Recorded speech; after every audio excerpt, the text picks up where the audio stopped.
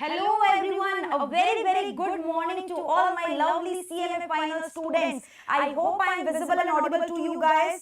फटाफट chat box में please मुझे लिखकर बता दो कि क्या मैं आपको दिखाई दे रही हूँ. Am I visible? Am I audible? Please chat box में फटाफट गाइस लिखकर बता दो whether everything is clear or not.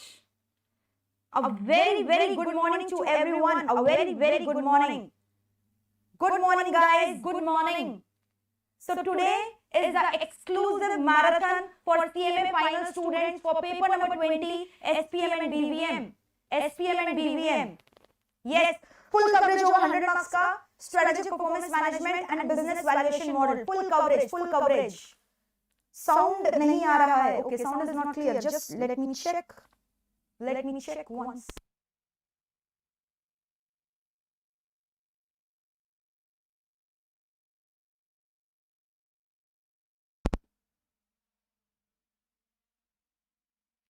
Please check and inform whether everything is clear or not. Please check.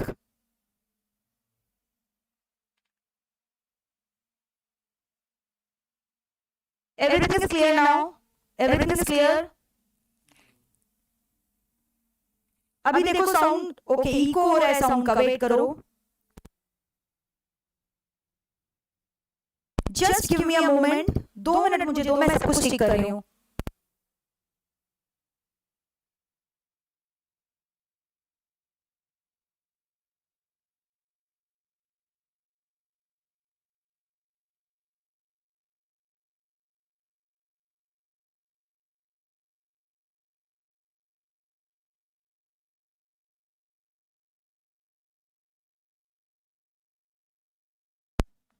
Good morning everyone. Now the sound is clear. अभी देखो अभी सब कुछ ठीक हो रहा है.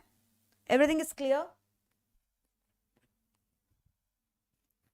यस, अभी वॉइस में कोई प्रॉब्लम नहीं होगा. देखो सब कुछ सही है. Everything is clear, perfectly clear. Yes, I hope everything is clear now. Please inform me very quickly everything is clear और नॉट. एवरीथिंग इज क्लियर और not. Now it is good. Okay, तो फटाफट एवरीवन ज्वाइन इन कर लो. फटाफट very quickly join in करो guys, क्योंकि ये बहुत ही अमेजिंग मैराथन होने वाला है. ट्रस्ट मी, फुल आपका सारा का सारा चैप्टर्स जो है रिवाइज होने वाला है. 4 chapters of SPM and 4 chapters of BVM. पूरा thorough revision, in depth revision we are going to do. So very quickly join in. Also inform your friends कि फटाफट ज्वाइन इन कर ले, because the session is going to start now. I am doing very good Shahnawaz. I am doing very good.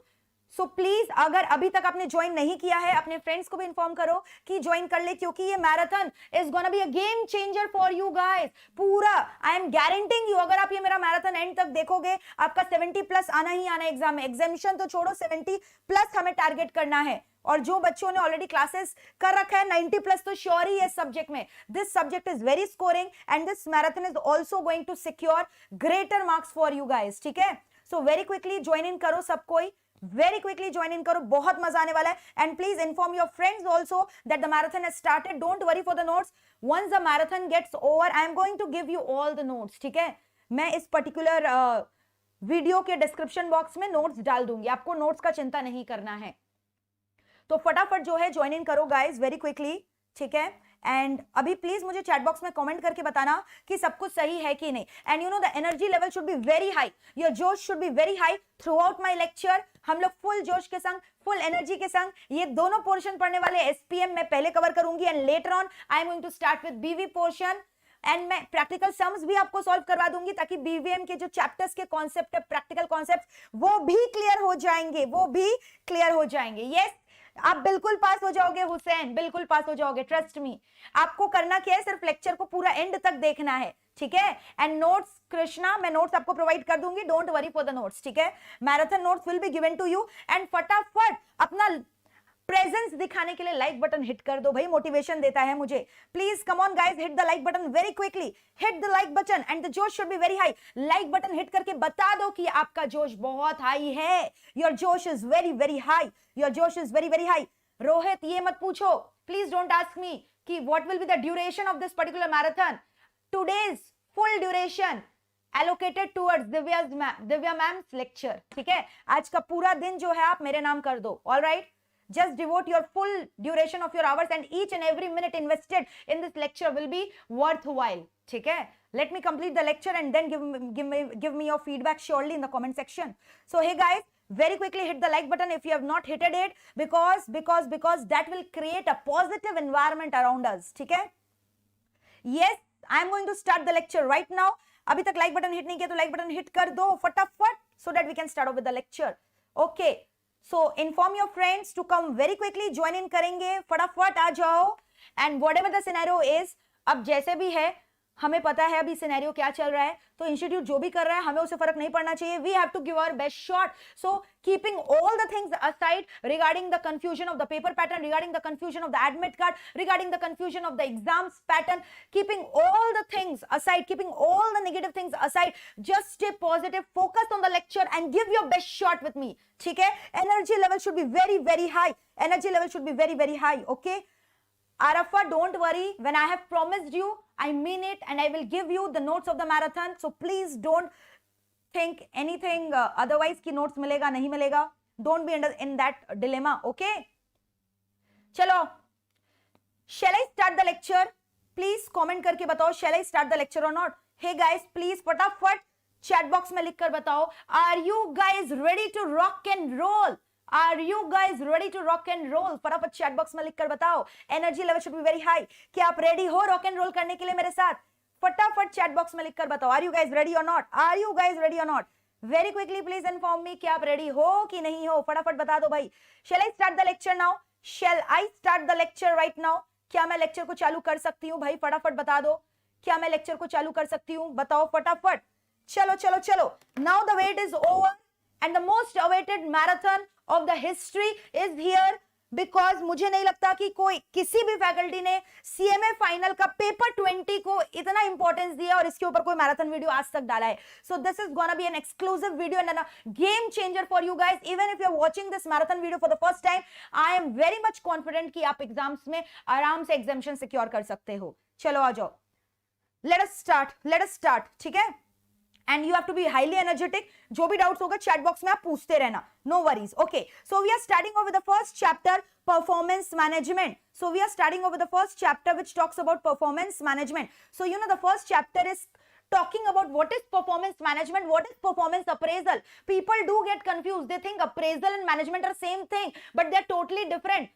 Management is a broader term. Appraisal is a part of management. Performance management is a broader concept. Performance management means it is a continuous process. Performance management क्या है? Continuous process है. Continuous process of what? Identify, measuring and improving the performance of the organization by linking individual goals and individual performance with the objectives of the organization. Ma'am go a bit slower. यही exactly 3 word 3 line आप भी detail में लिख पाओगे exam में. खाली सुनो.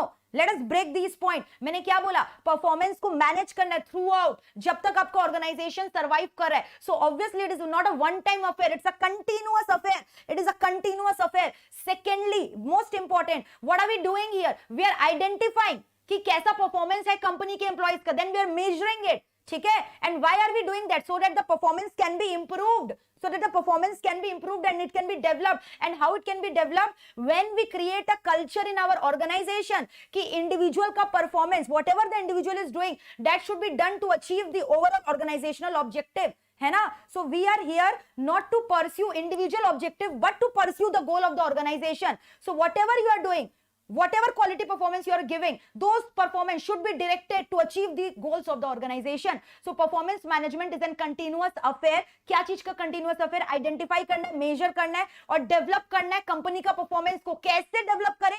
By linking individual performance with the performance of the organization. By linking individual performance with the performance of the organization. So that is meant by the word performance management. So what is performance management? It is a continuous process, ठीक है, where you have to identify, measure and develop the performance. किसका?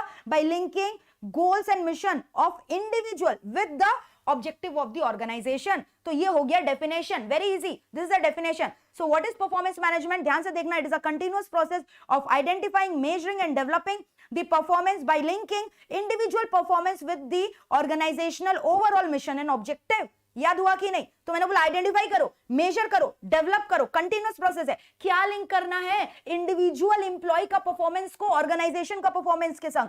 So individual के performance को link करना है organisation का overall goals and objectives से। ठीक है, तो बताओ फटाफट मुझे, परफॉर्मेंस मैनेजमेंट के ऊपर अगर शॉर्ट नोट आएगा या फीचर्स आएगा, won't you be able to write this or not? Come on tell me. तो मैंने आपको 5 स्टेप बोला, कंटीन्यूअस प्रोसेस है। मैंने बोला लिंक करना है किसको? इंडिविजुअल का परफॉर्मेंस को ऑर्गेनाइजेशनल के ऑब्जेक्टिव से।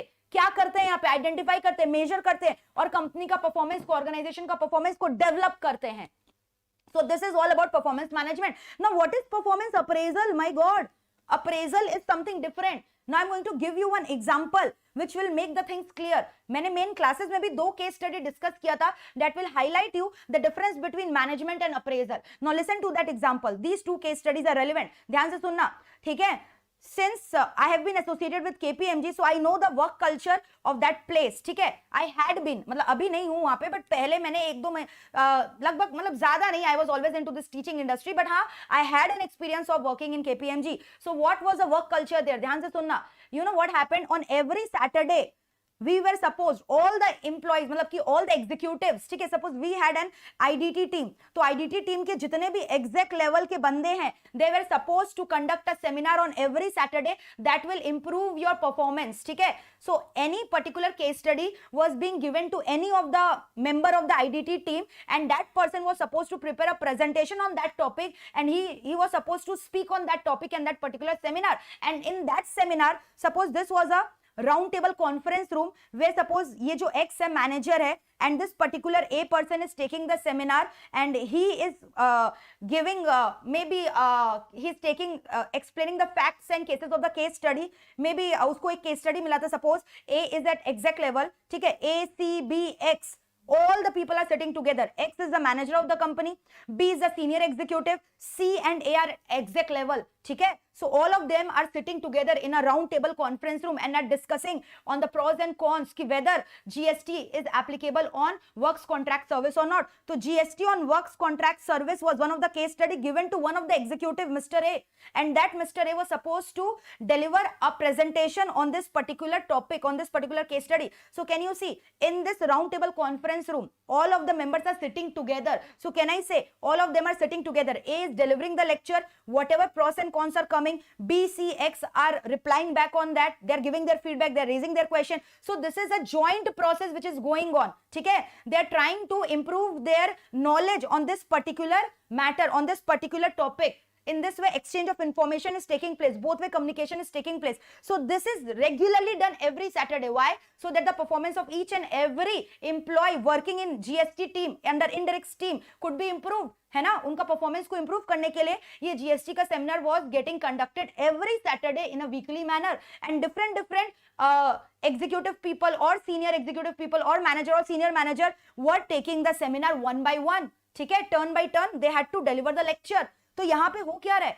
Everyone is sitting together in a conference room and they are exchanging dialogue with each other. So it is a joint process. Can you see? This is a joint process going on. And how is it going on? Through exchange of dialogue. And everyone is involved here. That is going through exchange of dialogue. Clear है? And you know, मान लो कि suppose करो C is absent on a particular Saturday, he is an executive, तो that particular seminar can be conducted by anyone else. और suppose कोई particular seminar में manager is not there, so without manager also seminar could be conducted. क्योंकि ये seminar का motive क्या था? Communicate करना, आपके परफॉर्मेंस को इंप्रूव करना, आपके नॉलेज को इंप्रूव करना on this particular GST matter, indirect tax team का बैकबोन को स्ट्रॉन्ग करना, परफॉर्मेंस को इंप्रूव करना. So it was a highly flexible process.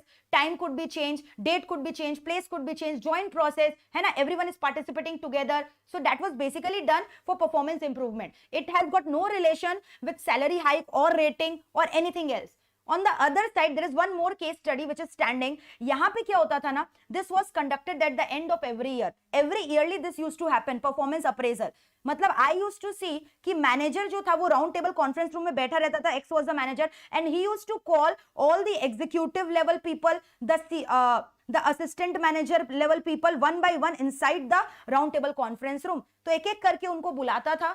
And he used to discuss the work profile that they have done during this particular year, and on the basis of that work profile, he used to give them ratings. कि you have worked this much, so this rating will be given to you. So basically, if I talk about KPMG, they had a scale of rating of 0, 1, not 0, 0 is very low rating. So 1, 2, 3, 4, 5, out of which 5 rating was the highest. 5 rating was supposed to be the highest rating, ठीक है?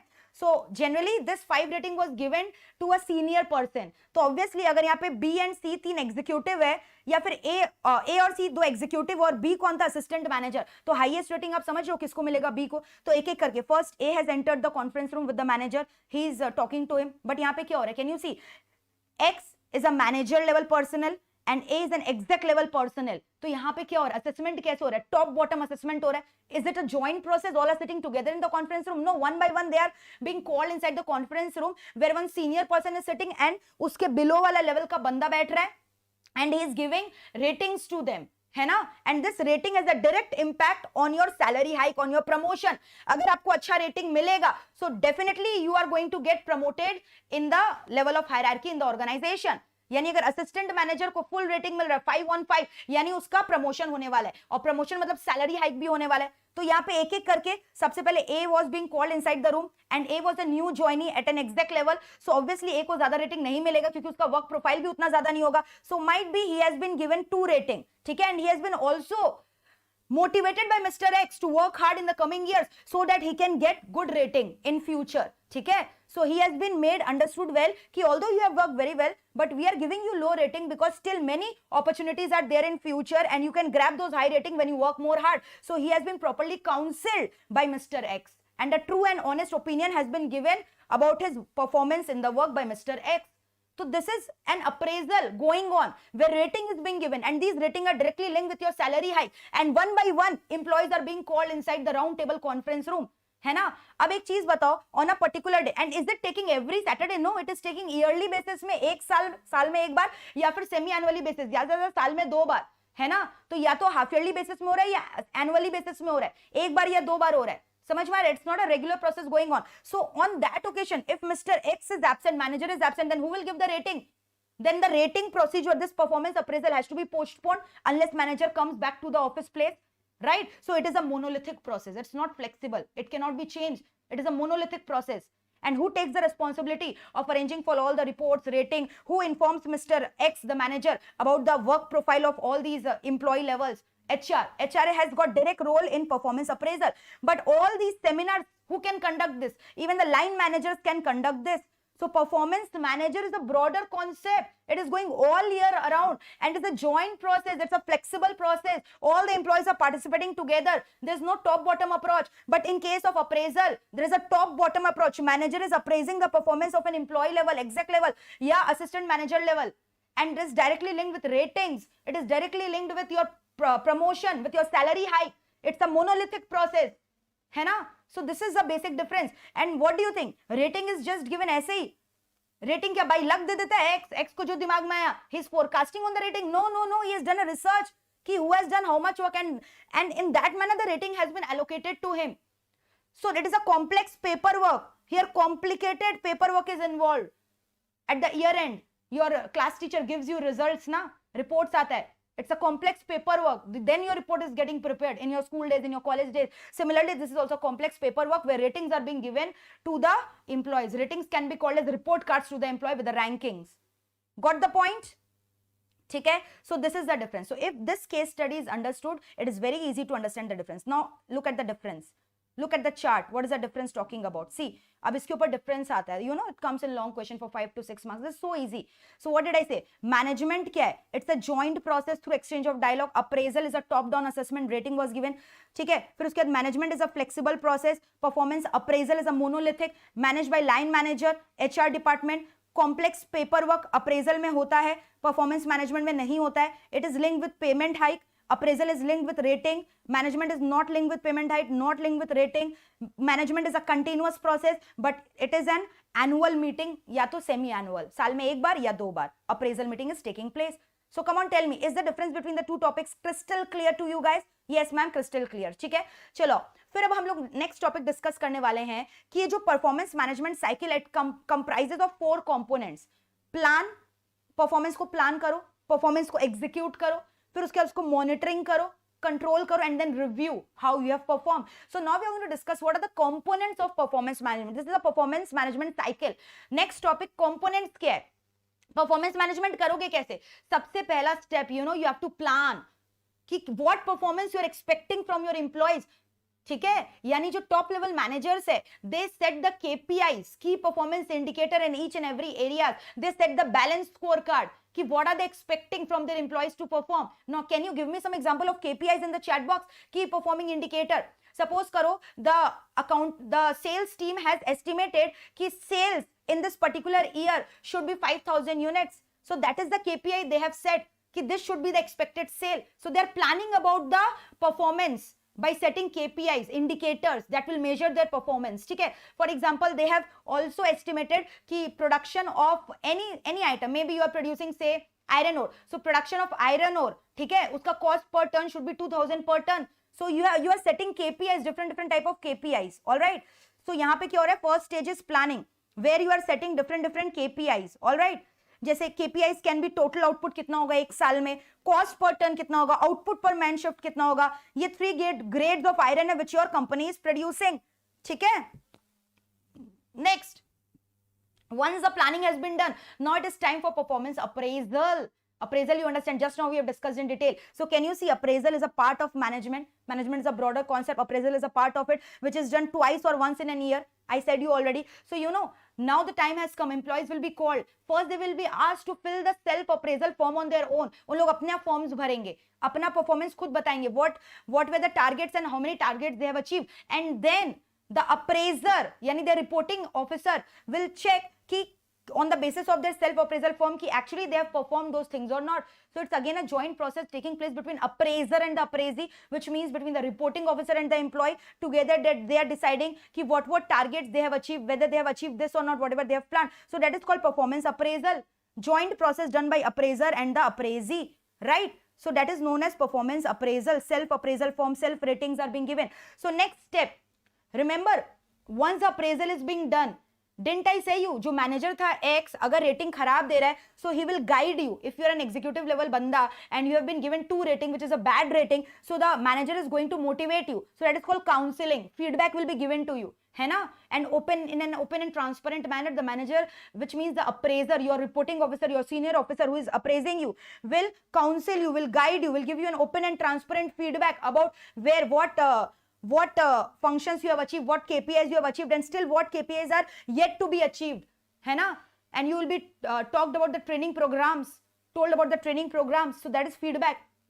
And suppose करो, अगर आपको 5th rating मिला, that means you have been rewarded for good performance. So now it is the time to announce best employee of the year. So that means if your performance is good, you should be also recognized and rewarded because it is a direct link on your self-esteem. तो अगर खराब rating है तो counselling किया जा रहा है, and then अगर अच्छा आपका रेटिंग है तो आपको रिवॉर्ड करना भी जरूरी है फॉर योर गुड परफॉर्मेंस, यानी सैलरी हाइक देना, best employee of the year, bonus देना, etcetera etcetera, which will basically improve your morale, boost up your morale, that you are being recognised in the organization. You will be applauded for your hard work. Best employee of the year will be given to you. So that is rewarding for good performance. And next, the next step is performance improvement plans will be redrafted. So those KPIs which have not been achieved, where loophole has been identified, then again new fresh deadlines will be set, fresh targets will be set, fresh strategies will be set कि how we can achieve those undermined performance. जो performance हम लोगों ने अभी तक achieve नहीं किया उसको हम लोग कैसे वापस से ठीक से achieve कर सकते हैं. That is called as performance improvement plan.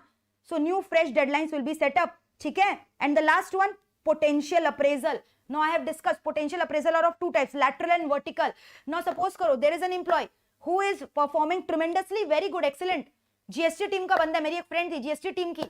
She was performing tremendously well, but she was not getting that inner satisfaction because she always had an aspiration to work in direct tax team, but she was working in indirect tax team.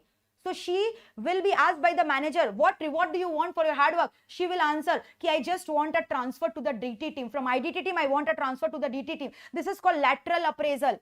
From one department, you have been shifted to another department for your job satisfaction. This is called job rotation or lateral succession or lateral appraisal. Now, what is vertical appraisal? Succession planning. Suppose you are working in KPMG Kolkata and the scope is very limited, scope of work is very limited. And you have achieved the topmost position that you could have done sitting here in Kolkata head office, in Kolkata office of KPMG. So now you are demanding your manager a transfer to Mumbai, city of Mumbai in KPMG office.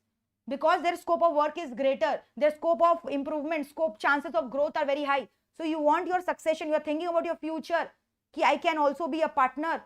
ठीक है? So in that manner you have asked for a transfer to another city, succession planning. So that is called vertical appraisal. ठीक है? So job rotation, lateral appraisal, vertical appraisal is your succession planning. So these are the steps. सबसे पहले performance को plan करोगे आप. These are important. So I am stressing, emphasizing on all these topics. सबसे पहले plan करोगे, self appraisal करोगे, feedback, फिर उसके बाद reward मिलेगा, performance improvement plans बनाए जाएंगे, and finally appraisal होगा, which can be lateral or which can be vertical. All right, remember all these things? Very good.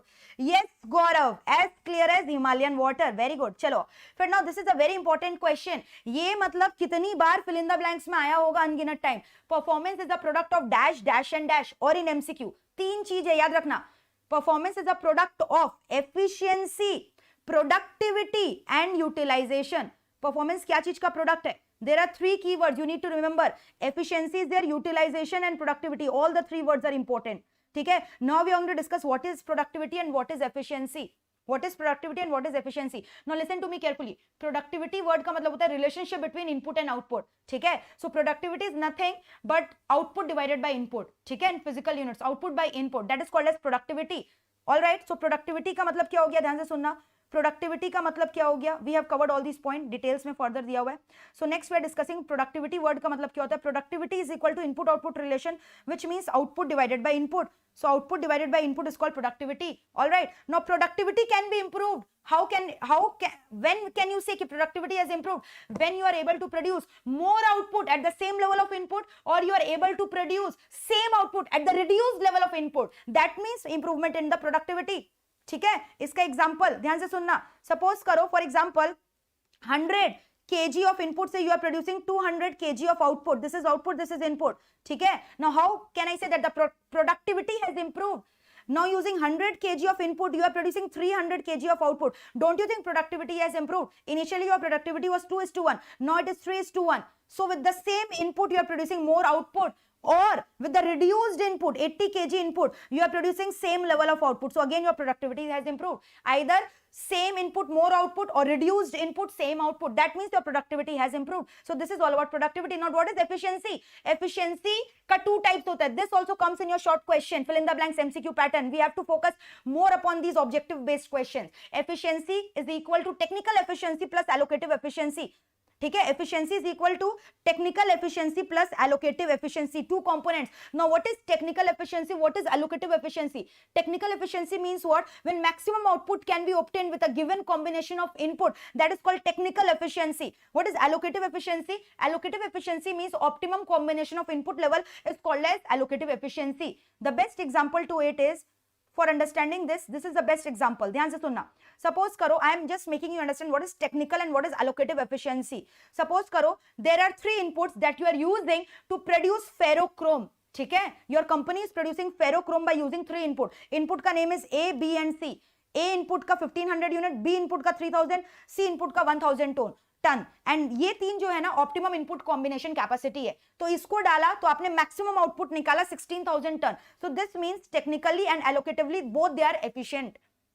This is the optimum input combination and this is the maximum output which can be obtained with a given combination of input. Now what happened, you know, utilizing all these three input combination, still you could not achieve this maximum level of output. You have achieved only 15,000 ton maybe. ठीक है?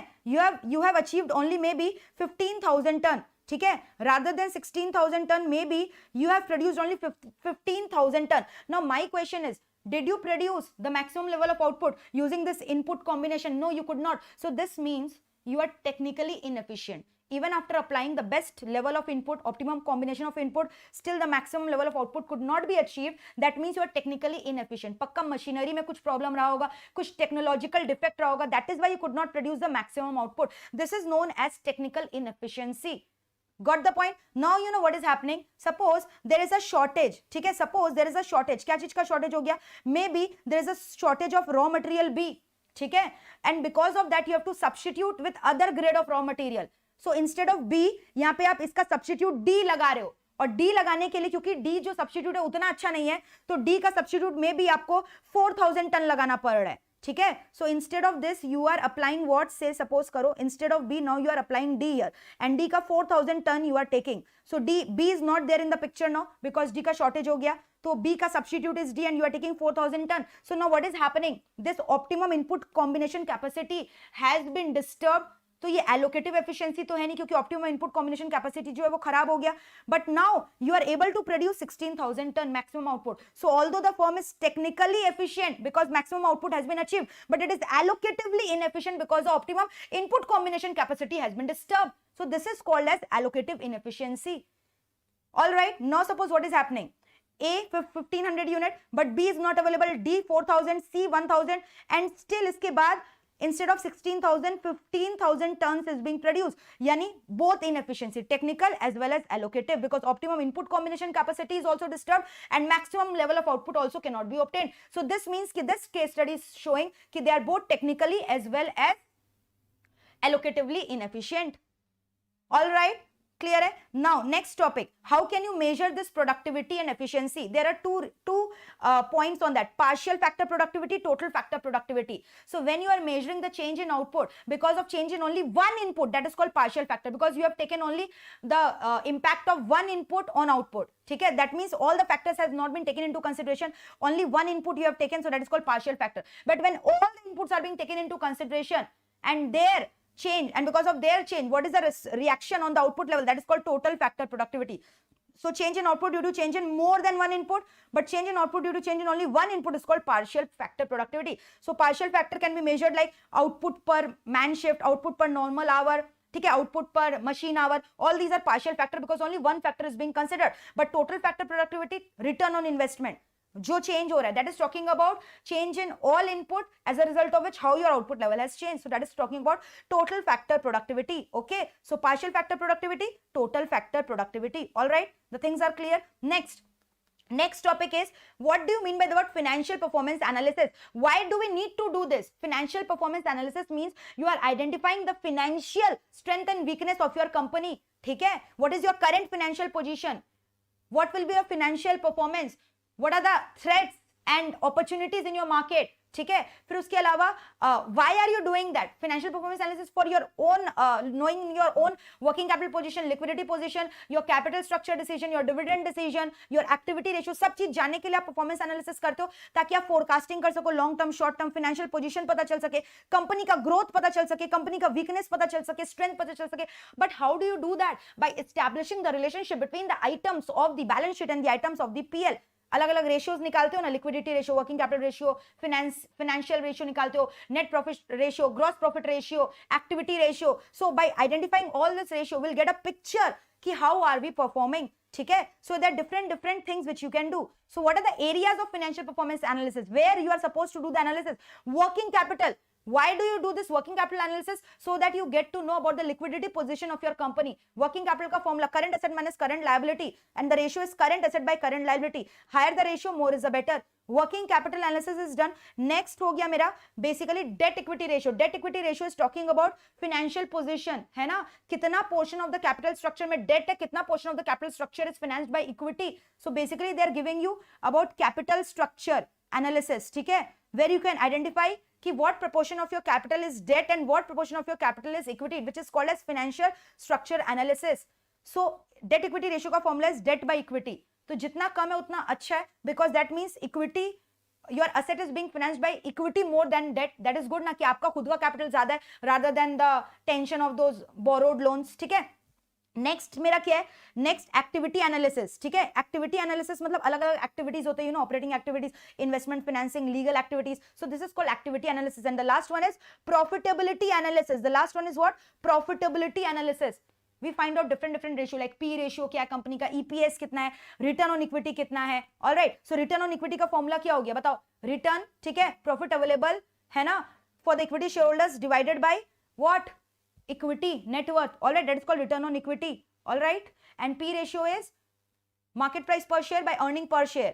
Net profit ratio is net profit by sales. तो अगर मान लो exam में question आए what are the areas of financial performance analysis, तो खाली वर्किंग कैपिटल देखने से नहीं होगा, all the areas has to be analysed. What are the 4 areas? Working capital, financial structure, financial capital, फिर उसके बाद activity analysis. Activity analysis will give you an idea. Suppose करो working capital and your capital structure are not favorable, यानी debt equity ratio and working capital are not favorable, but on an view of the activity analysis you got a point कि अभी जो company एक नया project undertake कर रहा है जिसमें बहुत सारा लोन लिया है, जिसका कैश फ्लोज 2 years बाद आना चालू करेगा, तो इसीलिए debt equity ratio is unfavourable. So on activity analysis you will come to an conclusion कि हाँ कंपनी का performance is not bad, he has grabbed a new opportunity where huge funds were installed and cash flows will start after period of 2 years। So all the analysis has to be done, all the corners has to be analysed, not only working capital but also capital structure, and also along with that different activities into which the company is getting engaged into, and also the profitability analysis। all right, clear है यहां तक? Next, why FPA कौन करता है? आप खुद सोच के बताओ ना। सपोज करो you are an investor, you want to invest in the stock market, share market, won't you check the PL, balance sheet, past cash flow statement, past records of the company where you are planning to invest?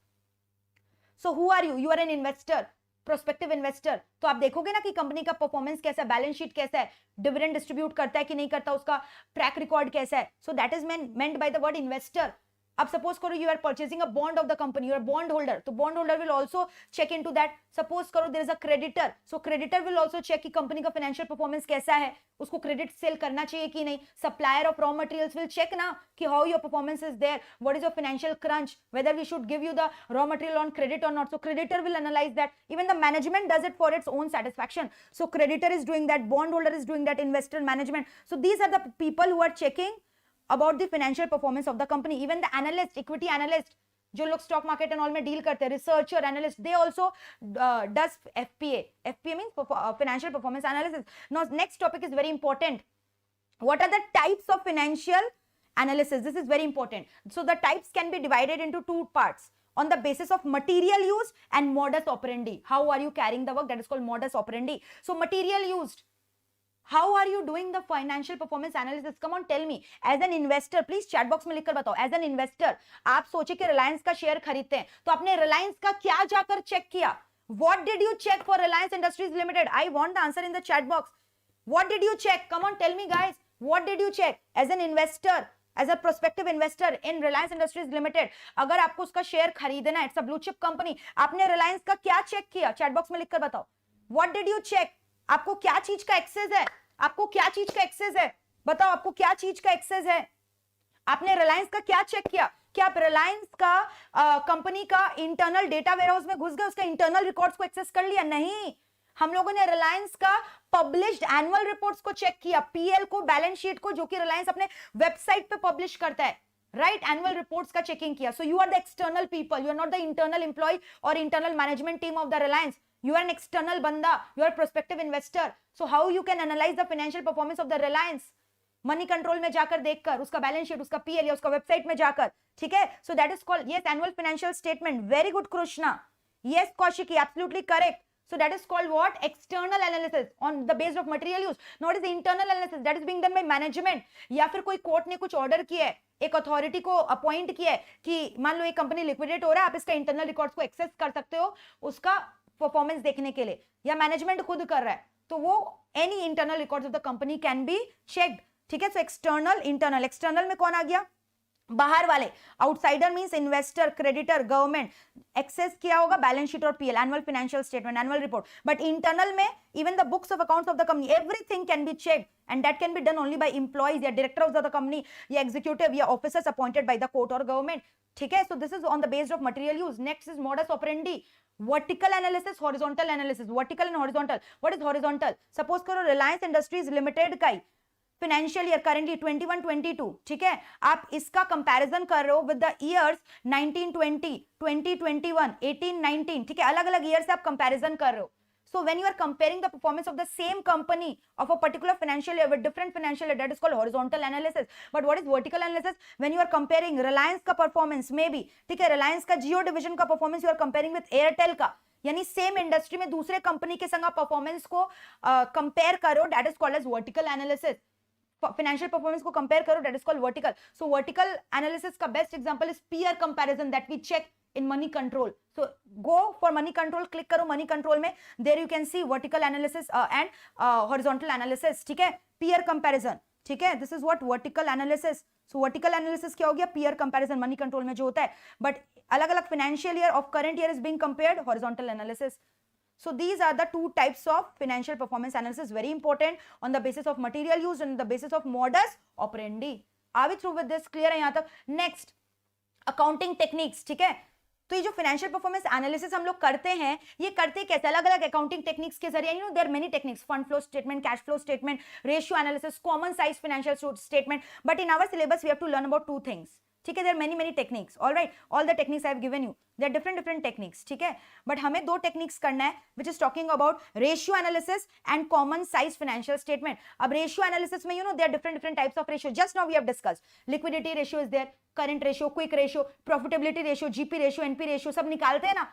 क्यों निकालते हैं? ये check करने के लिए कि company का financial performance कैसा है. Capital structure ratio, debt equity ratio, debt by equity, activity ratio, अलग अलग टर्नओवर रेशियो निकालते हैं, stock turnover ratio, debtor turnover ratio, creditor turnover ratio, so all these are activity ratio. सो ये हो गया रेशियो एनालिसिस, ठीक है. So what are we doing? Techniques of doing FPA, accounting techniques. One is ratio analysis, जिसमें अलग अलग ratio होता है, profitability ratio, capital ratio, liquidity ratio, turnover ratio, ठीक है. And next one is common size financial statement. Now why it is being used, exam में आ सकता है. Common size financial statement can be used for two purpose, for comparing financial statement of different year of the same company. The example just I have given you for Reliance, current balance sheet is being compared with previous year का balance sheet, that is called financial year of different year of same company. या फिर financial statement of different company, Reliance का financial statement you are comparing with ONGC, ठीक है, so that is means different sized company. All right, clear है. So how do we find out common size ratio? Item of interest by reference item into 100, ठीक है, by reference item, refuse नहीं, reference item into 100. Look at this example. Suppose करो this is income statement, revenue is being given, COGS is given, ठीक है, gross profit is being given. So reference, suppose करो मेरे को सबका percentage निकालना है. All right, so item of interest यानी 1000 revenue divided by 1000 into 100, तो क्या आया? 1000, 100% आया, सॉरी 1000 कट गया. Similarly, cost of goods sold को आपको एक्सप्रेस करना है in terms of what? In terms of revenue, तो 80% आएगा, वैसे जीपी का 20%. In this manner, in percentage, we are going to express it. Similarly, it goes for balance sheet. Total asset 200 है, उसको 100% वेटेज दे दिया. अब फिक्स्ड एसेट और current asset कितना उसका वेटेज है निकल जाएगा. So this is very easy, ठीक है, you can find it on your own. Similarly, this तरह से. तो बेसिकली यहाँ पे क्या हो रहा है?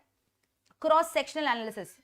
When this common size financial statement is done for analysis of two different companies, that is called cross sectional analysis. All right, but now what is the limitation of this CFS, common size financial statement?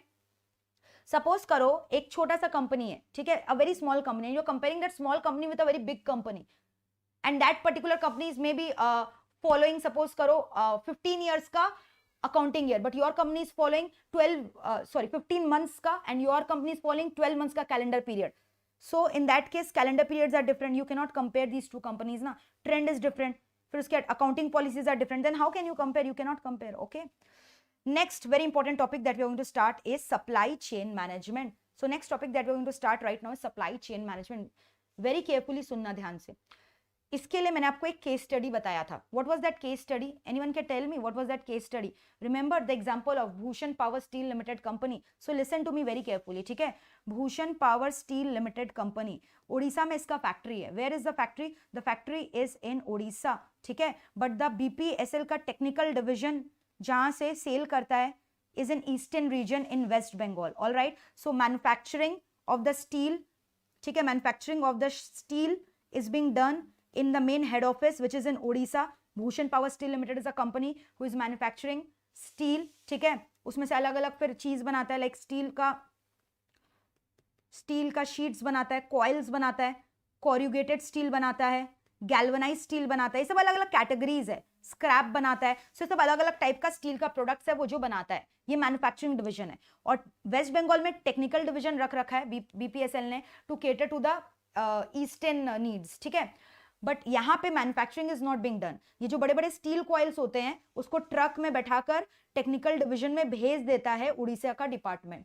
फिर अब ये coil से carvings and all करके they prepare different forms of steel like corrugated steel, galvanized steel, scrap steel, and then they sell it to the customer. Now you know there is a demand which has come ठीक है, there is an order which has come you know where from Guwahati, तो गुवाहाटी से there is one seller Mr. X. So now Mr. X has given an order that he wants to purchase corrugated steel. He has given this order to technical division, but फिलहाल technical division में corrugated steel का stock नहीं है. So technical division has informed the head office कि corrugated steel is not in the stock. Please send me by truck so that I can dispatch to Guwahati division. But the truck prices have risen very fast, very high because of hike in the price of diesel and petrol. So therefore on full research, now this head office is doing a full research and he have found that it is better to sell the corrugated steel directly from Odisha to Guwahati rather than catering to the technical division demand. Technical division को नहीं भेज के directly Guwahati हम लोग bye railways भेज देंगे because the cost of railway is cheaper as compare to cost of truck, but वहां पे हमें ऑर्डर को केटर करना पड़ेगा, कुछ मिनिमम ऑर्डर सेंड करना पड़ेगा. So on full research they have decided it is better कि directly we are going to dispatch Mr. X the corrugated steel directly from our head office and that too by railways. So all this planning is being done कि railway से भेजना है कि truck से भेजना है etcetera etcetera. फिर उसके बाद हमें कॉस्ट को चेक करना है, सब कुछ यहाँ पे मैनेज हो रहा है कि कैसे हमें सप्लाई करना है अपने फिनिश गुड्स को. एंड ऑल्सो ये जो यहाँ पे मैन्युफैक्चरिंग डिवीजन है ना, he has also contract with the vendors suppliers who are supplying raw material for manufacturing of this steel. Iron ore, steel बनाने के लिए क्या चाहिए, आयरन ओर चाहिए, ऑक्सीजन चाहिए, डस्ट फर्नेस चाहिए. तो वेंडर से भी इन्होंने कॉन्ट्रैक्ट किया है कि हमें एकदम चीपेस्ट दाम में रॉ मटेरियल दो. कोई लीड टाइम भी पहले बता दिया कि इतना टाइम में मिल जाना चाहिए ताकि रॉ मटेरियल का स्कार्सिटी नहीं हो, ताकि प्रॉब्लम नहीं हो. So all these plannings have been done. तो पहले प्लान बनाया गया, फिर उसके बाद सोर्सिंग. सोर्सिंग मतलब they are discussing with the vendors, ठीक है, कि रॉ मटेरियल का दाम कितना होगा, अलग अलग कॉन्ट्रैक्ट्स करे, that is called sourcing. Sourcing का मतलब क्या हुआ कि मेरे को रॉ मटेरियल्स क्या, they are deciding whether the raw material has to be purchase from outside और डायरेक्टली कॉरुगेटेड स्टील पूरा मैन्युफैक्चर ही करके बाहर से खरीद ले, प्रोडक्ट को बनाए खुद कि डायरेक्टली बाहर से खरीद ले, इन हाउस प्रोडक्शन करे कि रॉ मटेरियल खरीद के बनाए, सप्लायर कौन होंगे क्या होंगे, सब सोर्सिंग करो, सोच रहे हो. And then finally you are making the goods. क्या क्या गुड्स बना रहे हो, कॉइल बना रहे हो, कॉरुगेटेड स्टील बना रहे हो, अलग अलग गुड्स बना रहे हो, मैन्युफैक्चरिंग स्टेप करो. And finally you are taking a decision for delivery. ये डिलीवरी अब कैसे करें, you are talking to your logistic partner, है ना, your logistic partners are railways की truck, seeing all the pros and con, you are deciding कि कैसे delivery करना है. एंड फाइनली अगर कोई रिटर्न आता है तो रिटर्न को भी हमें एक्सेप्ट करना है. Return is a problem part of supply chain management. So with this example everything is clear in your mind और नॉट कि what is supply chain management talking about. It is an integrated process. क्या चीज का integrated process, everything. यहाँ पे supplier भी है, vendor who is supplying the raw material, manufacturer को इंटीग्रेट कर रहा है, वेयर हाउसिंग को इंटीग्रेट कर रहा है. वेयर हाउसिंग भी तो रखना पड़ेगा ना, टेक्निकल डिवीजन में वेयर हाउसेज है जहां पे हम लोग जो है कॉइल्स एंड ऑल का स्टोर रख के रखते हैं. इसके अलावा लॉजिस्टिक डिपार्टमेंट से भी क्या करे, कोऑर्डिनेट करे, so that right quantity of the goods can be dispatched at right location at right time and give best level of service to the customers, है ना. And the system wide cost can also be reduce. So this is called as supply chain management. So what did I say you, supply chain management क्या है, What is supply chain management? Listen to me very carefully. Set of approaches, सब कुछ यहाँ पे है. क्या क्या चीज को इंटीग्रेट किया, सप्लायर को इंटीग्रेट किया, मैन्युफैक्चरर को इंटीग्रेट किया, वेयर हाउसेस को, स्टोर को, लॉजिस्टिक्स को इंटीग्रेट किया, ताकि प्रोडक्ट जो है उसको प्रोड्यूस करके राइट टाइम में, राइट क्वांटिटी में, राइट लोकेशन में गुड्स को भेज दिया जाए तो कि कॉस्ट भी रिड्यूस हो जाए. And what were the components of SCM? सबसे पहले they have done the planning. सबसे पहले they have done the planning कि कैसे क्या करना है, कस्टमर के डिमांड्स कितने होंगे, कितना बना के रखना है, कितना विप में रखना है, कितना स्टॉक रखना है रॉ मटेरियल का. Then sourcing, who shall be our supplier, who shall be our logistic partner, how the delivery will be done. So they are sourcing everything and whether we need to create the goods or whether we need to purchase the readymade goods from outside. Then make, manufacturing किया हमने. फिर उसके बाद delivery, delivery logistic partner, logistic में क्या करना है, delivery truck से करना है कि रेलवे से करना है, all the decision is being decided. और वो डिसीजन लेना है जहां पे आपका कॉस्ट सबसे कम लगेगा, है ना. And finally return, which is a problem part of the supply chain management. Exam में क्वेश्चन आता है सप्लाई चेन मैनेजमेंट का प्रॉब्लम पार्ट क्या, बोलोगे प्रॉब्लम पार्ट है मेरा return. So supply chain management, you understand क्या हुआ यहाँ पे सप्लाई चेन मैनेजमेंट में. No what are the loop holes, loopholes क्या है supply chain management, you understand. So it is an integrated process which starts from where, supplier to manufacturer to customer, to final customer, warehousing, logistic partner, everything is involved so that the right quantity of goods can be delivered at right time to right customer, minimizing the system wide cost, जिससे cost सबसे कम हो, customer का भी profit बढ़े, customer का satisfaction भी बढ़े और आपका भी satisfaction बढ़े और आपका भी profit बढ़े. But then what are the drawbacks of this supply chain management?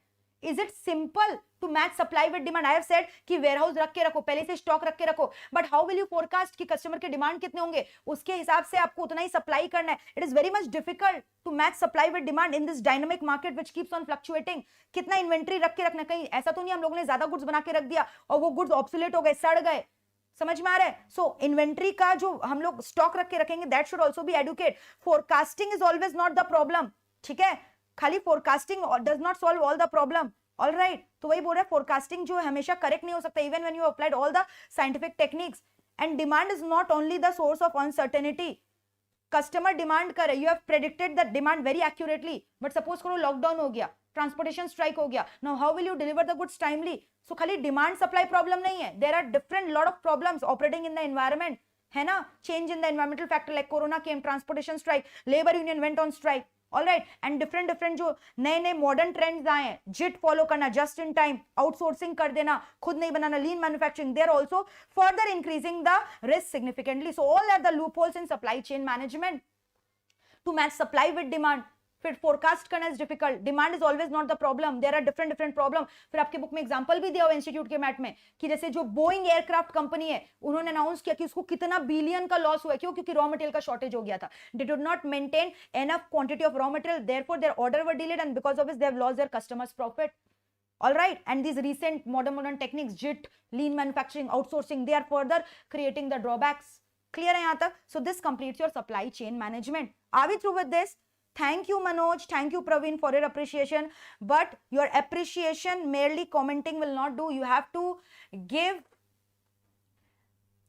you have to actually support me till the end of this lecture. तो अभी आप aggressively एक lecture सुन रहे हो, but I want each and every one, this ratio should not fall. This ratio should continue till the end of the class, till the end of this lecture. Then I will understand कि you have actually understood everything. Okay, thank you Praveen so much. Love from Shegaon. Okay, next topic. This is also very important topic. You know, you can expect chapter 1 is very important. You can expect aram se 8 to 10 marks ka question from this particular chapter. Okay, so next topic we are going to do is CRM, customer relationship management.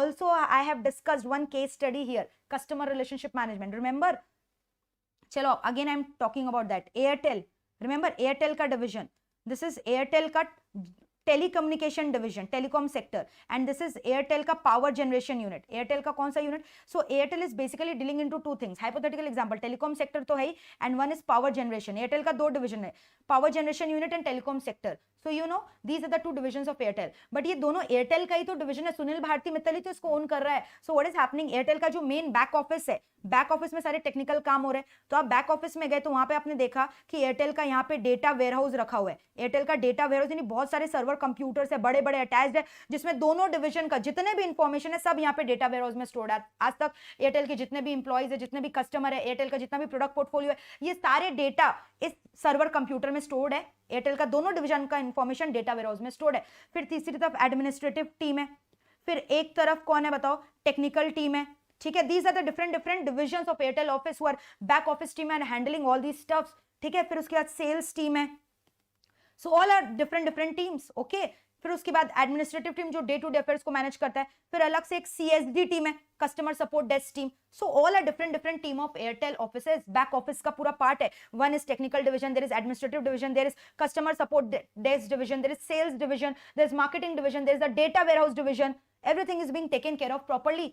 ठीक है, clear है? Clear? All right, चलो फिर उसके बाद next हम लोग क्या डिस्कस करेंगे. So now what is happening, you know we are going to discuss all the 3 types of CRM. Customer relationship management is basically focusing on what? Improve the services being given to the customer.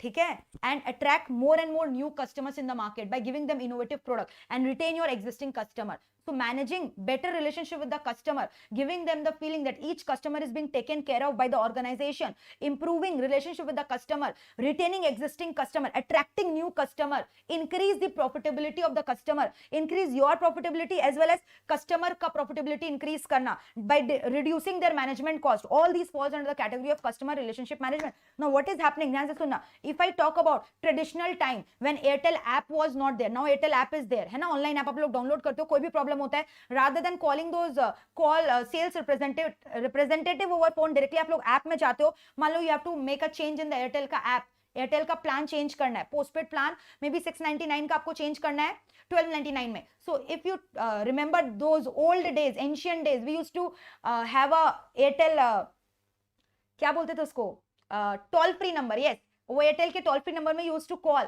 Then desired extension number, फिर उसके बाद आपको एक music चला के छोड़ देता था and you had to wait for 10 minutes over the call. And then एक सेल्स रिप्रेजेंटेटिव आता था, वो बोलता था sorry we were busy in attending another customers call, और फिर आपका क्वेरी लेता था. फिर आप बोलते थे मुझे प्लान चेंज करना है, फिर वो बोलता था अच्छा ठीक है मैम मुझे वेट करो 10 मिनट्स दो मैं आता हूँ. फिर 10 मिनट्स बाद आपका कॉल दूसरी जगह ट्रांसफर होता था, फिर वो बंदा आता था, फिर वो बोलता था okay your query has been registered, आपको हमारा टीम कॉल बैक करेगा. फिर इस बात को 8 आवर्स 9 आवर्स हो गए, फिर आपके पास कॉल आया, फिर वो कॉल में आपने अपना रिक्वेस्ट प्लेस किया, फिर उसको फॉरवर्ड किया गया. ये सब करने में 2 से 3 दिन लग जाता था and then your plan used to get changed.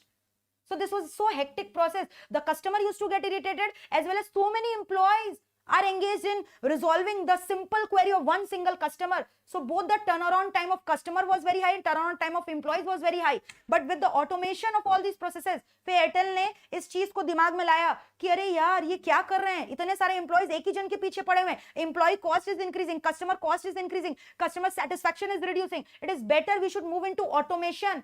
So we have automated all these normal tasks. So now what is happening? Airtel में एक सिंपल सा ऐप निकाल दिया, एयरटेल ऐप बोलकर वहां पे प्लान चेंज का ऑप्शन रख दिया. The moment plan change option you have clicked, open the app, on the click of one button within 1 minute your plan is getting changed. तो कहां पहले 2-3 दिन लगता था, अभी by click of one button in 30 seconds 1 minute your plan is getting changed. So you have automated it. And even वहां पे automated chat box रहते हैं where you can chat and you are chatting with whom? Are you chatting with physical human representative? No, you're chatting with the robot which has been feeded with the all predetermined queries and answers of the customer. तो जो repetitive queries होते हैं, जो repetitive solution होते हैं, वो already feed कर दिए जाते हैं system में, software में. So that means you are जो day to day routine affairs है ना, you have done their automation. You have done their automation. Why? So that the customer's response time can be increased, customer satisfaction can be increased, customer's irritation can be reduced. So this is called as you know day to day activities को मैंने automate कर दिया है ना. No machine is handling it. और फिर वो सब जो ऑटोमेटेड चैट बॉक्स मैंने डाला वहां पे, you know nowadays everyone is using that automated chat box. You are talking with those robots, with those software, not with the physical representative. Swiggy में भी when you place the order for food delivery, they show you everything where the food is and etc. And if you want to chat with our representative, so actually you are chatting with the software who is sitting at the back end and who has been fed with all the proper queries and solution of the repetitive problems. So that means automation has been done. This type of CRM is called operational CRM. इस CRM को क्या बोलते हैं? Operational CRM. This type of CRM is called operational CRM. Now what is analytical CRM? 3 types of CRM are there. Operational, analytical, collaborative. So operational is clear with you. तो administrative department का काम कम हो गया, day to day operations क्योंकि automation हो गया. Now you know what is happening. There is an analytical team who is sitting here. Analytical team is doing what? He is busy in doing research, experimentation, trying to understand the behavioral pattern between different variables, cause and effect relationship. How on the basis of data mining, data warehouse में सारे data है, वहां से data का extraction करके try कर रहे relationship understand करने का, नया नया ट्रेंड्स एनालिसिस करने का, सो that they can treat their customers in a better way, they can give discount offers in a better way that they have seen. Actually ये फॉर एग्जाम्पल कुछ एनालिस्ट ने ये डिस्कवर किया ये ट्रेंड कि जब भी दिवाली होता है ना, दिवाली आता है तो कॉस्मेटिक्स का सेल बढ़ जाता है. तो अब ये ट्रेंड पता चल गया. तो अब जैसे ही दिवाली आएगा, जो विमेन सेक्शन होती है ना, उसमें ज्यादा जैसे ही विमेन लोग जब लॉग इन करेगी सिस्टम में, उन्हें कॉस्मेटिक्स दिखाएगा with discount, with offers, with promo codes, ताकि कॉस्मेटिक्स का सेल बढ़ेगा. So in this manner they are doing their marketing, है ना, by understanding, by analyzing their behavioral pattern of their customer. And how that is being done? Through the process of data mining, data warehousing, data warehouse से data extract करके relation identify कर रहे. So that kind of CRM is called analytical CRM. So we have done operative, that is talking about automation of general operations. We have done analytical, which is talking about research and analysis, identifying unknown trends and behavior and patterns of the customer's behavior. So better marketing can be done to them according to their taste and preference. And the last one is collaborative CRM. Now what is collaborative? You know, Airtel का जो telecom division है ना, उसका cell superb चल रहा है, उसका sale is very good, but power generation का सेल उतना अच्छा नहीं चल रहा है. So now what the power generation का मार्केटिंग टीम एंड सेल्स बंदा has done, he has requested manager, top senior manager who is looking this telecom division कि please share your customer database with us. आप अपना customer का database हमारे संग share करो ताकि जो आपके कस्टमर है उनको भी हम अपना प्रोडक्ट को पॉपुलराइज कर सके. सो ये इंटरनल डिपार्टमेंट के बीच में डेटा शेयरिंग हो रहा है और दोनों कंपनी का जो दोनों डिपार्टमेंट का डेटा है वो इस डेटा वेयरहाउस में, तो once the permission access has been given, अब पावर जनरेशन का जो मैनेजर है वो डेटा वेयरहाउस से एयरटेल डिवीजन का कस्टमर्स का डेटा निकाल के उसमें मार्केटिंग करेगा, स्ट्रेटेजीज लगाएगा, सो दैट वहां पे भी मार्केटिंग हो पाएगा. This is called cross selling and upselling. So cross selling, upselling ये सब हो गया collaborative CRM where departmental information are being used, है ना, inter departmental information is being used to promote your selling and your customer support. So these are the three types of CRM. Exam में short note आता है इसके ऊपर. So now you are in a position to write all these things. Now what are the benefits of CRM? What did you see? So this we have done, है ना. Principle you understand. These are the three types of CRM. Data warehouse से data mining is done. Back office customer is there, giving them the best support. तो objectives क्या हुआ? Very easy. Customer के services को support करना, effectiveness को बढ़ाना, call center को easily manage करना क्योंकि आधा से ज्यादा automation हो गया. B2B एक्टिविटीज को प्रमोट करना. What is B2B activities? Business to business activities को प्रमोट करना. जैसे मैंने बोला cross selling, up selling and directly business to consumer. Airtel directly selling the SIM card to the customer. B2C inbound call centre, outbound. Inbound call centre is what? When the customers are calling the Airtel call centre, मेरा net नहीं चल रहा है, मेरा SIM card change करना है, मेरा plan change करना है. Outbound is when you are doing the marketing by calling them by calling the customers. तो ये सबको फुल्ली ऑटोमेट कर देना, है ना. Automation, full automation. क्लियर है? So we have done objective, then again they have given advantages. So advantages is same. क्या advantages होगा? कम्युनिकेशन कॉस्ट कम हो जाएगा, प्रोडक्ट अच्छा डेवलप होगा, क्वालिटी बढ़ेगा प्रोडक्ट का, ज्यादा प्रोडक्ट बेच पाओगे, ज्यादा कस्टमर्स को टारगेट कर पाओगे, न्यू मार्केट को कैप्चर कर पाओगे, कॉम्पिटिटर से डिफरेंशिएट कर पाओगे क्योंकि आप बेटर ज्यादा कस्टमर्स को मैनेज कर पा रहे हो. इतने सारे कस्टमर को कम टाइम में आप आराम से मैनेज कर पा रहे हो. यस और नो? तो ये सारे बेनिफिट्स हो गए. तो attract new customer, capture new market, ये सब क्या हो गए? एडवांटेजेस हो गए. मार्केटिंग टूल को प्रॉपर्ली आप सिलेक्ट कर रहे हो, कस्टमर को ज्यादा टाइम दे पा रहे हो, कंपटीशन से अलग डिफरेंशिएट कर पा रहे हो, फास्ट प्रोसेस हो गया क्योंकि ऑटोमेशन हो गया, स्टाफ का मोटिवेशन बढ़ेगा क्योंकि ऑपरेशनल एक्टिविटीज कम हो गया उनका क्योंकि most of them have been automated. But what are the risk? यहां पे आप सॉफ्टवेयर लगा रहे हो सीआरएम मैनेज करने के लिए. मैंने बोला इतना बड़ा सॉफ्टवेयर, मान लो इतना महंगा सॉफ्टवेयर लगाया, ठीक है, आपने 1 करोड़ का सॉफ्टवेयर में इन्वेस्ट कर दिया, डेटा वेयरहाउस खरीदने में, सर्वर कंप्यूटर खरीदने में, रिसर्च एंड ऑल करने में, डेटा एनालिटिक्स करने में. बट इससे जो आप देख रहे हो आपका सेल्स बढ़ा ही नहीं, आपका रेवेन्यू बढ़ा ही नहीं, बल्कि रेवेन्यू कम हो गया. सो यानी CRM has failed to achieve the purpose for which it was there, है ना. CRM has failed to achieve the purpose for which you have got it into the market. So this is a significant risk that can occur. फिर plus यहाँ data warehouse में I have said you सारे department के data एक ही जगह centralise data warehouse में store है. So there is high chances कि अगर कोई पासवर्ड आईडी हैक कर ले डेटा वेयरहाउस का तो डेटा का जो security it can be leak, data integrity can be leak, your competitors can leak your data integrity because all the data is being managed in a centralised manner in a single data warehouse. So chances high कि data integrity is being compromised. And maybe the customers are not liking, जो non-technical person है, they are not liking, they don't understand what is app, what is online, so they just believe still in calling toll-free number, waiting for hours and hours. So in that case, those kind of customers, you are going to lose them from the market. You are not going to satisfy. अगर CRM अच्छा नहीं, मान लो आपने Airtel का app बना दिया, you have created an app for Airtel, but that app is continuously hanging, app खुल ही नहीं रहा है, प्लान चेंज कर ऐसे गोल गोल प्रोसेसिंग इनफाइनाइट लूप में फंस गया server. So customers will be highly disappointed. कितनी बार नहीं होता हमारे संग, हम लोग कोई ऐप डाउनलोड करते हैं, वो ऐप ठीक से चलता नहीं है, गेम्स का ऐप डाउनलोड करते नहीं चलता, we get irritated and finally delete that app. तो फिर सीआरएम का फायदा क्या? अगर आप ऐप ही डिलीट कर दोगे तो कस्टमर में गेट डिससैटिस्फाइड. फिर जो फिजिकल कस्टमर सामान खरीद रहे थे वो भी नहीं खरीदेंगे आपके ऐप के इरिटेशन की वजह से. डेटा का सिक्योरिटी लीक हो सकता है. फिर जो ऑब्जेक्टिव के लिए सीआरएम लगाया था कि रेवेन्यू बढ़ेगा वो हो ही नहीं रहा है ना. और फिर ऑपरेशनल रिस्क क्योंकि सब चीज ऑटोमेशन हो रहा है. सो मे बी आपने गलत कस्टमर का जो जैसे नहीं होता आजकल ऑनलाइन में, ऑनलाइन पेमेंट करते हो बिल का, तो आपने तो पेमेंट कर दिया बट एयरटेल के ऐप में आपका बिल का पेमेंट नहीं हुआ बल्कि किसी और के कस्टमर का उन्होंने पेमेंट को कर दिया, किसी और के कस्टमर का डेबिट कर दिया पेमेंट को. समझ में आ रहा है? in your name someone else bills has been paid. So these disputed transactions occur daily. That is called operational risk, day to day activities के लिए in general, है ना. फिर कॉम्पिटेटिव एडवांटेज का लॉस हो सकता है. फिर अगर आपने किसी के कॉन्फिडेंशियल डेटा का लीक आउट किया, कोई कस्टमर का फोन नंबर ऐसे ही लीक आउट कर दिया, इंटीग्रिटी कॉम्प्रोमाइज किया, सो सारे लीगल कॉन्सिडरेशन आएंगे, लीगल क्लेम्स आएंगे आपके ऊपर. Alright, lack of controls, reputation खराब हो सकता है, आपका मार्केट शेयर गिर सकता है अगर सीआरएम एप्रोप्रिएट नहीं है. So all these are different types of risk that can erupt in CRM along with their percentage. इतना परसेंटेज ऑफ रिस्क हो सकता है. 27% रिस्क का चांस है कि कस्टमर सेटिस्फाई नहीं होंगे अगर आप सीआरएम टेक्निक को इंप्लीमेंट करोगे.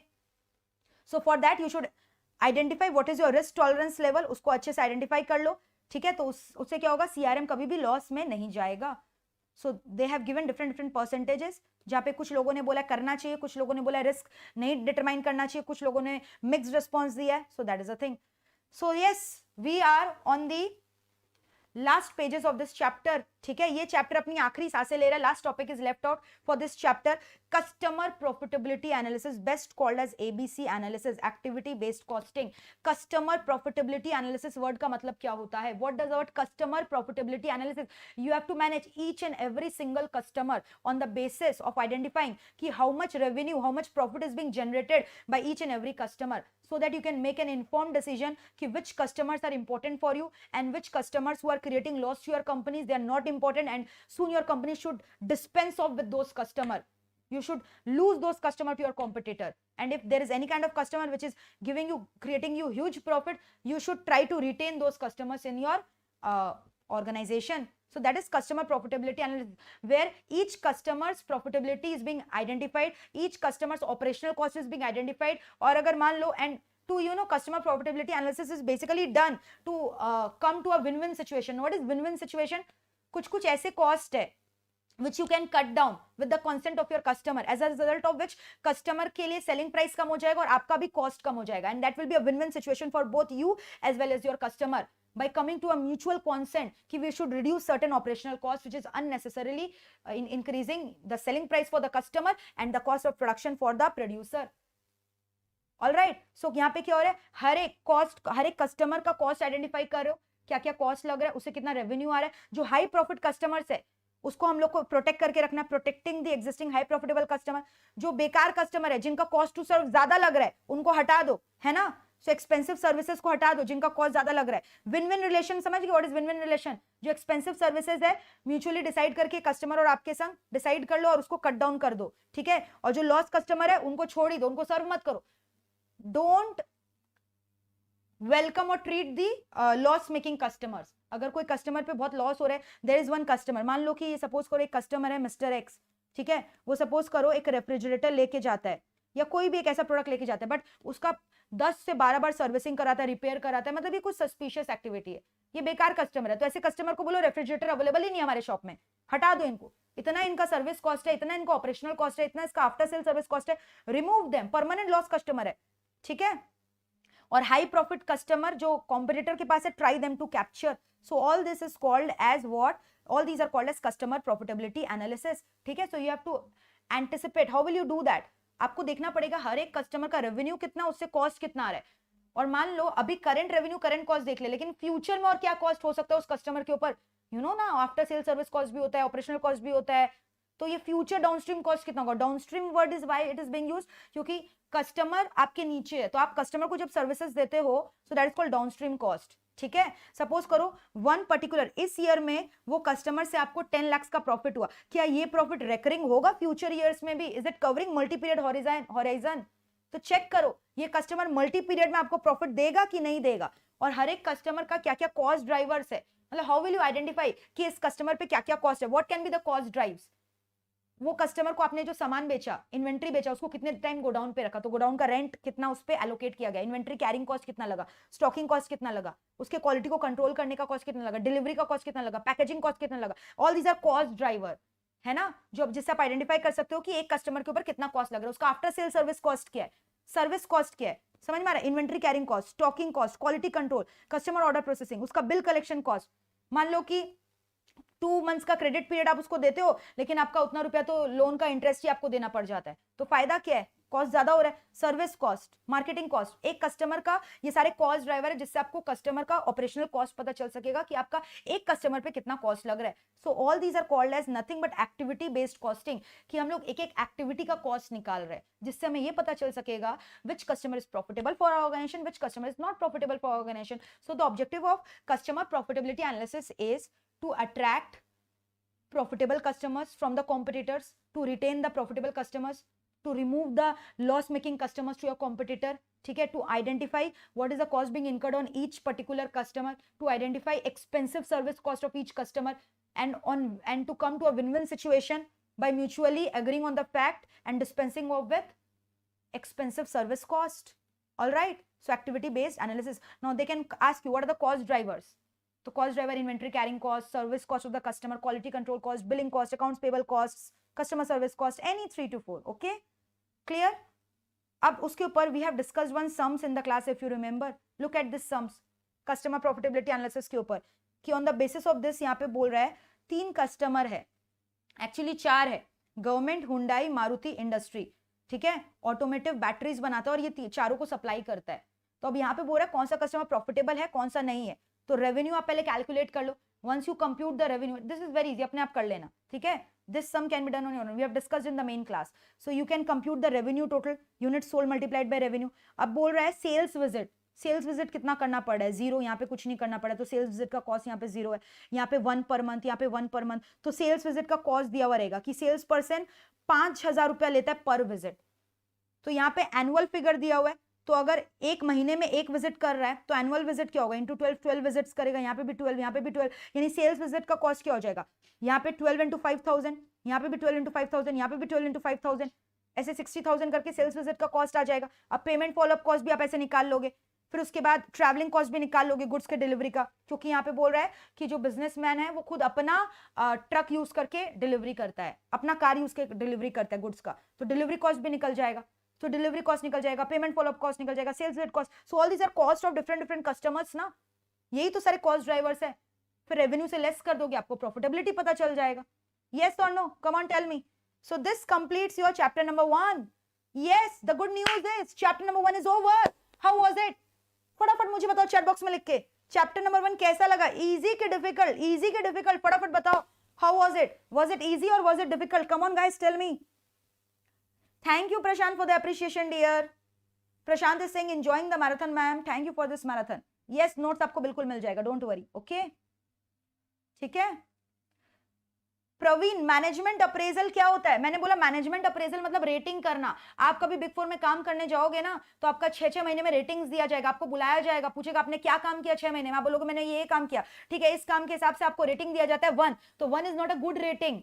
ठीक है, इट डिपेंड्स, कोई में 1 अच्छा होता है, कोई में 5. तो मैंने यहाँ पे बोला था 5 out of 5 इज गुड, तो आपको 1 रेटिंग मिला, मतलब यू हैव बीन अंडररेटेड. इसकी वजह से आपका प्रमोशन रुक जाएगा 1-2 साल तक. तो आप बेस्ट फिर और आगे जाके काम करना, जिससे आगे आपका और परफॉर्मेंस बढ़े.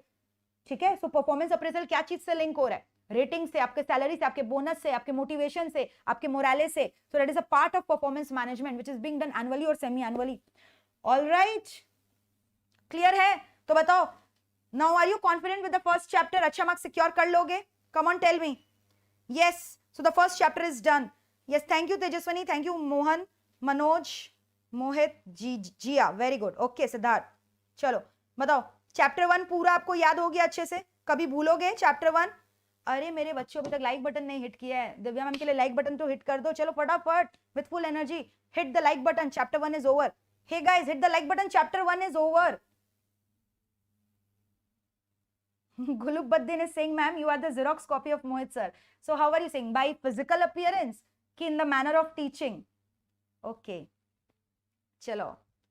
Yes, he's my brother. Okay. Chalo. So maybe we look alike. Hota hai na? Genes mein we resemble too much. Okay. Chalo. All right. All right. So can I ask you a few questions from this chapter to boost up your confidence? 1-2 question पूछूं, फटाफट answer देना. Okay, चलो. Dash plus dash plus dash, dash plus dash plus dash, 3 fill in the blanks बोला. ठीक है, is equal to performance.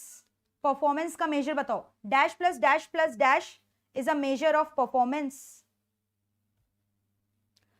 Thank you Gulbuddin, thank you Praveen, thank you thank you thank you thank you. चलो, thank you Kaushiki. फटाफट बताओ chat box में, आई want the answer. Dash plus dash is equal to performance. 3 चीज है performance का. There are 3 measures for performance. 3 measures for performance. Yes, very good Kaushiki. Examination guaranteed dear. Productivity, efficiency, utilisation. Productivity, efficiency, utilisation. Superb. Now moving on to the next question. फटाफट rapid fire की तरह answer करो. What are the 3 types of CRM? What are the 3 types of CRM? फटाफट answer करो. What are the 3 types of CRM? CRM का 3 parts बताओ. फटाफट बता दो मेरे बच्चों. 3 टाइप CRM का. 3 types of CRM. 3 types of CRM. Customer relationship management का 3 टाइप, सीआरएम का 3 टाइप, बताओ फटाफट भाई, सीआरएम का 3 टाइप बता दो मेरे दोस्तों, सीआरएम का 3 type, what are the 3 types of CRM? Hey guys, क्या कर रहे हो? Jiya, Shailesh, Praveen, very good. I want to know what are the 3 types of CRM. Yes yes Kaushiki, superb. Analytical, operational and collaborative, analytical, operational and collaborative, superb, excellent. Next question for you guys. Supply chain management का steps बताओ क्या क्या था? What were the steps of supply chain management? What were the 5 steps of supply chain management?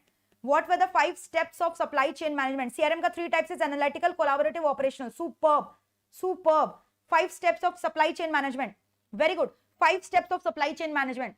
5 steps of supply chain management. फटाफट बताओ 5 steps क्या क्या होता है सप्लाई चेन मैनेजमेंट का? Quickly I want the answer guys, quickly. सबसे पहले क्या करना पड़ता है? प्लान करना पड़ता है. Superb.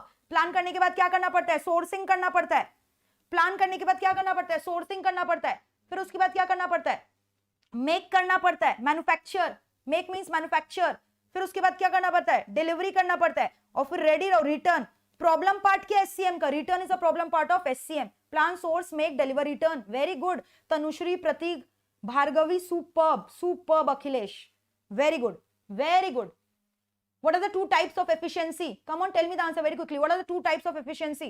What are the 2 types of efficiency? Efficiency का 2 टाइप बताओ. Efficiency का 2 टाइप बताओ. फटाफट बताओ. Efficiency का 2 type.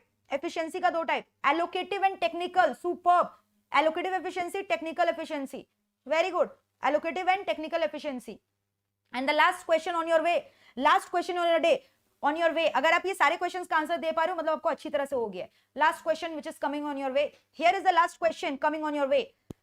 What are the types of financial performance analysis? Types of financial performance. Types of FPA. What are the types of FPA? What are the types of FPA? Types of financial. On basis of 2 things we have done. 2 चीजों के बारे में. On the basis of material use and modus operandi. Material used, internal analysis, external analysis. Modus operandi, vertical and horizontal analysis. Very good. चलो. So this completes your first chapter. First chapter is over. चलो फटाफट अब हम लोग second chapter चालू करेंगे. Let us move on to the second chapter guys. Come on to the second chapter. आ जाओ. So here starts the second chapter. ठीक है? चलो आप सेकंड चैप्टर को चालू करते हैं. Without wastage of any time, let us move on to the second chapter. ठीक है?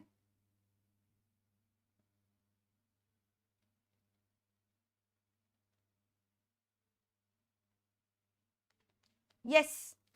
Chapter 2 is also an extension of chapter 1 which is talking about कि performance management के tools क्या है, performance improvement के tools क्या है, performance evaluation के tools क्या है. So what are the tools of performance evaluation and performance improvement? So hey guys, your energy level should be very very high. Full focus on the lecture. Come on, bug up yourself. Fully focus on the lecture. Bug. First step KPIs मैंने बोला था, balance scorecard drill down करना पड़ता है. Now what is balance scorecard? ये performance management strategy है, उसका एक टूल है. बैलेंस स्कोर कार्ड में 4 पर्सपेक्टिव होता है. मैंने आपको प्रैक्टिकली दिखाया भी था कि बैलेंस स्कोर कार्ड दिखाई कैसा देता है. यस और no? I have also showed you how does a balance score card looks like. Yes और नो बताओ. मैंने आपको दिखाया था बैलेंस स्कोर कार्ड कैसा दिखाई देता है ना? सब कुछ क्लियर है? मेरा voice audible, everything? I hope everything is clear. Okay, everything is clear और नॉट? हाँ. तो बैलेंस स्कोर कार्ड मैंने क्या बोला? It is a tool of performance management, performance measurement, performance analysis. Balance score card में 4 perspective होते हैं. What are the 4 perspective in balance score card?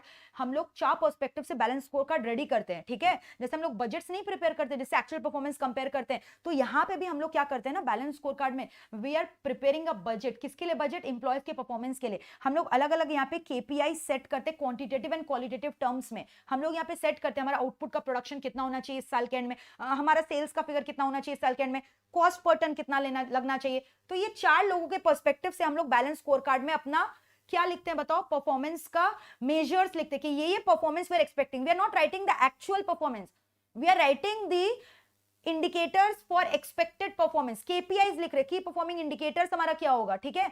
We are writing that in quantitative and qualitative term from 4 peoples perspective. Customer के perspective से अगर customer balance score card देखेगा तो उसको क्या क्या देखना चाहिए.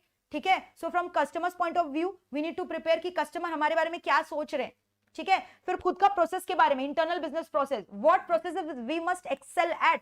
फिर उसके बाद लर्निंग एंड ग्रोथ, ठीक है, ग्रोथ के लिए हमें क्या करना चाहिए, हमें क्या क्या इंप्रूवमेंट करना है, फाइनेंशियल पर्सपेक्टिव कि ओवरऑल प्रॉफिट कितना होना चाहिए हमारा, है ना, ओवरऑल आरओआई हमारा कितना होना चाहिए। जब शेयर होल्डर्स देखेंगे बीएससी तो देखना चाहिए ना कि इस कंपनी का एक्सपेक्टेड प्रॉफिट कितना है, एक्सपेक्टेड रिटर्न ऑन इन्वेस्टमेंट कितना है, एक्सपेक्टेड पी रेशियो कितना है। तो ये हो गया financial perspective. So basically balance score card has got 4 perspective, customer perspective, business perspective, financial perspective, learning and growth perspective, ठीक है। So can you see financial perspective, financial perspective मतलब कि what financial values you are going to provide to our investor, which is basically talking about कितना return on investment होगा, कितना हमारी company का profit होगा। कस्टमर के पॉइंट ऑफ व्यू से कि कस्टमर क्या हमारे से चाह रहे, how do the customer look at us, what do they want from us, how do the customer see us, that is called customer, internal business process, and what process we must excel at, ठीक है, so that our growth will be there in future, that internal process will lead to further growth, ठीक है। So what things, what KPIs we should set so that our company is going to grow in near future, like Reliance का company है, उसका objective, उसका mission ही क्या है, growth. So they have written कि their objective mission is growth. तो ये 4 पर्सपेक्टिव से बीएससी ड्राफ्ट होता है। So BSC is an actual performance indicator नहीं, ये मेजर कर रहा है, ये स्टैंडर्ड सेट कर रहा है, both quantitative and qualitative terms में स्ट्रैटेजीज दे रहा है कि आने वाले जो इंप्लॉइज आने वाले ईयर में हमें ये परफॉर्मेंस को अचीव करना है, ठीक है। So once you see you will be getting a clear picture. Practically अगर आप देखोगे, देखो यहाँ पे क्या हुआ, मैंने बोला यहाँ पे फाइनेंशियल पर्सपेक्टिव में क्या हो रहा है, प्रॉफिट को मैक्सिमाइज करना है, कॉस्ट को रिड्यूस करना है। केपीआईज क्या होगा, प्रॉफिट को मैक्सिमाइज यानी नेट प्रॉफिट आप लिखोगे, नेट प्रॉफिट इतना होना चाहिए। कॉस्ट रिडक्शन के लिए केपीआई क्या होगा, कॉस्ट पर टन इतना होना चाहिए। तो कैसे लिखते हो, टारगेट इतना है, एक्चुअल इतना होगा। जब भी आप बनाते हो ना बैलेंस स्कोर कार्ड, वहां पे आप टारगेट्स लिखते हो, फिर जब एक्चुअल होता है एक साइड में आप एक्चुअल्स लिखते हो, so that you can get a comparative view कि आपने टारगेट इतना सेट किया था, आपका एक्चुअल कितना हुआ, ठीक है। ऑल राइट, सिमिलरली दिया हुआ आप देखो एक बैलेंस स्कोर कार्ड। सो पहले हम लोग करेंगे एक बैलेंस स्कोर कार्ड का, देखो प्रैक्टिकल व्यू, ये रहा। So can you see barbecue pizza pasta, ये एक रेस्टोरेंट है, कैन यू सी, ये रहा, this is the pattern how a balance score card looks like. तो फाइनेंशियल पर्सपेक्टिव में what they have given, what are their objectives, what are their objectives in financial perspective. Company का profit को बढ़ाना है तो KPIs लिख दिया ना, इतना मार्जिन होना चाहिए, ठीक है, एंड टारगेट सेट कर दिया, टारगेट सेट कर दिया, 3 लेवल का टारगेट सेट किया, current target, interval target, next target. फिर रेवेन्यू इतना होना चाहिए, कस्टमर सेटिस्फैक्शन इतना होना चाहिए, सब टारगेट्स आर बीइंग सेट। फिर customer perspective, customer profitability should increase, revenue should increase, ठीक है। फिर उसके बाद internal processes, service delivery should increase, ये सब टारगेट देख रहे हो, सब न्यूमेरिकल टर्म्स में टारगेट सेट कर दिया, मंथली, क्वार्टरली। सिमिलरली लर्निंग यानी ग्रोथ पर्सपेक्टिव भी सेट कर दिया। So from 4 perspective they have given the targets by writing the KPIs. So that is a classic example of balance scorecard. Clear? ये classic example है balance scorecard का। फिर मैंने एक हॉस्पिटल का भी बैलेंस स्कोर कार्ड आपको मेन क्लासेस में दिखाया था, बट इतना डिटेल्स में भी नहीं करना है, बस याद रखना एग्जाम में क्वेश्चन आ सकता है। बैलेंस स्कोर कार्ड का 4 पर्सपेक्टिव क्या है, 4 लोगों के पर्सपेक्टिव से बनाया जाता है। फाइनेंशियल पर्सपेक्टिव, कस्टमर के पर्सपेक्टिव से बनाया जाता है, फिर उसके बाद खुद के इंटरनल प्रोसेसेस के पर्सपेक्टिव से, और आप लर्न क्या करो, ग्रोथ क्या करो, उस पर्सपेक्टिव से बनाया जाता है। So these are the 4 perspective जिससे बैलेंस स्कोर कार्ड बनाया जाता है। Now how do you prepare a balance score card? सबसे पहले आप क्या आइडेंटिफाई करोगे, केपीआईज ही तो आइडेंटिफाई करोगे। सबसे पहले आप ये देखोगे what are the key factors जिसकी वजह से सक्सेस होगा, है ना, आपके ऑर्गेनाइजेशन का, और कौन कौन से प्रोसेस यानी की फैक्टर्स आइडेंटिफाई करोगे जिसकी वजह से आपके ऑर्गेनाइजेशन में सक्सेस होगा। फिर ये प्रोसेस डिफाइन करोगे कि कैसे आप ये की फैक्टर्स को, कैसे आउटकम को अचीव करोगे। फिर केपीआई सेट करोगे, क्या क्या की परफॉर्मेंस इंडिकेटर्स होगा आपके ऑर्गेनाइजेशन में। फिर उसके बाद कैसे कैप्चर करोगे, एक्चुअल जो परफॉर्मेंस हो रहा है उसको भी तो कैप्चर करना जरूरी है, तो डेटा को कैप्चर करोगे। फिर उसके बाद रिपोर्टिंग मैकेनिज्म बनाओगे कि कहीं खाली डेटा कैप्चर कर लिया लेकिन रिपोर्ट नहीं किया, रिपोर्ट नहीं करोगे तो डेविएशन कैसे पता चलेगा। एंड फिर फाइनली क्या करोगे, परफॉर्मेंस को इंप्रूव करोगे कंपैरिजन करके। तो सबसे पहले ये देखा what are the key factors for the success of your organisation, then you are developing a process so that the outcome can be achieve, and then what are the KPIs that can be used to achieve this success. For example मैंने बोला आपने cost per ton set किया, इतना होना चाहिए, sales इतना quarterly में होना चाहिए। So these are the KPIs that you are setting, so these are the targets that you have set. Now you are capturing the actual performance, कितना sale हुआ है। मान लो आपने टारगेट सेट किया 5000 यूनिट सेल हुआ, बट एक्चुअल हुआ 4000, तो आपको इसको रिपोर्टिंग करना पड़ेगा ना, so that the deviations can be brought to the notice and further performance improvement plans can be drafted, so to ensure कि future में targets will be achieved. So these were the steps. So let us have a look at the steps in preparing the balance scorecard. तो balance scorecard का steps क्या क्या हुआ, ये रहा, देख रहे हो, की आउटकम को आइडेंटिफाई करो, प्रोसेस को आइडेंटिफाई करो, केपीआईज को आइडेंटिफाई करो, डेटा कैप्चर करो, रिपोर्टिंग का मैकेनिज्म, एंड देन परफॉर्मेंस को इंप्रूवमेंट करना है. Yes or no? Clear? Now what are the types of information that will be required for preparing a balanced scorecard? क्या क्या information चाहिएगा? क्या क्या information चाहिएगा? Very easy. यही तो information चाहिएगा. Individual और divisions का information, activity measures, ठीक है, regular information, outside stakeholders में also have an access, है ना? फिर मैंने आपको दिखाया ना जैसे अभी उस बैलेंस स्कोरकार्ड का स्पेसिमेन, तो मतलब outsider can also have a look on this balance scorecard. ठीक है, so this is all about balance scorecard. Now they are saying what is a limitation. ऐसा जरूरी नहीं है balance scorecard is talking about the targets. तो ऐसा नहीं है कि आपने जो टारगेट सेट किया वो अचीव होगा, इससे शेयर होल्डर का वैल्यू बढ़ेगा. नॉट नेसेसरी कि बैलेंस स्कोरकार्ड बना दिया तो शेयर होल्डर का वैल्यू बढ़ेगा, नॉट नेसेसरी. ठीक है, फिर उसके बाद बैलेंस स्कोरकार्ड बनाने के लिए पूरा कॉर्पोरेट कल्चर को शिफ्ट करना पड़ता है. और फिर उसके बाद मैनेजमेंट कितनी बार कंफ्यूज हो जाता है क्योंकि जितना टारगेट सेट किया कि एक्चुअल में वो अचीव होगा नहीं होगा, so it gives a conflicting signal sometimes, है ना. So that is the main limitation कि does not necessarily means कि setting up of balance scorecard leads to increase in shareholder value. It relates to conflicts and confusion because so many standards have been set in that, and setting up of standard is not an easy task, so it requires a lot of shift in the corporate mentality and culture. ठीक है, reliable data मतलब data which you can rely on to, which you can believe into, that is called reliable data. ठीक है, next अब हम लोग discuss करने वाले do point analysis. So what is the next point of discussion? Do point analysis. So do point analysis क्या चीज के बारे में बात कर रहा है? Do point analysis talking about, ध्यान से सुनना, do point analysis is talking about, yes look at this point, जो ये रिटर्न ऑन इक्विटी है. ऐसे तो आपको लगेगा रिटर्न ऑन इक्विटी का अल्टीमेट फॉर्मूला क्या होता है, बताओ. What does the word return on equity says? Return profit available for the equity share holder, है ना, डिवाइडेड बाय द इक्विटी यानी net worth of the company. But अगर return on equity adverse हो रहा है तो क्या ये खाली प्रॉफिट और नेट वर्थ की वजह से होता है? Answer is strictly no. It has got different components embedded into it. इसमें बहुत सारे कंपोनेंट्स है. Is my video lagging, buffering हो रहा है क्या? किंगशुक इज सेइंग कि ma'am your video is lagging and buffering in between. क्या इंटरनेट का इश्यूज आ रहा है मेरे साइड से? प्लीज चैट बॉक्स में लिखकर बताना, because then I have to check my technical things. बताओ फटाफट very quickly so that I can proceed. Everything is okay or not? Okay है ना? Yes. So profit available for the equity share holders divided by net worth, ये बोलता है return on equity होता है ना. This is talking about return on equity. But अगर आपका return on equity is declining, that does not means कि आपका खाली प्रॉफिट और नेटवर्थ जो है वो खराब हुआ है. इसमें other components are also associated. तो रिटर्न ऑन इक्विटी का 3 कंपोनेंट्स है. There are 3 components of return on equity: operating efficiency, financial leverage, asset efficiency. Now what is operating efficiency? Operating efficiency means net profit by sales. What is financial leverage? Asset by equity. What is asset efficiency? Sale by asset. तो ये तीनों चीज मिलाकर return on equity बनता है. ठीक है, operating efficiency मतलब you are talking about operating profit. Operating profit का रेशियो कैसे निकलेगा? Net profit by sales. ठीक है, एसेट एफिशिएंसी कैसे निकलेगा? सेल्स बाय एसेट करके. एंड फाइनेंशियल लिवरेज कैसे निकलेगा? एसेट बाय इक्विटी करके. तो अल्टीमेटली व्हाट इज हैपनिंग? देखो ना, सेल्स कट गया तो क्या बचा? नेट प्रॉफिट बाय एसेट बचा. अब इसको आप फिर क्या करो? एसेट भी कैंसिल हो गया तो अल्टीमेटली क्या बचा? Net profit by equity. So net profit by equity बचा ना. So net profit by equity is ultimately your return on equity. That is your return on equity, right or no? तो यहां पे ये सारे components are included in it. तो अगर net profit आपका डिक्लाइन होगा, सेल्स डिक्लाइन होगा, असेट्स डिक्लाइन होगा, तो ये सभी का एडवर्स इफेक्ट होगा रिटर्न ऑन इक्विटी में. इट्स नॉट ओनली कि return on equity is getting affected by net profit and equity of the company. It is getting affected by sales का फिगर, असेट्स का फिगर, नेट प्रॉफिट का figure, equity का figure. चारों के figure से problem हो रहा है. क्लियर है? So remember, return on equity can be broken down into 3 elements: operative efficiency, financial leverage, asset efficiency. Operating efficiency talks about net profit by sale. Financial leverage talk about asset by equity. Asset efficiency talk about sales by equity. तीनों को multiply करोगे तो return on equity आएगा. So return on equity is a product of all these 3 things rather than only profit and net worth. So even when the asset of the company is showing a negative trend, even the sales of the company is showing a negative trend, so there will be impact on return on equity even when your net profit and equity is not changing. ठीक है, clear है? So return on equity has got 3 components. Alright, so this is DuPont analysis and balance scorecard का specimen that we have discussed. So now moving on to the next part which is very important, benchmarking.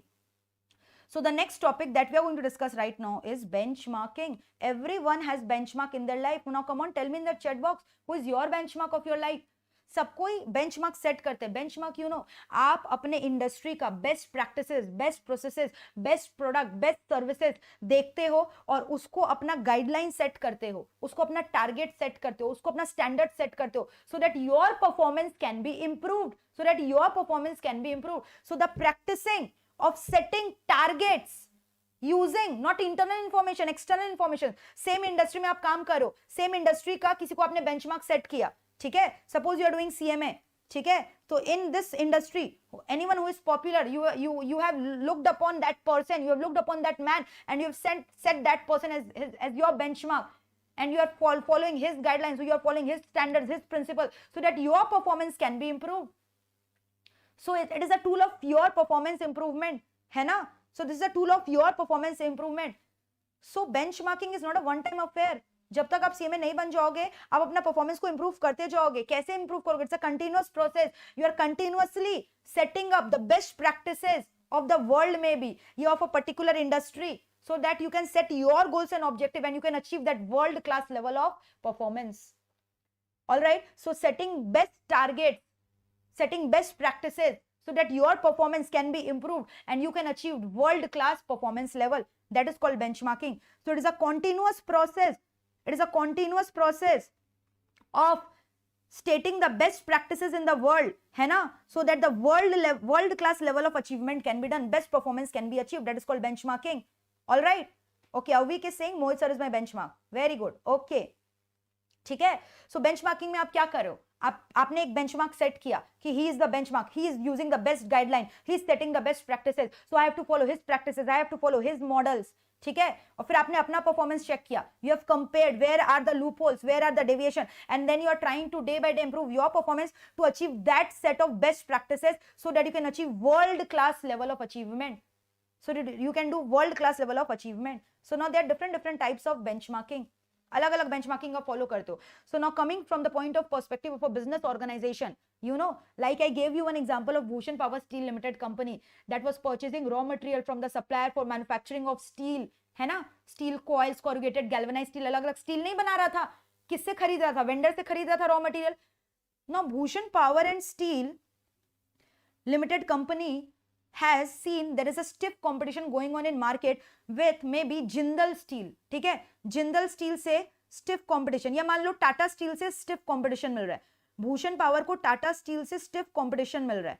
यानी अब सबको, इसके सारे customers of BPSL, Bhushan power steel limited के सारे customers have gone to Tata steel. Why? You know, because Tata steel is giving quality product at cheap price. Price has reduced down tremendously for the steel product. So no one is purchasing BPSL, and BPSL has thought of even to reduce the price. Not possible for BPSL क्योंकि वो अपना best price में goods बेच रहा है. तो कैसे इतना क्वालिटी प्रोडक्ट टाटा स्टील कम दाम में बेच रहा है? BPCL got very much confused.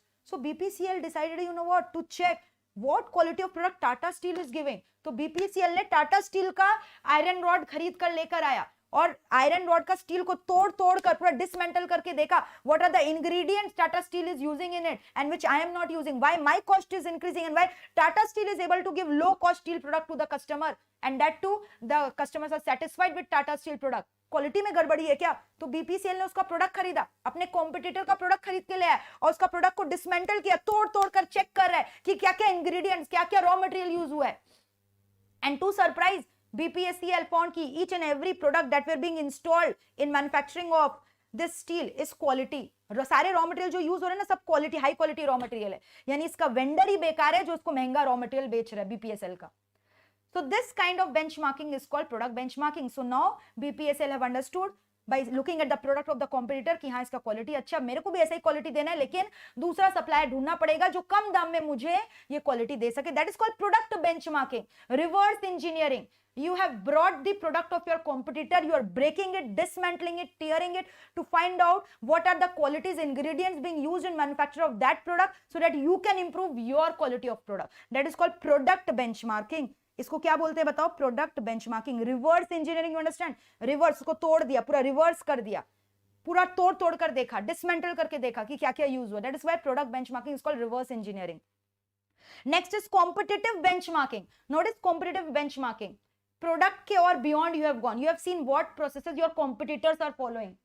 तो यू हैव सीन कि ये जो Bhushan power steel have seen कि फर्दर रिसर्च किया मार्केट से, वेंडर से बात किया कि ये रॉ मटेरियल मुझे कम दाम में क्यों नहीं मिल रहा है, टाटा स्टील को कैसे मिल जा रहा है कम दाम में.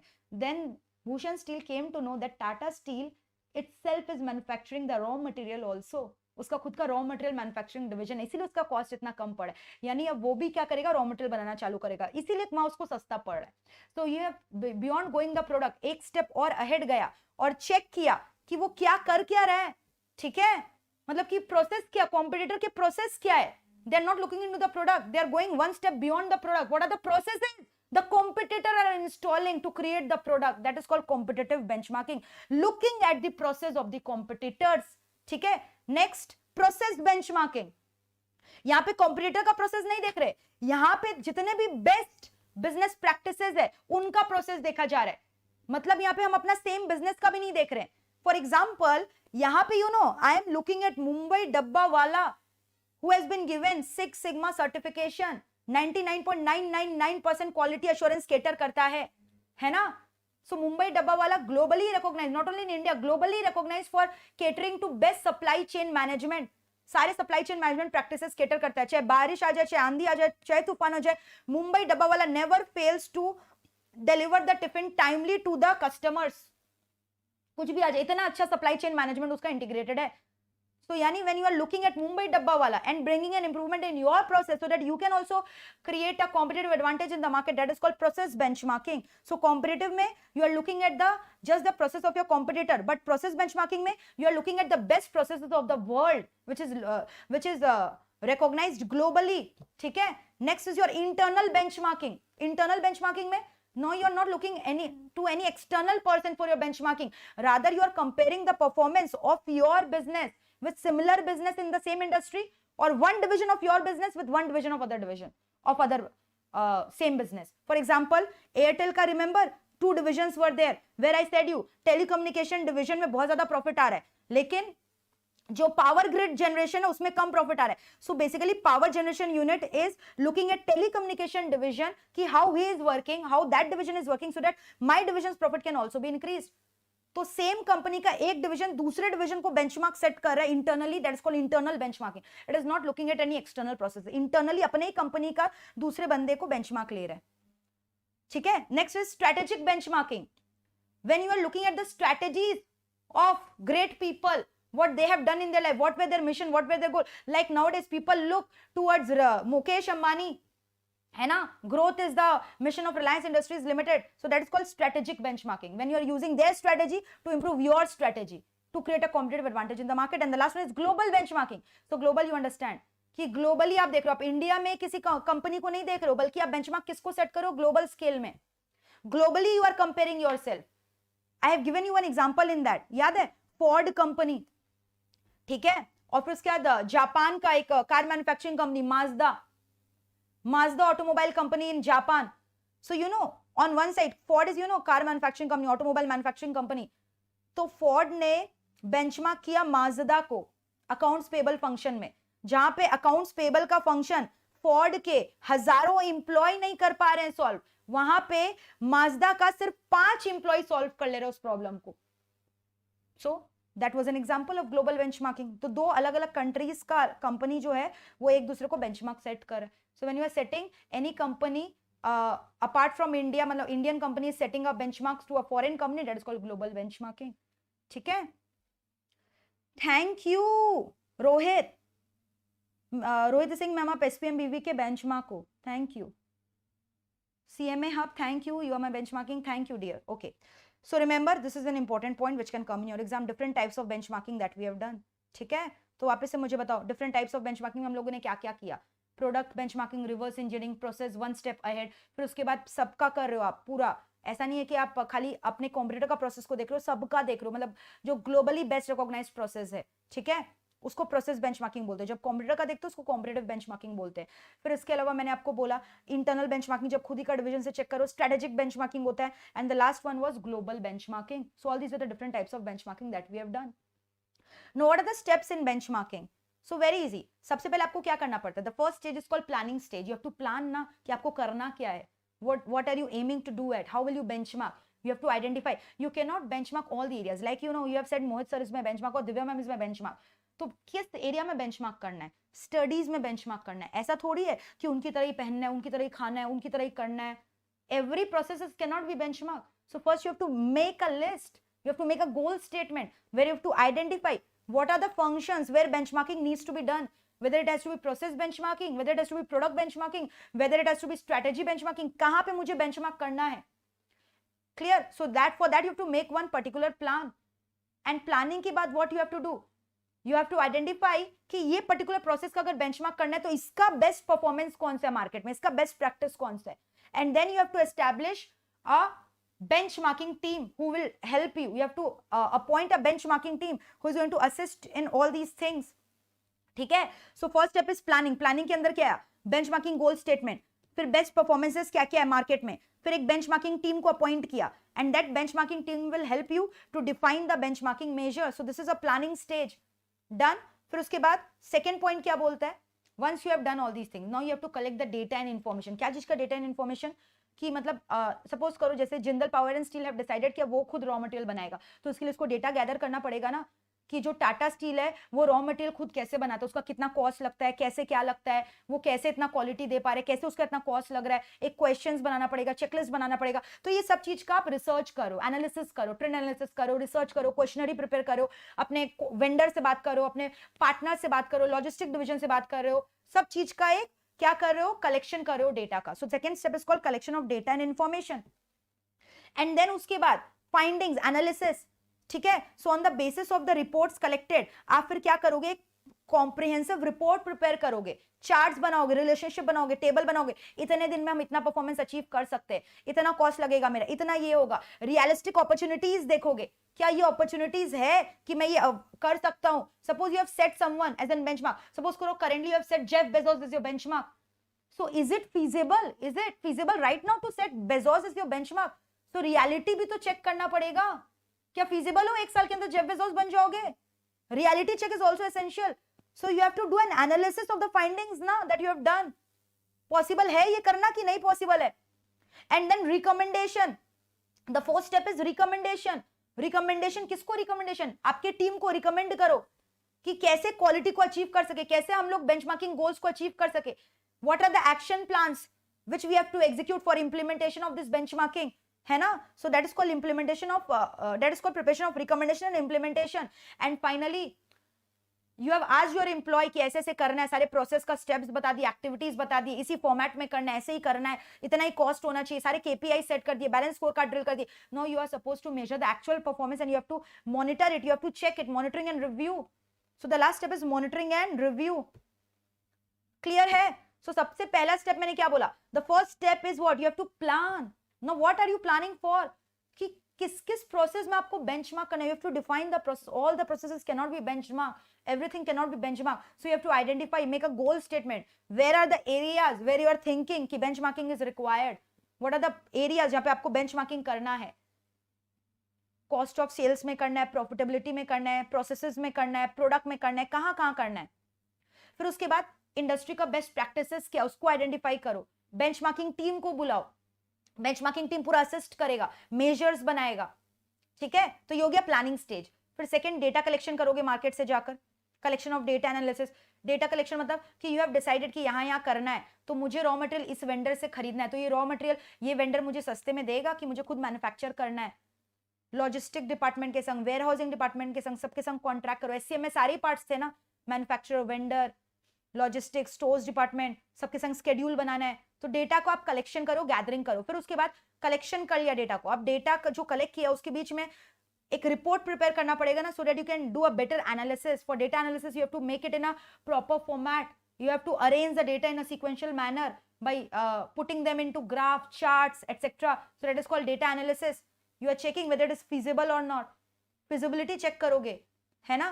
You cannot set right now Jeff Bezos is your benchmark. First clear CMA, then you can set Jeff Bezos as your benchmark in future. So you have to take a reality check कि whether these educate opportunities and scope is there for your improvement, for achieving those benchmarks that you have set in your life. And then recommendations क्योंकि ये सारे goals जो है benchmark already top level management set करता है, but उसका execution कौन करेगा? All the employ. So you have to give recommendation, you have to draft an action plan, prepare an action plan जो उन लोग को करना है. It is called recommendation that you have give to your employee.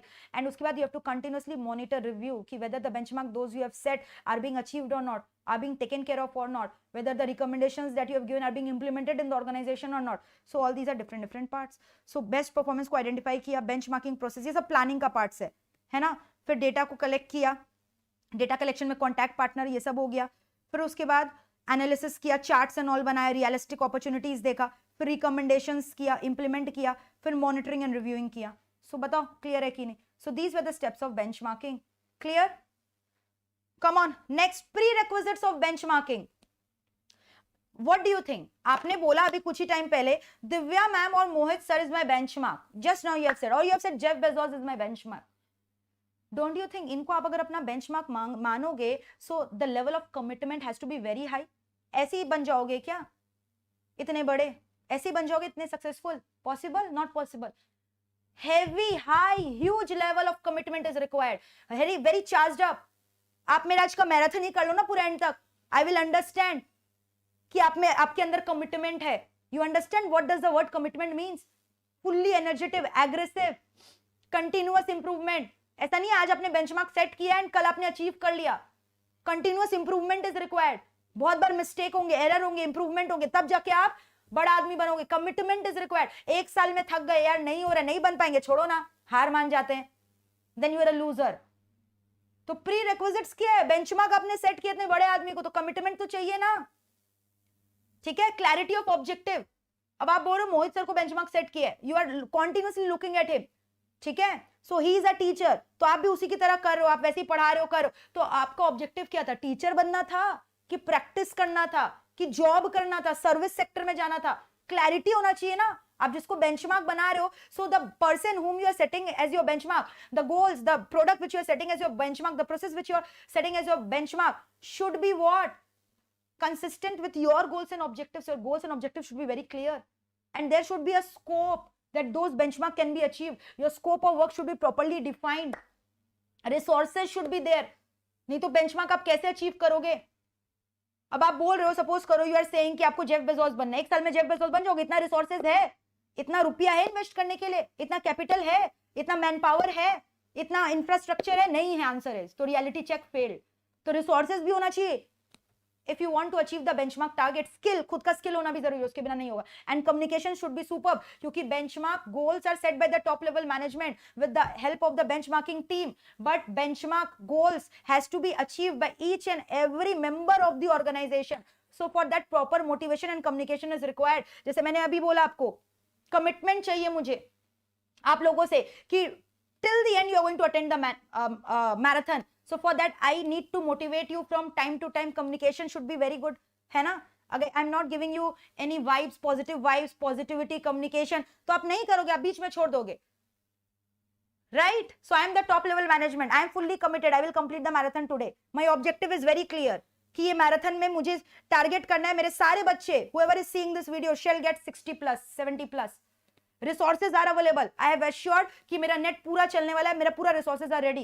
Scope of work is also there. जो भी मैं पढ़ा रही हूँ सब आपके सिलेबस में, relevant for your syllabus. Skill is there. I have got teaching skill and I am communicating and giving you feedback time to time कि you have to do it. So prerequisites of benchmarking आप नहीं भूलोगे. Marathon का याद रखना, commitment चाहिए, clarity of object, scope, resources, skill चाहिए, and उसके बाद communication चाहिए. Important था इसलिए मैंने emphasis किया. Now what are the difficulties? What do you think? Benchmarking, मैंने अभी बोला टाइम लगता है, बार बार मिस्टेक होगा, ठीक करोगे, so it is a time consuming process. और अगर मैनेजमेंट नहीं सपोर्ट करेगा तो आप कभी भी बेंचमार्क ऑब्जेक्टिव जो सेट किए अचीव नहीं कर पाओगे. If I am not supporting you time to time कि you have to see this marathon till then, I am not motivating you, बीच में हार मान के छोड़ दोगे, आपको डर लगने लगेगा सब्जेक्ट से. If my goal is not clear, I am not teaching you properly, you are going to leave the marathon. So management, top level management का support should be very much high. And whenever you're going to bring new things, benchmarking का मतलब हुआ पूरा overhauling, rehauling of the entire business processes, re-engineering of the business processes. So whenever new thing comes na, people do resist it. People don't accept the changes with peace. They will bring their resistance. Employee will tell, अरे ये क्या ma'am, best practices, best marks लाना है, छोड़िए ना, जो होगा देखा जाएगा. अरे नहीं, समझाना पड़ेगा, आप देखो, समझो, आएगा ही exemption. रेजिस्ट मत करो, ये मत बोलो मैम आप 10 घंटा का मैराथन लोगे, इतना स्टेमिना नहीं, I can not sit for the whole day long in front of the computer and see your lecture. Bring the change in yourself. Yes, you have the physical and mental stability. You can watch the lecture. Change yourself. Change your energy level. ठीक है. So resistance आएंगे employ से, top level management को support करना पड़ेगा, नहीं तो फिर नहीं होगा, है ना. और उसके बाद गोल सेट करना पड़ेगा. पेपर में पूरा लिख के गोल सेट कर दो, पहले ही बता दो ये गोल्स होगा. मैंने पूरा पेपर में लिख के बता दिया जी, ये टॉपिक में पढ़ाऊंगी. ठीक है. And don't go with copy paste attitude, क्योंकि these are the limitation. You know, हम लोग अगर कॉपी पेस्ट एटीट्यूड करते हैं ना तो डिफिकल्टी होता है. आप बोल रहे हो जेफ बेजोस को कॉपी पेस्ट करेंगे, अरे भाई उसका लेवल तो देखो, अपना लेवल तो देखो. बेस्ट प्रैक्टिसेस एक्सेप्ट किया, समझ में आता है, बट कल्चर अलग होता है सबका, अपॉर्चुनिटीज अलग होता है सबका, है ना. तो डिफरेंसेस होता है ना, अकाउंटिंग पॉलिसीज अलग होता है. So understand the differences. Just copy paste मत कर लो किसी को भी, just don't copy paste anyone. So time consuming, management का सपोर्ट अगर नहीं है फेल हो जाएगा. एम्प्लॉइज अगर रेजिस्टेंस करेंगे नहीं नहीं नहीं नहीं नहीं नहीं तो कभी भी नहीं होगा. पहले से ना नेगेटिव तो वो होगा ही नहीं. आप बेस्ट प्रैक्टिसेस अचीव कर ही नहीं पाओगे, वर्ल्ड क्लास परफॉर्मेंस अचीव कर ही नहीं पाओगे अगर एम्प्लॉइज को आपने मोटिवेट नहीं किया, क्योंकि employees are the big resistance whenever changes come. ठीक है. Copy paste attitude, paper goals. So these were the resistances. बताओ क्लियर है कि नहीं आता. बेंचमार्किंग इज क्लियर और नॉट. ठीक है. No, bench trending and benchmarking, these are two different term. Bench trending अलग होता है, बेंच मार्किंग अलग होता है. ठीक है. Bench trending is slightly different and bench marking is slightly different. Bench marking आपको पता है मैंने क्या बोला, बेंच मार्किंग मतलब बेस्ट प्रैक्टिसेस को अचीव करना. ठीक है. और बेंच ट्रेंडिंग उसका एक पार्ट है. Alright. Bench trending is selected group of benchmarking. ज्यादा इसमें कुछ नहीं करना, देख लो. Continuous monitoring of specific processes performance with a selected group of benchmarking. benchmarking सब कुछ हो रहा है. Cost, powerful management. So they have just given about benchmarking only.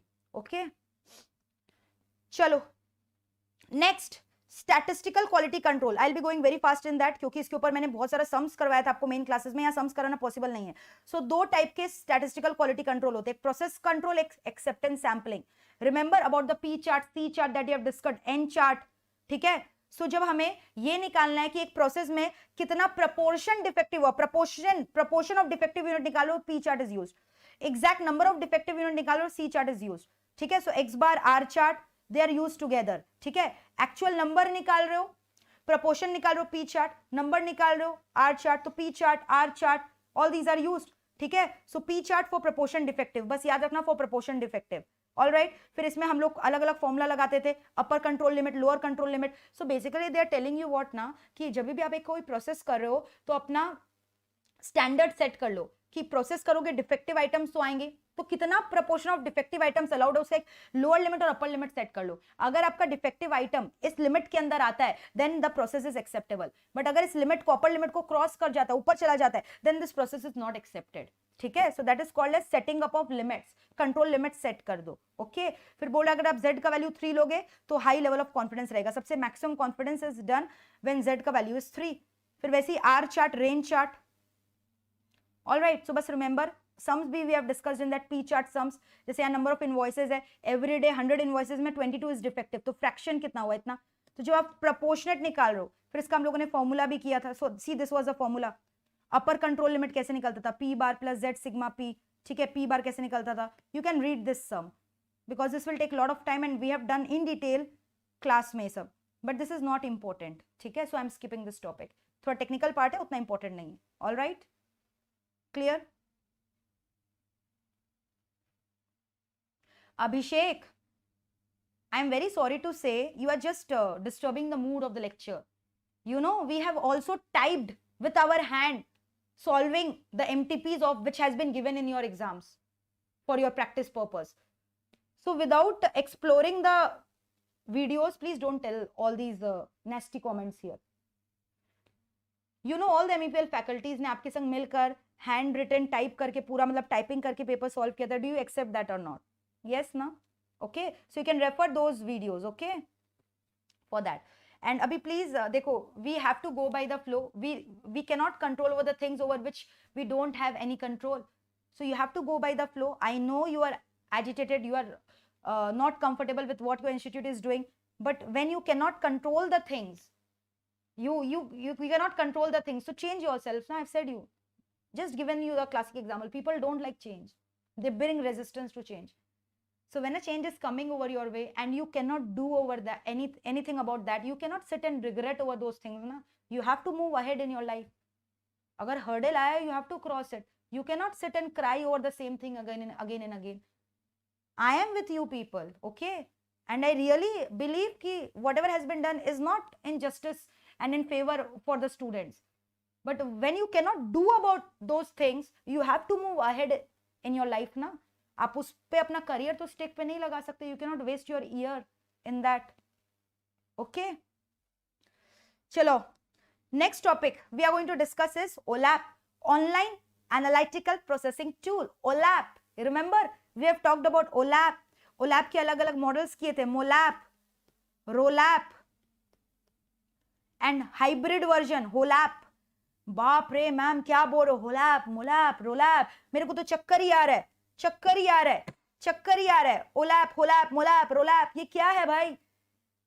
सुनो, जिन बच्चों ने क्लासेस किए OLAP, MOLAP, HOLAP का बताओ. चक्कर आने वाला चीज है कि इजी है? They are very easy. These are very easy things. कोई डिफिकल्टी नहीं है इसमें. ठीक है, बस आपको पेशेंस रखना और समझना है. बीच में मैंने टॉपिक स्किप नहीं किया, उसके बारे में मैं बाद में पढ़ाऊंगी. MIS and all we are going to discuss it later. First we are going to discuss the technical part. OLAP, HOLAP, MOLAP, ROLAP होता क्या? इसका एक क्लासिक एग्जांपल है, सुनो समझ में आएगा. You know what is happening nowadays?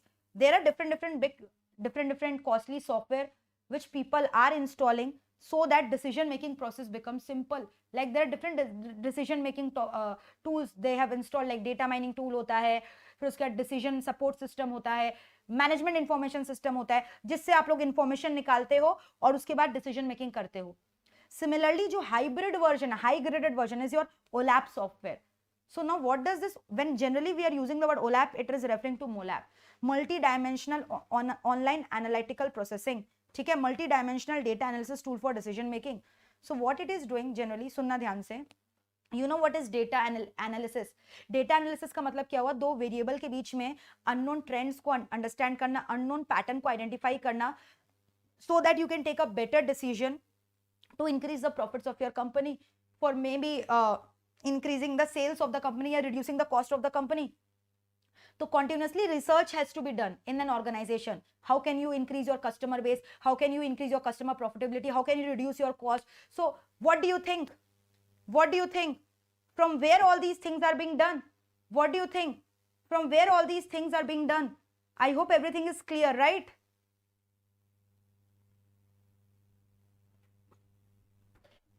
Just give me a moment. There's a power cut, I guess, I believe, but I have a UPS system. So I don't think so कि कुछ होने वाला है. UPS system will support my lecture. तो अगर बीच में कुछ ऐसा deviation होता है, just continue with me, ठीक है? Yes. Everything is perfectly fine now. हाँ. UPS will support ना. Just let me ask the management team. UPS will support ना. Please check with the electrical team department that this light will come again, no? Light is on. Okay. The main switch is continuing. Thank you. Okay. Yes. No, it is not so important, but it is easy. Listen to me once. अगर short note आएगा, you will be in a position to write something. Very easy. सुनो. OLAP का full form is Online Analytical Processing Tool. Online Analytical Processing Tool. Online analysis कर रहे हो. ठीक है? तो एक सॉफ्टवेयर लगाया है जिससे ऑनलाइन एनालिसिस अपने आप हो जा रहा है, वेरिएबल्स के बीच में रिलेशन आ जा रहा है और आपको इंफॉर्मेशन दे रहा है, so that you can do the decision making on your own. ठीक है? So basically they are talking about data analysis. So just now I have said you Airtel का एग्जांपल में कि जो सेल्समैन टीम होते हैं, टेक्निकल टीम होते हैं, उन लोग डेटा वेयरहाउस में, this is a data warehouse suppose, जहाँ पे कंपनी का सारा डेटा रखा हुआ है, नया पुराना सारा डेटा रखा हुआ है सारे डिपार्टमेंट का. तो बेसिकली रिसर्च टीम क्या करता है, टेक्निकल टीम डेटा वेयरहाउस से अलग अलग डेटा निकालता है ना, फिर उसमें अलग अलग वेरिएबल्स के बीच में रिलेशन आइडेंटिफाई करता है. They try to analyse the unknown trends, behaviour and pattern. जैसे मैंने बोला था दिवाली के टाइम विमेन का कॉस्मेटिक का सेल बढ़ जाता है, तो this a relation they have identified and on the basis of that they are bringing appropriate marketing techniques so that they can boost up their sale, है ना. तो that was being done by human beings by physically extracting the data from the data warehouses and then identifying the relation, making charts, behaviors. So this can also be done by the software. So now what the software is doing, this is an OLAP software. Now OLAP software is doing what? Data warehouse में जितने भी data है, जितने भी possible relation बन सकते हैं, सारे वेरिएबल्स के बीच में, सारे डेटा के बीच में जितने भी प्रीडिटरमाइंड रिलेशन बन सकते हैं, they have created those relation in the form of cubes and they have stored this small cubes in this OLAP server computer, जिस सर्वर कंप्यूटर में आपने OLAP का सॉफ्टवेयर लगाया है. So OLAP software is doing what?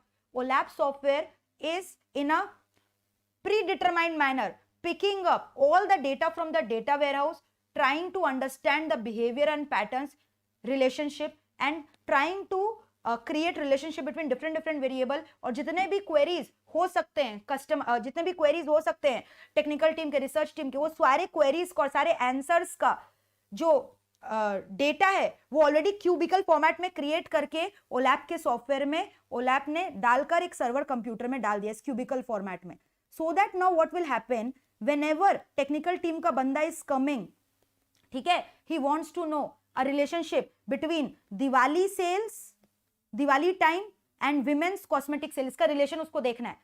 तो अब ये relation का आंसर ऑलरेडी इस क्यूबिकल फॉर्मेट में स्टोर्ड है, तो यहां पे प्रोसेसिंग करने का दरकार नहीं है, डायरेक्टली तुरंत processing time will be very high.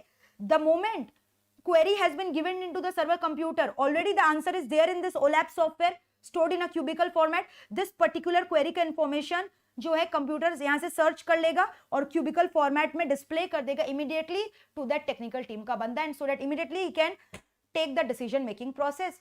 So what is the advantage of using this OLAP software? कि it is storing all the possible query का all the possible answers in a predetermined format, in a predetermined manner, in a cubicle format in this OLAP software, so that whenever anyone is raising any sort of query from this particular server computer, already the answer is ready in this server, and immediately the answer will be shown to the analyst, and immediately the decision making process can be done. So this is the benefit of OLAP software. Now you understood? तो यहाँ पे क्या हो रहा है, online query का processing हो जा रहा है, एनालिसिस हो जा रहा है, तो इसीलिए तो इसका नाम क्या है, online analytical processing. Analytical Y?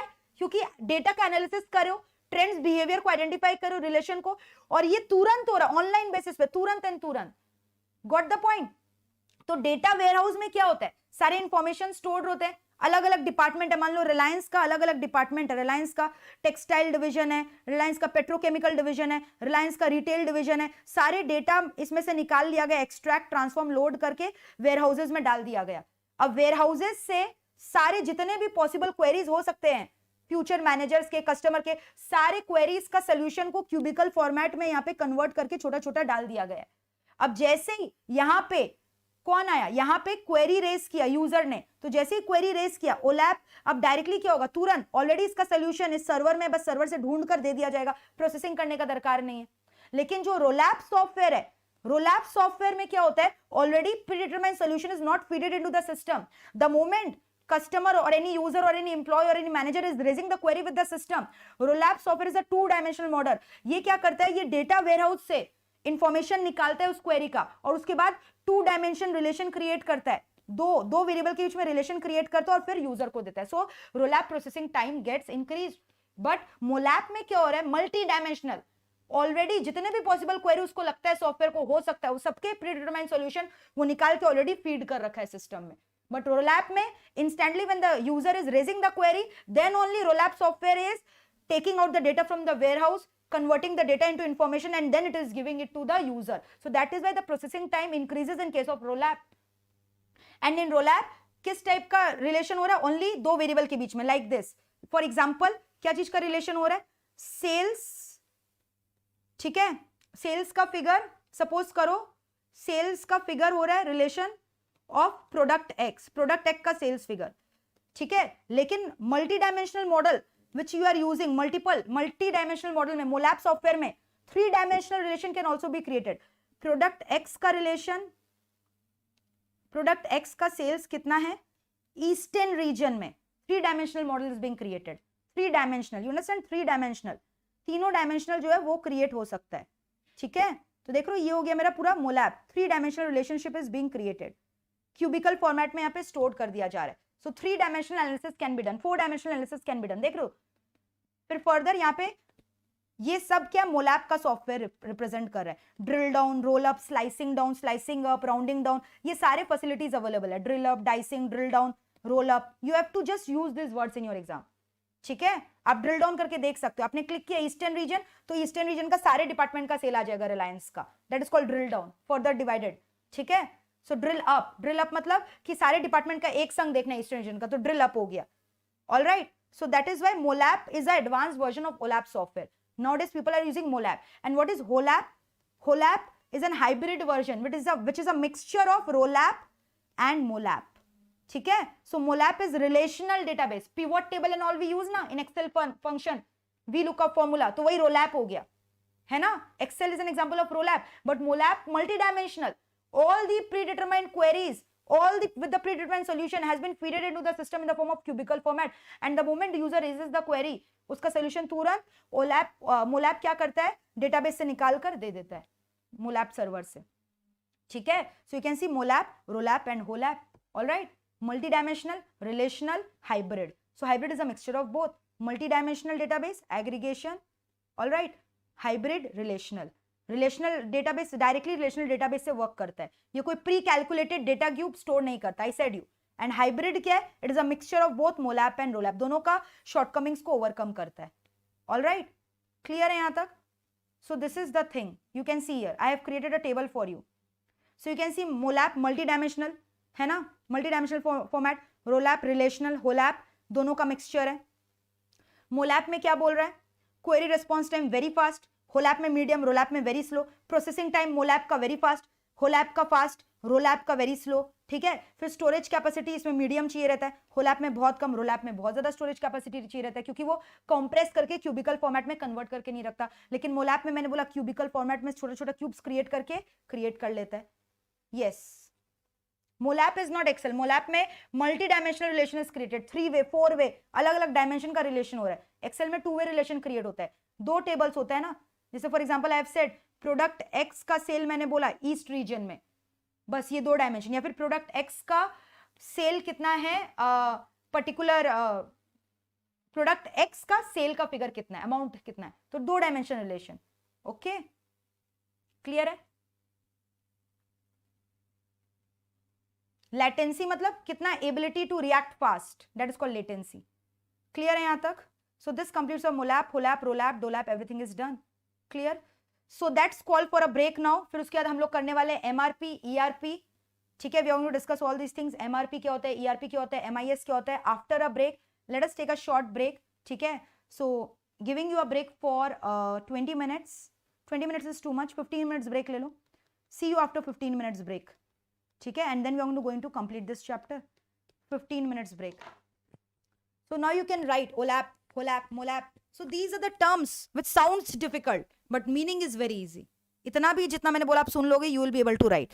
So see you after 15 minutes, guys. Stay tuned here. So now it is 1:15. I'll meet you at 1:30. ठीक है? So 15 minutes break. See you at 1:30. So be sharp here. सब कुछ cover होगा. Everything will be covered. Saurabh. Okay, I am going to complete each and every chapter of SPM and each and every chapter of BV. So don't worry.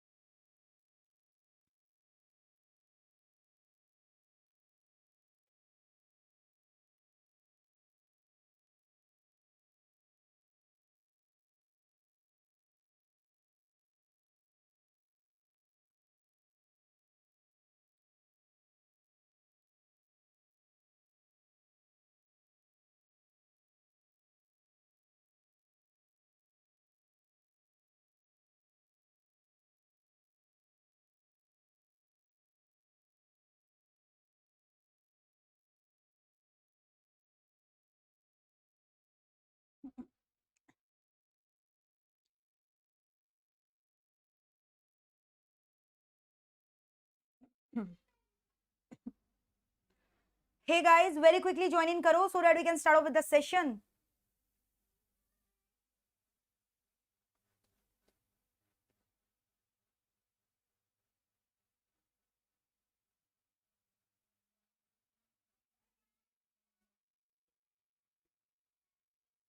Yes, I will start sharp at 1:30. Please inform your friends to join in very quickly because next important new topic will be done right now.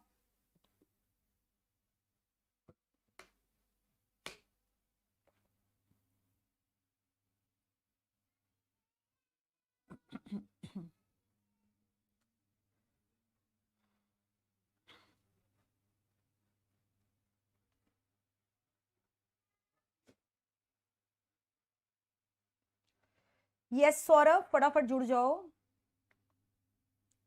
Time to start the session, guys. Time to start the session.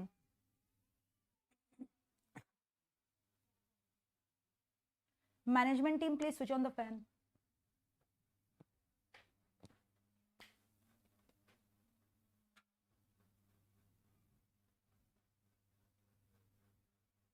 Should not be very fast. Okay.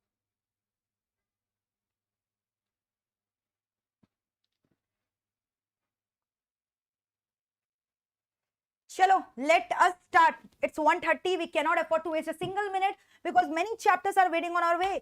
फटाफट आ जाओ. Let us start very quickly. Enterprise resource planning. ERP तो अभी new version आया है. इसके पहले MRP, MRP1, MRP2 were there. MRP, Material Resource Planning. Material Resource Planning क्या होता है मैम? मटीरियल का प्लान करना, बिल ऑफ मटीरियल्स प्रिपेयर करना ताकि ऑटोमेटिकली टाइमली ऑर्डर चला जाए, कभी भी रॉ मटेरियल का शॉर्टेज ना हो, लीड टाइम, सेफ्टी स्टॉक सब कुछ सही से रहे so that the production planning does not stop, so that the timely delivery of goods to the customer cannot be stopped. तो प्रॉपर्ली मैनेज करना, मटेरियल को एडुकेट स्टॉक में रखना, ऑर्डर प्लेस करना सप्लायर के संग, वेयर हाउसिंग करके रखना, एडुकेट स्टॉक क्रिएट करके रखना, so that the smooth flow of production, smooth flow of manufacturing process can be done without any delay in the order to the customer, so that the customer order does not get delayed and customer satisfaction can be increase. This entire step is called as the process of MRP, material resource planning. तो पहले material resource planning होता था, फिर 1 2 अलग अलग parts आए and finally ERP came into the picture. ERP is a sophisticated and a modernised version of MRP. तो आजकल लोग ईआरपी का सॉफ्टवेयर लगा के रखते हैं अपने कंप्यूटर सिस्टम में. Everyone is nowadays following computer based information system, so they have embedded this ERP software into their system in which this software will integrate all the business processes and functions so that the effective management can be done, so that the resources management can be done in an efficient manner and overall efficiency of the management can be improved. तो अलग अलग functional department को support करने को बोलते हैं ERP. Basically इन लोग पहले खाली मटेरियल मैनेजमेंट के बारे में बात करते थे, मटेरियल रिसोर्स प्लानिंग के बारे में, बट ईआरपी एक स्टेप फर्दर भी जाता है. It also talks about customer relationship management, it also talks about supply chain management. Many modules can be added into it. It goes beyond the planning of MRP and MRP one. It can be different modules can be added into it depending upon your requirement, so it is highly flexible in nature. So basically the core idea of MRP, MRP1, 2, ERP, you have understood what is the core idea, ki how well we manage the stock of raw material, how well we place the order with the supplier and how well we convert them into finished goods and deliver it to the customer. पूरा coordination करके रखना अच्छे से, integrated business solution provide करना ताकि हमारा manufacturing process में कोई भी delay नहीं रहे, सारे functional processes of the organization को coordinate करना, integrate करना, and that is basically done through automation. It cannot be done manually. So automation, जैसे कि ऑटोमेटिकली जब गोडाउन में स्टॉक, मान लो मैंने लिमिट सेट कर दिया अपने सॉफ्टवेयर में कि जैसे ही स्टॉक का जो लेवल है वो 1000 kgs बिलो फॉल करेगा तो अपने आप ऑर्डर प्लेस हो जाएगा सप्लायर को. And I have also updated into the system the name of the vendor. तो जैसे मैंने ऑर्डर प्लेस किया, वेंडर के पास ऑटो मतलब ये सिस्टम में डाल रखा है, तो जैसे ही स्टॉक 1000 के बिलो हुआ तो ऑटोमेटिकली सिस्टम में अलर्ट आ जाएगा और सिस्टम ऑटोमेटिकली वेंडर के संग ऑर्डर प्लेस कर देगा. तो ये सब चीज का ऑटोमेशन हो गया, so that the loopholes can be avoided, delay in order can be avoided, delay in lead time of the supplier can be avoided, delay in production can be avoided, delay in customer delivery can be avoided, and operational efficiency can be increased. So that is called ERP का benefit. So ERP में सारे business activities को integrate कर दिया गया, सारे business processes को integrate कर दिया गया. And I have said you different modules are there which you can add or delete in ERP depending upon your organization requirement. Like with ERP, you can take an extended version of ERP with CRM software where you can also manage customer relationship. You can take supply chain management software with that. So it is highly modular and open. It is flexible. It can change. You can make changes in there depending upon the changing requirements of the organization, changing requirements of the customer. So it's highly flexible. It's highly modular. It is open in nature. It's very detailed in nature. Quantitative qualitative सारे वहां पे details रहते हैं. It's highly comprehensive. And ये जो ERP software है, it can B also accessible by your vendor. Vendor भी check कर सकता है. सपोज करो ईआरपी में अपने सॉफ्टवेयर में ऐसा सिस्टम डाल रखा है कि जैसे ही ऑर्डर प्लेस होगा ना तो ऑटोमेटिकली कोटेशन आ जाएगा कि रिक्वेस्ट कोटेशन चला जाएगा 3 वेंडर के पास. तो तीनों वेंडर देख सकते हैं ईआरपी सॉफ्टवेयर को खोलकर कि कितना रिक्वायरमेंट्स आया है, कितना, फिर accordingly they can place their price quotation there. So it is easily accessible not only by the internal employees but also by the vendor, by the supplier, by the logistic partner, by the warehouses. So it goes beyond the company. This software can be accessible beyond the company.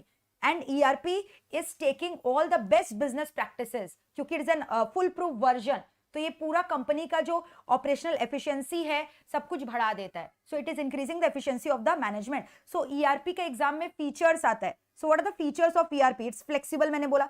Modular, new patches can be added, है ना, नए modules add कर सकते हो. Detailed है, comprehensive है, beyond the company, even the suppliers can access it. And best business practices, it's guaranteed. So यही चीज कैरेक्टरिस्टिक्स को तो फीचर्स बोलते हैं बाबा. अब वापस से फीचर दिए, सेम चीज, बस यहाँ पे एक चीज और लिख देना, मल्टीलिंगुअल, अलग अलग लैंग्वेजेस में कर सकते हो. मल्टी करेंसी में अलाउड है. मतलब मान लो आपका 2 ब्रांचेस है, आपने एक ईआरपी सॉफ्टवेयर लगा रखा है, आपका इंडिया में भी ब्रांच है, यूएस में भी ब्रांच है. तो यूएस वाला जो ईआरपी सिस्टम है वो वहां पे डॉलर में सारा कंप्यूटेशन दिखा गया. इंडिया का जो ईआरपी सॉफ्टवेयर लगा रखे हो यहाँ पे अकाउंटिंग सारा रुपीज टर्म में होगा. सो मल्टीलिंगुअल, अलग अलग लैंग्वेजेस को सपोर्ट करता है, अलग अलग करेंसी को सपोर्ट करता है, अलग अलग मल्टी मोड ऑफ अलग अलग प्रोडक्ट्स बना रहे हो, सब चीज को सपोर्ट करेगा.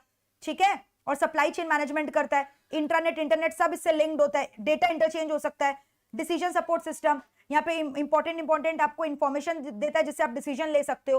तो ये सारे इसके फीचर्स हो गए. तो जब भी features will come in your exam, right all these points plus all these 3 points. Multilingual, ठीक है, supply chain management, internet internet etcetera, लिख लोगे सब अपने आप. तो ईआरपी से बेनिफिट्स क्या हुआ? कस्टमर का जो मैनेजमेंट बेटर हो रहा है, टाइमली डिलीवरी हो रहा है, टाइमली ऑर्डर प्लेस कर पा रहे हो, shortage of raw material avoid कर पा रहे हो. So benefits from ERP is both tangible which can be quantified as well as intangible which can not be quantified.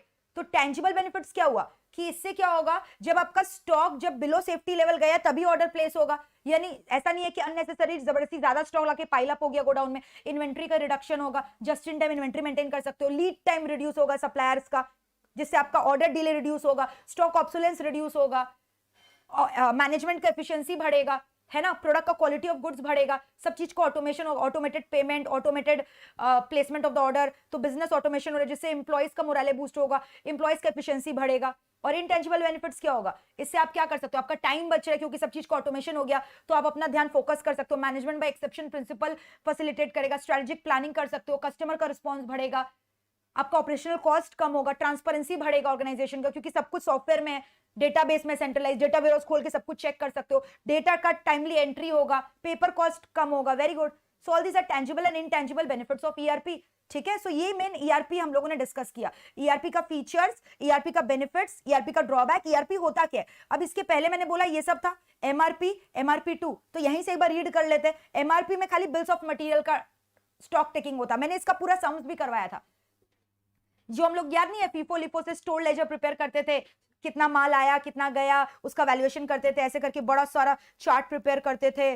फिर वहां पे हम लोग ऐसे ओपनिंग बैलेंस लिखते थे, परचेज लिखते थे, इश्यूज लिखते थे, क्लोजिंग बैलेंस लिखते थे, ऐसे चार्ट्स बना बना कर करते थे. तो इसी को तो बिल ऑफ मटेरियल बोलते हैं. तो पहले ऐसे होता था मटेरियल मैनेजमेंट. फिर एमआरपी 2 वर्जन है, अपग्रेडेड वर्जन है इसका. वहां पे प्रॉपर्ली प्लानिंग होता है, वहां अलग अलग, ये बेसिकली टैली के बारे में बात कर रहे हैं जहां पे हम लोग टैली में काम करते हैं. Accounts payable, general ledger accounting होता है, स्टैंडर्ड कॉस्टिंग होता है, शेड्यूलिंग होता है, अलग अलग बिल्स का प्रिपेयर होता है. 4 चीज इसमें ध्यान रखना. There are 4 things that has to be prepared. I am just showing you.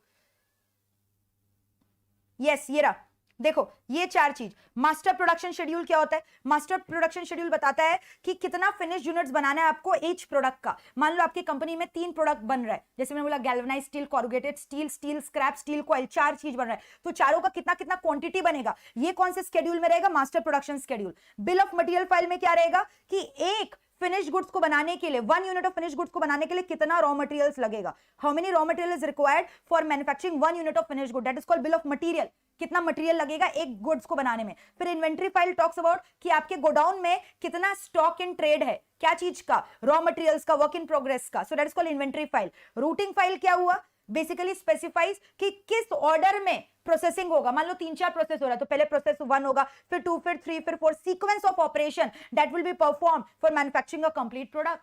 तो master production schedule, bill of material file, inventory file, routing file. तो अगर कोई भी एमआरपी आएगा आप ये 5 पॉइंट लिखकर आ जाना, फुल मार्क्स मिलेगा। And last one is master parts file, यानी कि पार्ट्स, किसका पार्ट्स, मशीन्स का, मशीन्स में तो आप प्रोडक्शन करोगे ना, तो मशीन का कितना टाइम है, ब्रेकडाउन टाइम, उसका कितना पार्ट्स है, कितना क्या लगेगा, एक्सटर्नली कितना प्रोक्योर हुआ, प्रोडक्शन टाइम कितना, they are called as master parts file.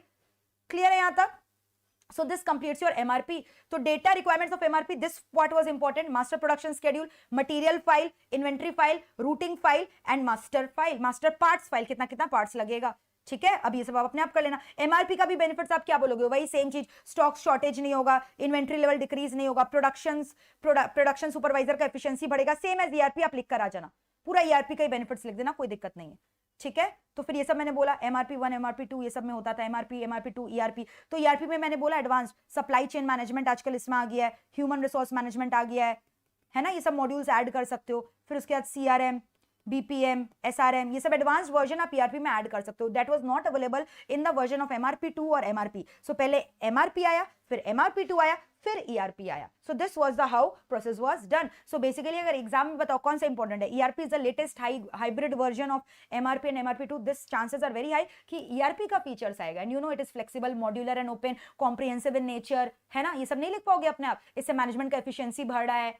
So all these are the points which you can write for ERP, and all integration of different functional activities are being done here. And ERP mein you can also take the package of CRM, you can take the package of SCM, BPM, all these processes can be inserted in ERP. So it's a highly integrated process of different business functions, है ना, automation कर दिया गया है for better management of material. और अगर MRP 1 और 2 से रिलेटेड कुछ भी आएगा, so talk about bill of material, bill of inventory, master file, bill of material file, ठीक है, पार्ट्स फाइल, राउटिंग फाइल, ये सब के बारे में लिख देना, फुल मार्क्स मिलेगा आपको। और बेनिफिट्स दोनों का सेम लिख देना, multilingual, ERP is multilingual and multi manufacturing, MRP 1 and 1 not, ठीक है। So this completes your ERP. ERP का benefits tangible, intangible, remember.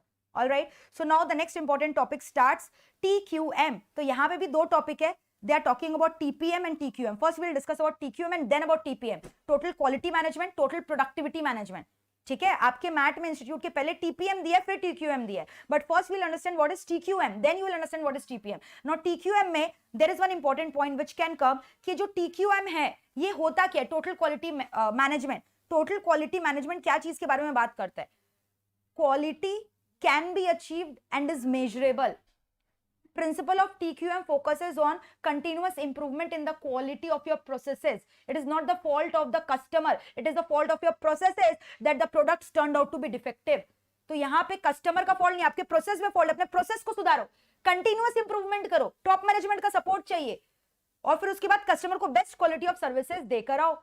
So basically ये हो गया TQM का प्रिंसिपल, ठीक है। तो customer focus, leadership, belief in continuous improvement. और once you are following TQM practices you can take the certification, ISO certification, which will boost up the confidence of the customer. आप कितना सारा product खरीदते हो, आप देखते हो प्रोडक्ट के पीछे लिखा रहता है this product is ISO certified. ISO certified gives you N impression कि ये पूरा TQM का पॉलिसी प्रिंसिपल्स फॉलो किए, यानी बेस्ट क्वालिटी ऑफ गुड्स होगा, बेस्ट क्वालिटी ऑफ सर्विसेज होगा। So many companies are taking ISO certification, there are different standards with different ranges which if taken by the company will boost up the confidence of the customer कि best quality products is being given by the company, ठीक है। तो basically TQM के अंदर 3 concepts है, to control the past, present and future. Quality control करना है, quality assurance देना है, क्वालिटी मैनेजमेंट करना है, ठीक है।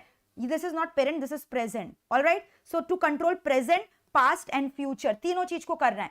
What can you control? You can control your past. ठीक है, तो पास्ट से सीखना है, अगर कोई डेविएशन आया है, डिफेक्टिव प्रोडक्ट्स आया है, how can you improve that, so that is called control. Control you understand, to finding out deviation, taking corrective action. तो किसके लिए आप डेविएशन कब आएगा, जब पास्ट में जो हो चुका है उसी में तो डेविएशन आ सकता है। So that is talking about quality control, when you are controlling your past, previous production से जो डेटा आया है उसमें डेविएशन आया, डिफेक्टिव यूनिट्स आया है, तो अब आप फ्यूचर में डिवाइस करो, क्या करे कि उसमें डेविएशंस रेकर ना करे, ठीक है। And then quality assurance, quality assurance मतलब प्रेजेंट, फोकसिंग ऑन कि अब जो प्रेजेंट गुड्स होगा ना that will be defect free. अब हम लोग जो फर्दर गुड्स बनाने वाले वो डिफेक्ट फ्री रहेगा। And the last one is quality management, and we are going to maintain this quality in future as well. Future में भी हम लोग उसको कंटिन्यूअसली मैनेज करेंगे, because you know TQM is a continuous process, it's not a one time process, it's a continuous quality improvement process. So to control the past, present and future, जब past को control कर रहे हो यानी quality control, present में आप surety दे रहे हो आपका क्वालिटी अच्छा होगा, डिफेक्ट फ्री होगा, क्वालिटी एश्योरेंस, और फ्यूचर में भी एश्योरेंस दे रहे हो कि यही क्वालिटी रहेगा, this is called as quality management. So this is very important, exam में आ सकता है। What are the 3 core concepts of TQM?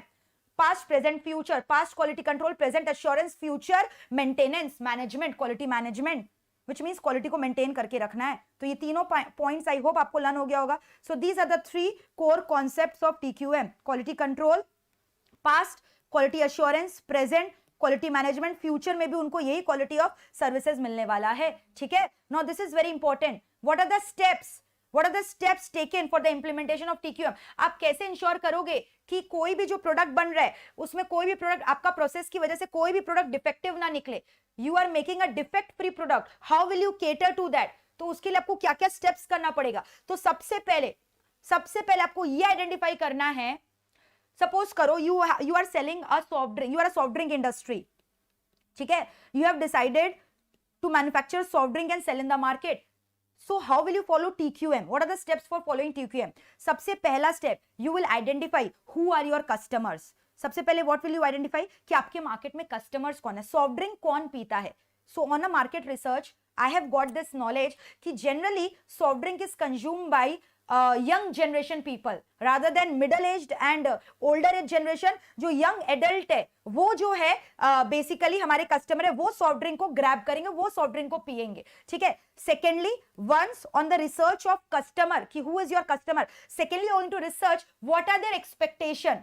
Once you identified for soft drink, young adults, जो यंग एडल्ट है वो आपके कस्टमर है, they are basically more interested with the taste of the soft drink. Next you will identify what are their expectations, ठीक है, what are they're expecting from you. They are expecting कि आपका जो cocoa Cola होगा, जो soft drink होगा, उसका test बहुत अच्छा होना चाहिए, उसका बॉटल जो है वो डिजाइनर होना चाहिए, क्योंकि people get attracted by the packaging ना. So you see the bottle, the design of the Coca Cola bottle like this, it attracts you. And specially इसीलिए भी छोटे छोटे जो है बॉटल्स आजकल लोग बनाने लग गए हैं. पहले कोक का इतना छोटा छोटा मॉड्यूलर डिजाइन बॉटल्स नहीं आता था. They are daily upgrading the bottles every now and then to attract the customers. So what are the expectation of the customer? So the expectation of the customer is they want quality taste with quality packaging, attractive packaging. Now the third point, सबसे पहले you've identified who are your customer, then you've identified what are the expectation of your customer. Then you are going to make a relationship किसके बीच में कि why will your customer purchase your product? How will you convince your customer to buy your product? मतलब कि customer का decision making आप कैसे affect करोगे. How will you influence the customer decision making, how will you convince the customer कि they should buy your product only. So what product utilities you are offering to your customer, so you have to make that product which is going to create utility for the customer, so that the customer's decision making will be influenced in your product's decision. So अगर आप सोच लो soft drink अगर आपको India में बेचना है, so then in that case you know Indian people are fond of lemon flavor. उनको नींबू बहुत अच्छा लगता है. You understand what is lemon flavor? जो सिट्रिक फ्रूट होता है लेमन, and specially lemon से क्या होता है, vitamin C होता है. people are fond of that, especially Indian. everywhere they like to drink nimbu pani, everywhere they like fresh lime soda. So you are making an innovation according to the requirement of the customer's demand. So you have created a nimbu pani version of this coco cola version, ठीक है, because that is going to make the decision in favor of your product line. So nimbu pani coke you have created. But if you are supposed to launch the product in US, तो वहां पे people are very diet conscious, there you should launch diet coke.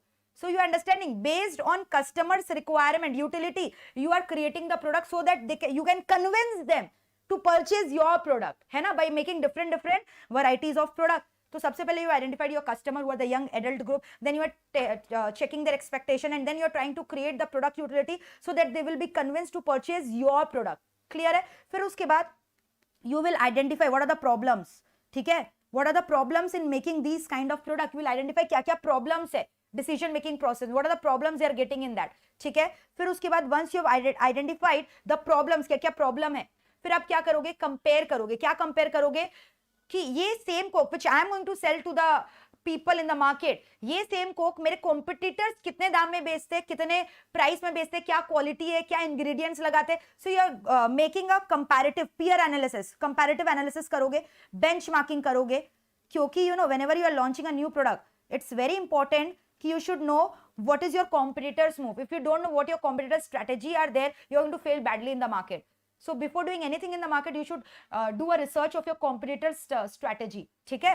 फिर उसके बाद comparative advantage किया, product launch किया, उसके बाद आप product का testing करोगे, you will take the feedback of the customer, you will create a demonstration, you know, free demonstration are there, you will take a feedback form from the customer कि are they liking your this energy drink or not। इस तरह से आप क्या लोगे, feedback लोगे customer का। फिर अगर कस्टमर ने बोला कि ये जो नींबू वाला फ्लेवर है ना कुछ ज्यादा ही sour, it is testing a bit sour, reduce the level of sourness, तो आप उसमें स्वीट ऐड करोगे, उसमें शुगर और ऐड करोगे, शुगर का कंटेंट बढ़ाओगे। सो इस तरह से इंप्रूवमेंट करोगे कस्टमर का फीडबैक लेने के बाद, यानी इंप्रूवमेंट टेक्नोलॉजीज करोगे, इंप्रूवमेंट, ठीक है। So basically next step you will try to improve your existing product line, and फिर finally once you have done the improvement, अब एकदम बेस्ट क्वालिटी प्रोडक्ट बन गया। अब ये क्वालिटी इंप्रूवमेंट प्रोसेस जो है, अब आप क्या करोगे बताओ, ये कंटिन्यूअसली आप इसका एसओपीज बना दोगे। ये जो प्रोसेसेस बनाया है इसमें डेफिशिएंसीज आइडेंटिफाई करोगे, उसको एलिमिनेट करोगे, and you will standardised it कि ये प्रोसेस जो है ये बेस्ट प्रोसेस है, customers are liking it, this process should be continued for ever in our organisation, and time to time you are going to review and monitor your processes. So these were the steps in TQM. चलो एक बार देख लेते। So what were the steps of TQM. मैंने बोला सबसे पहले customer को आइडेंटिफाई करो, लाइक मैंने बोला कोक के केस में young adult.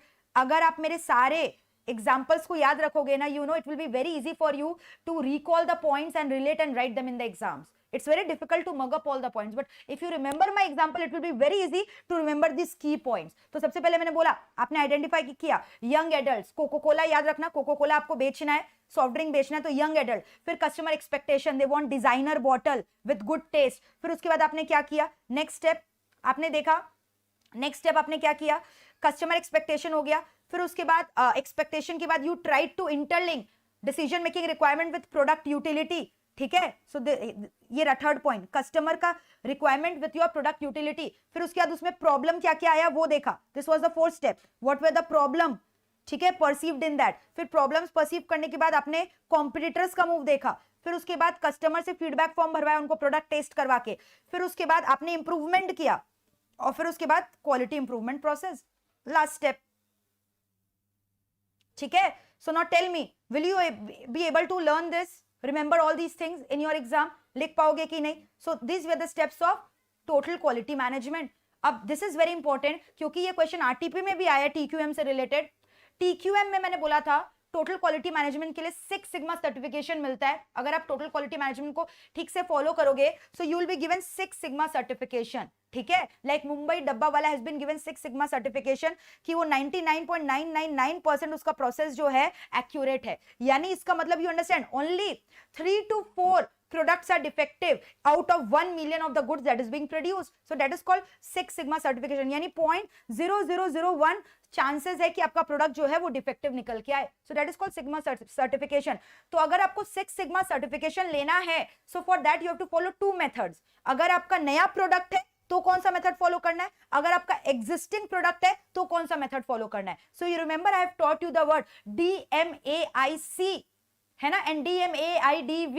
So we are going to discuss and this has come in your exam. इसका full form क्या है? Write a short note on that. So we are done with TQM का process. Now we will discuss अच्छा quality control charts and also भी आप लोग control करते हो statistical technique से, वही N chart, P chart you can draw, ठीक है, जिसके ऊपर सम्स किया था।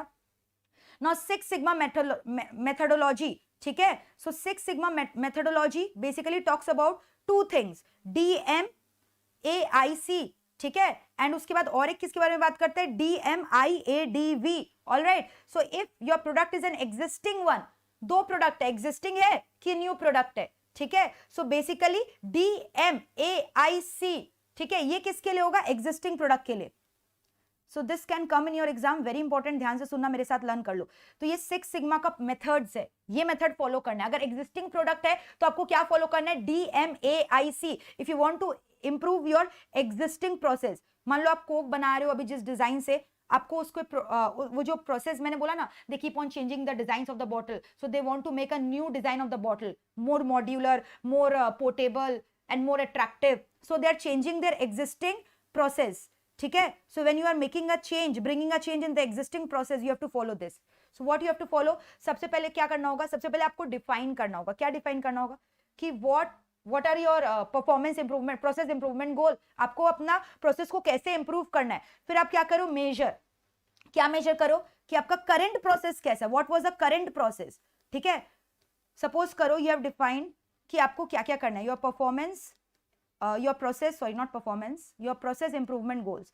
सो व्हाट आर यू डिफाइनिंग कि what will be your process improvement goal, यानी कि जो बॉटल का डिजाइन है ना, you have to make it more modular. Like आपको मान लो बॉटल का डिजाइन जो है, पहले it was like this, now you want to make it somewhat like this, ऐसा कुछ नया bottle banana, you have to change the design of the bottle, ठीक है.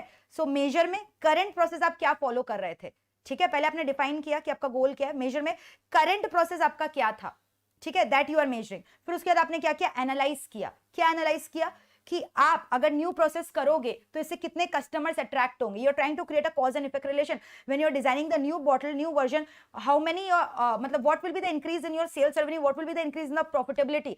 फिर उसके बाद आपने इंप्रूवमेंट चालू किया, ठीक है. And finally control. कंट्रोल का मतलब आपको पता है कि आप बार बार इंप्रूवमेंट, ऐसा थोड़ी है कि once you have implemented an improvement in the process, you have done the changes in the process, वो तुरंत के तुरंत ही हो जाएगा. Lots and lots of errors take place, lots and lot of time is invested, lot of money is invested, and finally फिर 2-3 साल बाद it's a continuous process, and finally you get a hold on a new process, that is called control. Clear है ये? So this is easy, DMAIC. I am repeating it again, very important for your exam. MTM में भी ये question है, ठीक है. तो define, measure, analyze, improve, control. ये कब होगा, एग्जिस्टिंग बिजनेस प्रोसेस को अगर आपको इंप्रूव करना है, सिक्स सिग्मा का मेथोडोलॉजी, ठीक है. फिर उसके बाद मैंने आपको बोला अगर न्यू प्रोसेस टोटली डिफाइन करो, टोटली नया process, so in that case this method will be applicable. Define, measure, identify, analyse, design, verify. क्योंकि डिजाइन करना पड़ेगा ना पूरा प्रोसेस को.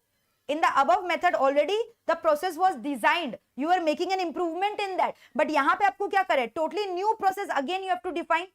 तो पहले आपको डिफाइन करना पड़ेगा, मेजर करना पड़ेगा, आइडेंटिफाई, एनालाइज, और डिजाइन भी करना पड़ेगा नया, फिर वेरीफाई करना पड़ेगा नया डिजाइन को, ठीक है. So these are the steps, alright. So these are the 5 steps. Clear. Design करना पड़ेगा डिटेल में, फिर उसके बाद वेरीफाई करना पड़ेगा ये डिजाइन ठीक से चल रहा है कि नहीं, पायलट रन करना पड़ेगा, बॉटल्स का जो नया डिजाइन बना है उसको टेस्टिंग करना पड़ेगा. जैसे सॉफ्ट ड्रिंक की पूरा नया बना रहे हो तो ट्रायल रन करना पड़ेगा, पायलट रन करना पड़ेगा, कस्टमर का फीडबैक लेना पड़ेगा, एटसेट्रा एटसेट्रा, ठीक है. और ऊपर वाला तो ठीक है, define, measure, analyse, design. Remember? Clear है यहां तक? All right, okay. चलो अब नेक्स्ट, अब ये 6 sigma, this is also very important.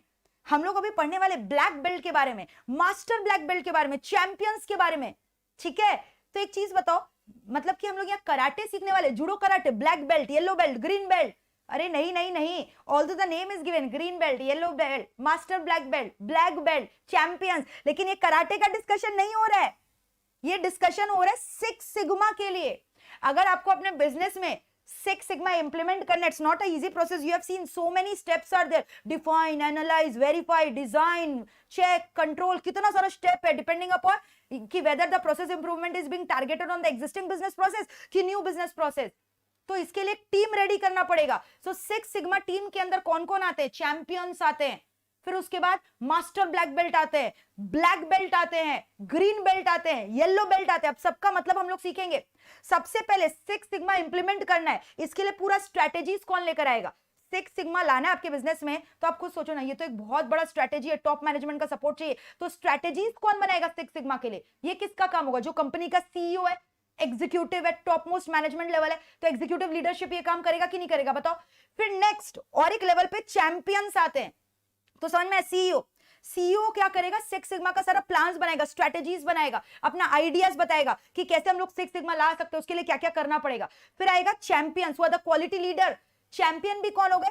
6 sigma implement करने की टीम है, जो अपर मैनेजमेंट से आएगा. ये भी कोई मिडिल या लोअर लेवल का बंदा नहीं है, ये भी टॉप लेवल मैनेजर का ही कोई बंदा है, टॉप लेवल मैनेजमेंट का कोई बंदा है. इसको क्वालिटी लीडर्स बोलते हैं, जिन लोग पूरा थ्राइव करेंगे, ये मेंटर की तरह एक्ट करेंगे. बाद बाकी जो एक्चुअल में स्ट्रैटेजीज तो टॉप मैनेजमेंट बना रहे हैं, लेकिन इंप्लीमेंटेशन का काम तो मिडिल और लोअर लेवल का है। तो मिडिल और लोअर लेवल को मोटिवेट करना, हौसला देना, सुपरवाइज करना, ये किसका काम है? Quality leaders. और देखना कि सारा काम ठीक से हो रहा है कि नहीं, कौन करेगा? Quality leader. फिर है मास्टर ब्लैक बेल्ट। ये master black belt again karate का नहीं है, मास्टर ब्लैक बेल्ट किसका है? 6 सिग्मा मेंबर का टीम है, ठीक है। अब मास्टर ब्लैक बेल्ट को कौन अपॉइंट करेगा?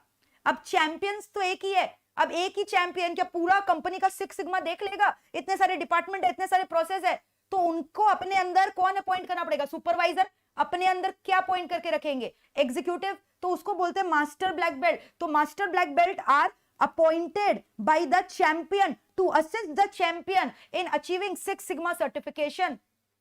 सो they are the supervisor. Master black belt कौन हो गए? सुपरवाइजर। और ये पूरा का पूरा टाइम 100% ऑफ द टाइम अपना डिवोट करते हैं ये देखने के लिए कि 6 सिग्मा अचीव हो रहा है कि नहीं हो रहा है। सो जो टॉप लीडर है वो क्या खाली 6 सिग्मा का काम करता है? नहीं, he is doing many plans, he is making many plan. Product line change करना है, नया प्रोडक्ट इंट्रोड्यूस करना है, सेल्स क्या होगा, चैंपियंस भी दूसरा काम कर रहे हैं, लेकिन master black belt 100% of the time devote कर रहा है ये देखने के लिए कि 6 सिग्मा इंप्लीमेंट हो रहा है कि नहीं। और मास्टर ब्लैक बेल्ट को अपॉइंट कौन करके रखा है? Champions, quality leader. समझ में आया? फिर मास्टर ब्लैक बेल्ट हुआ, फिर इसके बाद कौन आएगा? देखो ये जो मास्टर ब्लैक बेल्ट है ना, ये क्या करता है? अपने अंदर एक्सपर्ट्स को फिर फर्दर अपॉइंट करता है। किसको अपॉइंट करता है? एक्सपर्ट्स को, ठीक है। अब ये एक्सपर्ट्स क्या करेगा? और एक्सपर्ट्स को अपॉइंट करता है, प्लस ये जो मास्टर ब्लैक बेल्ट है अपने अंदर 3 आदमी को अपॉइंट करता है। ब्लैक बेल्ट को, can you see, black belt, green belt, yellow belt, 3 जन को अपॉइंट करके रखता है। अब ये जो ब्लैक बेल्ट वाला है ये किसके अंदर काम कर रहा है? मास्टर ब्लैक बेल्ट के अंदर।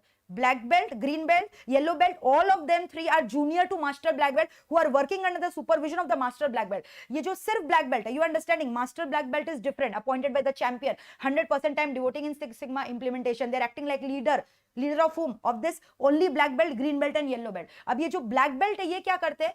ये हेल्प करते हैं मास्टर ब्लैक बेल्ट को, चैंपियंस को 6 सिग्मा के प्रोजेक्ट्स को सक्सेसफुल बनाने के लिए। ये भी पूरा 100% टाइम डिवोट कर रहे हैं कहां पर बताओ? Devoting in this 6 sigma achievement. लेकिन ये जो ग्रीन बेल्ट वाले लोग हैं ना, ग्रीन बेल्ट वाले क्या कर रहे हैं? They are the employee level people, जो क्या कर रहे हैं? 6 सिग्मा का भी काम कर रहे हैं और बाद बाकी अदर काम भी कर रहे हैं। अब सारे एम्प्लॉय को खाली 6 सिग्मा में काम करवाओगे तो नहीं चलेगा ना। So they are part time supporting the 6 sigma and they are working under the supervision of the master black belt, but only black belt 100% time under 6 sigma. अब ये येलो बेल्ट कौन है? they are the new people who are being given training कि how to implement 6 sigma practices in your company. they are being given train, उन लोगों को training दिया जा रहा है। तो हो गई येलो बेल्ट, ठीक है। इन लोग अभी तुरंत 6 सिग्मा को इंप्लीमेंट कर लेंगे ऐसा नहीं, उन लोगों को ट्रेनिंग दिया जा रहा है।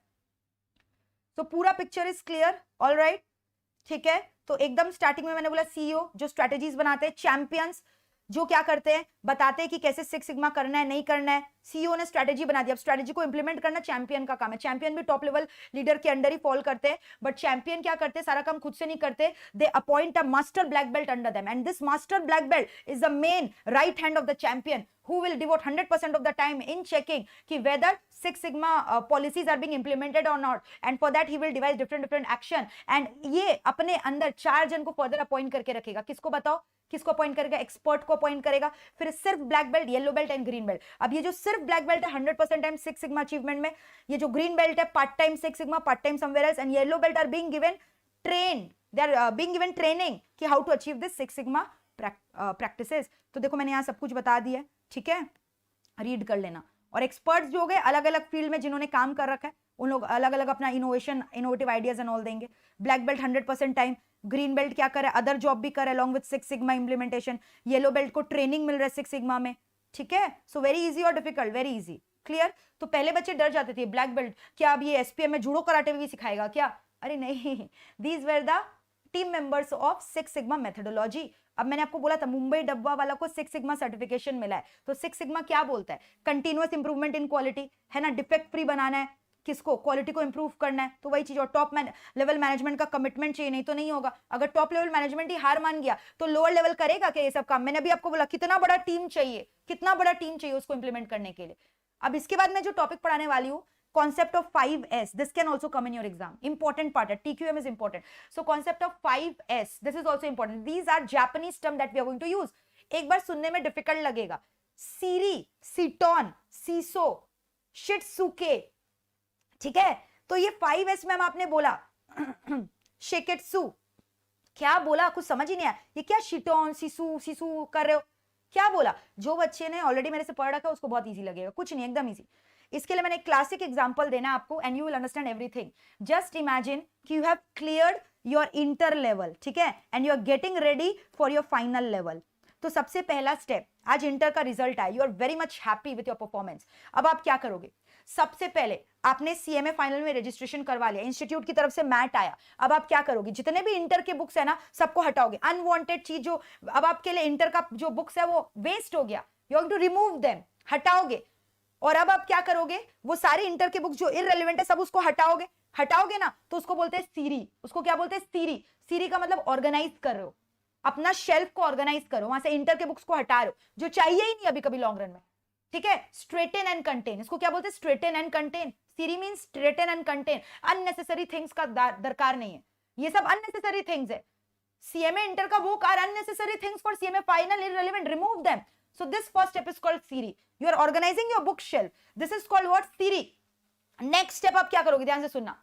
अब आप सीएमए फाइनल का जो बुक्स है उसको ऑर्डरली मैनर में अरेंज करोगे, in the way you are wanting, smooth way में उसको अरेंज करोगे। You will decide what are the items needed for CMA final level, that is called seiton. उसको क्या बोलते हैं बताओ? सीटॉन। यानी अब आप क्या करोगे जानते हो? अब अच्छा एक बात बताओ, क्या आप अपना कॉर्पोरेट फाइनेंशियल रिपोर्टिंग का, कॉस्ट का, फिर उसके बाद बीवीएम का, एसपीएम का, लॉ का, ऑडिट का, सबका बुक एक संग रख दोगे क्या? नहीं, अलग अलग शेल्फ्स बनाओगे। यहाँ पे लॉ रहेगा, यहाँ पे मेरा एसपीएम रहेगा, यहाँ एससीएम रहेगा, यहाँ एसएफएम रहेगा। इस तरह से आपने क्या किया? ऑर्गेनाइज किया, शेल्फ्स बनाया, ताकि आपका प्रोडक्टिविटी बढ़ेगा, पढ़ने में मजा आएगा। यस और no? That is called seiton. क्या बोलेंगे इसको? सिटॉन। सीरी हुआ, सिटॉन हुआ। सीरी कर दिया हमने, जो अनवांटेड बुक्स था उसको रीड ऑफ किया। सीटॉन कर दिया हमने, जो वांटेड बुक्स था उसको शेल्फ में ऑर्गेनाइज किया। फिर नेक्स्ट स्टेप सीसो। अब मैं जब पढ़ती थी ना, मैं क्या करती थी? बुक्स को अरेंज करने के बाद मेरा जो स्टडी टेबल था, I used to clean it very clearly. मैं उसको एकदम क्लीन एंड नीट कर देती थी, ताकि जो डस्ट वस्ट है हट जाए, कुछ गंदगी लगा हुआ है, any dirt is there, all those dirt gets removed, and so that I can with a full pure mind and pure heart, क्योंकि you know study is a worship of God, you are worshipping goddess Saraswati, so you should make your study table very neat and clean. पूरा clean up कर दिया, जितना भी mess था वहां पे बिखरा हुआ था, पेन, पेंसिल या फिर ई टेबल आइटम्स पड़ा था, सब आपने रिमूव कर दिया। दैट इज कॉल्ड सीसो। इसको क्या बोलते हैं? सीसो। क्या बोलते हैं इसको? सीसो। सीरी किया, सिटॉन किया, सीसो। तो मैंने पूरा क्लीन कर दिया, बुक्स को अरेंज करने के बाद मैंने उसको पूरा क्लीन कर दिया। अब उसके बाद मैंने क्या किया?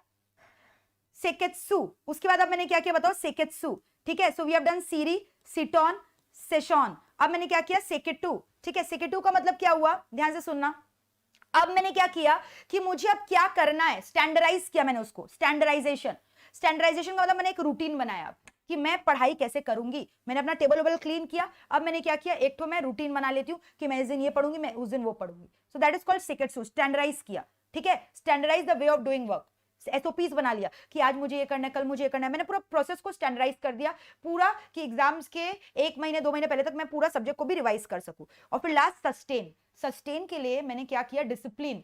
मैंने अलार्म लगाया, ठीक है। फिर डिसिप्लिन किया कि मैंने जो रूटीन सेट किया ना, मैं उसको फॉलो करूंगी। तो सामने बहुत सारा मोटिवेशन लेक्चर लगा लिया, मोटिवेशनल आदमी का नाम लगा लिया, बेंचमार्क जो है मेरा उसका फोटो लगा लिया कि इसको देखकर मुझे मोटिवेशन आएगा, मैं सस्टेन कर पाऊंगी। Whatever routine I have decided on, I am going to sustain, I am going to strictly cater to the things that I have decided for, enforcing strict discipline. That is called sustain. Shitsuke. Sustain करना है, survive करना है। जैसे आपने decide कर लिया आज marathon देखना है, लेकिन फिर क्या किया? ऐसे ही लेट गए, खाना खा रहे हो, खाना गिरा रहे हो, तो ये सब हटाओ ना। सबसे पहले जो अनवांटेड चीज था उसको हटा दिया। आज एसपीएम बीवी का मैराथन है, बाकी सारा मैट हटाओ। सीरी, फिर उसके बाद सीटॉन, पूरा प्रॉपर्ली क्या किया? ऑर्गेनाइज कर दिया। एसपीएम बीवी का मैट 2 जगह। फिर क्या किया? सीसॉन किया, पूरा डर्ट वर्ट को हटा दिया, एकदम फुल कंसंट्रेशन के संग देखना है। फिर क्या किया? सीकेटू किया, मतलब पूरा स्टैंडर्डाइज। मैम जो बोल रही है सब लिख ले रहे हो, सुन रहे हो, एकदम स्टैंडर्डाइज किया। और फाइनली शिट्सुके, सस्टेन करना, मेंटेन करना है। Okay, so that is called shitsuke. तो याद रहेगा, दीज आर जापानीज टर्म। अगर मान लो 5S आ गया, आपका 5 आउट ऑफ 5 आने वाला है। सीरी तो आपको याद रहेगा, seiri seiri so in use, you know about this seiri, but this is something different, SEIRI, sorting करना। सीटॉन भी याद रहेगा, ठीक है। सीरी और सीटॉन याद रहेगा, सीसॉन भी याद रहेगा, सीरी सीटॉन। यहाँ पे टन है, यहाँ पे सन है, टन सन, ठीक है। और फिर इसके बाद क्या है? सेकतू, सेकतू एक नाम है, सेकतू। एंड शिट्सुके, शिट्सुके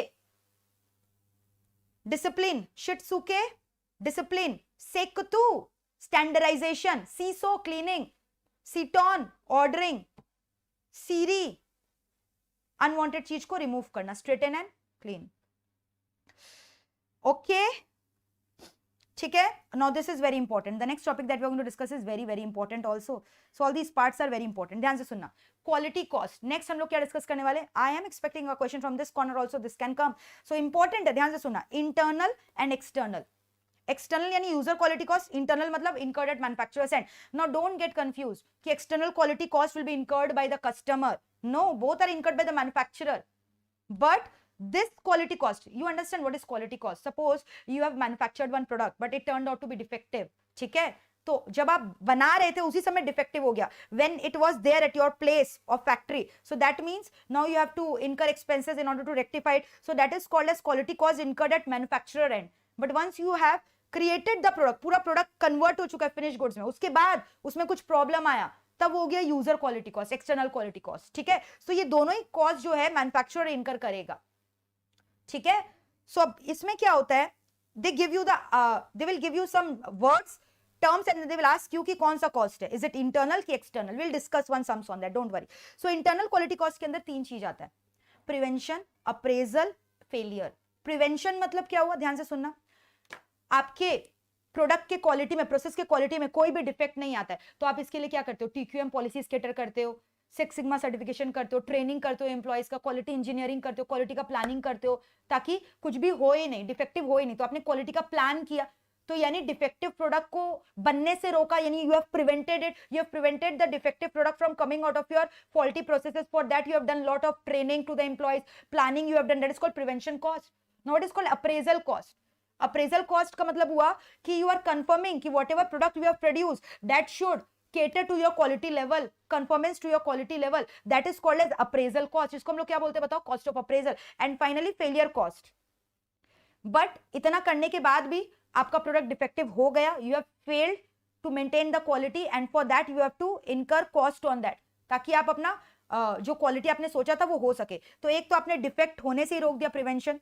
एक जब साथ साथ आप चेक कर रहे हो, चेकिंग करना पड़ेगा ना, you know lot of trial and runs has to be done, confirm अलग अलग जगह। जैसे मैंने आपको एक केस स्टडी दिखाया था कि जब कोक का फैक्ट्री में कोक का बॉटल बनता है तो फिर ऑटोमेटिकली आप कैमराज इंस्टॉल करके रखते हो, कोक निकल के आए बल्क में मशीन से तो वो स्नैपशॉट ले लेता है, अगर कोई डिफेक्टिव प्रोडक्ट उसमें से निकलता है तो अलग से एक्सेप्शनल लॉक फाइल बोलकर चला जाता है और वो रिजेक्ट हो जाता है। तो यानी वो हो गया कॉस्ट ऑफ अप्रेजिंग प्रोडक्ट। ठीक है, और फेलियर कॉस्ट मतलब failure to conform the requirement. अब यूजर क्वालिटी कॉस्ट क्या होता है, ध्यान से सुनना। यूजर क्वालिटी कॉस्ट क्या हो गया, जब गुड्स ऑलरेडी बन चुके हैं उसके बाद गुड्स में कुछ प्रॉब्लम आया, that is called user quality cost. ठीक है, वारंटी कॉस्ट जो होता है ना, हमें वापस से सर्विसिंग करना पड़ता है, cost of repair, cost of warranty, they are called as user quality cost. ठीक है, उसको क्या बोलते हैं बताओ, यूजर क्वालिटी कॉस्ट। क्लियर, चलो नाउ वी विल डिस्कस एक केस स्टडी ऑन दिस। ठीक है, because this is important, so remember all these words, these are important. ठीक है, ये सारे वर्ड्स को याद रखना। अगर आपको बोलेगा क्वालिटी इंजीनियरिंग, क्वालिटी प्लानिंग, ये कौन सा कॉस्ट है, प्रिवेंशन कॉस्ट। अप्रेजल, अप्रेजल कर रहे हो तो ये क्या हो गया, अप्रेजल कॉस्ट। फेलियर तो क्या हो गया, फेलियर कॉस्ट। ठीक है, फिर यूजर क्वालिटी कॉस्ट का कैटेगरी दिया है कि जो यूजर के एंड पे कॉस्ट ऑफ रिपेयर होता है, cost of damages cost by the field item, lost income. Lost income क्यों, क्योंकि मान लो अब आपने कोई प्रोडक्ट बनाया, ठीक है, वो डिफेक्टिव निकल गया तो बिक नहीं रहा मार्केट में, तो उसके लिए आपका इनकम लॉस हो गया, अपॉर्चुनिटी कॉस्ट हो गया, और उसमें कितना लेबर लोग इन्वॉल्व थे, उनको तो सैलरी देना ही पड़ेगा, तो वो लॉस, तो वही हो गया फेल्ड आइटम की वजह से जो लॉस हुआ प्रॉफिट ऑन प्रोडक्शन का।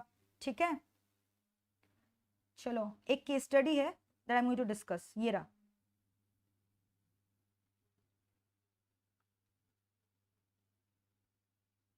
Yes, come on, look at this illustration number 2, this is important, read this illustration, important है, read this illustration very quickly।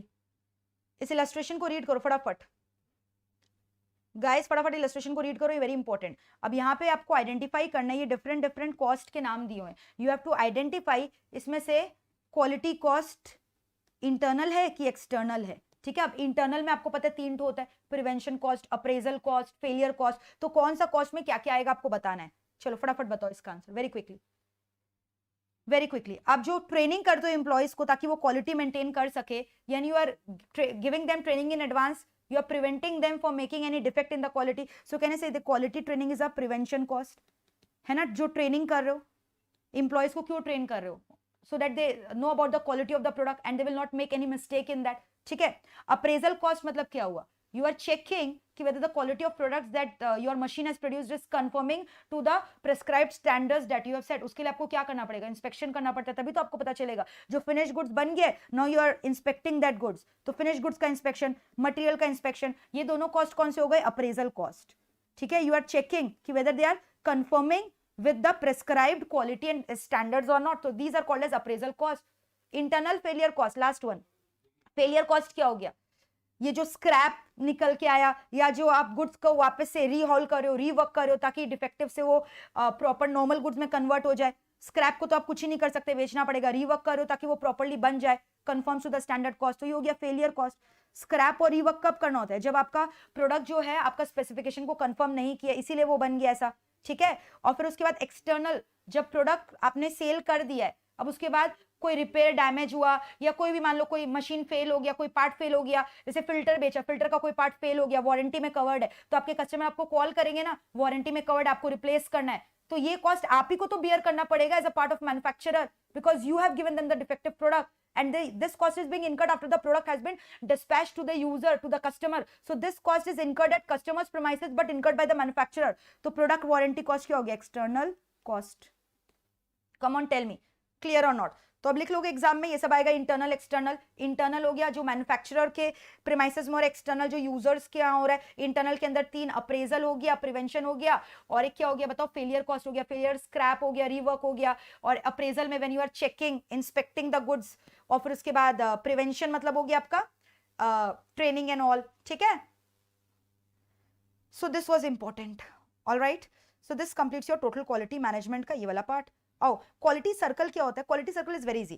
They have decided कि 6 to 12 employees of a particular department has made a small group. They have decided they are going to meet voluntarily to discuss about कि how can we improve in the quality of our process, our techniques. जिससे क्या होगा? Overall organization को objective achieve होगा, innovative power आएगा, है ना? तो वही हो गया quality circle. 6 to 12 employees are meeting voluntarily and deciding कि how we can improve on the quality of the products. ठीक है. तो वही हो गया quality circle. तो quality circle का objective क्या हो गया? Attitude change करो. Each employee should not think कि ये जो प्रोडक्ट बन रहा है अगर इसमें डिफेक्टिव कुछ होगा सो होने दो ना, अपना किया जाता है, अपना बाप का कंपनी थोड़ी है, not the company of our father. जिसका कंपनी है वो सोचे. सो आई डोंट केयर से I do care. Change your attitude. Employees attitude should change from I don't care to I do care. ठीक है. फिर उसके बाद सेल्फ डेवलपमेंट होगा. When you are meeting, you are interacting, may be आप कुछ ऐसा इनोवेटिव आइडिया दे दो at an employee level which will be recognised by your top level manager and you will be given a promotion. तो self development का opportunity देता है. Team spirit, meeting together, discussing about the same thing, so it is giving you a team spirit. Organization culture will improve, है ना? So these were the features of quality circle. Clear है? All right. Next, Phillips Crosby again was a famous personality. Phillips Crosby, 0 defects and right first time. So Phillips Crosby का मतलब ये नहीं हुआ कि आप जो भी प्रोडक्ट बना रहे हो should be defect free. There should not be any defective product in the process that you are manufacturing. He is saying कि try करो कि defect free हो by numerous efforts that you are making. Keep on improving your process का performance. So he has basically identified 3 things. Conformance to the requirement. Quality should conform to the requirement that you have set. Quality prevention is preferable to quality inspection. Preventive control ज्यादा लगाओ. ऐसा नहीं आप inspect करो तब आपको पता चले डिफेक्टिव है. प्रिवेंट करो ना, कंट्रोल्स ऐसा लगाओ कि क्वालिटी मतलब डिफेक्टिव आइटम्स आए ना. 0 डिफेक्ट्स हो सकता है. Quality is measured in monetary terms. ठीक है. तो ये कब होगा? जब when you are committed to quality, top level management is thinking about it. ठीक है. कैलकुलेट कर रहे हो कि अगर डिफेक्टिव आइटम बन रहा है तो उसका कॉस्ट क्या लगेगा. ठीक है. फिर इंप्लॉइज को अवेयरनेस क्रिएट करो, सुपरवाइज करो, 0 defect days, create quality controls. So ये सब प्रोसेस है. फिलिप्स क्रॉसबाई ने बोला. ठीक है. तो बस इतना शॉर्ट में करना है, ज्यादा नहीं. All right, so he is wanting to achieve 0 defect products in the organization, but for that he does not say कि instantly at one go you can achieve that. It's a continuous process. Quality continuously monitor करना पड़ेगा, improve करना पड़ेगा. Preventive controls को strong करो. Rather than believing on appraisal cost, spend more on preventive cost so that the defective items does not comes. Commitment is required from top level management. तो वही same features of quality management you can write again and again. ठीक है. फिर next क्या है? Sweetheart cycle. मैंने आपको बोला था स्वीट हार्ट. फिलिप्स क्रॉसबाई याद रहेगा, फिर स्वीट हार्ट याद रख लेना. Sweet heart but this is Shewhart cycle, ठीक है, श्वेहार्ट या sweetheart whatever. So Shewhart cycle का 4 steps often comes in your exam. Shewhart cycle 4 चीज के बारे में बोला क्वालिटी के लिए. प्लान करो, ठीक है, फिर उसके बाद डू करो, फिर उसके बाद प्लान करो, फिर उसके बाद डू करो, चेक करो, एक्ट करो. Plan do check act, plan do check act, बस ये याद रखना. PDCA, PDCA, plan do check act. So ज्यादा से ज्यादा एग्जाम में ये पूछ सकता है श्वेहार्ट साइकिल का 4 पॉइंट्स क्या है. बोलोगे प्लान यानी ऑब्जेक्टिव सेट करो, करो प्रोसेस को, मॉनिटर करो, चेक करो और इसको अप्लाई करो for necessary improvement. Act, plan do check act, very important. Shewhart cycle, this can also come in your exam. Plan do check act, plan do check act, plan do check act, याद रहेगा. So this completes your TQM in totality and this chapter. एक TPM बचा है, I am going to discuss you with that. Total productivity management. TPM stands for what? Come on tell me. Total productivity management, ठीक है. So it is an extension of TQM. It is talking about पूरा product का quality अच्छा होना चाहिए. TQM was focusing on process improvement, ठीक है. TPM is a broader concept, extension of TQM. So TPM क्या बोल रहा है? Extension of TQM, ठीक है. So they are talking about पूरा प्रोडक्टिविटी का इंप्रूवमेंट होना चाहिए. This concept is originated in Japan, ठीक है. जीरो एरर, आपको याद है मोटोरोला कंपनी बोलकर एक निकला था, तो वहीं से ये ऑरिजिनेट हुआ था दिस कॉन्सेप्ट. सो वही बोल रहा है टीपीएम का ऑब्जेक्टिव क्या है? क्लियर बिजनेस कल्चर, स्टैंडर्डाइजेशन करके रखो. सारे डिपार्टमेंट को प्रोडक्टिविटी पे फोकस करना चाहिए. It's not only the top level management who is involved in quality improvement, all the department should focus on that. Multidisciplinary, transparently होना चाहिए. एंड यू डोंट थिंक कि it's a moment of one matter of 1 day or 2 day. It's a long term process, so it will take time for making improvement in total productivity of the company, ठीक है. So zero product defect, zero equipment failure, zero accident, ये 3 चीज आपको याद रखने में.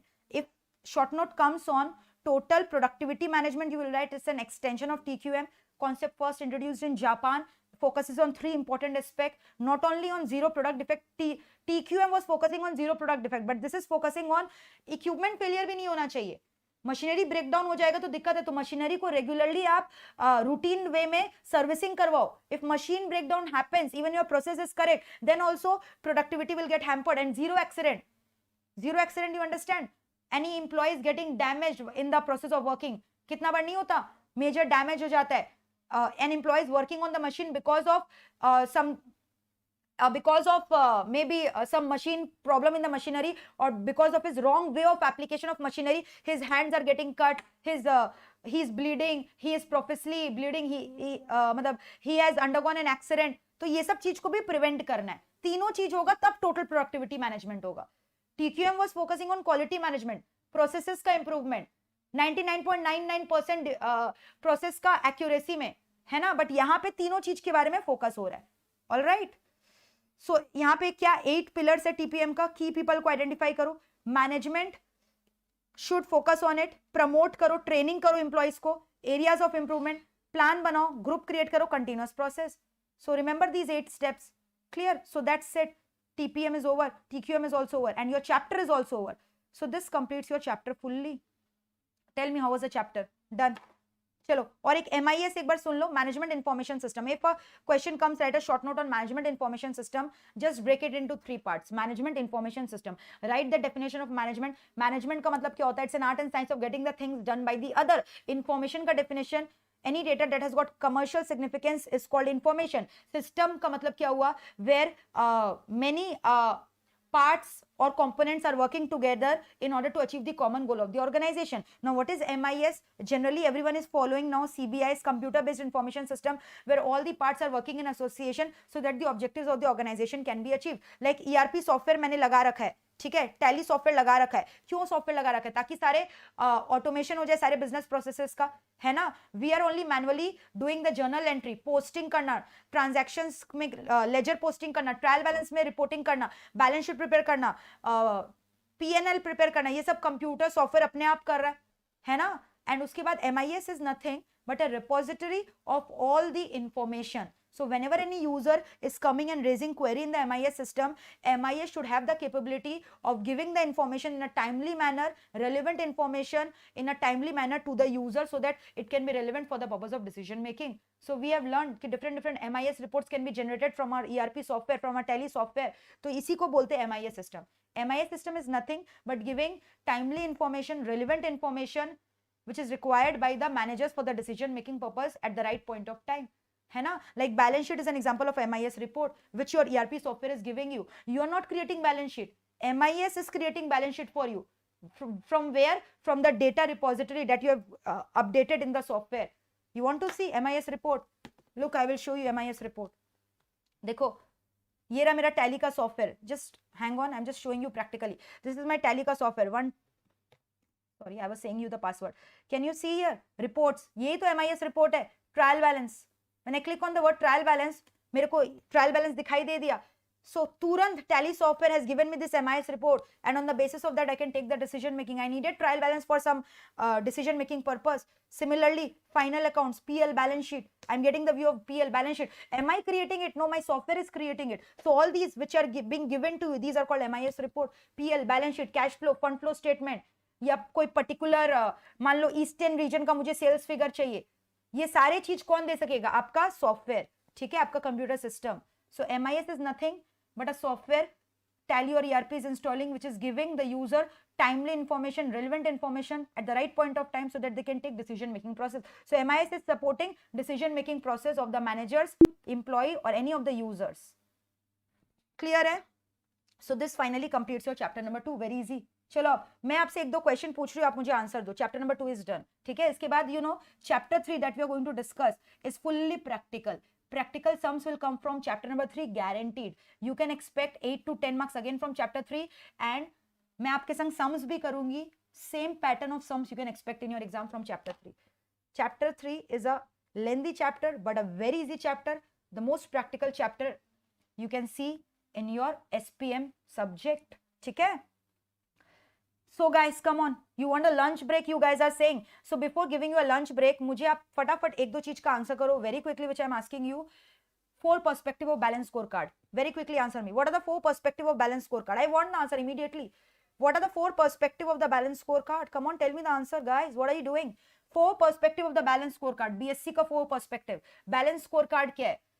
It is an instrument. It's a tool of what? Performance measurement, performance improvement tool है. Yes, 4 perspective क्या था? 4 perspective of BSc. 4 perspective of BSc. I want the answer. अगर आपने मेरे संग ये रिवीजन लेक्चर किया है, you will be able to tell me. 4 perspective of balance scorecard. BSc किसके पॉइंट ऑफ व्यू से प्रिपेयर होता है, उसमें क्या क्या चीज होता है? Very good, very good. Financial perspective, customer perspective, internal process perspective and growth and learning perspective. Super. Next question आप मुझे बताओगे. Next question, Shewhart cycle. Shewhart cycle 4 क्या था? 4 parts of Shewhart cycle. What were the 4 components of Shewhart cycle? Sweetheart in my term. Sweetheart, sweetheart का बताओ. Sweetheart का 4 parts क्या था? श्योहार्ट, स्वीटहार्ट का क्या था? यस, स्वीटहार्ट का बताओ 4 parts क्या था? क्या करना पड़ता है? 4 parts. प्लान, प्लान करने के बाद क्या करना पड़ता है? डू. फिर क्या करना पड़ता है? Plan, do, act, check. है ना? Plan, do, act, check cycle अभी हम लोगों ने किया. Plan, do, act, check. याद रहेगा? Plan, do, act, check. Plan, do, check, act. All right, remember. चलो बताओ. Quality cost can be of 2 types. What are the 2 types of quality cost? Quality cost can be of 2 types. What are the 2 types of quality cost? Very quickly I want the answer. Quality cost can be of 2 types. Internal quality, external quality cost.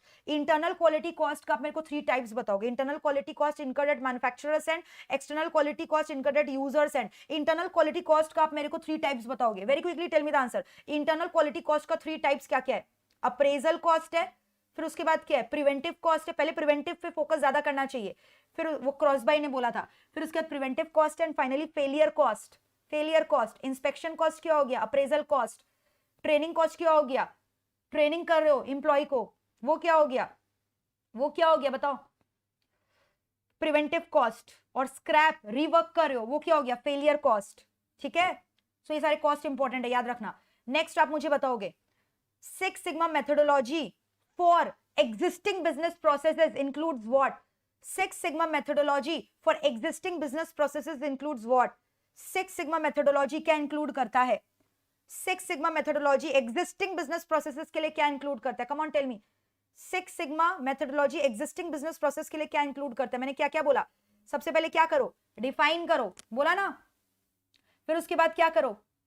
बताओ. Come on, tell me. I want the answer from you guys. I'm waiting for you. Six Sigma methodology for existing business processes. Yes.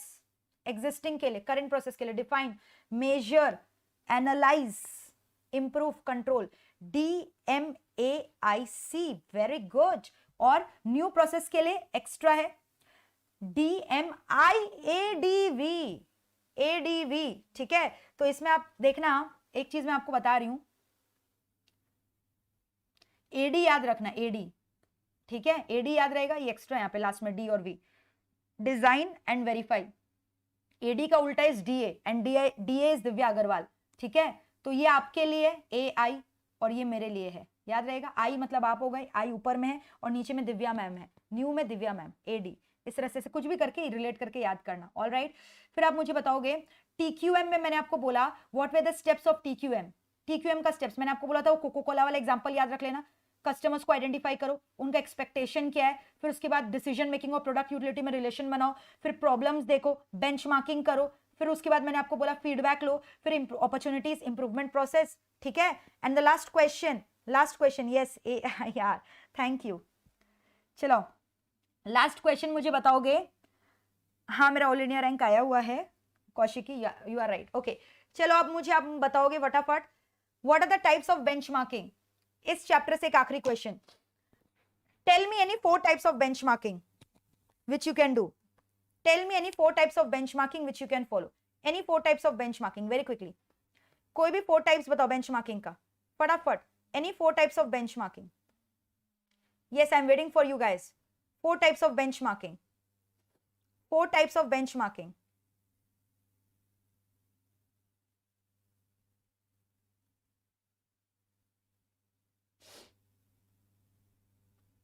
Yes, product, process, global, strategic, competitive. Very good going, Kaushiki. Very good going, Sunaina. Saurabh, superb. Kaushiki, Sunaina, Tejaswini. Expecting AIR, giving it all the papers together. ठीक है, very good. Keep it up. चलो. So, this calls for a lunch break, guys. आप lunch break करके आओ. I'm giving you 20 minutes. 20 minutes is very high. So, I'm giving you 15 minutes for your lunch break. ठीक है. ऐसे intermediate breaks हम लोग लेते रहेंगे. Don't worry.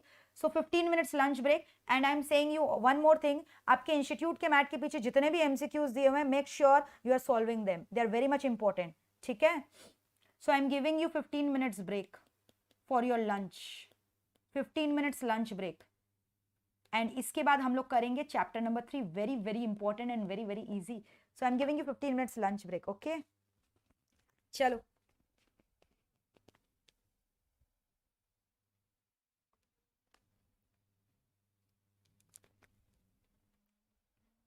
Come very quickly. ठीक है. So we are meeting at 2:45. We are meeting at 2:45 after the lunch break. We are meeting at 2:45 after the lunch break. Okay. चलो 15 minutes lunch break. Very quickly eat your lunch and meet me here. New chapter will start with full energy. We will start a practical chapter number 3. So we have done the most 2 important theory chapters which was done in a practical manner. ठीक है. With all the possible case studies that could be done. And chapter 3 itself is highly practical. We'll also practice lots of sums from 3 number. ठीक है. And same pattern of sums you can expect in your exams. So very important marathon for your exams purpose. Okay guys. फटाफट आ जाओ 15 minute बाद.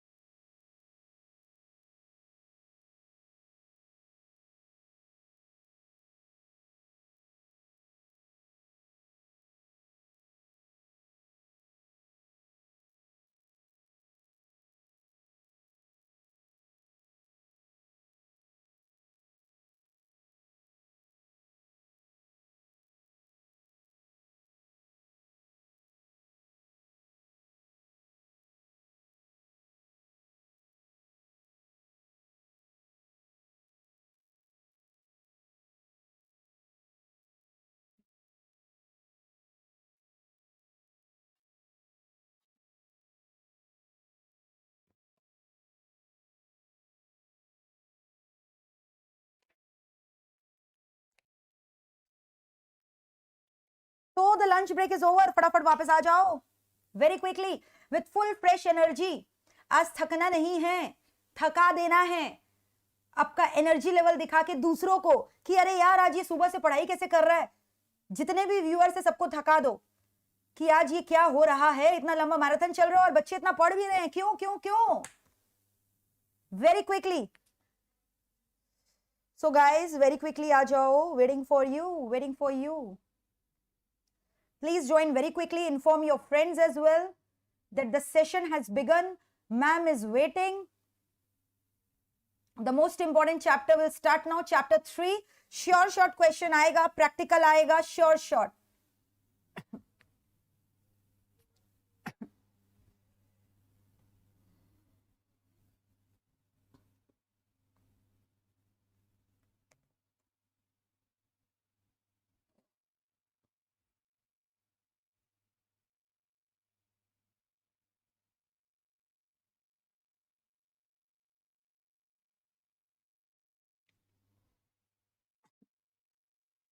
So guys, please join in very quickly, waiting for you all. Join, join, join, join, join very quickly. तो starting में मैं इस chapter का theory discuss करूंगी, ठीक है?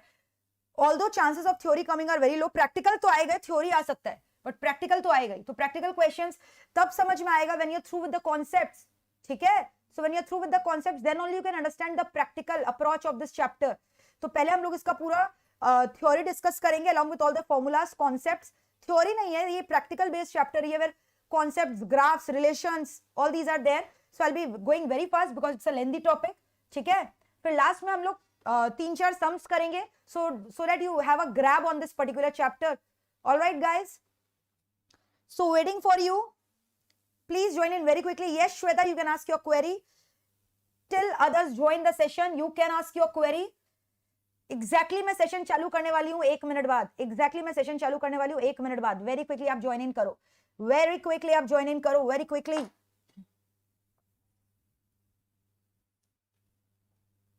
जो अभी एग्जाम्स के लिए रेलेवेंट है उस टाइप का सम्स सौरभ हम लोग डिस्कस करेंगे, बट कॉन्सेप्ट्स में सारे टॉपिक्स का दूंगी यहाँ पे जो भी है। But you know in our main classes, जिन्होंने मेरे से क्लासेस किया है दे मस्ट बी नोइंग कि we have discussed almost more than 60 to 70 sums on this particular chapter. So it's not possible na. We have given 13-14 classes, each of duration 2 hours. तो अभी तो इतना टाइम नहीं है ना कि सारे सम्स को डिस्कस कर सके, ठीक है? नो श्वेता, सम्स नहीं आएगा उससे रिलेटेड, बी श्योर। बट अगर आएगा भी तो मेरे नोट्स में फॉर्मूला दिया हुआ, एक सम्स भी मैंने करवाया, वो चेक कर लेना, ठीक है? To be on the safe side, but chances are very लो।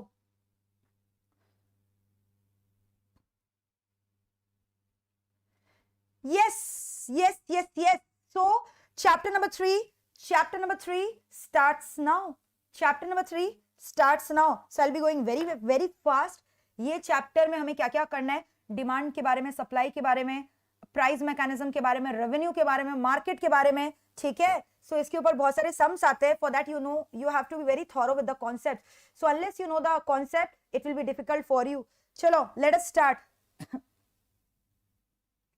चलो, very good Saurabh, thank you.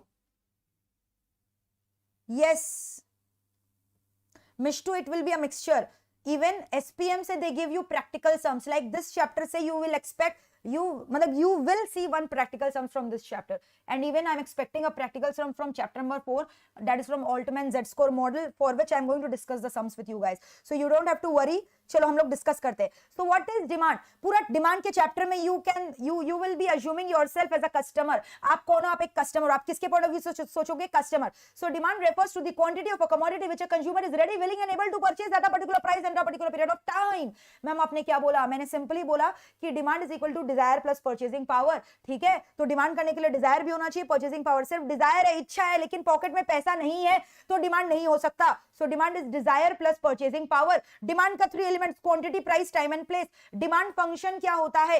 functional relationship between demand and various factors that affect your demand is demand function. Now there are various factors which can affect your demand: price of the own commodity, price of the related goods, income of the consumer, taste and preference of the consumer, future expected price of the commodity. So talking about the first factor, whenever one factor will be discussed, other factors are going to remain constant.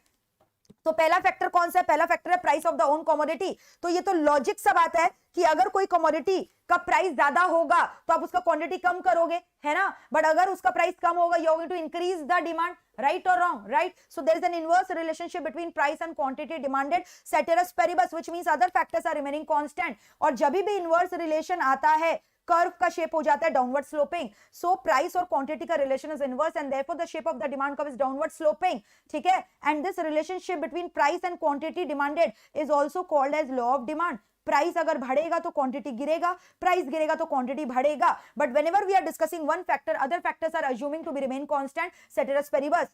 ठीक है. So one thing I am saying you before continuing with the lecture, chapter number 3 is very vast, very lengthy.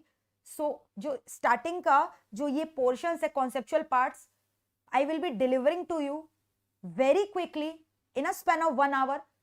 So your years, eyes fully focused on my lecture. The moment you look here and there, you will lose the command over the lecture. So focus should be very high. ठीक है? Because I have to rush high in this chapter so that we can get time for discussing sums from this part, which is very much relevant. Okay, so I'll be going very fast, but sums नहीं समझ में आएगा unless you hear this lecture. फिर उसके बाद next factor क्या? Price of the related goods. Related goods can be of two type, substitute goods and complementary good. Substitute good can be used in place of one another. Direct relation होता है, अगर T महंगा हुआ, T का price बढ़ेगा तो आप coffee पीने लग जाओगे जो कि उसका सब्स्टिट्यूट गुड्स है, कॉफी का डिमांड बढ़ जाएगा. तो दोनों के बीच में रिलेशन हो गया डायरेक्ट, यानी शेप हो गया अपवर्ड स्लोपिंग. ठीक है. तो सब्स्टिट्यूट गुड में अपवर्ड. लेकिन complementary goods are jointly consumed to satisfy a particular human want. Bread and butter, bread अगर महंगा हुआ तो आप बटर भी कम कर दोगे, यानी इनवर्स रिलेशन हो गया एक का प्राइस और दूसरे के डिमांड के बीच में, यानी कि शेप हो गया downward sloping. Next, income of the consumer. अगर नॉर्मल गुड्स है तो डायरेक्ट रिलेशन, इंफीरियर गुड्स है तो इनवर्स रिलेशन. नॉर्मल गुड्स में अपवर्ड, इंफीरियर गुड्स में downward sloping. Future expected price अगर राइज करेगा तो प्रेजेंट डिमांड राइज करेगा, लेकिन बाद बाकी फैक्टर कांस्टेंट है. बाद बाकी फैक्टर कांस्टेंट के लिए हम लोग क्या बोलते हैं? ceteris paribus word. ठीक है. So that is the relationship. Now types of demand can be individual and market. Individual when you are talking about the demand of an individual, market सारे factors को मिलाकर. तो market demand के बहुत सारे factor है, demographic structure of the country, distribution of income, government policy, business cycle, वो सारे factors जो कि पूरे country के demand को affect कर सकते हैं, उसको market demand बोलते हैं. Law of demand already discussed, inverse relation state करता है प्राइस और क्वांटिटी के बीच में.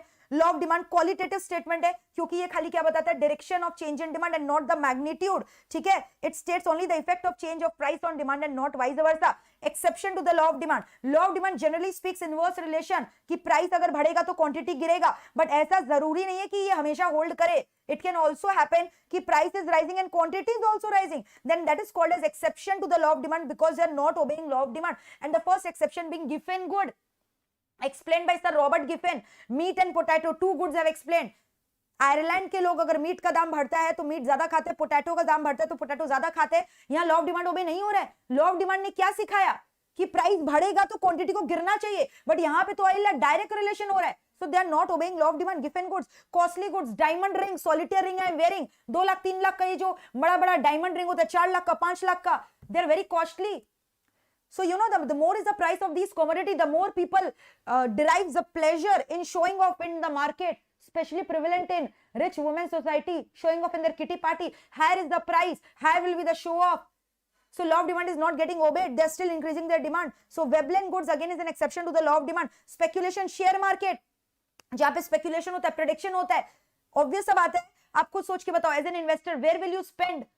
इन which share are you going to spend your money? जिसका दाम गिर रहा है कि जिसका दाम बढ़ रहा है? जिसका दाम बढ़ रहा है. लेकिन लॉ ऑफ डिमांड ने तो बोला कि वो चीज खरीदो जिसका दाम गिर रहा है. So again law of demand is not getting obeyed. If you are addicted to certain thing, you have got a addiction of drugs, alcohol, so you are high in your addiction, the price is high, you are high, both are high, you cannot see the price and therefore demand will not fall, demand will rise, rise, rise. You are high, price is high, everything is high. So this is again exception to the law of demand. ठीक है. Bandwagon effect, further changes in future expected price of the commodity, all these are exception. Demand schedule का मतलब क्या होता है? Tabular representation. जब price और quantity के इंफॉर्मेशन को टेबल फॉर्म में रिप्रेजेंट करते हो, इसको बोलते हैं डिमांड शेड्यूल. कर्व क्या होता है? ग्राफिकली रिप्रेजेंट किया. ग्राफ बनाया ना, downward sloping demand curve. So this graphical representation is called demand curve. Now demand curve can be of two types: change in quantity demanded and change in demand. Change in quantity demanded takes place because of change in price of the own commodity. It is of two types: expansion and contraction. जब सिर्फ price की वजह से quantity का change हो रहा है तो उसको हम लोग क्या बोलते हैं, क्वांटिटी डिमांडेड. लेकिन जब अदर फैक्टर्स की वजह से डिमांड का चेंज हो रहा है तो हम लोग उसको चेंज इन डिमांड बोलते हैं या फिर शिफ्ट बोलते हैं. लाइक एक्सपेंशन और कॉन्ट्रैक्शन. एक्सपेंशन नाम से ही समझ में आ रहा है, क्वांटिटी डिमांडेड बढ़ेगा कब, जब प्राइस फॉल होगा लेकिन बाकी फैक्टर्स चेंज नहीं होंगे, सेटरस पेरिबस, तो इसको बोलते हैं एक्सपेंशन. इसका वाइस वर्सा होता है तो इसको बोलते हैं कॉन्ट्रैक्शन. ठीक है, other factors are constant and because of this there is a movement along the same demand curve, either upward और downward. In case of expansion there is a downward movement along the same demand curve, in case of contraction there is an upward movement along the same demand curve. Change in demand किसकी वजह से होता है, other factors की वजह से. Change in demand takes place because of other factors. ठीक है, price of the own commodity does not changes. Other factors की वजह से जो change होता है उसको बोलते हैं change in demand. Two types: increase in demand, decrease in demand. Income of the consumer बढ़ गया, उसकी वजह से आपने डिमांड बढ़ाया, खुद का प्राइस कांस्टेंट है तो इसको बोलते हैं increase in demand. And because of increase और decrease there is a shift in the demand curve. Increase में राइटवर्ड शिफ्ट, डिक्रीज में लेफ्टवर्ड शिफ्ट. ठीक है, सो आप देख रहे हो ये सारे डायग्राम्स है, रीड कर लेना, एक्सपेंशन, कॉन्ट्रैक्शन और इंक्रीज और डिक्रीज के. ठीक है, so there are MCQs for you can solve it. Now what is utility? Utility means the want satisfying power of the commodity. ठीक है, but utility and usefulness are not the same thing. Equals to नहीं होगा, not equal to. Any commodity which is giving you satisfaction may not be useful for you. For example, there are chain smoker, they keep on smoking because they are deriving pleasure in that, they are deriving satisfaction in that. But is smoking useful for his body? No, not at all. It leads to cancer. So usefulness and utility are two different terms. ठीक है, now what does the word marginal utility means? Marginal utility का मतलब क्या होता है? It is nothing but delta TU by delta N. Change in total utility by change in units of commodity consumed. Or you can say satisfaction obtained from the consumption of last unit of the commodity. Last unit से जो सिर्फ satisfaction मिलता है उसको marginal बोलते हैं. लेकिन total हो गया cumulative units का मिलाकर. For example, total units of first 10 units is 100, but total units of first 11 units is 108. So can anyone tell me सिर्फ लास्ट यूनिट का सेटिस्फैक्शन कितना है, 11th यूनिट का सेटिस्फैक्शन कितना है? तो 11th यूनिट का सेटिस्फैक्शन यू विल से 8 है. So this 8 is nothing but marginal utility of the 11th unit. So marginal utility is nothing but the satisfaction of the last unit of the commodity. Clear? So what do you mean by total utility and marginal utility is clear. Now what do you mean by the word law of diminishing marginal utility introduced by Alfred Marshall? Law of diminishing marginal utility states that as we go on consuming greater and greater units of a particular commodity, every additional commodity will give us lesser and lesser satisfaction. Yani marginal utility continuously falls. This happens with you all. You are very thirsty. पहला glass पानी पिया, पहला glass water पिया, you got immense satisfaction. Second glass gives you lesser, third glass gives you lesser. Yani additional satisfaction from each glasses of water is continuously falling. That means what is falling? Each glass of satisfaction is called MU. Yani continuously what is falling? Marginal utility is falling continuously, and therefore marginal utility ka shape is downward sloping demand curve, as you can see. But what about total utility curve? Initially it rises, then reaches its maximum, and then it falls. So total utility curve is inverted U shape. Marginal is downward sloping curve. Relationship between TU and MU. When total utility is rising, MU is falling but positive. जब TU maximum है, marginal utility x axis को touch किया, it becomes 0. And when TU falls, MU has to be negative ना. TU fall मतलब MU negative, क्योंकि MU का मतलब ही change in TU होता है. So MU will become negative. ठीक है यहाँ तक? So this was about your law of diminishing marginal utility. Next हम लोग discuss करेंगे what about elasticity of demand. Like we have discussed, law of demand is a qualitative statement. It talks only about the direction of change in demand. कि price बढ़ेगा तो quantity गिरेगा. We were talking about the directional change. But elasticity of demand talks about the magnitude of change in demand. कितना degree से, कितना numerical value से quantity change होगा because of change in price. So that percentage value change, numerical value change is called elasticity of demand. That is called as elasticity. So elasticity is a quantitative statement. Elasticity of demand is a quantitative statement. So what is the definition of elasticity? Percentage change in quantity demanded by percentage change in price. Percentage change in quantity demanded by percentage change in price. So what is price elasticity? It is the measure of degree of responsiveness of change in quantity demanded due to change in price of the own commodity ceteris paribus. ठीक है? Now there are 5 types of price elasticity whose value varies from 0 to infinite. Perfectly elastic, perfectly inelastic, highly inelastic, numerical, unitary elastic. Unitary elastic का मतलब जानते हो क्या हुआ? For example, मान लो price rises by 50%. तो law of demand has already taught us, अगर price बढ़ेगा तो क्वांटिटी गिरेगा, लेकिन प्राइस ने फॉल किया 50% से, तो दोनों का चेंज इक्वल है. यानी ईपी का वैल्यू यहाँ पे 1 आएगा, है ना, यानी this is called as unitary elastic because unit का मतलब होता है 1 and the shape of the demand curve that you are obtaining in case of unitary elastic demand is a rectangular hyperbola. इसको क्या बोलते हैं? rectangular hyperbola. Now what do you mean by the word elastic demand? unit का मतलब समझ में आ गया. Now what do you mean by the word highly elastic? highly elastic का मतलब क्या होता है? where percentage change in quantity demanded is greater than percentage change in price. ठीक है, this is highly elastic whose numerical value is greater than 1. price rise हुआ 20% से, quantity fall हुआ 50% से, you don't have to check rise और fall, just check किसका change ज्यादा है, क्वांटिटी का 50% से चेंज हो रहा है, इसलिए इसको हाईली इलास्टिक डिमांड बोलते हैं. Similarly highly inelastic demand less than 1 क्योंकि यहाँ प्राइस का चेंज ज्यादा है and the shape is steeper.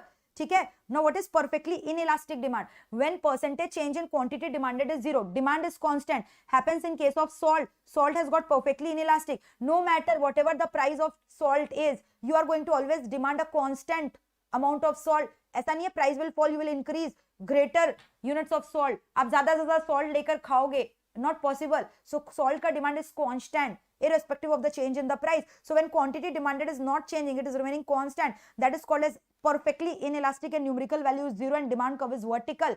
And what do you mean by the word perfectly inelastic? Perfectly inelastic matlab infinite, which means percentage change in price is 0. Price is constant. At the same price, you can change your quantity, but price will not change. Price is going to remain constant, and there the value is infinite. Clear hai?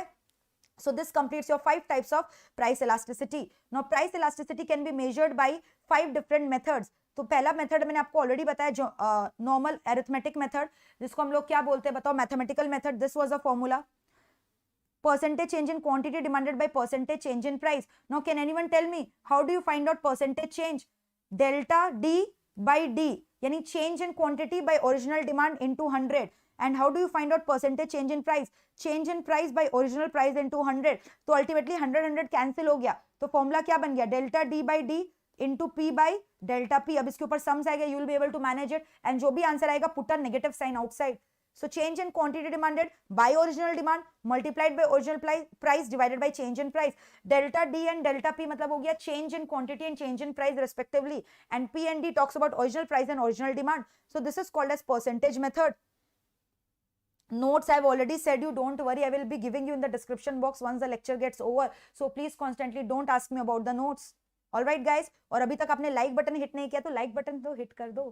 ठीक है, चलो clear है यहाँ तक. So this is your percentage method. Next is your arc elastic. In arc elastic we slightly do a modification. Rather than taking original demand and original price, we take the average of original and final. यानी formula will change as delta D की जगह d1 plus d2 by 2 आ जाएगा नीचे, और original price की जगह p1 plus p2 by 2 और नीचे डेल्टा p. तो ultimately 2 is getting cancelled. So formula becomes what?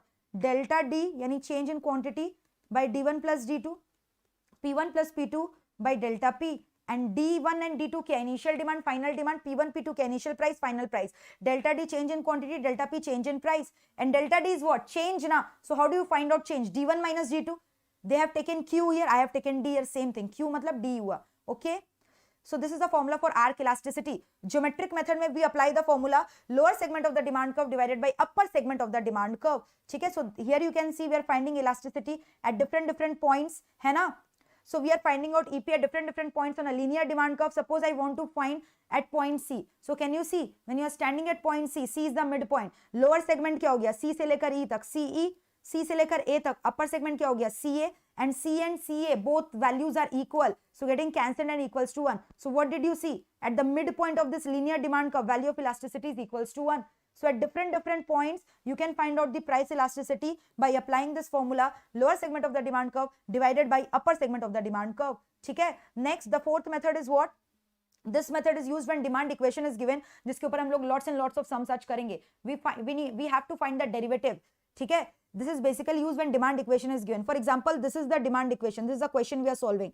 So this is the equation they have given you. ठीक है. And you are supposed to find out EP. And they've also given you find EP when price value is rupees 15. So elasticity का formula क्या है? Derivative of Q with respect to P multiplied by P by Q and minus sign of course waiting outside. So if this is the formula, how will you solve this sum? So equation ये है, इसका differentiation करना on both the sides with respect to price. So when you are differentiating it, what did you get? dq by dp is equal to, this was the equation. Yes, this was the equation. Do the derivatives. derivatives करो, what will you get the value? So dq by dp, 100 का derivative you know constant is 0, 10p का 10, तो dq by dp का value 10 आ गया. So instead of dq by dp you can put here 10. Price is already given in the sum 15, price की जगह 15 put किया. और इस इक्वेशन में if you put p का value 10, sorry कितना 15, can't you get q का value? You can get, q is 50. So now solving it, you got the value 3, so minus 3 is the answer. So this is the derivative method that we have applied for finding out the elasticity. Done. And the last method is total expenditure method. So here we see relationship between price and total expenditure. अगर price और total expenditure का relationship direct हुआ, if the relationship between price and total expenditure is direct, then numerical value of elasticity is less than 1. That means it is inelastic. अगर price change हो रहा है but expenditure is not changing, remaining constant, then we say it is equals to 1. And when they have got inverse relation, they are moving in opposite direction, then we say it as highly elastic demand, that is numerical value is greater than 1. Okay, so these were the different types of elasticity. Formula we have done already. All right, understand the thing, this is a very lengthy topic, and if we have to cover all the topic, I have to go a bit faster, hai na Nikhil? Okay, next, price elasticity is done. Next is income elasticity. It is the measure of degree of responsiveness of change in quantity to change in income of the consumer. Price elasticity में quantity was changing because of change in price. Income में quantity is changing because of change in income of the consumer. तो formula क्या हो गया? Percentage change in demand, ठीक है, यानी delta D by D. But यहाँ price की जगह क्या आ जाएगा? Original income by change in income. This will become the formula. Now this can be of three types: positive income elasticity, negative income elasticity, zero income elasticity. So there are three types: positive, negative, and zero. Can you see positive? I मतलब income elasticity. Negative income elasticity, this is negative income elasticity, and the last one is zero income elasticity. So positive income elasticity means direct relation, indicating the goods are normal. Negative income elasticity means inferior goods, inverse relation. Zero income elasticity means no relation and the shape is vertical. Clear? Next, moving on to cross price elasticity. So it is the measure of degree of responsiveness of change in quantity demanded due to change in price of its related good. तो इसका भी तीन type है: positive, negative, zero. Positive cross price elasticity indicates goods are substitute. Negative cross price elasticity indicates goods are complementary. Zero cross price elasticity indicates there is no relation between two goods. ठीक है, and यहाँ पे formula क्या हो जाएगा बताओ? एक का आपको प्राइस कंसिडर करना है और दूसरे कमोडिटी का डिमांड. So percentage change in quantity of X अगर लिखा है तो नीचे होगा percentage change in price of Y. So if you break this formula, normal formula says this. Elasticity का नॉर्मल फॉर्मूला क्या था? Delta D by D into P by delta P. But here we are talking about two commodity, one price and दूसरा का डिमांड. So for differentiating it you have to use the words X and Y. यहाँ पे demand of x का बात हो रहा है तो इसलिए X X, and price of Y का बात हो रहा है इसलिए Y Y. So the formula becomes very easy. So delta D means what? Change in demand for X. dx is original demand for commodity x, py original price of commodity y, delta py change in price of commodity y. And यहाँ पे दो sums है, आप check कर लेना. Advertisement elasticity, sales promotional elasticity, which talks about कि अगर advertisement elasticity क्या होता है, which talks about change in advertisement expenditure, उसकी वजह से डिमांड पे क्या इफेक्ट पड़ेगा. So percentage change in demand due to percentage change in advertisement, because as you all know advertisement अगर एक्सपेंडिचर बढ़ाता है एक बिजनेस ऑर्गेनाइजेशन या एक seller, why does he do that? For increasing the demand in the market. ठीक है, next topic forecasting क्या होता है? What do you mean by the word demand forecasting? ध्यान से सुनना, इसके ऊपर शॉर्ट नोट आ सकता है. They can also ask you types, methods of forecasting. Methods of demand forecasting is important. So forecasting is an art and science of predicting the probable demand for a product or a service for a future date of time. एक चीज बताओ, suppose you have decided you are going to manufacture a particular product and sell it in the market. Suppose I have decided I will open a silk Cadbury factory. I am very much fond of silk Cadbury. You know, dairy milk silk Cadbury. So I have decided I will create a manufacturing unit for silk Cadbury. So do I know what will be the demand for silk Cadbury? No, I don't know. So what I have to do? How many silk should I produce? For that I have to do a market research, and on the basis of market research I have to forecast कि कितना units मैं बनाऊंगी. So what do you think? How will I do the forecasting? How will I do the prediction कि कितना मेरा market में demand होगा, and accordingly I am going to manufacture the goods units. So I will call a Pandit ji, I will call a Jyotishi. You understand? Jyotishi कौन होता है? Who predicts the future. And I will ask that future planner कि just read the tarot cards and tell me कि मेरा future में demand कितना होगा. नहीं, it's not a guess work, it's not a भविष्यवाणी. Forecasting is a science. Market research we are doing. We have to go and research for our product. We have to take the feedback of the customer. We have to take the opinion of the salesman. We have to call the experts meeting. Panel of expert, Delphi technique, ठीक है, different methods we have to apply, statistical tools has to be applied here, barometric method, experimentation has to be done, lots of research has to be done, and then only I can forecast the demand for the product for a future date of time. That is called as demand forecasting. So when I'm making this forecasting for a very short period of time, I am just expecting कि for 1 year, for this coming year, my silk Cadbury sale is estimated to be 1000 units. So this is for short term forecasting. But when I have kept this forecasting for maybe 4 to 5 years, I have said for coming 4 to 5 years, this particular level of sale will remain. That is called long term forecasting. Macro level industry and firm. So when I'm making the forecasting for a restricted geographical area, I'm just saying कि this sale of Cadbury is talking about particular locality, say Park Street is one of the locality in Kolkata, वहाँ 1000 unit बिकेगा firm level. But when I'm talking about entire India, at India level, मेरा product का sale होगा 1 crore, then that is called industry level forecasting. All right, clear है यहाँ तक? So what are the different methods of forecasting? Different methods. Survey of buyer's intention. You understood what is survey of buyer intention? मैंने silk Cadbury launch किया. Now I wanted to want this Cadbury to be tasted. ठीक है? So I have given my students a sample. Please taste the Cadbury and give me a feedback. ठीक है? So when I am getting it tested by each and every student of mine, that is called complete enumeration method. Each and every student's feedback is important to me. But it is practically not possible when lakhs and lakhs of students are here. So it's not possible that each and every student's feedback can be collected. So rather than asking from each and individual student, I have taken a sample survey at all the levels. Foundation, inter, final, at all the 3 levels, I have taken a sample survey, and on the basis of their sample selected student, I have formed an opinion of the entire student fraternity about the taste of the silk Cadbury. That is called sample survey method. So when I'm asking each and every person about the feedback of the product, that is called complete enumeration. 100% coverage I am doing, 100% coverage, but which is practically not feasible. है ना? If my geographical area is wider, then in that case, sample survey I am going to do. And rather than getting the output tested, I am asking the input testing. मतलब I am just, I have not created silk Cadbury in fully. I have introduced, I have actually taken out the ingredients of that Cadbury and have got it tested from you people. He tell me, how does the ingredient taste like? If the ingredient taste is good, then means output का taste भी अच्छा ही आएगा. So that is called input testing. ठीक है? So that is called end use method. So these are the 3 methods in survey of buyer intention. Collective opinion में, rather than asking the customer, we are asking the salesperson, give the opinion, feedback, कि what will be the sale, because salesmen are in direct connection with the customer and they have a better idea about their customer's taste and preference. Next is expert opinion method, also called as Delphi technique. यहाँ पे neither we are asking the customer nor we are asking the salesperson, but we have called a panel of expert. Experts are being asked कि come on, comment with your idea, scientific techniques लगा के बताओ कितना होगा मेरा demand. So that is called Delphi technique, where experts meeting is being arranged.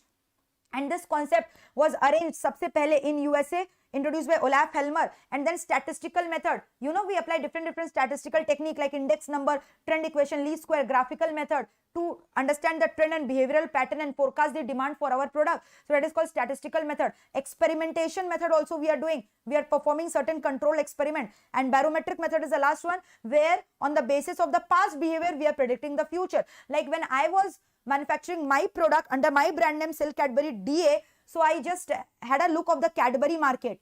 Cadbury market में silk कितना बिकता है, उसका कितना demand होता है. So on the basis of the past behavior of same product of my competitors company, I will predict कि मेरा demand future में कितना होने वाला है. That is called barometric method.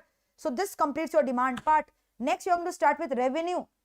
ठीक है? So अब ध्यान से सुनना. Demand part was from the perspective of the customer's point of view, but revenue chapter is from the perspective of the business point of view, organization's point of view.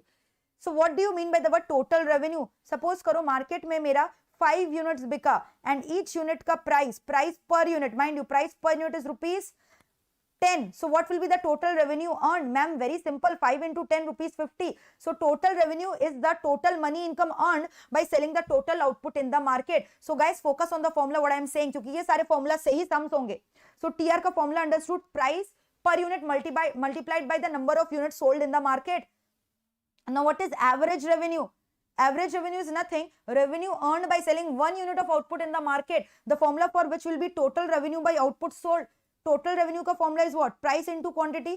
So quantity cancelled. So ultimately average revenue is nothing but price per unit of the product. AR is nothing but price per unit of the product. And the third term is MR, marginal revenue. Marginal मतलब वो revenue obtained by selling the last unit of the product. Marginal revenue. For example, initially I was selling 10 units, my revenue was 100. Now I am selling 11 units, my revenue is 108. So can anyone tell me 11th unit is giving me how much revenue? 8. So revenue obtained from the last unit by the sale of last unit of the commodity is called as marginal revenue. So marginal revenue is what? TR11 minus TR10, addition to the total revenue when one extra unit of the commodity is sold in the market. Average revenue is clear. TR by Q, AR is equal to P. So तीनों का term clear है. Marginal revenue का formula you can write delta TR by delta Q, or you can also write TR Q minus TR Q minus 1, whereas Q मतलब units of output sold in the market. So this is all about AR, MR and TR.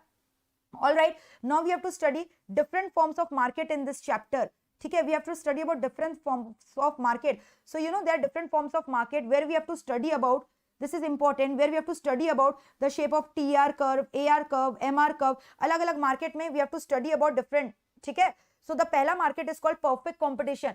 What is the first market? Perfect competition. Next is monopoly. Next is imperfect. Imperfect का दो type, oligopoly and monopolistic competition. So perfect competition का feature आ सकता है short note on PC. They can ask you in theory question. Write a short note in PC. Perfect competition.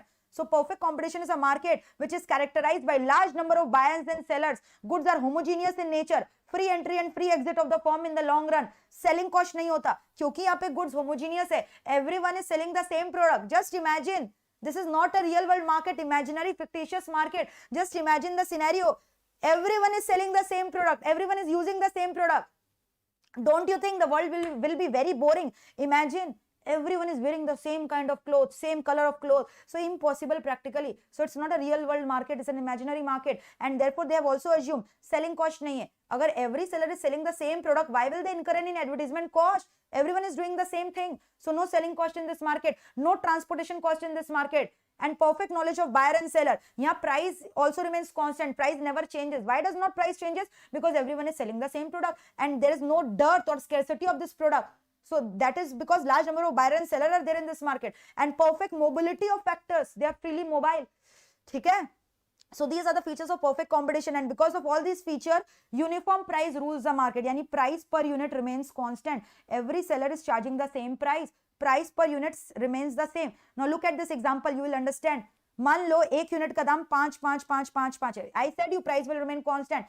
Unit sold चाहे 1 हो, चाहे 2, चाहे 3, चाहे 4, चाहे 5. Price will not change. Price per unit is going to remain constant. Ma'am, you are saying this is the total price. अरे नहीं, this is price 1 unit. 1 unit का price. So tell me, total revenue कितना होगा? When you are selling 2 units, what will be the total revenue? 2 multiplied by 5. When you are selling 3 units, 3 multiplied by 5. So you have got the picture of TR. Can't you find AR from this chart? Ma'am, just now you have told us AR is always equal to P. क्यों? Just now, so I have derived AR is equal to TR by Q, and TR is what? P into Q. Q cancel, so ultimately AR is P. So just copy paste this column in AR. AR is P. So जो P में है वही AR में होगा. Now how to find out MR? Ma'am, MR is nothing but change in TR. Change निकालो. 10 minus 5, 5. 15 minus 10, 5. 20 minus 15, 5. 25 minus 20, 5, 5, 5. MR is remaining constant. So what is the relationship did you get between AR and MR? All of them are equal. यहाँ पे relationship क्या आया? AR is equal to P is equal to MR. That is the relationship. And what did you see? जैसे जैसे unit sold आपका बढ़ है, but AR and MR are remaining constant. No change in that. Therefore, the shape of the AR MR curve will be straight line horizontal to the x-axis. चाहे units 1 or 2 or 3 or 4 or 5 or your AR MR is always 5. So when you join the point, the shape will be like this. Horizontal to the x-axis. But what about TR? TR is continuously increasing by the same amount, 5, 10, 15. So with the increase in units sold, TR is increasing, direct relation. So it will be straight line upward sloping curve. Clear? That's it. All right. So there are some fill in the blanks for you. You can revise it from here. The entire perfect competition gets over. And perfect competitive market are price taker. They cannot control the market price. Whatever price comes in the market, they have to accept it. And who determines the market price here? Demand and supply forces. This is the demand curve, this is the supply curve, and the intersection of demand and supply curve determines the equilibrium market price. The shape of AR-MR curve, horizontal. TR curve, upward sloping. Relation between AR and MR, under perfect competitive market, they are equal. Does perfect competition exist in reality? No. Still, we have assumed in agricultural market, dairy product, PC do exist. But we all know agricultural market maybe product differentiation occurs nowadays. But for theory purpose, we have assumed it exists. And PC, correct part is pure competition. If I talk about only first 3 features, it makes it pure competition. So pure competition is only comprised of these 3 features. 1, 2, 3, this one. इसके अलावा कोई भी feature आएगा तो perfect बन जाएगा. So if they ask you right a short note on pure competition, you will say 1 + 2 + 3. That does not make 6. That means large number of buyer and seller, goods are homogeneous, free entry and free exit. So this completes your perfect competition. Next, talking about the next form of market, monopoly market. So the next market is monopoly. Monopoly means single seller. Single seller, ठीक है? Single seller, ठीक है? Market का राजा, king of the jungle. He is a single seller in the market. Can you give me some example of monopoly market where he is the single seller and there are large number of customers of that seller? He is occupying the market. He is controlling the market. And since he is the single seller in the market, don't you think he will have a full control over the market price? Unlike perfect competition, where they did not have any control over the market price, monopolist mein he will have a full command over the market price. So can I say he is a price maker? A monopolist is a single seller. He is a price maker. ये पूरा price को बनाता है क्योंकि यही तो अकेला सामान बेच रहा है. He has a full control over the market price. And does he sell that product which has got close substitute? No. इसका जो प्रोडक्ट ये बेचता है ना, they are all homogeneous. They do not have any close substitute. No one can sell that product he is selling. इसका कोई जैसे electricity monopoly है ना. लाइक कैलकाटा का मैं बात करूं, CSC has got a monopoly in supplying electricity. They are the electricity department in Kolkata. So no one else can sell that. और इसका कोई सब्स्टिट्यूट नहीं है, क्लोज सब्स्टिट्यूट. आप बोलोगे इन्वर्टर है, हाउ लॉन्ग, कितना टाइम इन्वर्टर चला सकोगे? Solar power, you are not a scientist, you can harness solar energy and convert it into light energy. So they have got a monopoly. They do not have any close substitute and no other competitor can enter into the market because of barrier in restrictions. And don't you think कि since he is a single seller, he does not requires to incur any expense on advertisement. So no selling cost, no free entry exit, no close substitute, single seller. He can practice price discrimination. Now you know what is price discrimination? Like electricity department does that. When he is supplying the electricity in rural areas, the bill is lesser. But when he is supplying in posh areas, sophisticated area, urban area, electricity bill is high. है ना. So giving same services and product but charging different price from different customer, that tendency can be done by monopolist. So he is practicing price discrimination. Price discrimination is a tendency where a monopolist is charging different price from different customer, है ना, for selling the same product or same service. Even you have seen that you can also be a victim of PD, like doctor sitting in government hospital, fees is very nominal, 10 rupees, 20 rupees, 100 rupees. Sitting in private hospital, increase 1000 के नीचे fees structure नहीं होता है. So doctor is exhibiting price discrimination. Seeing the crowd you are charging your fees. ठीक है. So अब ध्यान से सुनो, how does AR and MR curve of monopoly market looks like. A monopolist very well knows in order to sell additional units of the output in the market, he should reduce the price per unit. For example, मैंने कोई नया product launch किया, I'm a monopolist, I'm a monopoly in the market. ये कोई product, ये जो मैं product मैंने लॉन्च किया किसी के पास नहीं है, तो इनिशियली अगर मेरे प्रोडक्ट को पॉपुलर करना है मुझे, so I know I have to go by law of demand, and law of demand says the moment you reduce the price your demand will increase. So that is why and monopoly can reduce the price. क्या? Yes he can, because he has a full control over the price. He is a price maker. So the moment I am reducing the price 1098, what did I see? My unit sold is increasing. My unit sold is what? Increasing. अब ध्यान से सुनना, AR क्या होगा? AR निकालने का दरकार नहीं है, इट्स ऑलरेडी निकला हुआ. प्राइस ही तो AR होता है. So what relation did you find here? जैसे जैसे यूनिट सोल्ड बढ़ रहा है, आपका AR क्या हो रहा है? फॉल हो रहा है. तो यूनिट सोल्ड बढ़ रहा है, AR फॉल हो रहा है, relationship becomes inverse.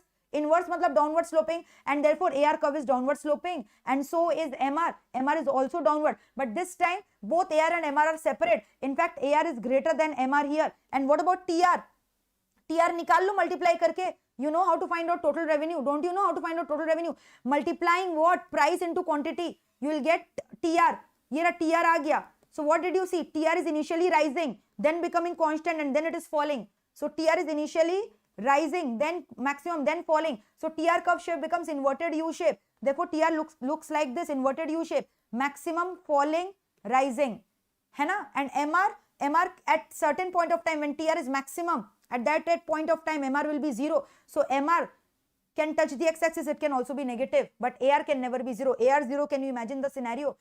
AR means price can never be 0. Price negative is so weird. मतलब the shopkeeper is saying take the things also from me, take my money also. So AR can never be negative, can never be 0. MR can be 0, can be negative. Clear? So these are the different conditions of price discrimination. You can read it from here. All right. Why is price discrimination done by the monopolist to earn maximum profit, etc. ठीक है. Aditi, all these are there in your math, so I have to cover it. Theory questions do come, but which kind of theory will come? इतना सारा theory दिया हुआ है, तो एक बार सुन लोगे, you will be able to write. ठीक है. हाँ, बट एक प्रैक्टिकल सम्स इससे जरूर आएगा, that is a guarantee. Next, real world market, but you cannot even understand the practical sum unless you understand the concepts. AR क्या है, MR क्या है, TR क्या है, relation क्या है, you have to understand these terms. Next is your monopolistic competition. It's a real world market. This actually exists in reality, like the daily FMCG goods that you are using, soap, toothpaste, different brands you are using. So many brands are available, so many buyer and sellers are there. तो यहाँ पे goods क्या है? Their close substitute are there in the market. The goods are heterogeneous, differentiated, free entry and exit is allowed. तभी तो Patanjali has entered into the FMCG market. Free entry था और कितने सारे existing FMCG companies बंद हो गए because of the entry of Patanjali. तो entry भी allowed है, exit भी allowed है. Selling cost is also present, है ना? Don't you see advertisement? Even Baba Ramdev is doing advertisement of Patanjali, Kapal Bhati. So you are seeing selling cost. And यहाँ पे they are neither price maker nor taker. They are both. To some extent, they can control the price. To some extent, they are controlled by the market forces. Like perfect competition was a price taker. Monopolist was a price maker. But monopolistic competition are both. To some extent, they can control. To some extent, they are controlled by outside forces. So they are both price maker and price taker. ठीक है, example मैंने बोला banks, frozen foods, computer, jewelry, apparel stores, canned food. So many are there. तो यहाँ पे भी since they can control the market price, so obviously AR curve will be downward sloping here also, because if they want to expand their sale, they should go by the law of demand, which says price should be reduced in order to increase the quantity sold. Therefore AR curve is downward sloping again here, and if AR is downward, MR will also be downward sloping. But there is a difference. In monopoly market, AR, MR both were downward, here also downward. But where lies the difference? AR, MR curve of monopoly market, you know, was inelastic, less than 1. But AR-MR curve of monopolistic competitive market will be elastic. Why? Because यहाँ close substitutes available हैं, लेकिन monopoly में close substitute available नहीं थे. तो अगर electricity department बहुत ज़्यादा price high भी कर देता है ना, you don't have any other option left out. आप ज़्यादा quantity नहीं गिरा सकते. वहाँ पे हमेशा price का change ज़्यादा होगा. कहाँ पे? monopoly market में, because there are single seller and there are no close substitute available. But यहाँ lots and lots of close substitute are available, so people are more reactive to the price change. Quantity change will be greater, which makes it elastic. And you know, elastic means quantity का change ज़्यादा होना. Clear है यहाँ तक? Last, oligopoly market. Oligopoly is also a part of imperfect competition, which means few seller and large number of buyer. यहाँ पे sellers बहुत few है. Best example is telecom sector. Telecom sector market is an example of oligopoly market. Telecommunication. कितने sectors? Example दो, Airtel, Vodafone, Jio. BSNL का तो होना नहीं होना एक ही बराबर है. So don't you think few sellers are there? लेकिन buyers कितने हैं? Just count on the number of buyer. जितने population है ना, उसका into 2 कर दो. Because each one is using 2 SIM cards nowadays. है ना? So यहाँ पे कितने buyer है? बस sellers बहुत कम है. Goods यहाँ पे may be homogeneous, may be heterogeneous. Homogeneous मतलब oligopoly में pure oligopoly होते हैं, impure. Oligopoly में goods are homogeneous, उसको pure बोलते हैं. Where heterogeneous उसको impure. Like telecom sector is an example of impure oligopoly क्योंकि यहाँ पे brand differentiation है. Then pure oligopoly का example LPG, natural gas, all these are example operated by government. These are example of pure oligopoly. तो selling cost होगा कि नहीं होगा will depend. अगर homogeneous goods है pure oligopoly, selling cost नहीं होगा. लेकिन अगर impure oligopoly है like telecom sector, वहाँ selling cost होगा. Free entry exit allowed है क्या? कहीं पे allowed है, कहीं पे allowed नहीं है. तो both open oligopoly, close. Open में allowed है, close में allowed नहीं है. Like cold drink industry is also an example of oligopoly market. But it is a closed market. Soft drink का खाली दो ही है, Coke and Pepsi, और आज तक कोई नया नहीं आया. So that is, there is a closed entry. But if I talk about telecom sector, Jio has entered, so free entry is allowed. So for that we say substantial barrier. कुछ हद तक है, कुछ हद तक नहीं है. And both price maker and taker. And यहाँ पे since there are only few seller, so competition is gonna be very intense. When there are large number of seller ना, competition gets distributed. But few seller are there ना, competition is gonna be very very intense. And each, suppose करो यहाँ तीन ही firm है, A, B, C. So when A is taking any decision, he is thinking he should reduce the price. You know what will happen? B will immediately also reduce, C will also reduce. So there is no benefit of reducing the price. He should take that decision which his rival firm cannot do. So before taking any decision, he has to anticipate in his mind what will be my reaction of my rival firm. So all the decisions of the oligopoly firm are interrelated with each other. They cannot take any decision independently on each other. So therefore no AR and MR curve exists in this market. But however, we have taken certain assumption. Paul Sweezy, exception. Paul Sweezy came on earth. He said, yes, AR-MR curve can be obtained under special assumption. He said कि an oligopoly market do not want to change the present market price. Whatever the present market prices go by the flow. क्योंकि अगर price को गिराएगा, तो मैंने अभी बोला, अगर A price को गिराएगा, तो B and C will also reduce. फायदा किसको होगा? कस्टमर को. You will not be benefited. So better don't reduce the price. When you are increasing the price, what will happen? You will lose a large customer share. Customer will go to your competitor. Competitor are waiting. The moment you increase the price, they will grab your customer. So it is better neither to reduce the price nor to increase the price. So remain to the current market price. So under this present market price, this is an assumption. कि oligopoly firm do not want to change the market price. It is very sticky, rigid and inflexible. And under this assumption, AR curve is kinged at the ruling market price. ऊपर में greater than 1, नीचे में less than 1. Because of the difference in price elasticity, AR curve becomes kinged at the ruling market price. Generally speaking, no diagram. This was done under special assumption. And MR curve is discontinuous. यहाँ पे MR curve गायब हो जाता है. So exam में question आता है, in which market MR curve becomes discontinuous? Answer is oligopoly. So there are different types of oligopoly that I have explained. Pure, impure we have done. Homogeneous, heterogeneous, open, closed. If free entry allowed, open, not allowed, closed. Collusive and competitive oligopoly क्या होता है? Collusive oligopolies mean, for example, suppose I have Mr. A and B.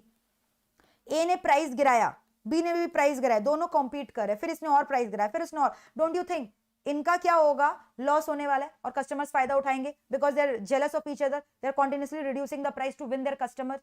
So this kind of oligopoly is called competitive.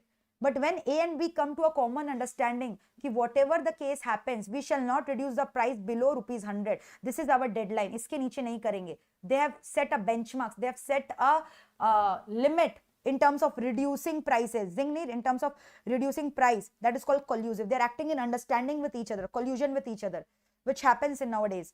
Partial and full oligopoly. When partial oligopoly is what? A, B, C. 3 markets are there, but market leader is A. 90% of the market share is captured by A. So don't you think this is the kind of monopoly market only? But we cannot call it as monopoly because B and C are also there in the market. So we call it partial oligopoly. But when A, B, C have got equal share, 30%, 30%, 30%, that is called full oligopoly, equal competition. Okay? The last one is syndicated and organized. Syndicate, one central association has been created. A, B, C, D coming together and selling the goods together under one shelter, syndicated. But when they are selling from their own premises with an understanding, that is called organized. Okay? इसके अलावा other forms of market है. Monopsony, like monopoly means single seller. Sony means customer. So one single consumer, one single buyer is called monopsony. वैसे ही oligopoly was few seller. Oligopsony will be few buyer. Duopoly means क्या हो गया? Two seller. Poly means seller. Do मतलब two. तो two seller. Bilateral monopoly means what? दोनों तरफ से monopoly. One seller, one buyer. One single seller, one buyer. Bilateral monopoly. ठीक है? Now there are 3 degrees of price discrimination. ये कौन करता है price discrimination? Monopoly है ना? Monopoly firm करता है. Single seller. He does price discrimination. First degree, second degree, third degree. ठीक है? 3 degree होता है price discrimination का. And here's a comparative analysis of all the forms that we have discussed: perfect competition, monopoly, imperfect competition, etc. Now there is a formula how to find out MR when AR is given. So MR is equal to AR into E minus 1 by E. E मतलब price elasticity. So price elasticity of demand will be given in the sum. You have to put it, and AR will be given. Then you have to find out MR. तो अगर elasticity का value greater than 1 है, MR का value will come positive. If it is equal to 1, this will become 0. So MR will be 0. है ना?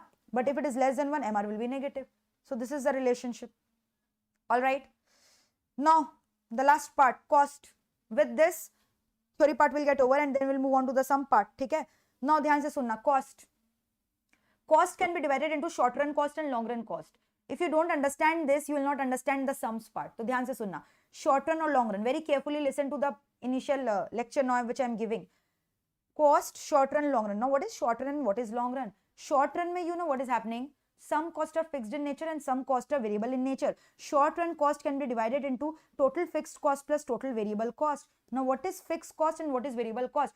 Fixed costs are those costs which are independent of the level of output produced. They have no relationship with the level of output. Output level is rising, falling, zero. Fixed cost will be incurred constantly. Example, suppose I am teaching. Okay? Suppose I am teaching. I have taken a particular auditorium on rental basis. No matter, for me, my output is what? My number of students coming to watch my lecture. No matter how many students come in that auditorium, I have to pay them a fixed rent to my landlord. My rental cost is fixed, I have to pay. Even 1,000 students is coming, I have to pay a fixed rent maybe of 1 lakh.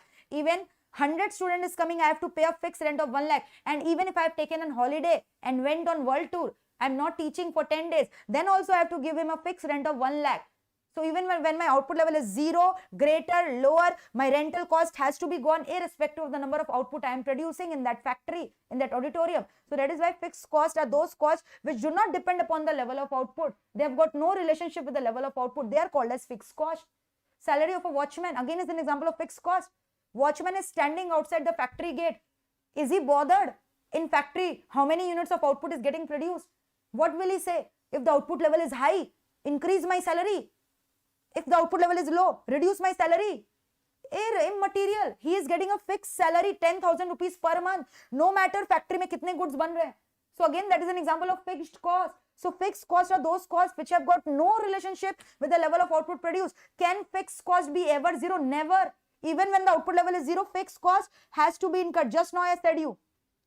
So if I talk about fixed cost and output ka relation, even when my output level is 0, my rental cost is 1 lakh, output is 100, rental is itna, output is 1000, rental is 1 lakh. So joining all these points, what is the shape of fixed cost curve? Straight line horizontal to the x-axis. So total fixed cost is straight line horizontal to the x-axis. What is variable cost? Variable costs are those costs which are depending on the level of output produced. Output level rises, variable cost rises. Number of student increases, my number of study mat increases.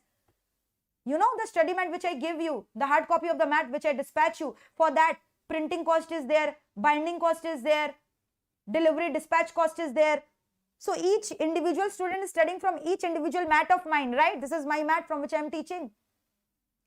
तो ऐसा तो नहीं है ना कि अगर student बढ़ेगा तो मैं बोलूंगी उसी से शेयर कर लेना, एक मैट भिजवा दिया शेयर कर लेना. Although you are sitting at the different corners of India, I will be saying you share, not possible. Each student, each mat.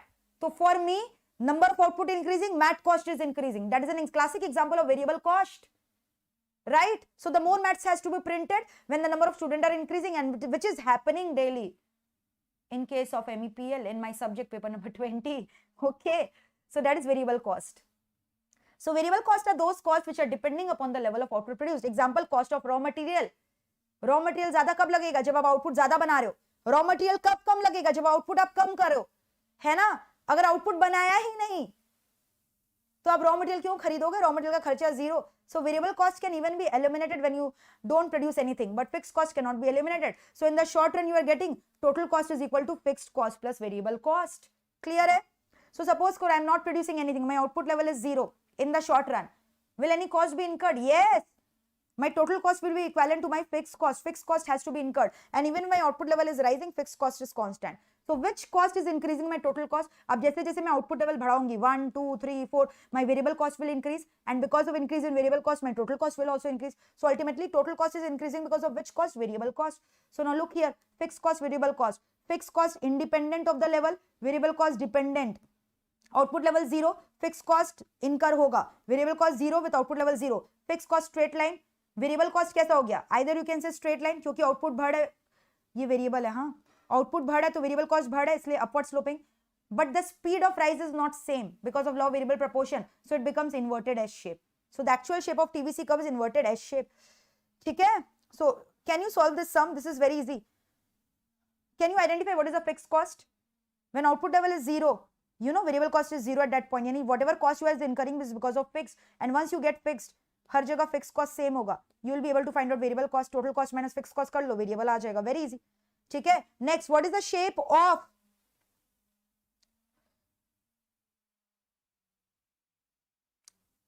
It's Divya. चलो समरिया.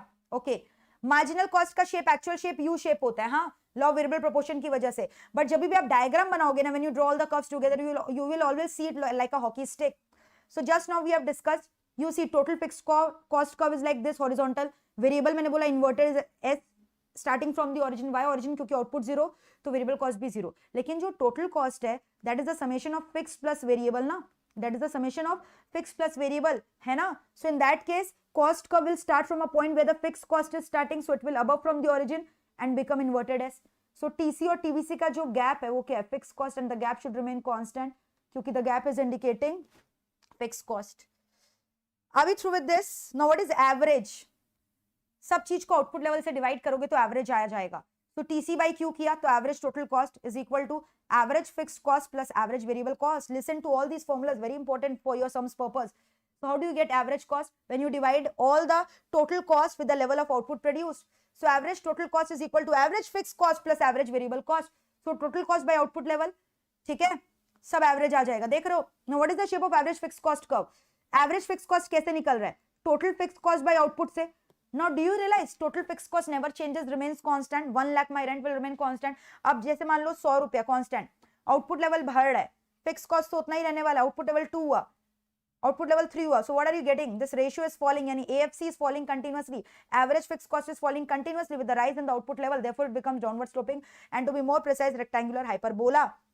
Next, average variable cost curve. Formula TVC by Q.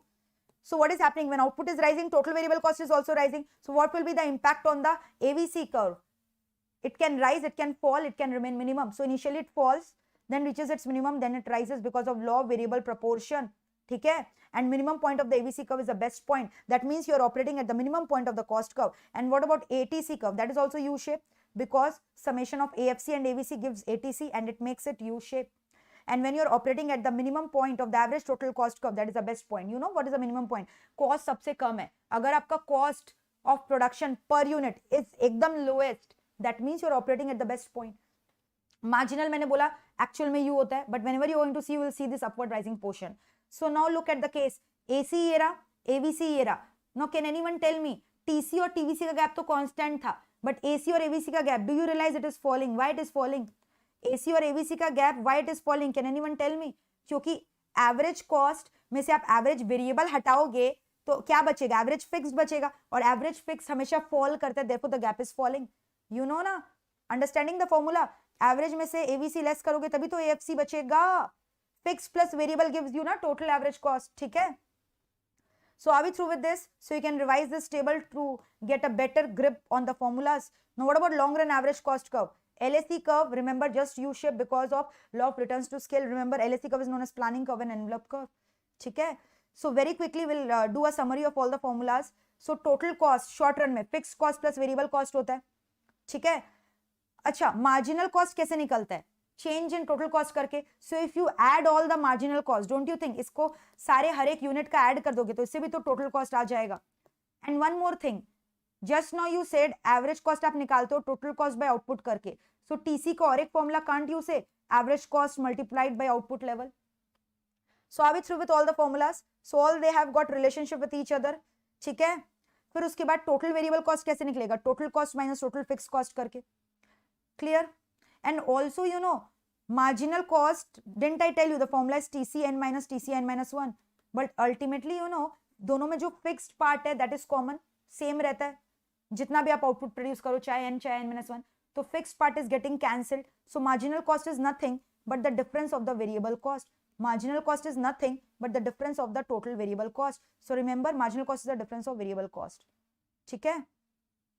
So now we are going to discuss few sums on that. चलो, come on. So moving on to my handwritten notes.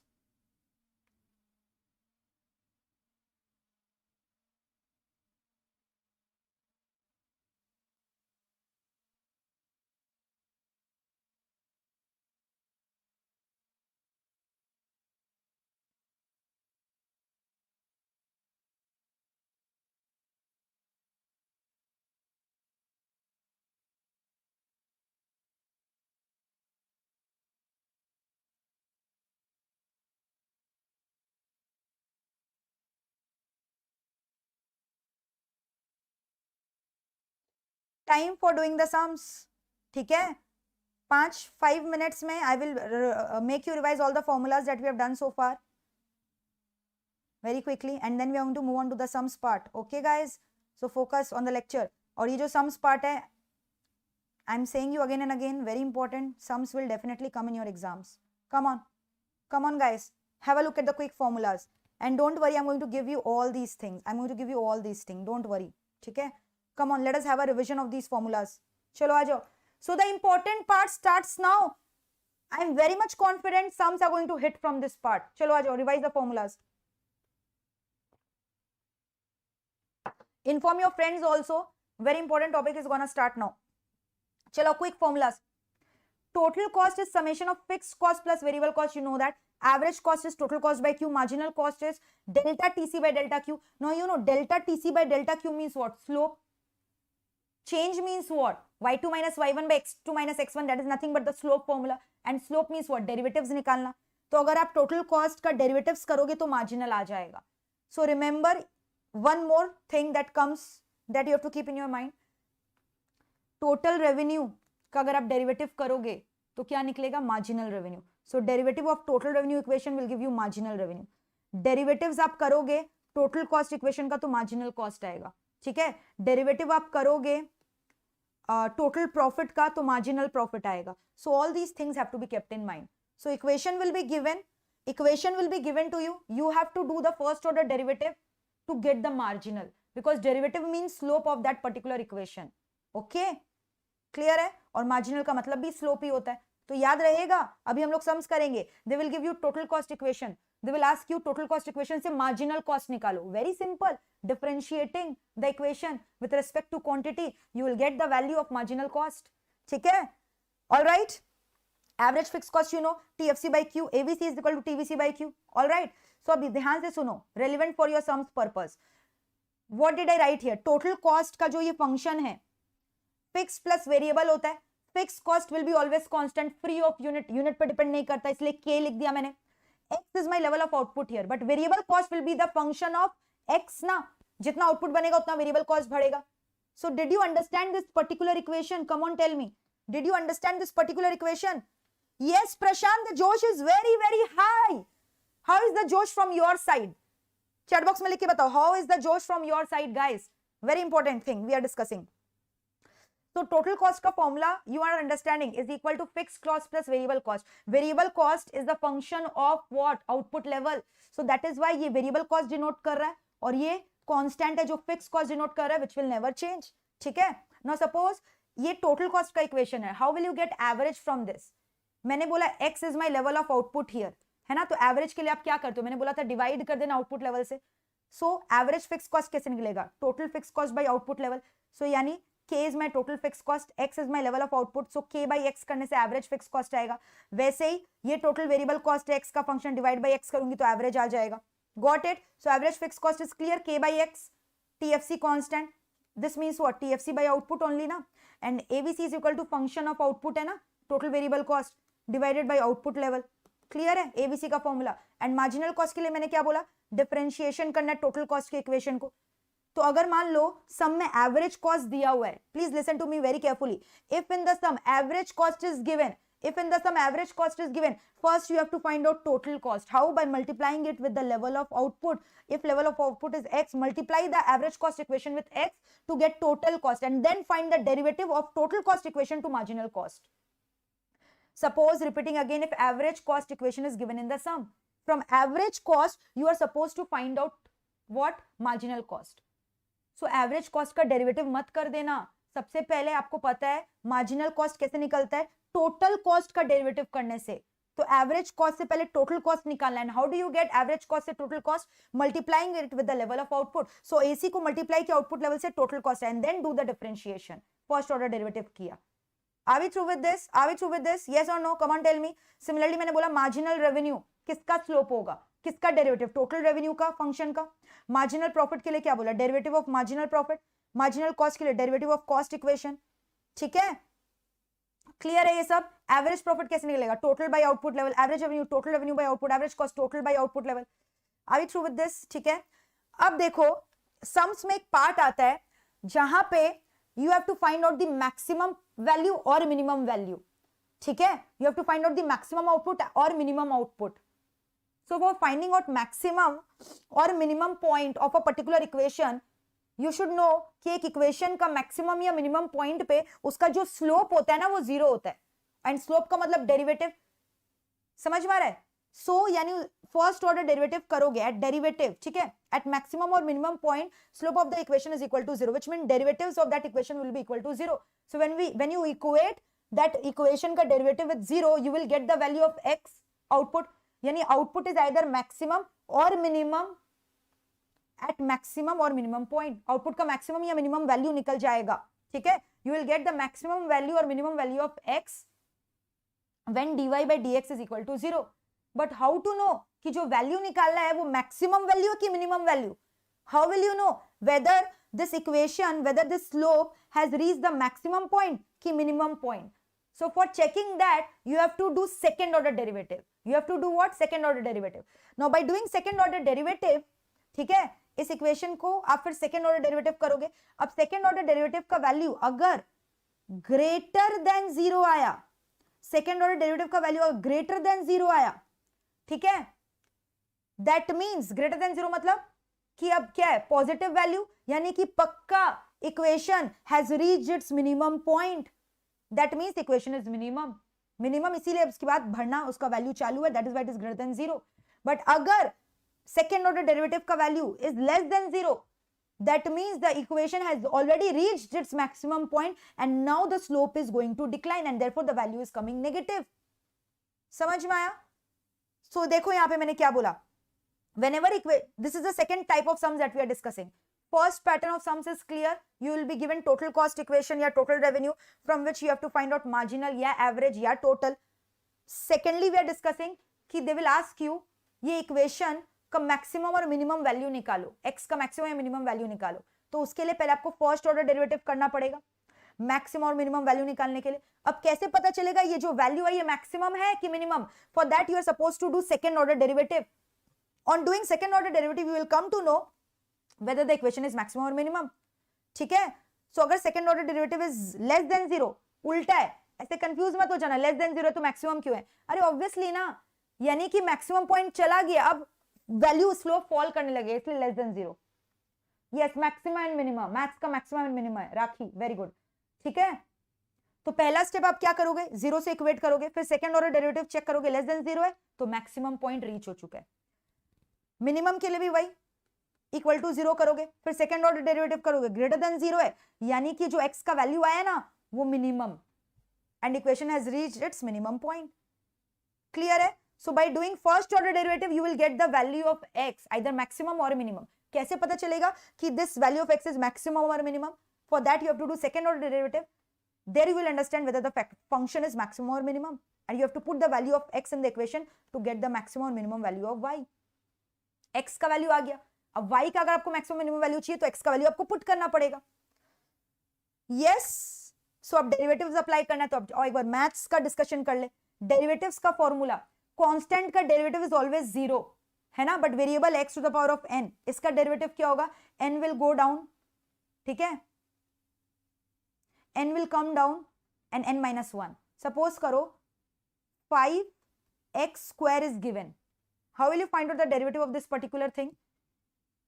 n is equal to 2 here, so n will go down, so this becomes 2 into 5, है ना, and power में क्या हो जाएगा, n minus one, यानी 2 minus one, यानी it becomes 10x. So इसका derivative is 10x.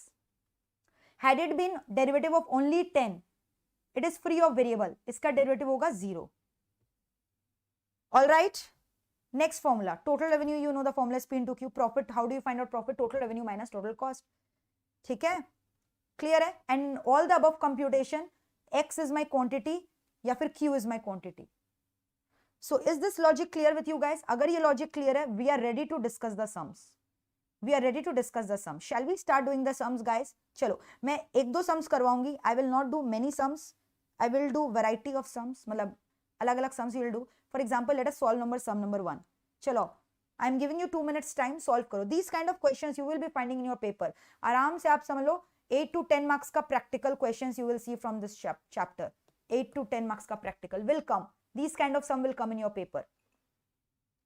Have a look.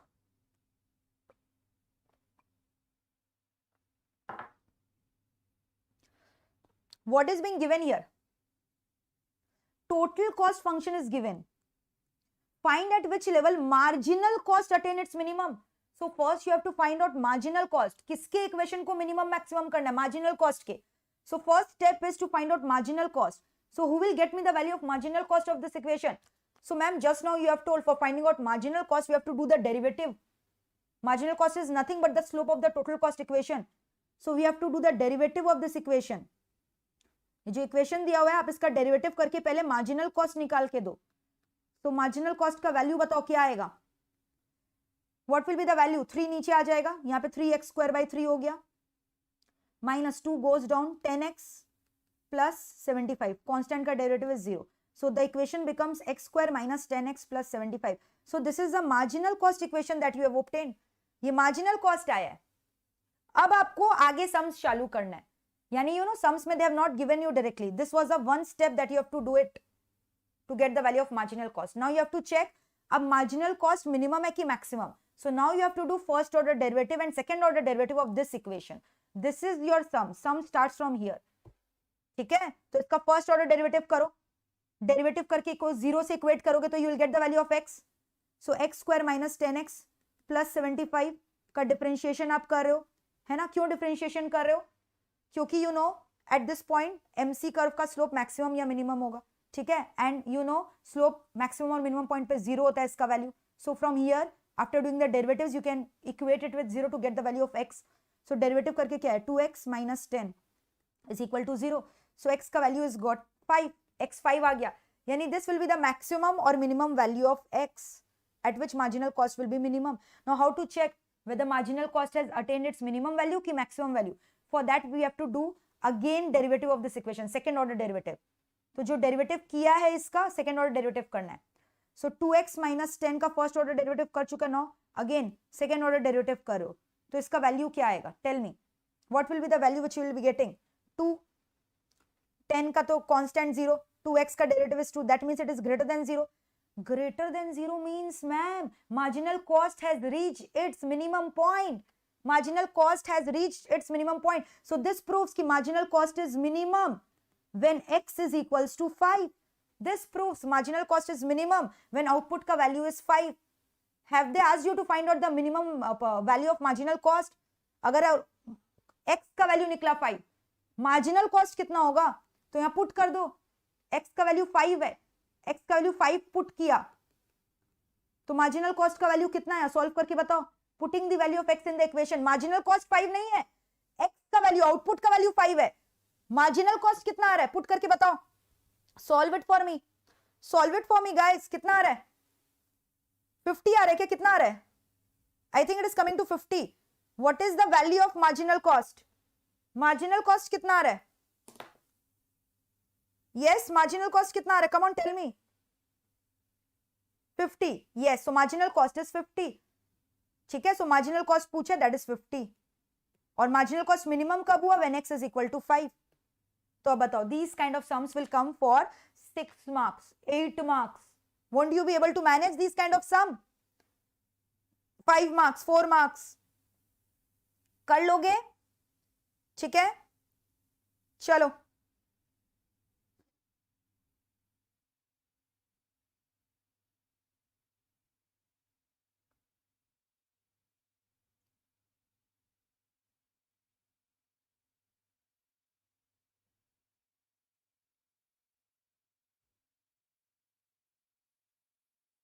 Yes, question number 11 is also very important.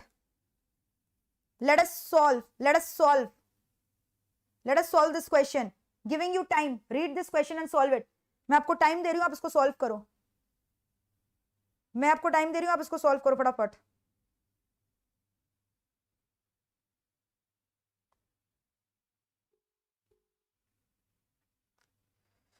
So can anyone tell me ये जो total cost equation में 27 है, this is nothing but acting as k, बाद बाकी का सबका x के संग relation है, which is nothing but acting as variable cost. So this 27 becomes your total fixed cost. If you can identify this, then the things will be clear. I need a charger. All right.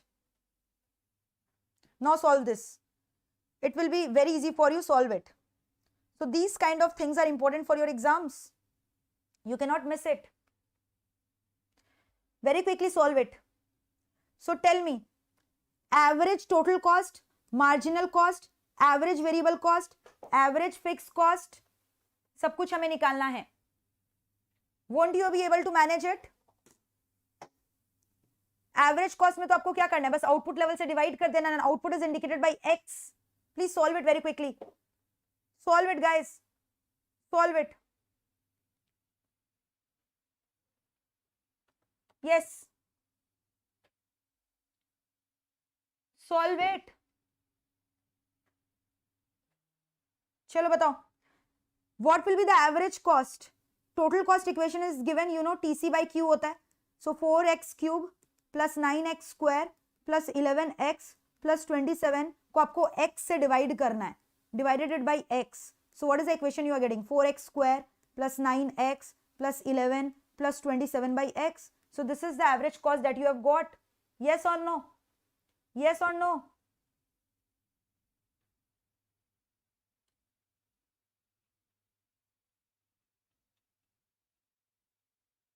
Clear? Next, marginal cost. So for marginal cost, you know total cost equation का derivatives करना है. So this is the total cost equation they have given you. You have to do the differentiation. ठीक है? So differentiation of total cost with respect to x, right? तो इसका differentiation करोगे इस equation का तो क्या होगा बताओ? 4 3s what? 12. So 12x square plus 18x plus 11. Constant का derivative is 0. So are you getting this or not? 12x square plus 18x plus 11. है ना? So you have got the marginal cost as well. So we have found out marginal cost. We have found out average cost. Next, average variable cost. Average variable cost. Average variable में fixed को हटा दो. So you know this is total variable cost. This part is your total variable cost. So average variable cost कितना होगा बताओ? What will be your average variable cost? Only this part को divide करोगे x से. तो x से divide करोगे क्या आएगा? 4x square plus 9x plus 11. This becomes your average variable cost. Yes or no? Come on, tell me. 4x square plus 9x plus 11 will give you what? Your average variable cost. क्योंकि उसमें fixed नहीं आएगा. They are only asking you to find out TVC by Q. है ना? तो TVC is 4x cube plus 9x square plus 11x. Now they are asking you find out average fixed cost.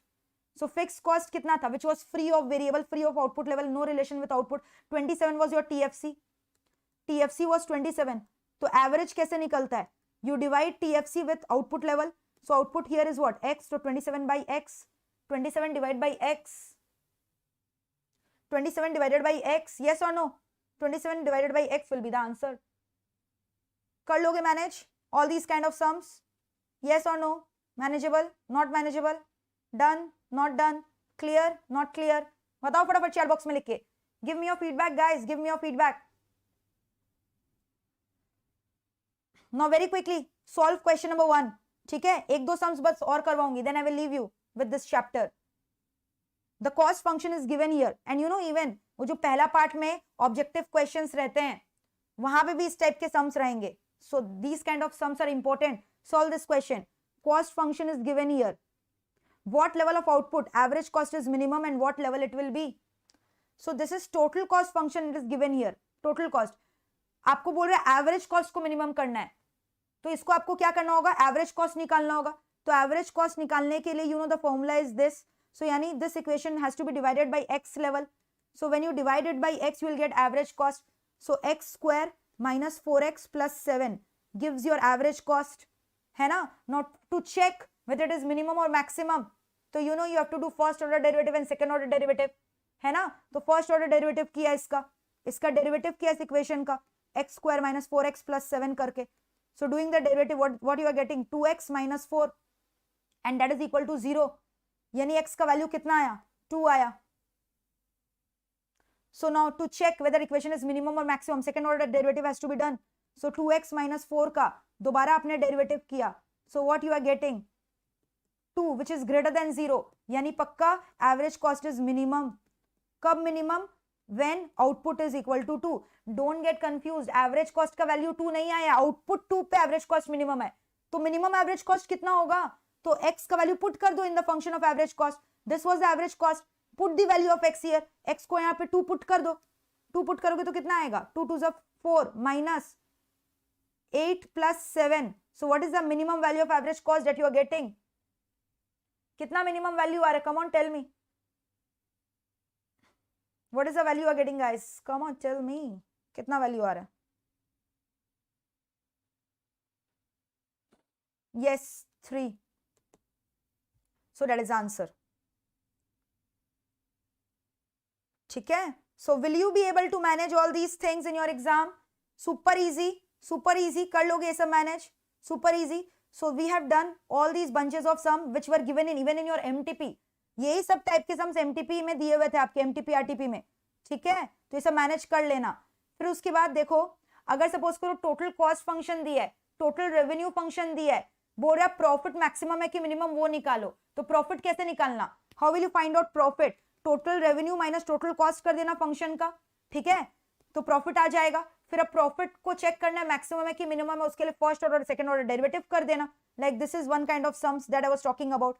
तो इससे आपको profit level पता चल जाएगा। तो ये सब प्लीज अपने आप मेक श्योर करना कि आप कर लो। So all these are easy type of sums which you can do it on your own. फिर उसके बाद there is one kind which is talking about consumer surplus, ठीक है, consumer surplus and producer surplus.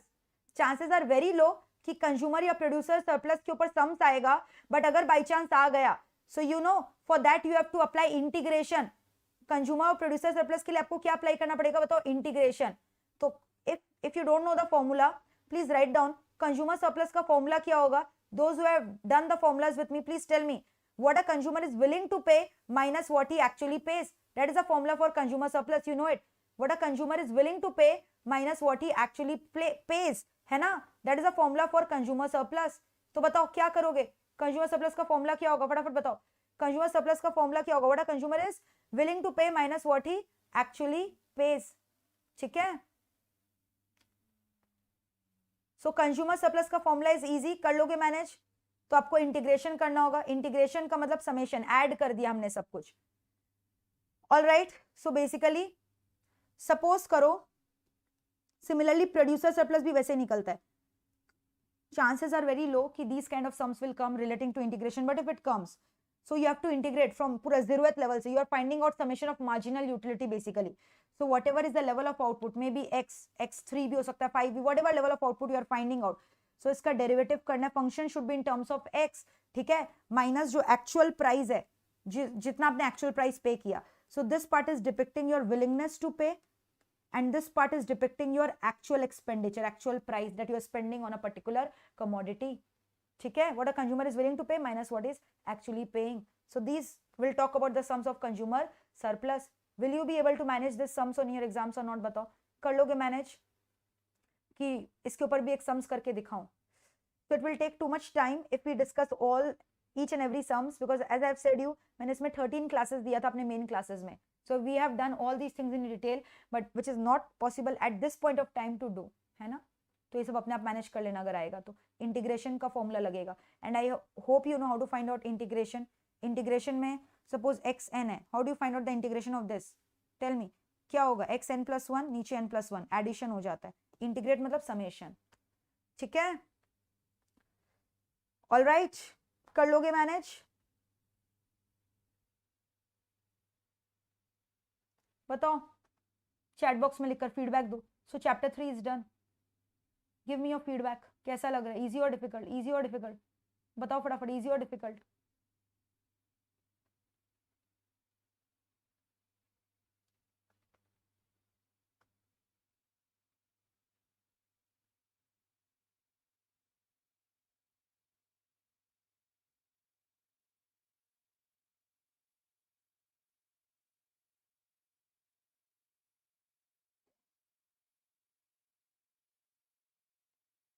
See, this is a sum on consumer surplus. Equation is given to you. ठीक है, यहां पे देखो क्या दिया हुआ है. Demand function is given in terms of X दिया हुआ है ना, क्वांटिटी के टर्म्स में. Price is equal to 75 minus 0.3 Q minus 0.05 Q square. ठीक है, कंज्यूमर सरप्लस निकालना है. कब? जब क्वांटिटी ऑफ कैलकुलेटर्स 15 है. तो पहले एक चीज बताओ, आप प्राइस नहीं निकाल लोगे इसमें? प्राइस निकल जाएगा, प्राइस निकाल के दो. Putting the value of 15 because students are demanding me to discuss one sum on consumer surplus integration के ऊपर, so I am just catering to your demand. I would not have done it, but मैं आपके demand को cater कर रही हूँ. करो. Yes Aditi, मैं करवा रही हूँ.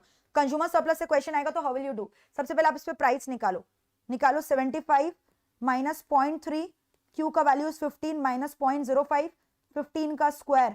Solve it, you will get the value of price. Please do it for me. This much you can do. Price का वैल्यू मुझे निकाल के दो. Solve the value of price.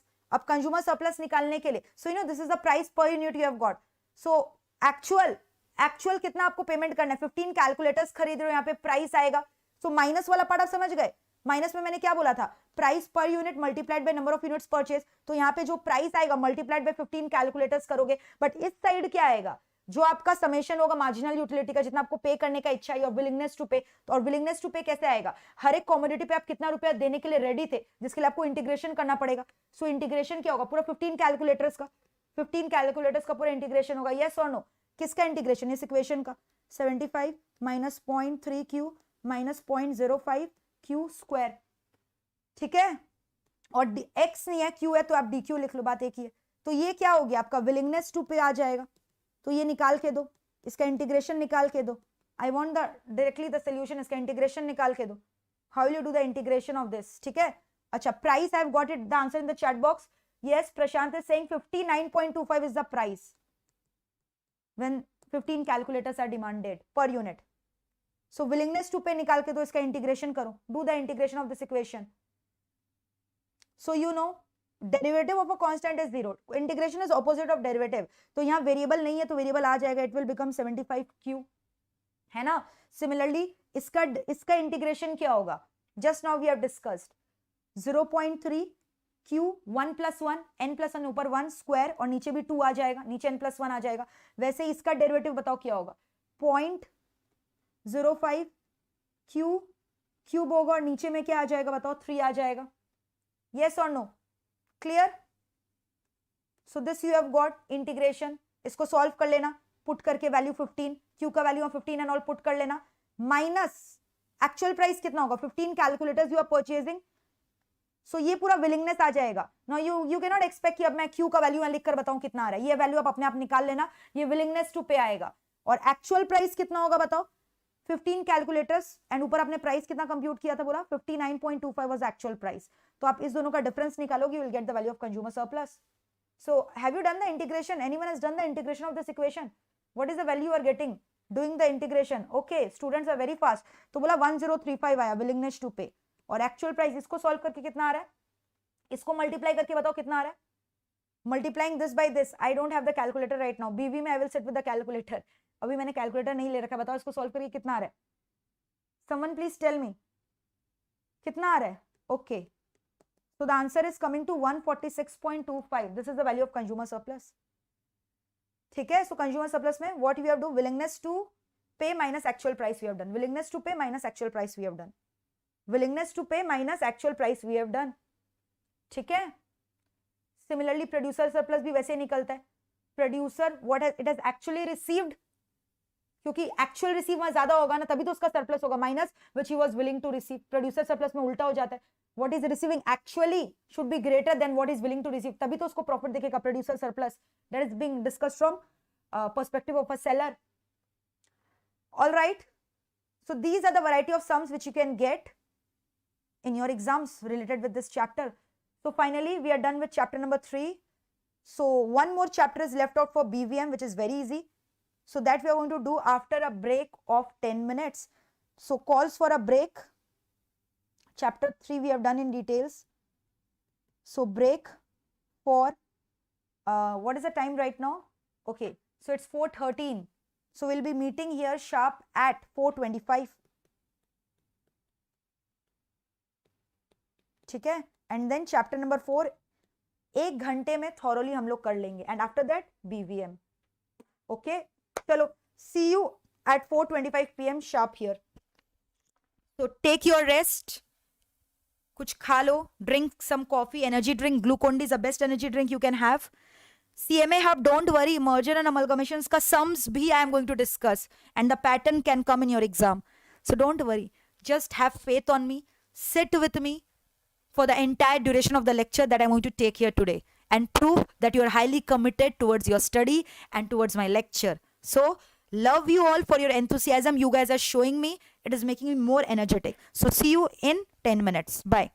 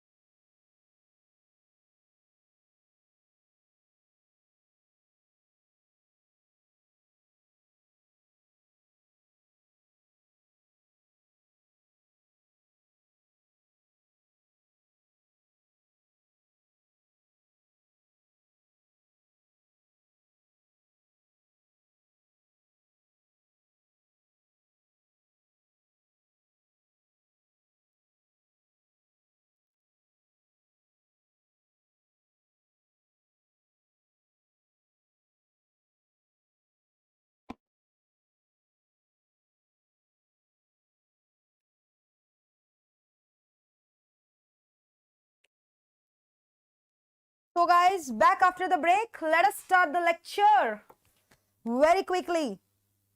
Last chapter of SPM is left out. उसके बाद हम लोग BV start करने वाले हैं, ठीक है? BVM.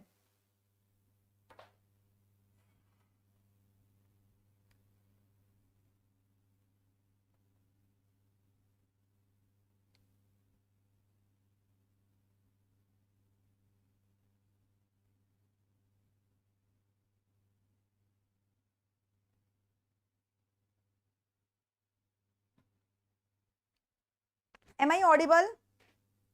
क्या मैं audible हूं?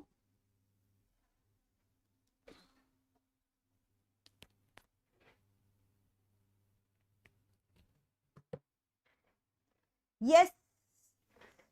Chapter number 4 बहुत easy है, ठीक है? I am also expecting a practical part from this chapter as well. Altman's Z-score model, उसके ऊपर sums आ सकता है, तो फटाफट आ जाओ.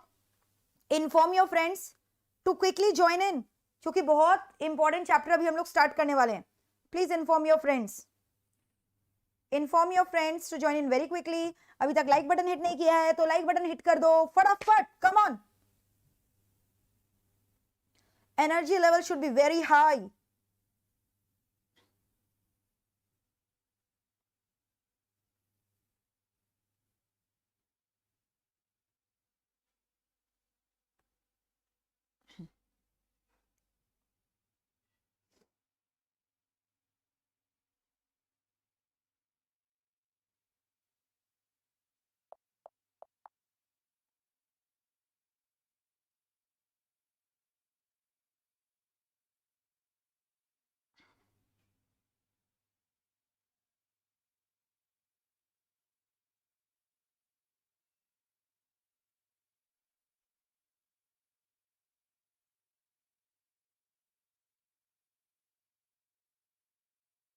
So yes, chapter number 4 talks about enterprise risk management. Thank you, Nikhil. So keep on showering this love and I will be very much charged up. तो मुझे इतना स्ट्रेंथ, इतना पावर आप लोगों के प्यार से ही मिलता है, तो आप लोग इसी तरह से अपना प्यार दिखाते रहो, मैं बिल्कुल चार्ज अप रहूंगी. Yes.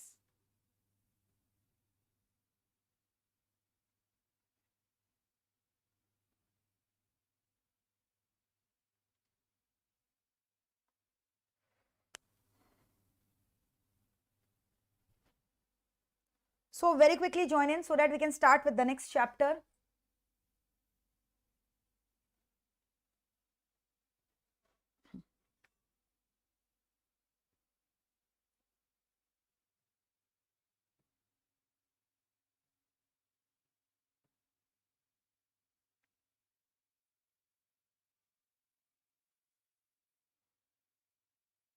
Thank you, Amber. Amber, love from Coimbatore. Thank you, dear.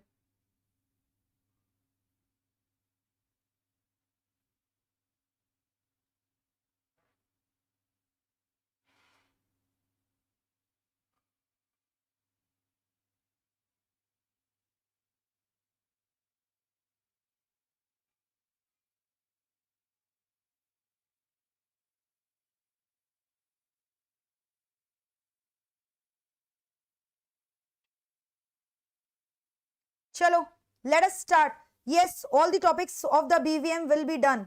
Yes, all the topics of BVM will be done. देख लो सब कुछ सही है कि नहीं. Everything is clear or not? Everything is clear or not?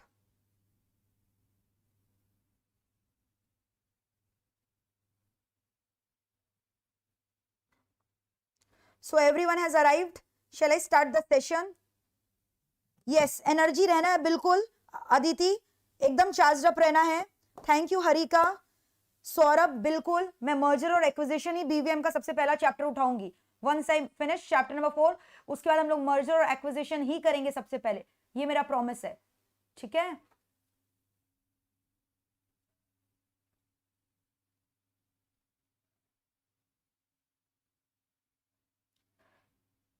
Video का quality ठीक आ रहा है ना? Okay.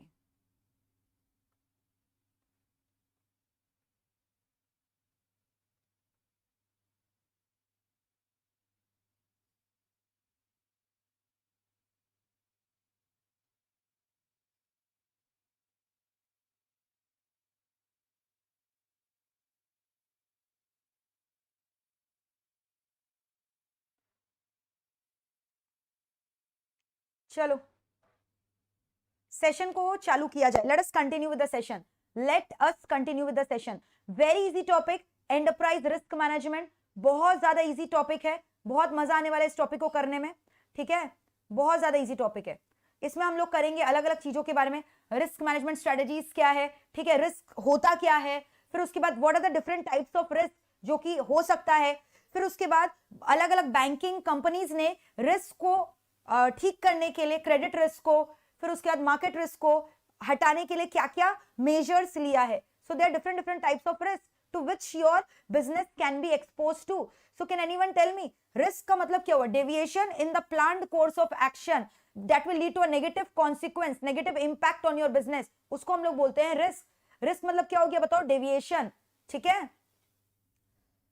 Just give me a moment. I think the video is not clear.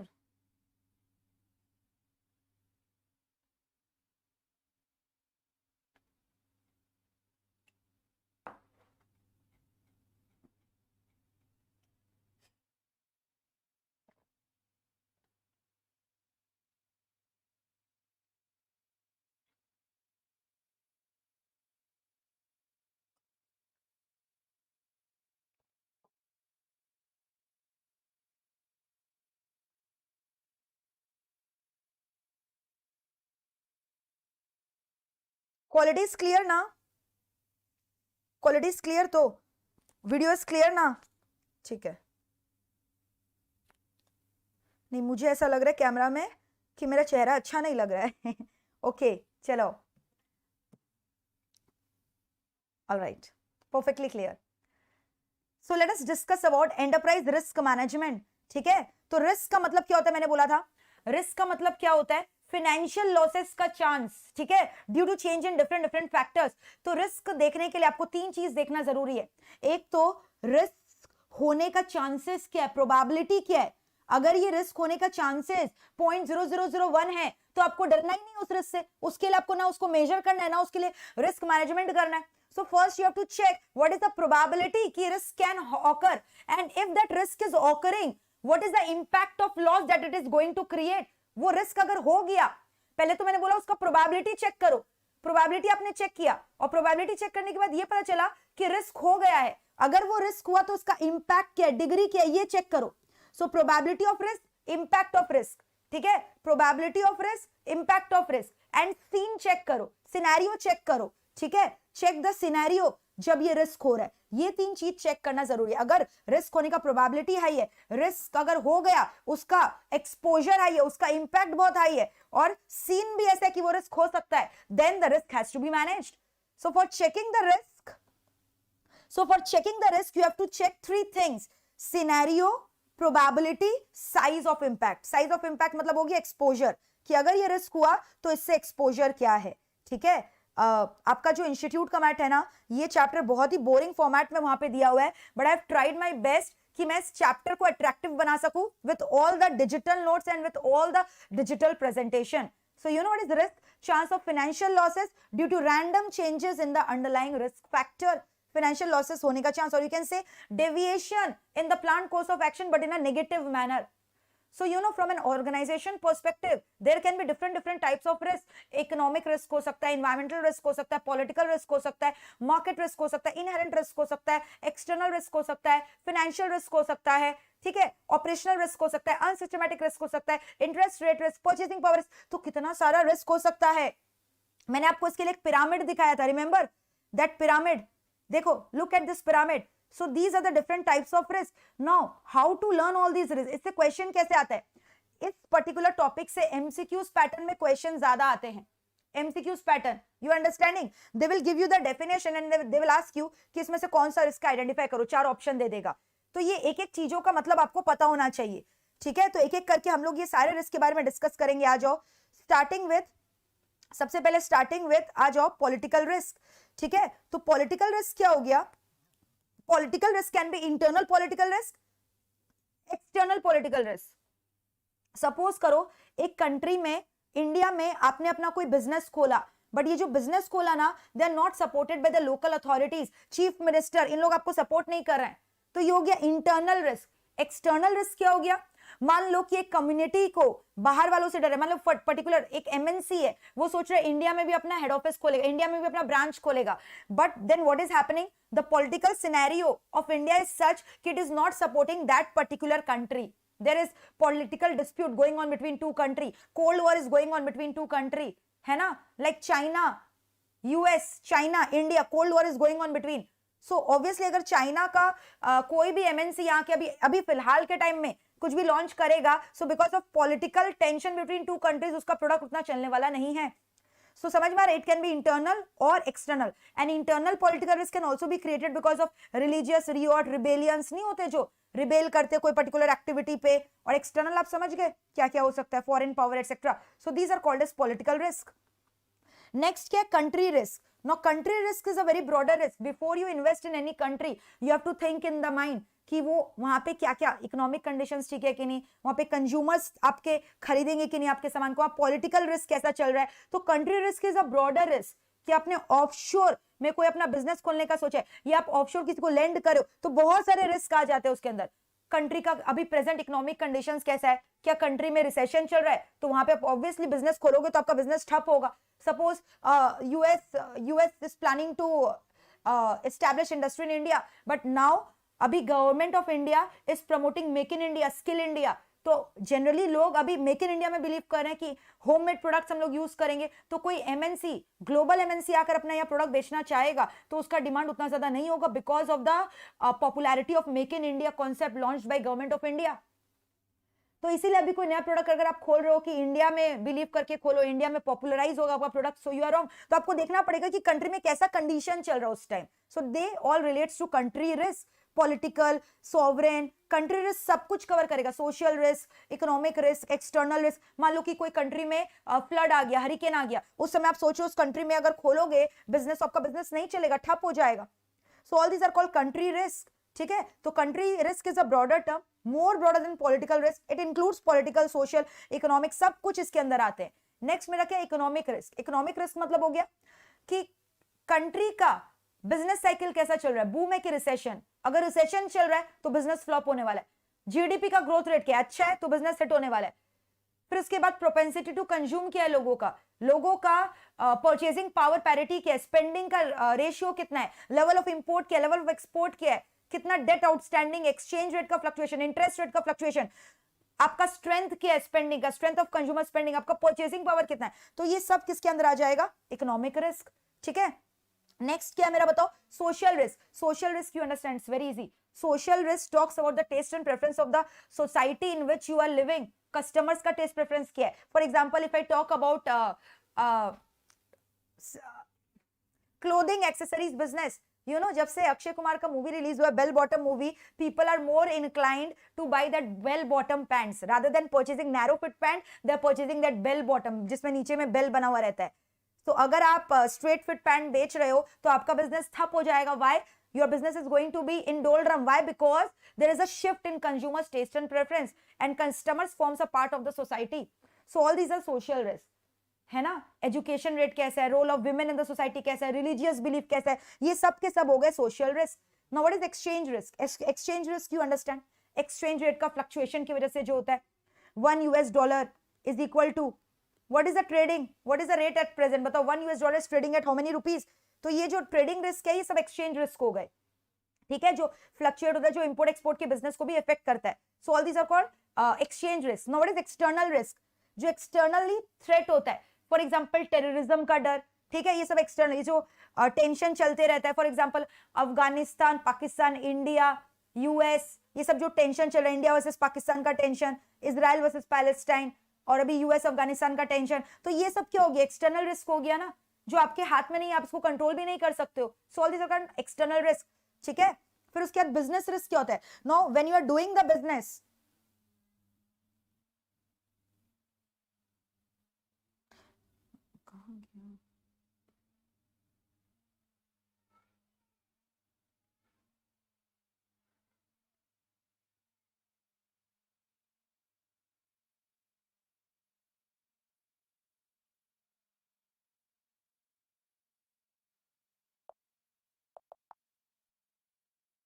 So when you are doing the business, you know, there are lots and lots of risks that can come into your way.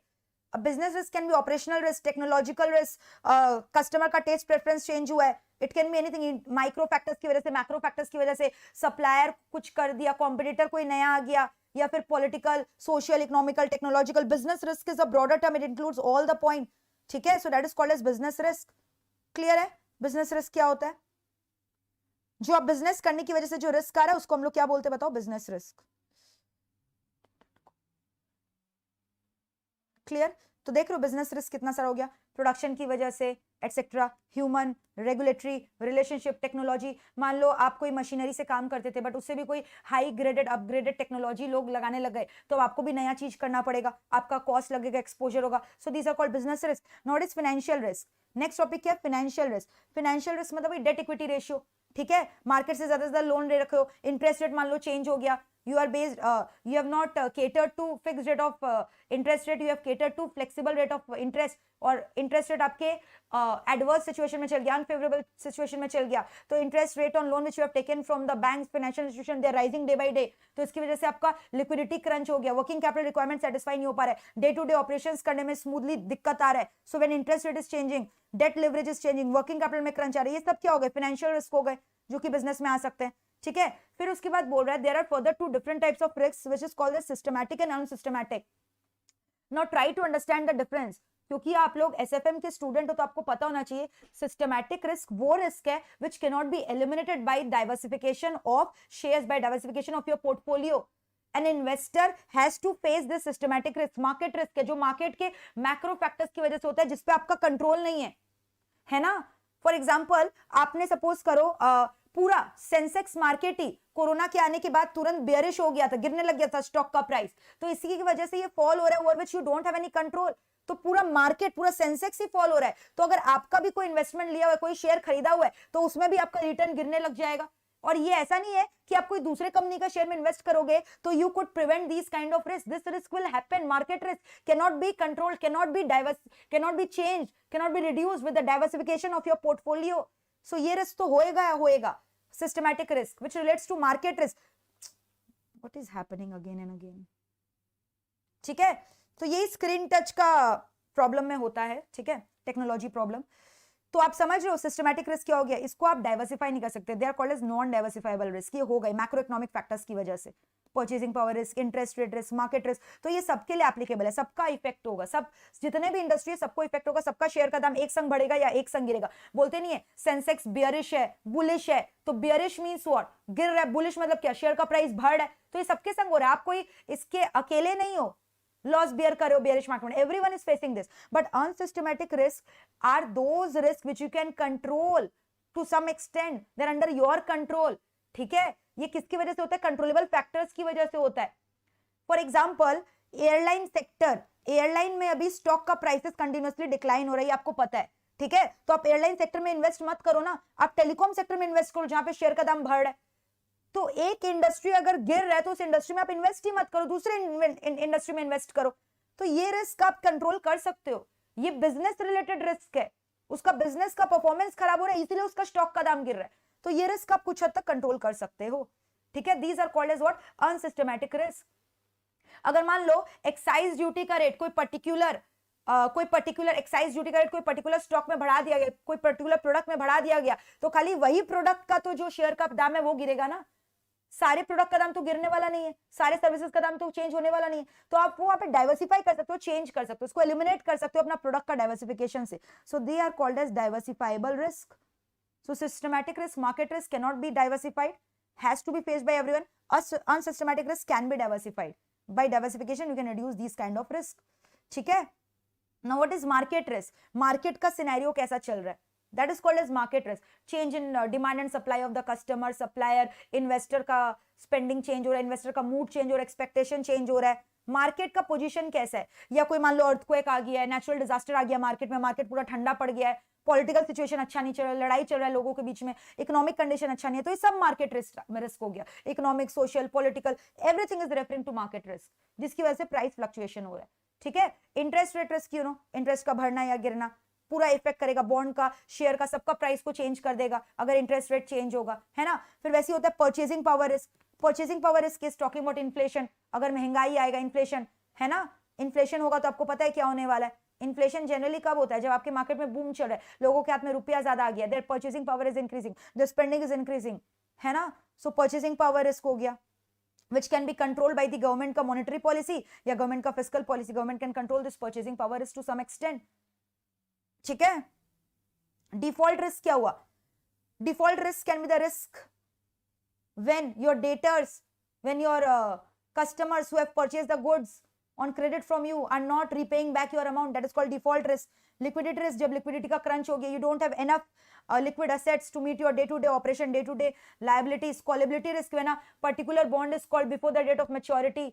आपने किसी से loan लिया and it was a such kind of loan which can be called before maturity date, तो किसी ने वापस से रुपया मांगा, तो अब आपके ऊपर प्रेशर आ गया कि आप अपना काम कैसे करोगे, वो तो रुपया मांग लिया मेरे से. So that means your risk will increase, financial crunch will occur because of this callability risk. Call option, put option, ये सब चीज का रिस्क हुआ callability risk. Convertibility risk क्या हुआ? जब आप कन्वर्ट करवाते हो, मान लो आपने कन्वर्जन ऑप्शन एक्सरसाइज कर लिया, बट बाद में पता चला कि जो आपने शेयर खरीदा उसका मार्केट में दाम बहुत कम था, तो इसकी वजह से आपको रिस्क हो गया कन्वर्टेबिलिटी रिस्क. इंडस्ट्री रिस्क सब कुछ कवर करेगा, सारे रिस्क को कवर करेगा. ठीक है, इन्वेस्टमेंट कितना वेरिएबल है, रिटर्न कितना आ रहा है, एक्सेट्रा एक्सेट्रा. करेंसी रिस्क वही फ्लक्चुएशन रिस्क, जो फ्लक्चुएशन होते रहता है, $1 इज इक्वल टू कितना रुपया, तो these are called as currency risk. Operational risk जो डे टू डे एक्टिविटीज की वजह से होता है, मान लो कि एम्प्लॉय ठीक से काम नहीं कर रहा है, लेबर यूनियन स्ट्राइक पे चला गया, कुछ एरर कर दिया, सॉफ्टवेयर खराब हो गया, मशीन का ब्रेकडाउन हो गया, फॉल्टी सिस्टम लगा दिया. सो ये सब के सब क्या हो गए? Operational risk. जो डे टू डे मैनेजमेंट को इफेक्ट करते हैं उसको बोलते हैं operational risk. So you can see there are so variety of risk which can affect your business organisation. Now how can we manage this risk? तो risk को manage करना जरूरी है, but you know all the risk should not be managed. There should be some risk which you should leave, क्योंकि risk है तो इश्क है. अगर रिस्क नहीं होगा तो आप प्रॉफिट भी नहीं कमा पाओगे. अगर आप सारे रिस्क के अगेंस्ट रिस्क मिटिगेशन स्ट्रेटेजीज लगाओगे, यानी you are eliminating that risk, but unless you don't take risk in the market, chances you can earn profit will be very low. Risk से तो रिटर्न आता है, here is the risk appetite, here will be the return. Risk है तो इश्क है, you know that. So all the risk need to be managed. तो आपको प्लान करना पड़ेगा किस रिस्क को मैनेज करना है, किस रिस्क को मैनेज नहीं करना है. So basically risk management means what? It's the systematic process. First you have to identify कि कौन सा risk हमारे business के लिए relevant है. Not all the risks are relevant for your business. So you have to identify कि कौन सा risk important है. You have to analyze them, है ना? You have to control them. You have to review them. Clear? So it's a systematic approach. Risk को identify करना है, analyze करना है, control करना है, ताकि deviation नहीं हो, negative consequence नहीं हो. All right? So risk management is what? Risk identification, risk evaluation, है ना?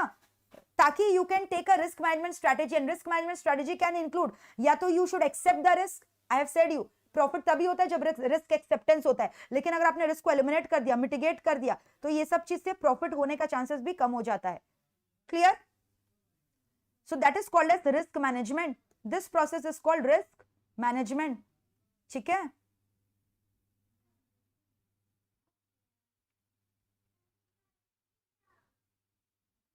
Clear? This process is called risk management. तो रिस्क मैनेजमेंट को ऑब्जेक्टिव क्या? अगर आप पहले से ये समझ लोगे कि what are the risk which are exposed to, which you are exposed to, and for that you have already decided in your mind कि हमें ये करना है जब ये रिस्क होगा. So don't you think your response time will increase? जैसे ही रिस्क आएगा you will not be surprised, you will be ready to face that risk. You will be actually forecasting कि what adverse situations can happen in future and you are ready for that. You can understand what is your risk appetite, है ना? And जो expected event है आप वो समझ सकते हो ये होने वाला है, और उसका अगर कोई एडवर्स इफेक्ट है you can minimise their adverse effect. अगर आप पहले से ही आपने डिसाइड कर लिया है कि ये रिस्क के लिए क्या करना है, तो अनसर्टेनिटी को कम कर सकते हो, है ना? फिर उसके बाद अर्लीस्ट अपॉर्चुनिटी ग्रैब कर सकते हो. फिर उसके बाद एक्सपेक्टेड इवेंट का जो डैमेज है उसको आप मिनिमाइज कर सकते हो. तो रिस्क मैनेजमेंट में क्या हुआ? रिस्क को आइडेंटिफाई करो, रिस्क को एनालाइज करो, रिस्क को असेसमेंट करो, रिस्क को रिड्यूस करो, रिस्क को कंट्रोल करो या फिर ट्रांसफर कर दो. So you can either reduce the risk, you can accept the risk, you can transfer the risk, you can control the risk. So there different techniques that you can do. ठीक है? तो risk measurement कैसे होता है? How do you find out the measure of the risk? How do you calculate the risk value? Probability of happening of risk multiplied by exposure if that risk happens is called risk measurement. ठीक है, suppose करो मैंने बोला कि अगर अगर अगर एक नया कॉम्पिटिटर आ गया तो मेरा पूरा प्रोडक्ट का लॉस होगा, मेरा रेवेन्यू का लॉस होगा से 1 CR का.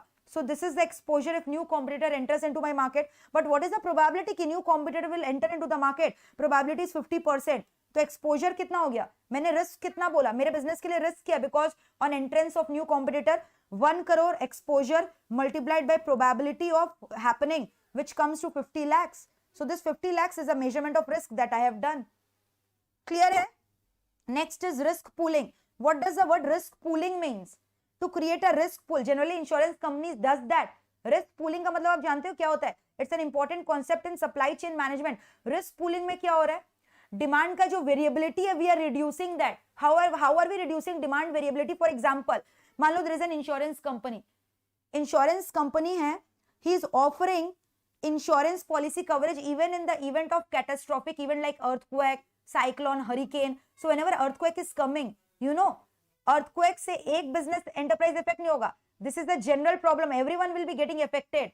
So in that case, अगर एक इंश्योरेंस कंपनी खाली कवरेज देगा अर्थक्वेक को लेकर, तो आपको नहीं लगता वो इंश्योरेंस कंपनी का तो पूरा बंटा धार हो जाएगा, उसको अपना बिजनेस ही ठप करना पड़ेगा, because severe of business people have taken this insurance policy. So this is a big amount, है ना, which cannot be borne by an individual. So therefore insurance company ने क्या किया, दूसरे इंश्योरेंस कंपनी के संग टाई अप किया. Many different insurance companies have come together and have decided to share the loss or share the risk or share the compensation of these kind of catastrophic risk.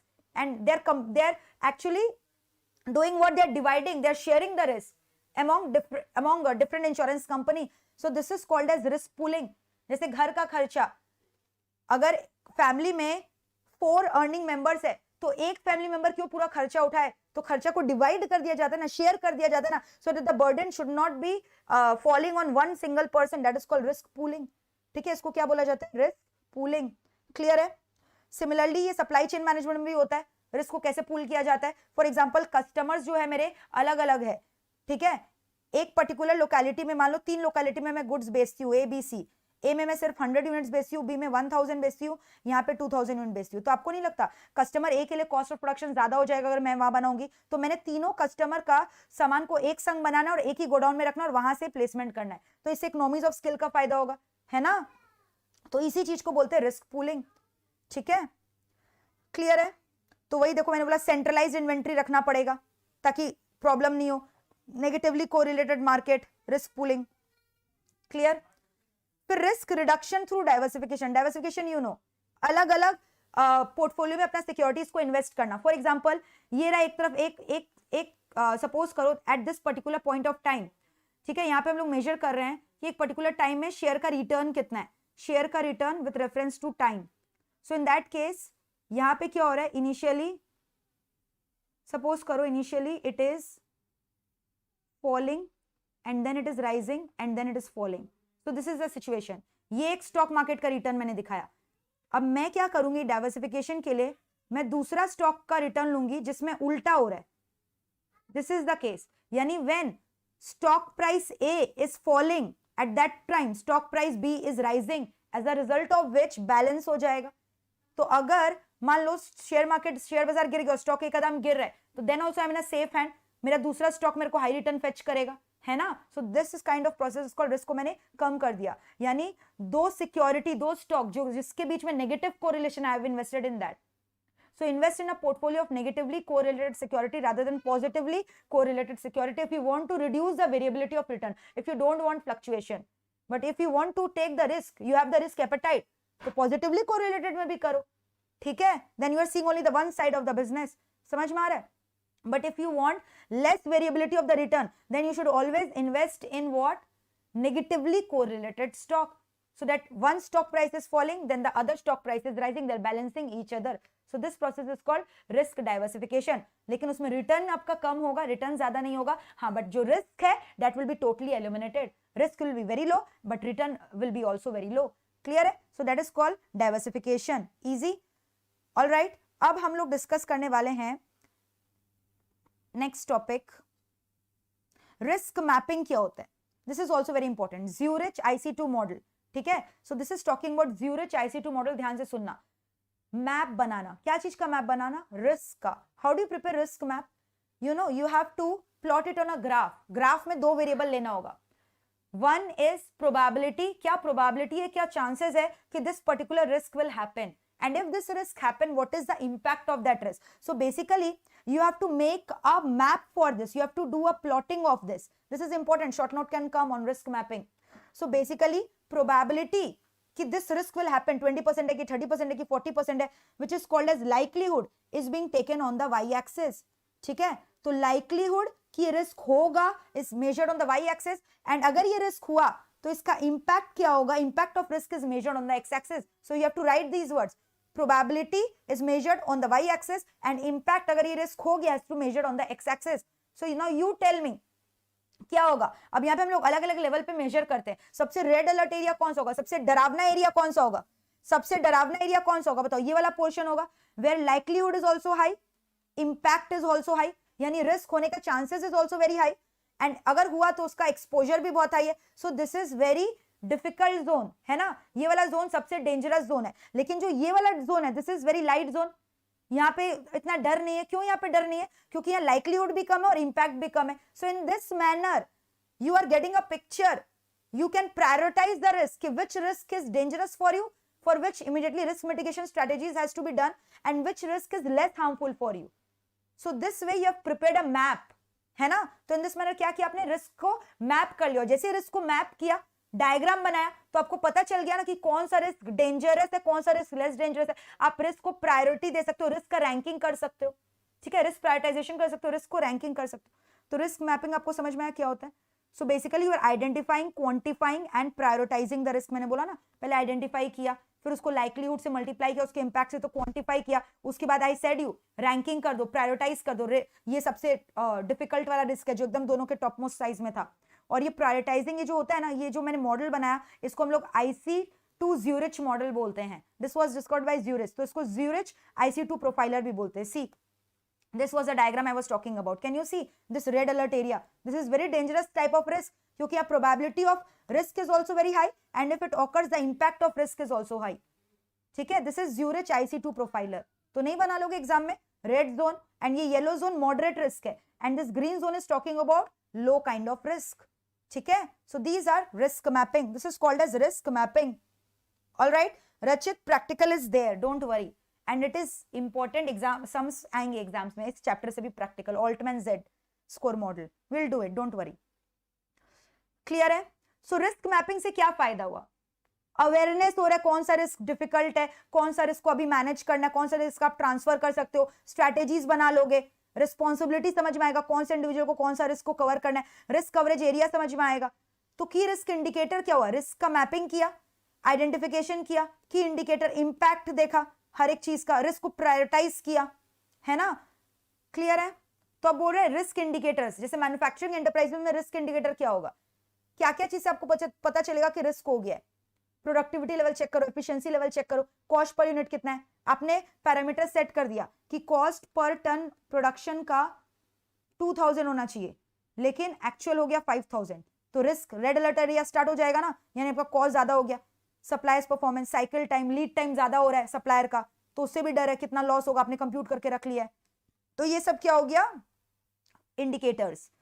ठीक है, तो वैसे banks के लिए होता है. Banks हम लोग बेसल मॉडल करेंगे, Basel model 1 2 3, but I will be focusing on 3 model. ठीक है, क्योंकि 1 2 3 अपने आप में बहुत बड़ा टॉपिक है. ऑलरेडी हम लोगों ने बेसल मॉडल 1 किया था, 2 भी किया था डिटेल में, 3 भी किया था, लेकिन आज मैं 3 पे फोकस करूंगी. कॉर्पोरेट रिस्क मैनेजमेंट क्या होता है? Enterprise risk management. Basically now we are talking about, ये आ सकता है एग्जाम में, एंटरप्राइज रिस्क मैनेजमेंट के ऊपर short note. This is important.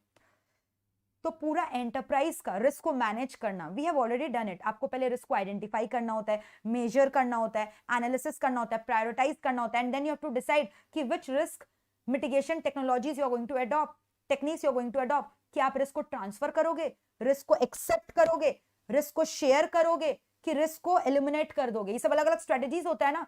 तो बेसिकली रिस्क को समझना, उसके लिए स्ट्रेटेजीज बनाना, ये किसका काम है? Top level management. क्या एम्प्लॉय बोलेगा ये रिस्क है? रिस्क है आपके बिजनेस में, नहीं है, ये सब किसका जिम्मेदारी है? Entities board of director. So it is a process which is effected by entities board of director to set strategies. किस लिए? So that to identify events which may create risk in your business and to ensure whether those risk has been managed and is within your risk appetite, so that the reasonable assurance is given कि your objectives is achieved. ठीक है, तो मैंने क्या बोला, it is a process जो कि कौन कर रहा है, टॉप लेवल मैनेजमेंट कर रहा है, स्ट्रेटेजी बना रहा है. क्यों स्ट्रेटेजी बना रहा है?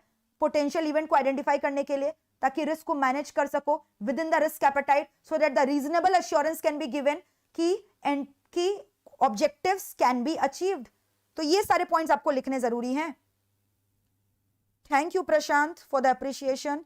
Awesome marathon watching continuously from beginning. Thank you dear. पूरा एंड तक वॉच करना. चैप्टर 4 कंप्लीट होने वाला है, फिर हम लोग बीवी स्टार्ट करेंगे.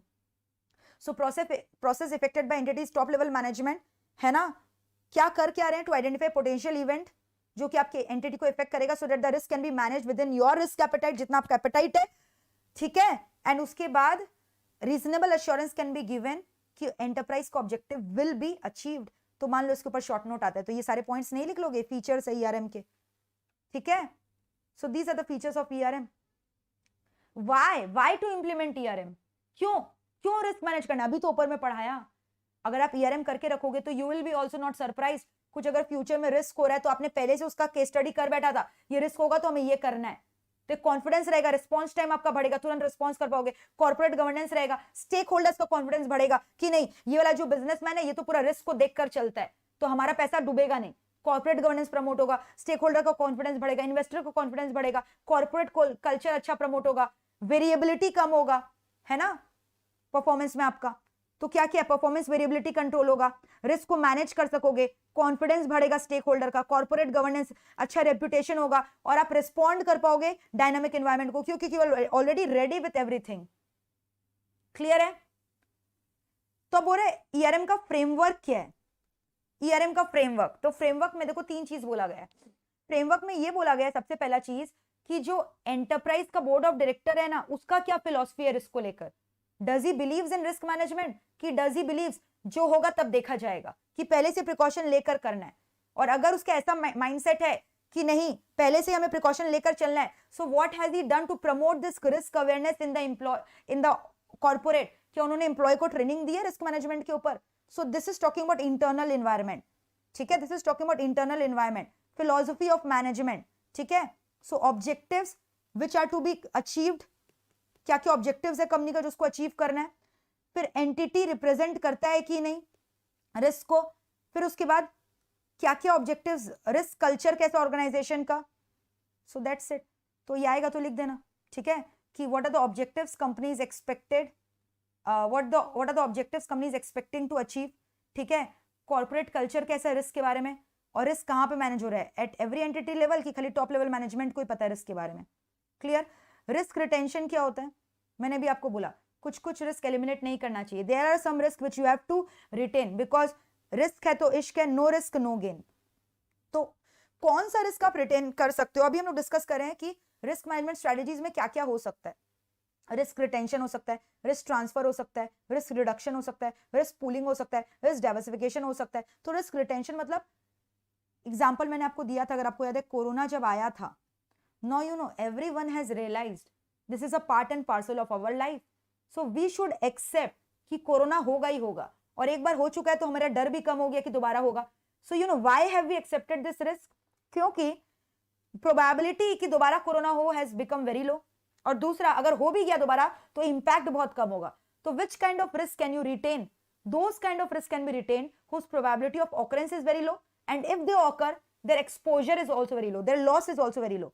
So that those kind of risk can be retained. And specially और कौन सा रिस्क रिटेन करना चाहिए? जहां पे आपको लग रहा है प्रॉफिट हो सकता है अगर आप उसको लोगे, क्योंकि नो रिस्क तो नो गेन. ठीक है, और या फिर जिसके अगेंस्ट इंश्योरेंस अवेलेबल नहीं है, या फिर वो रिस्क बहुत स्मॉल है, या फिर उसका प्रोबेबिलिटी होने का चांसेस बहुत कम है.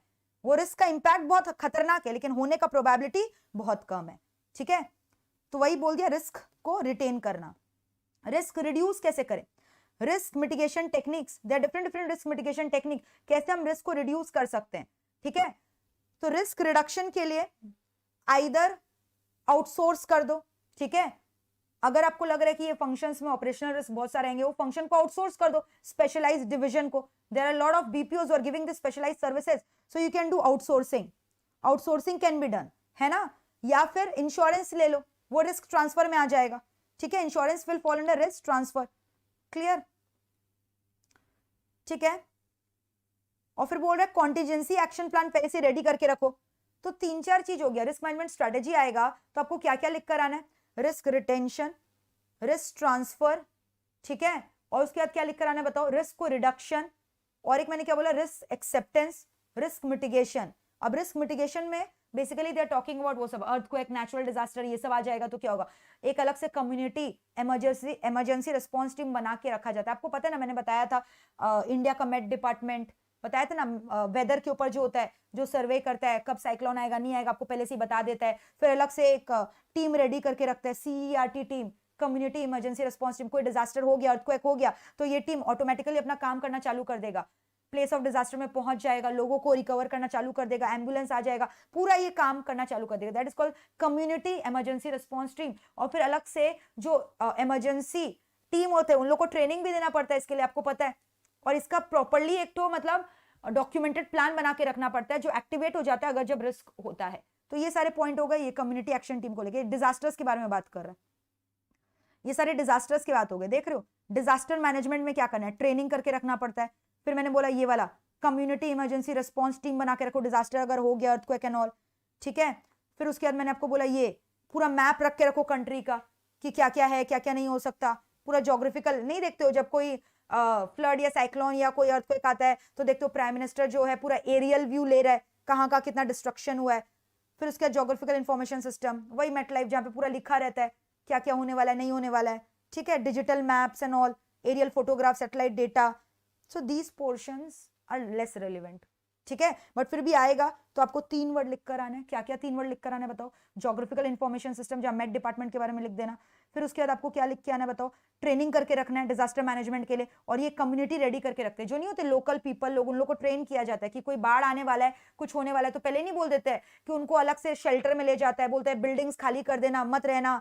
फिर उसके बाद don't stand under a tree, don't drive during that time, ऐसे करके गाइडलाइंस नहीं आते, गाइडलाइंस आते हैं ना। तो वही हो गया ये सब। Thank you Sundara, it means a lot for me, love from Chennai, thank you Sundara, your comment is as beautiful as your name is Sundara, okay thank you. फिर ये हैजर्ड मैप आप नहीं देखो, ये मैंने बोला ये हैजार्डस मैप आता है, पब्लिश हो जाता है, फिर आप देखते रहते हो। जैसे बीच में अम्फन एंड ऑल आने वाला था, if you have heard about it, तो we were actually locating the movement of the wind movement, कहां से आ रहा है नहीं आ रहा है। So this particular map is also issued to all the residents of an area who will be affected by a particular hurricane or cyclone. So all these are the things here, ठीक है। Next, now this is an important topic. They can give you, write a short note on value at risk, VAR. In simple terms, you understand what is value at risk? The maximum amount of loss which can happen if you have invested in a particular investment. If you have invested in the stock market, कितना maximum loss हो सकता है उसको बोलते हैं value at risk. तो पहले से कंप्यूट करके रख लो ना। जैसे मैंने सोचा कि मैं ट्रेडिंग करूंगी तो मैंने रिलायंस इंडस्ट्रीज लिमिटेड पूरा रिसर्च कर लिया कि इसमें मुझे इन्वेस्ट करना है, एंड सारे मेथड्स लगाकर एक फॉर्मूला है, जैसे मैंने पहले ही कंप्यूट कर लिया कि मैक्स टू मैक्स इसका शेयर का प्राइस कितना फ्लक्चुएट होता है, मैंने वो देख लिया, ठीक है, पास्ट बिहेवियर के ट्रेंड से। और मुझे पता चला मैक्सिमम टू मैक्सिमम मुझे कितना लॉस होगा इस इन्वेस्टमेंट में 20,000 का, तो मैक्सिमम लॉस इतना हो सकता है, इससे ज्यादा नहीं होगा। तो इसको बोलते हैं VAR, maximum loss which I can incur by investing in a particular security is called value at risk. इसको हम लोग क्या बोलते हैं बताओ, value at risk, maximum loss जो हो सकता है। तो ये VAR हम लोग कंप्यूट करते हैं। और VAR ब्रेक क्या हो गया, अगर आपका एक्चुअल लॉस VAR को भी एक्सीड कर दिया, which is actually not possible, तब उसको VAR ब्रेक बोलते हैं, है ना। तब उसको क्या बोलते हैं, VAR break. VAR in simple term आप क्या बोलोगे, VAR का मतलब क्या हो गया, maximum loss which can be incurred by making an investment in a particular portfolio for a particular horizon of time. But if that loss exceeds the VAR threshold also, that is called as VAR break. So VAR मैंने बोला threshold value, maximum value, ठीक है। अगर आपने एक market में invest किया तो उसमें जो लॉस हो सकता है, क्लियर, अगर लॉस उस थ्रेशोल्ड को भी एक्सीड करेगा VAR ब्रेक हो गया, ठीक है। तो इसका प्रोबेबिलिटी क्या हो गया VAR का 1 minus VAR break, probability of VAR break 1 minus, तो ये हो गया प्रोबेबिलिटी ऑफ VAR, ठीक है, ये हो गया प्रोबेबिलिटी ऑफ VAR। तो बेसिकली इसके ऊपर सम्स होते हैं, देखो मैंने आपको सम्स भी करवाया था मेन क्लासेस में, आप ये देखोगे तो आपको बेटर समझ में आएगा थ्योरी पार्ट। जैसे आपके बुक्स में क्या हुआ है ना, in your math institute has done a blunder. They have picked up any point from Wikipedia I have seen and they have just inserted it without giving the head and shoulder of the topic. खाली body दे दिया, माथा और legs नहीं दिया, head और legs ही नहीं दिया, तो बीच का बॉडी क्या कुछ समझ में आएगा? तो वीआर टॉपिक तो दे दिया, फिर they have used the word, you know, level of confidence. They have used the word 1 week, 1 day to 2 week horizon. But how will the student understand what is 1 day 2 week ka horizon? Are they doing trading? Are they technical research team that they will understand what is VR, what is VR break? So understand this sum. Then it will be easy for you to write down the theory. ठीक है? आओ understand this sum. तो 3 element है इसका, portfolio का value, time horizon, level of confidence. इसके basis पे आप निकाल सकते हो आपका वीआर मैक्सिमम लॉस कितना होगा. ठीक है? तो देखो मैंने यहाँ पे एक एग्जांपल दिया है. Mister X hold share in Reliance Industries whose market value is 2 crore. Important है, इसके ऊपर शॉर्ट नोट आएगा इसलिए मैं आपको समझा रही हूँ इतना डिटेल में. स्टैंडर्ड डेविएशन आप समझ गए कि उसका वेरिएबिलिटी कितना है स्टॉक का प्राइस का, बोथ वेज, ऊपर या नीचे. तो हमें तो नीचे से मतलब है. तो अगर 2 करोड़ का मार्केट वैल्यू है और उसका वेरिएबिलिटी 2% है तो डेली लॉस कितना हो सकता है? अगर आपका 2 करोड़ का पोर्टफोलियो है और फ्लक्चुएशन बोल रहा है 2% है तो मैक्सिमम लॉस कितना हो सकता है? 2 करोड़ का 2%. ठीक है? सो मैक्सिमम लॉस हो गया daily loss multiplied by Z score. Z score is a level of confidence. जैसे यहाँ पे level of confidence they have given you 99%, तो 99% लेवल ऑफ कॉन्फिडेंस यानी विद 99% श्योरिटी यू कैन से this will be your maximum loss. तो उसके लिए हमें जेड का स्कोर 2.33 लेना पड़ता है. लेकिन अगर 95% कॉन्फिडेंस रहता है तो उसके लिए Z score changes, that will be given in the sum. ठीक है? Multiplied by square root of the trading days. तो आप निकाल रहे हो मैक्सिमम लॉस खाली एक सिंगल डे का. ठीक है? तो ये नंबर ऑफ डेज कितना हो गया? 1. So this is the maximum VR loss. See, so this is the maximum loss that can be incurred. लेकिन मान लो आप 10 डेज का ट्रेडिंग होराइजन कंसीडर करो. 10 डेज कैसे है? क्योंकि यहाँ पे बोल दिया 1 वीक में 5 डेज का ट्रेडिंग हो रहा है, तो 2 वीक्स में कितना होगा? 10 डेज. तो आपको पता है स्टॉक मार्केट क्लोज रहता है. ठीक है? तो 10 डेज होगा तो डेज क्या हो जाएगा? √10. डेली लॉस हुआ, तो यहाँ हो गया ये मैक्सिमम लॉस. तो अगर 1 ट्रेडिंग डे का बात करें तो मैक्सिमम लॉस इतना है. 10 डेज ट्रेडिंग का लॉस करें तो मैक्सिमम लॉस इतना है. तो ये मैक्सिमम लॉस आपने कंप्यूट कर लिया for a single day and for a maximum period of 2 weeks. है ना? तो ये 1 डे 2 वीक्स ऊपर बोला है कि ये जो हम लोग वीआर निकालते हैं ना ये इस रेंज के बीच में होता है, 1 डे से लेकर 2 वीक्स का रेंज में. या फिर जो अब हम लोग ये वीआर निकालते हैं ना हम लोग उसमें ये प्रोबेबिलिटी लेते हैं 1% या 5%. सो 1% 5% प्रोबेबिलिटी क्या चीज का है? The level of confidence. 95% level of confidence मतलब हुआ कि 5% इज योर प्रोबेबिलिटी और 99% लेवल ऑफ कॉन्फिडेंस के संग जब आप बोल रहे हो मतलब 1% प्रोबेबिलिटी. ठीक है? So they have given you like this कि वीआर का पैरामीटर है. क्लियर है? So this is all about VR. देखो क्या दिया हुआ है. Normally VR parameter are 1% and 5% probability. 5% मतलब 95% का आपका confidence level है, कितना loss होगा? 1% मतलब your level of confidence is 99%. और ये दोनों level of confidence में Z score का value दिया हुआ रहता है, which is different in both the things. And ये time horizon समझ गए? When you are computing the loss for 1 trading day or when you are computing it for 14 days. Oh my God, you guys have flooded the chat box. Tejaswini saying Divya ma'am will do magic like that with her awesome teaching so that we will not miss any topic by any chance. Yes. Khushbu is saying proud to be a student. Sita, dear madam, good lecture. Very helpful. First time in history, especially CMA student marathon. मैं पूरा अपना जान लगा दूंगी आज का lecture में, but आपको भी मेरे संग जान लगाना होगा. You also have to put the efforts. It's not one way. It's 2 way always. As you have heard the saying, ताली एक हाथ से नहीं बजती, 2 हाथ से बजती है. So if I am giving you a high five, back में you have to give me a high five in return. Otherwise, नहीं होगा. ठीक है? So I want your full support, guys. I want your full support. Okay? Thank you, Prashant. Love from Rajasthan. Thank you, dear. ठीक है? So VR के ऊपर अगर आप शॉर्ट नोट आएगा, now you can use these words. You will never forget. Ma'am ने बोला था VR का जो पैरामीटर होता है जनरली 1 डे या फिर 2 वीक्स का ट्रेडिंग डेज का होता है और जो उसका प्रोबेबिलिटी होता है 1% या 55%. Now you can also use our level of confidence 99%, 95%. ठीक है?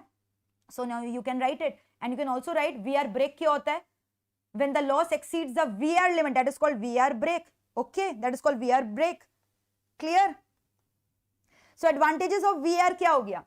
अगर आप पहले से करके रखोगे तो you will be ready with your risk apatite, तो आप एक्सट्रीम ऑकरेंसेस से बच जाओगे। अगर शेयर मार्केट एकदम बैडली गिर भी गया सो यू नो कितना मैक्सिमम फ्लक्चुएशन हो सकता है, you will be on the safe side. आप रिस्क को, एपेटाइट को अपने अंदर रख सकते हो, ठीक है।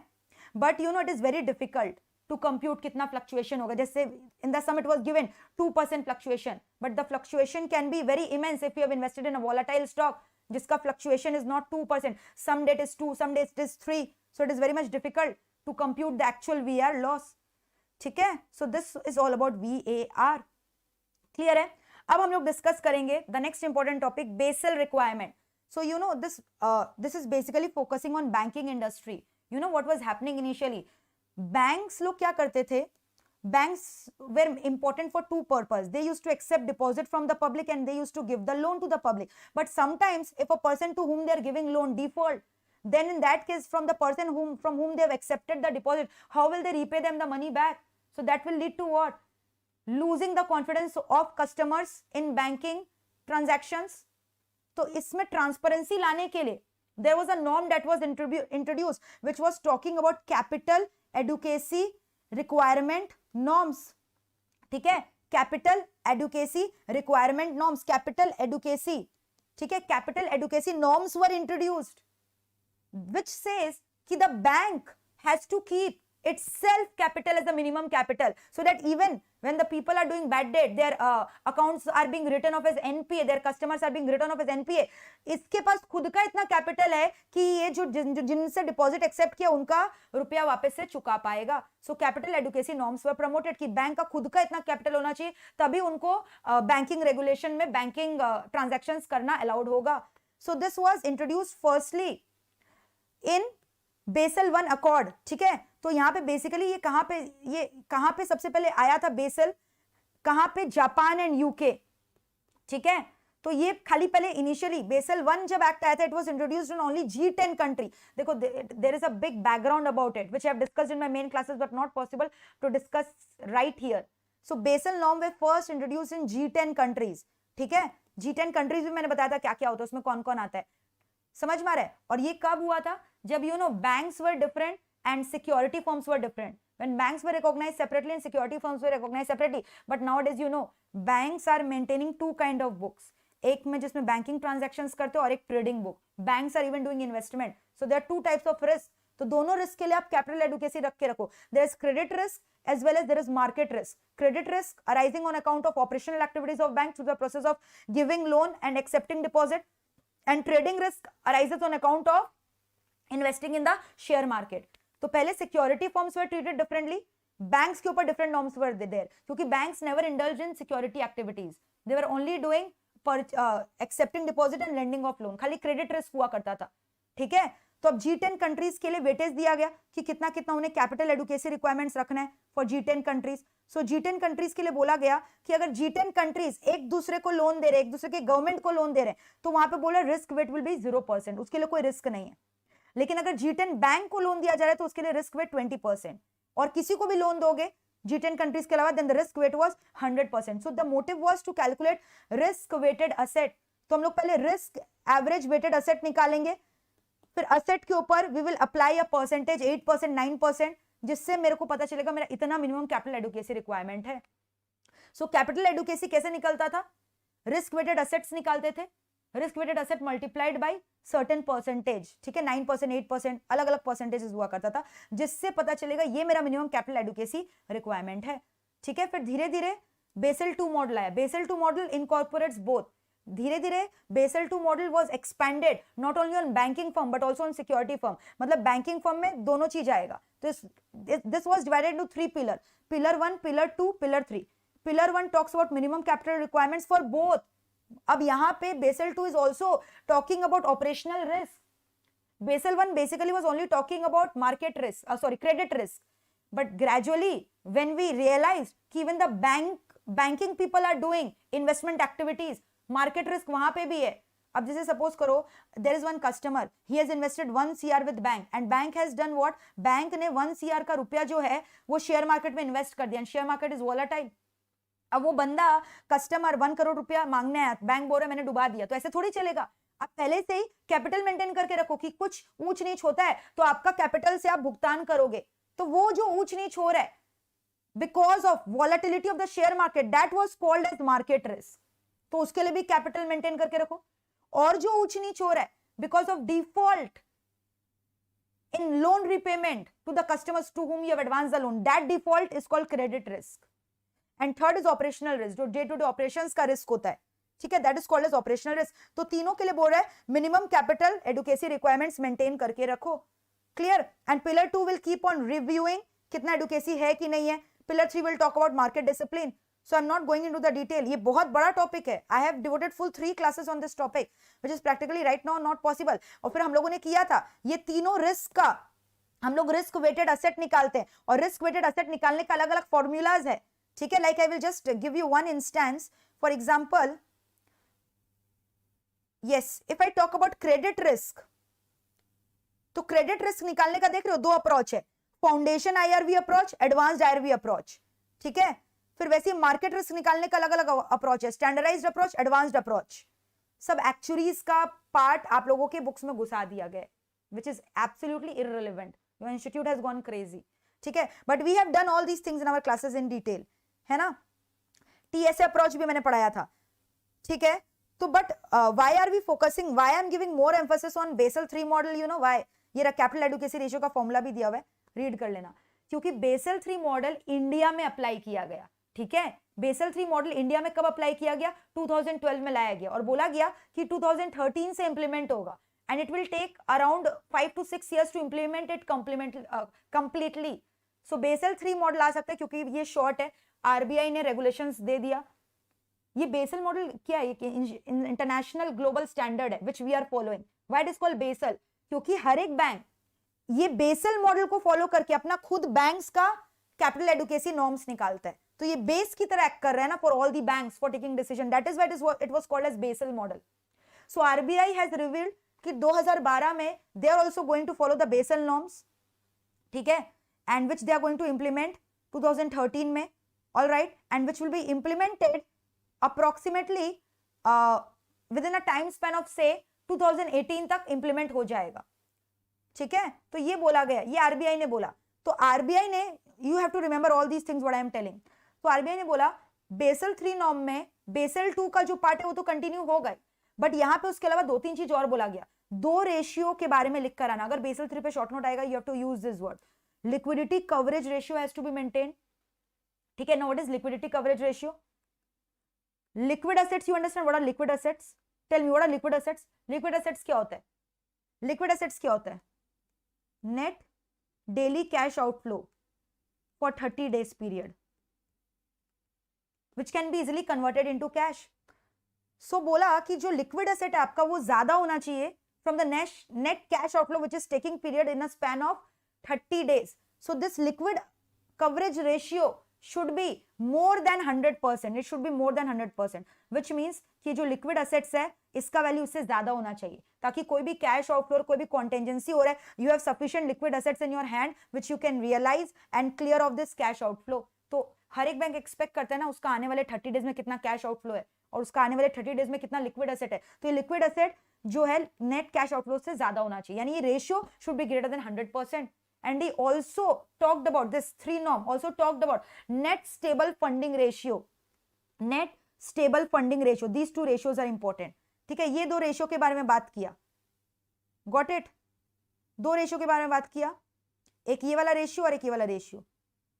ओके, ये मेरे नोट्स में नहीं है, I am just dictating it. तो याद रखना, आई will be giving you the notes for it. अगर एग्जाम में आएगा तो बेसल 3 आएगा, तो आपको ये दोनों रेशियोज के बारे में लिख कर आना है. नेट स्टेबल फंडिंग रेशियो क्या बोलते हैं? नेट स्टेबल फंडिंग रेशियो का फॉर्मूला क्या हो गया? नेट स्टेबल फंडिंग रेशियो मतलब आपके पास कितना फंड अवेलेबल है, लॉन्ग टर्म फंड्स का बात कर रहा है, ठीक है. नेट फंड्स कितना एक्चुअली अवेलेबल है डिवाइडेड बाय नेट फंड्स कितना रिक्वायर्ड है. I know you are not finding interest in this topic, you are finding this topic technical because it is technical and it takes lot of time, but फिर भी मैंने आपको बोल दिया है, ठीक है. अगर एग्जाम में आएगा, to be on the safe side, you will use these 2 points, you will get full marks. तो बोल रहा है this ratio should also be greater than 100%, कि आपका जितना नेट फंड अवेलेबल है और जितना रिक्वायरमेंट है, तो जितना अवेलेबिलिटी है that should be greater than the required funds, है ना. Availability should be greater than the requirement. Clear है, याद रहेगा ये सब आपको, यस और नो. तो ये दोनों चीजों के बारे में आपको लिख कर आना है. क्लियर, ठीक है.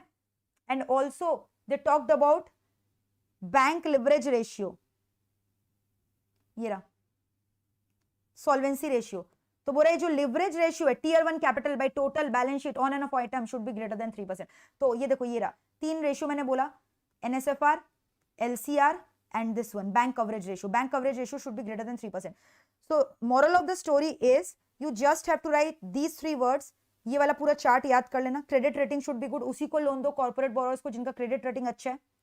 फिर उसमें आपको मैंने बोला था ना, कैपिटल एडुकेसी, कैपिटल मेंटेन करके रखना पड़ता है. तो कॉमन टीयर कैपिटल मिनिमम 5.5% होना चाहिए, टीयर 1 कैपिटल 7% होना चाहिए, टोटल कैपिटल 9% होना चाहिए. तो बस ये परसेंटेजेस याद रखना, ठीक है. क्योंकि इसको भी पूरा समझाना मेरे लिए पॉसिबल नहीं है, एब्सोल्युटली इम्पॉसिबल, क्योंकि 3 क्लास लगा था इसमें. तो बस इतना आपको याद रखना, एकदम ईजी है. Basel III model was introduced by RBI in 2013 to be estimated will be fully operational by 2018. ठीक है. यहाँ पे 2 further more ratio, it is an extension of Basel II model. Further 2 more ratios were introduced talking about liquidity coverage ratio and net stable funding ratio. Liquidity coverage ratio जो बोल रहा है वो क्या बोल रहा है कि कंपनी का, बैंक का खुद का कितना लिक्विड एसेट है.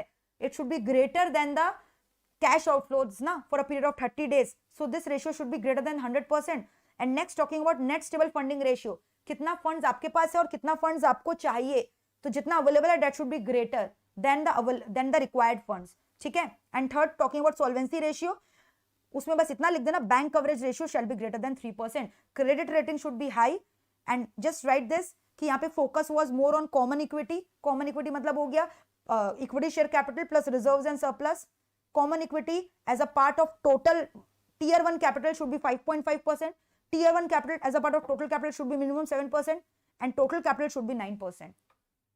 ठीक है. कैपिटल में टीयर 1 टीयर 2 2 कैपिटल होते हैं, तो इन लोग बोल रहे टीयर 1 टीयर 2 सब मिलाकर 9% होना चाहिए. क्लियर है. तो बस इतना लिख देना, that's it. Alright. So this is all about Basel 3. कि even if it comes in your exams you are ready, you are not going to leave this topic. ठीक है. Now this is important. Coming to a very easy topic, very very important. So you can expect a question from this zone. Causes of sickness for the project या फिर causes of corporate distress, corporate failure. Corporate failure यानी company का fail हो जाना. Company fail हो रहा है, इसका क्या सिम्टम है? जब कंपनी में लिक्विडिटी का क्रंच आ रहा है, लिक्विड एसेट नहीं है, लोन्स बढ़ते जा रहे हैं, इंटरेस्ट ज्यादा जा रहा है, लो गियरिंग, प्रॉफिटेबिलिटी कम हो रहा है. ठीक है. So what are the 3 indicators that is indicating कि corporate is sick? तो मैंने आपको 3 चीजें बताई. मैंने बोला जब आपका कंपनी का प्रॉफिट गिर रहा है ना, ये रहा, when the companies profit symptoms, profit is falling, geared up हो गया, debt equity ratio is unfavourable, debt is rising, equity is falling and liquidity position is very tight. So these 3 symptoms are giving that corporate is company is failing. This topics are very easy and very important. ध्यान देके सुनना, question will come from this section. ठीक है. तो अब बोल रहा है एक पर्टिकुलर प्रोजेक्ट का क्या क्या कॉज हो सकता है सिकनेस का. सिकनेस मतलब the company is not performing financially well, company is earning losses, या तो आपने प्रोजेक्ट ही गलत फॉर्मुलेट किया, प्रोजेक्ट फॉर्मुलेशन में गलती की है. ठीक है. या इंप्लीमेंटेशन में गलत किया, ओवर स्पेंडिंग कर दिया, सही कैपिटल एलोकेट नहीं किया, वेस्टेज किया रिसोर्सेज का. प्रोजेक्ट पहले तो स्ट्रेटेजी गलत फॉर्मुलेट किया, ये प्रोजेक्ट खोलना ही नहीं चाहिए था. कोरोना का टाइम चल रहा है, आपने बोला एक रेस्टोरेंट खोलेंगे, सोफिस्टिकेटेड रेस्टोरेंट खोलेंगे जहां पे कस्टमर्स आएंगे, फिजिकली विजिट करेंगे, खाना खाएंगे. लॉकडाउन में एक रेस्टोरेंट खोल डाला. आपको नहीं लगता this was a project formulation ही आपका गलत है, स्ट्रेटेजी फॉर्मुलेशन ही गलत है? कोई नहीं आएगा कोरोना में भाई, तो आपका प्रोजेक्ट ही गलत था. हेस्ट में आपने डिसीजन ले लिया, external factors were not under your support, so your project formulation was a failure. फिर प्रोजेक्ट इंप्लीमेंटेशन में गलत कर दिया, डिले कर दिया प्रोजेक्ट कंप्लीट करने में, इंटरेस्ट रेट चेंज हो गया, वाटर का सप्लाई नहीं है, ओवर स्पेंडिंग कर दिया. ठीक है. फिर जब आप प्रोडक्शन करने गए तो आप देख रहे हो आपने जो उस समय सोचा था ना प्रोजेक्ट बनाने के टाइम, इतना cost, the cost structure of the industry has change, labour का रेट बढ़ गया, रॉ मटेरियल का स्कैसिटी हो गया, cost of production is increasing, या फिर you have failed in your marketing target, your marketing strategies have failed, you are not able to attract your customer, या finance में फेलियर हो गया, आपने लोन लिया बैंक से बट अब बैंक अब मांग रहा है रीपेमेंट ऑफ द लोन, या इंटरेस्ट रेट बढ़ गया and you have opted for a fluctuating rate of interest, या फिर एडमिनिस्ट्रेशन ही गलत, टॉप मैनेजमेंट का जो टॉप मैनेजर था ना, ही इलॉप्ड अवे विथ नेबरहुड वाइफ, पूरा मार्केट में रेपुटेशन खराब हो गया. फ्रॉड बाय मैनेजमेंट, मिसमैनेजमेंट, सब इसके अंदर आएगा, एडमिनिस्ट्रेशन ही खराब, या जो टेक्निकल टीम का मेन बंदा था जिसकी बेसिस पे आपने प्रोजेक्ट खोला था, that person passed away. So all these are administrative problem. So these are the reasons for sickness of the project. या तो फॉर्मुलेशन में गलत किया, इंप्लीमेंटेशन में गलत किया, इंप्लीमेंटेशन फॉर्मुलेशन सब सही था, प्रोडक्शन गलत हो गया, मार्केटिंग ठीक से नहीं कर पाए, लोन का बर्डन बढ़ गया, जनरल एडमिनिस्ट्रेशन खराब. Learn it. सो दो टॉपिक में पढ़ाऊंगी. This topic is sickness. Sickness का कॉजेज, यहां पे मैंने बोला symptoms of failure, and now we are going to discuss corporate distress का causes which I am expecting. Important. What are the causes of corporate distress? MTP में भी वाला question दिया हुआ है, and that is a perhaps we are on the end of this chapter. और इसके बाद हम लोग ऑल्टमैन जेड स्कोर मॉडल करेंगे which is also very important. अब ये जो एंड का पार्ट है बहुत ध्यान से सुनना, very much relevant for your exams. And Altman Z score model पक्का एक सम तो आई एम एक्सपेक्टिंग कि आएगा ही आएगा. ठीक है, एक बार ये लर्न कर लो.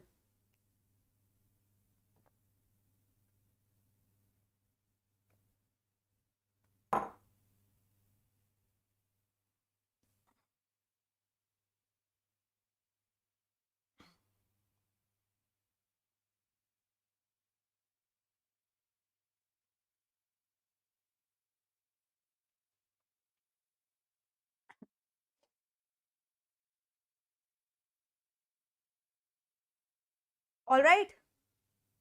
Corporate distress word means what? Just now we have discussed. Situations are not in your favor. Your profit is not up to the mark. Your cost is not up to the mark. Your employees are not happy. Your customers are not happy with your performance. So what can be the reasons for corporate distress? That your company is earning loss day by day. Net worth गिर रहा है, negative हो रहा है, cash losses हो रहा है. क्या reason हो सकता है?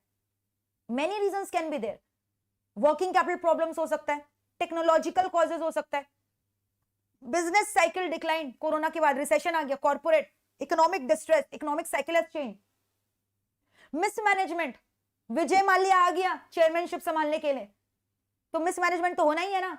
फ्रॉड हो रहा है, fraud by management, Chanda Kochhar और विजय माल्या दोनों जन मिलकर चला रहे हैं बोर्ड ऑफ डायरेक्टर, फ्रॉड तो करना ही है उन्हें.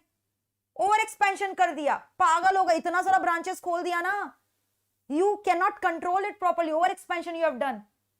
या फिर financial stress, debt equity ratio, debt बहुत ज्यादा ले लिया, चुका नहीं पा रहे हो लोन, बर्डन बढ़ते जा रहा है. So all these are reasons for corporate distress. You are tired, corporate distress, tired, technological failure. कल ही ईआरपी का सॉफ्टवेयर लगाया था, ठीक है, नया टेक्नोलॉजी आ गया. Everyone is now using MOLAP software, and now my students, after looking at my lecture, will definitely install this MOLAP software in their business organizations if they're an entrepreneur. ERP का भी बाप कौन है, tally का भी बाप कौन है, MOLAP. बट अब आप तो ERP सॉफ्टवेयर कल ही 1 करोड़ रुपया देकर मतलब किए थे, पता नहीं कैसे ERP सॉफ्टवेयर खरीदे थे, बड़ा वाला कोई बैंक था आपका, आपका बैंकिंग ऑपरेशन था, आपने ERP सॉफ्टवेयर लगाया, फेल्ड. कॉम्पिटिटर ने MOLAP सॉफ्टवेयर लगा लिया, पूरा अलग ही कर दिया जोन, कस्टमर को कुछ और ही सर्विसेज दे रहा है, मोबाइल फ्रेंडली ऐप लगा दिया, फ्री में बहुत सारा सर्विसेज दे रहा है. तो technological reason can be a reason of your failure. New technology has come, working capital crunches, shortage, liquidity manage नहीं कर पा रहे हो, डे टू डे ऑपरेशंस का खर्चा नहीं चला पा रहे हो, सारा रुपया इंटरेस्ट ऑन लोन में ही चला जा रहा है, और एक्सपेंशन कर दिया. पुअरली स्ट्रक्चर्ड बोर्ड में एकदम निकम्मे डायरेक्टर्स है, not worthy directors are sitting on the board, not worthy enough to control and make the decisions. Economic distress, interest rate has risen, business cycle, recession boom की जगह, after covid economic distress is going on, है ना, inflation हो गया, महंगाई हो गया, mismanagement मतलब गलत strategies लगाया, fraud तो आप समझ गए, Chanda Kochhar has done fraud by management for which she was jailed, Vijay Mallya fraud, financial distress, too much of loan burden. तो खाली आपको हेडिंग याद रखना है, अंदर का जस्ट ऐसे भी अंदर का लिखना है एक लाइन, ठीक है, you have to type it. Okay, तो टेक्नोलॉजिकल कॉजेज आप समझो, नया टेक्नोलॉजी की वजह से हो गया. फिर वर्किंग कैपिटल प्रॉब्लम में ज्यादा फंड्स नहीं है डेली एक्सपेंसेस को मीट करने के लिए, इकोनॉमिक डिस्ट्रेस हो रहा है, ठीक है, मिसमैनेजमेंट, स्ट्रेटेजीज वेटरीज एकदम बेकार है, कुछ ज्यादा ही ओवर एक्सपेंशन कर दिया, फ्रॉड, मैनिपुलेशन किया है फाइनेंशियल स्टेटमेंट का. Alright, poorly structured board, incapable CEO, ठीक है, जेफ बेजोस जैसा सीईओ नहीं है जो स्पेस में ट्रैवल करके आया है. Financial distress, alright, investment profitability सब लूज कर रहे हो. क्लियर यहां तक? Okay, next. So this we have done. Causes of sickness of project can be project formulation, मैंने बोला था इंटरनल कॉजेज में ये सब था. इंप्लीमेंटेशन बोला था, प्रोडक्शन में बोला था cost of production and all बढ़ जा रहा है, सब बताया था ना. Now the important topic starts. ठीक है, ये इंपॉर्टेंट टॉपिक करवाने के बाद SPM will be over and then will move on to BVM. ठीक है, तो बहुत इंपॉर्टेंट है. Will do it with our hand written notes. Altman Z score model, Spiderman है, ही मैन है, शी मैन है, और कौन सा मैन है? वैसे ही एसपीएम सब्जेक्ट में ऑल्ट मैन है, याद रहेगा आपको. Altman very important, very very important. Altman Z score model.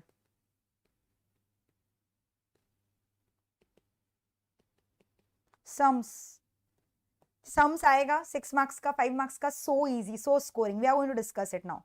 ठीक है, people are scared looking at the formula of the sum, but trust me, I'll make you remember the formula with my magic techniques.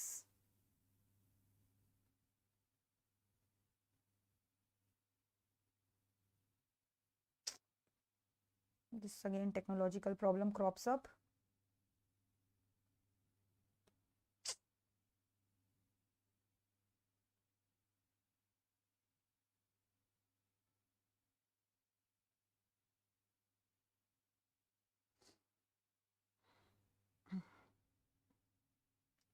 So yes, Iron Man, Spider-Man. अभी मैंने क्या नाम बोला? Tell me, come on. Which name did you hear from me?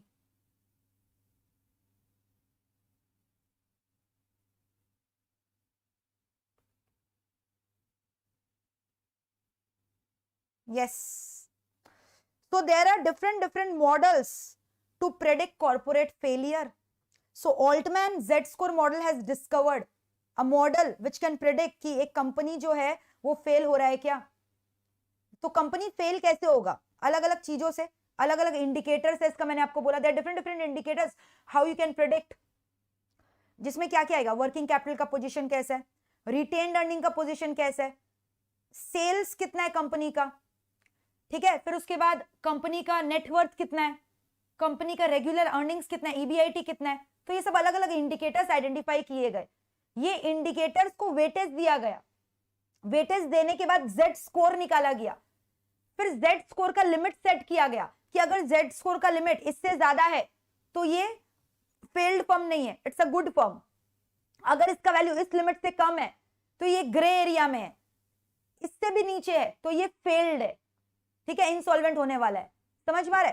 तो ये अलग अलग models जो है उससे हम लोगों ने डिस्कस किया, जेड स्कोर निकाला. तो अब एग्जाम में आएगा कि आपको सजेस्ट करना है कि ये पर्टिकुलर फर्म जो है इसका जेड स्कोर निकाल के बताओ और कमेंट करो इसका जेड स्कोर से कि वेदर ये जो फर्म है ये बैंकरप्ट क्लास को बिलोंग करता है कि नॉन बैंकरप्ट क्लास को बिलोंग करता है.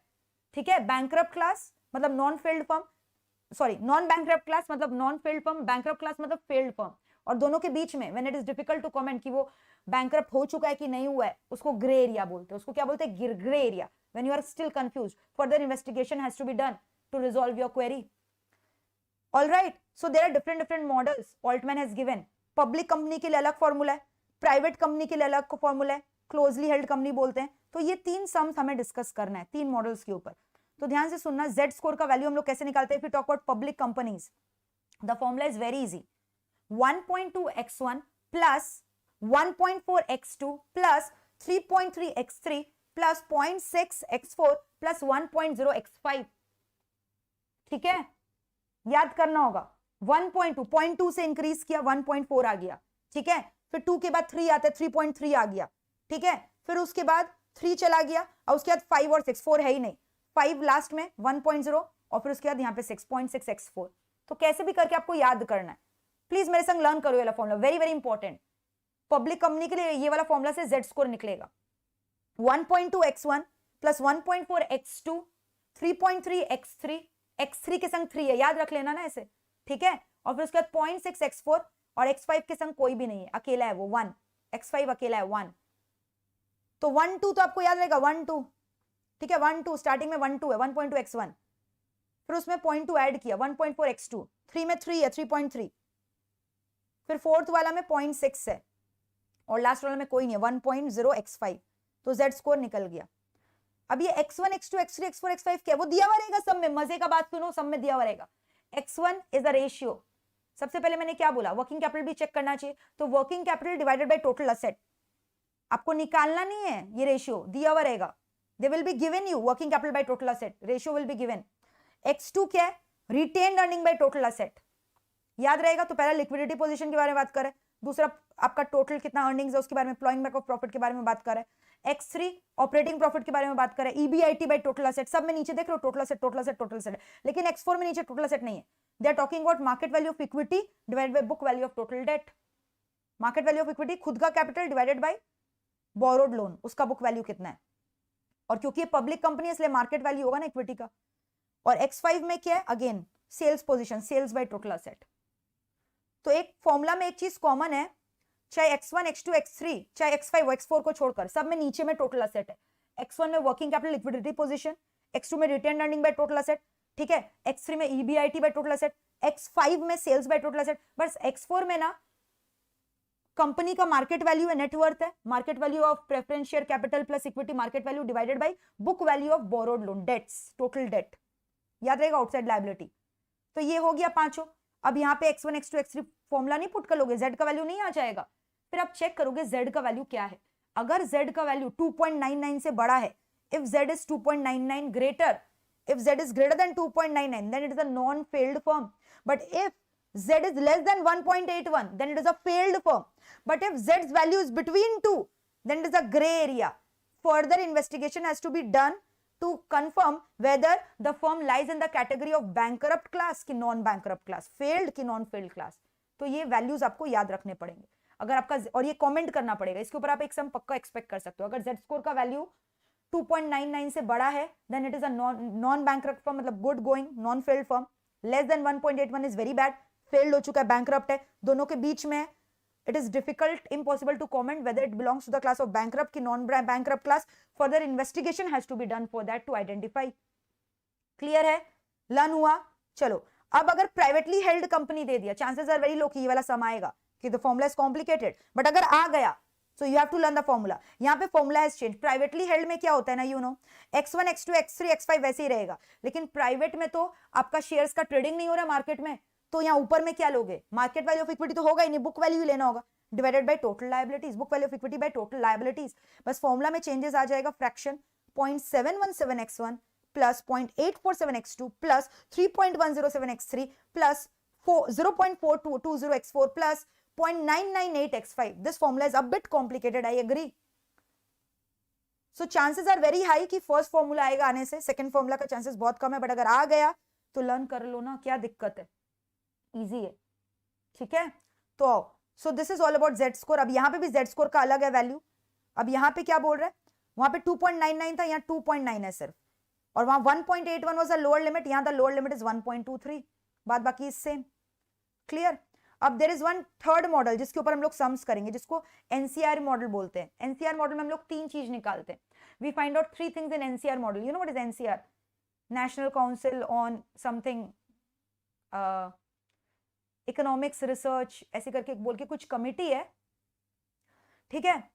तो वो तीन चीज बोला, तीन चीज चेक करना पड़ेगा। कंपनी का कैश प्रॉफिट का position, not net profit, cash profit, net working capital check करना पड़ेगा, लिक्विडिटी मेजर होगी, और कंपनी का नेटवर्थ चेक करना पड़ेगा। अगर इसमें से एक भी नेगेटिव आ रहा है, ठीक है, अगर तीनों नेगेटिव है तो आप समझ ही जाओ क्या फुल्ली सिक है। अगर इसमें से एक भी नेगेटिव है तो हो सकता है फ्यूचर में जाकर सिक हो जाए, और अगर दो नेगेटिव है तो मतलब सिकनेस होने वाला है धीरे धीरे, इंसिपिएंट सिकनेस है, इंसिपिएंट सिकनेस। तो यहां तीन चीज क्या क्या निकालना है मैंने बोला, कैश प्रॉफिट, वर्किंग कैपिटल और नेटवर्थ। इसमें से अगर तीनों नेगेटिव है यानी कंपनी इज फुल्ली सिक। अगर एक है टेंडेंसी है सिक हो सकता है, दो है तो होने वाला है, प्रोसेस में होने के, इंसिपिएंट सिकनेस, ठीक है। अब ये तीनों के ऊपर हम लोग एक एक सम्स करेंगे so that the picture becomes clear. अब मैंने यहाँ सब चीज का मीनिंग दे दिया। असेट का मतलब क्या होता है, रिटेन अर्निंग क्या होता है, एक बार रीड कर लो वेरी क्विकली। असेट के अंदर क्या आ रहा है, रिटेन अर्निंग के अंदर क्या आ रहा है, टोटल डेट के अंदर क्या आ रहा है, वर्किंग कैपिटल के अंदर क्या आ रहा है, current asset, current liability. Z score manufacturing के लिए और एक फॉर्मूला अलग से, नॉट रिक्वायर्ड, ठीक है। कॉर्पोरेट डिस्ट्रेस का कॉजेज हमने किया था, सिकनेस ऑफ प्रोजेक्ट का किया था, इंटरनल एक्सटर्नल, इंटरनल का सब कॉजेज किया था मैंने। फिर एनसीआर मॉडल मैंने आपको बोला कैश प्रॉफिट, नेटवर्किंग, नेटवर्थ। तो कैश प्रॉफिट कैसे निकलता है? नेट प्रॉफिट जितने भी non cash expenses add back करोगे और नॉन कैश इनकम लेस कर देना। Net working capital, current asset minus liability, net worth, you know the formula, share capital plus reserves and surplus minus PL debit और minus miscellaneous expenditure. ठीक है Saurabh, no no third model नहीं करना, इतना complicated नहीं आएगा, आई एम नॉट एक्सपेक्टिंग। ठीक है, you can leave it. First model is important, second model भी कर लेना, they can ask private company के बारे में, सो you should be knowing all the formulas. And NCR model is also very easy. 3 ठो यहाँ पे आपका रेशियोज आपको चेक करना है, रेशियोज भी नहीं, आपको 3 ठो वेरिएबल्स चेक करना है, कैश प्रॉफिट निकालना है, नेट वर्किंग कैपिटल निकालना है, ठीक है, और नेटवर्थ चेक करना है। अगर तीनों नेगेटिव, पूरा सिक है कंपनी, एक है नेगेटिव तो टेंडेंसी सिक हो सकता है, 2 नेगेटिव है तो इंसिपिएंट सिकनेस है। ऑलराइट, तो ये रिसर्च जो निकाला था ना जेड स्कोर का इतना वैल्यू, तो ये बोल रहा है basically Altman has done a research from 33 failed and 33 non failed firms, उनके पैरामीटर के बेसिस में सारे पैरामीटर्स को डेवलप किया था। ऑलराइट, चलो now time to discuss one sums on it, come on. Z score model पे we are going to discuss one sums.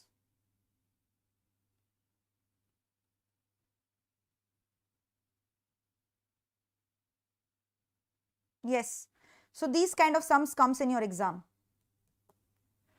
So let us have a look on these kind of sums which are very very easy. बताओ manage कर लोगे कि नहीं manage कर पाओगे? Manage कर लोगे कि नहीं मैनेज कर लोगे? इजी और difficult? Important? Yes important. Important? Yes important. Manage कर लोगे? हाँ कर लेंगे। ठीक है, चलो let us discuss this sum. Solve it अपने आप। I am giving you the time to solve it, everything is given here, you don't have to do anything. और वो भी सजा के ऑर्डर में दिया है। ये x1 है ना, फिर नेक्स्ट वाला कौन सा था बताओ? रिटेन अर्निंग वाला x2 था, ये x3 है, ये x4 है, ये x5 है। Just put down the formula. So what is the formula? 1.2 x1 plus 1.4 x2 plus 3.3 x3, yes और नो, प्लस 0.6 x4 है ना ये फॉर्मूला, प्लस 1.0 x5। ठीक है, compute the Z score, apply, put the values and compute the Z score. So x1 आप कितना लोगे बताओ? 25% है। ठीक है, सो बी केयरफुल, 0.25 लिख लो या तो डायरेक्टली, या 25% आपको 1.2 का लेना पड़ेगा। सो इसको कंप्यूट करके what is the value of Z score that you are getting? Tell me the value of Z score. Z score का वैल्यू निकालो सॉल्व करके। How much you are getting? How much you are getting? Z score का value, is it greater than 2.99? check it and tell me, is it greater than 2.99?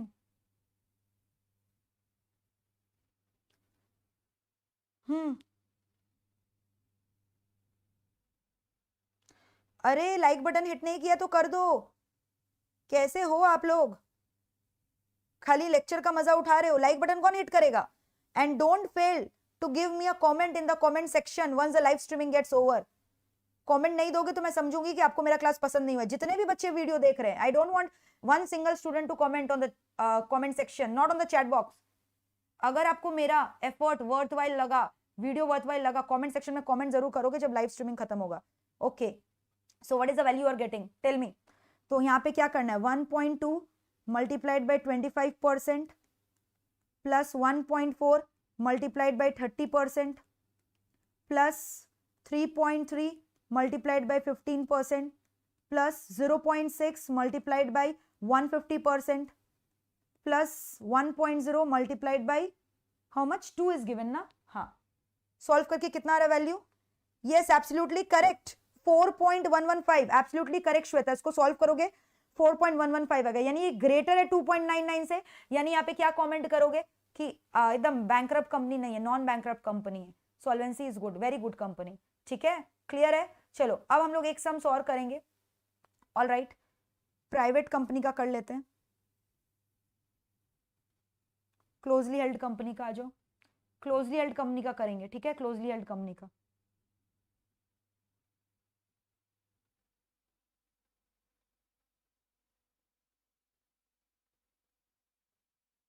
Closely held company का आ जाओ।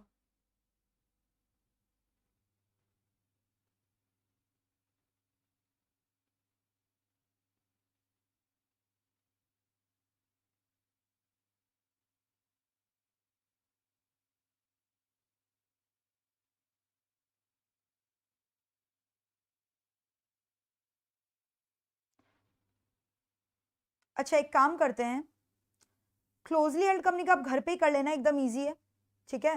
Closely held company का आप घर पे ही कर लेना, ज्यादा डिफिकल्ट तो है नहीं, मैनेज कर लोगे। ऑलराइट, जैसे इसका है, did you notice, how did you know कि ये क्लोजली हेल्ड कंपनी है?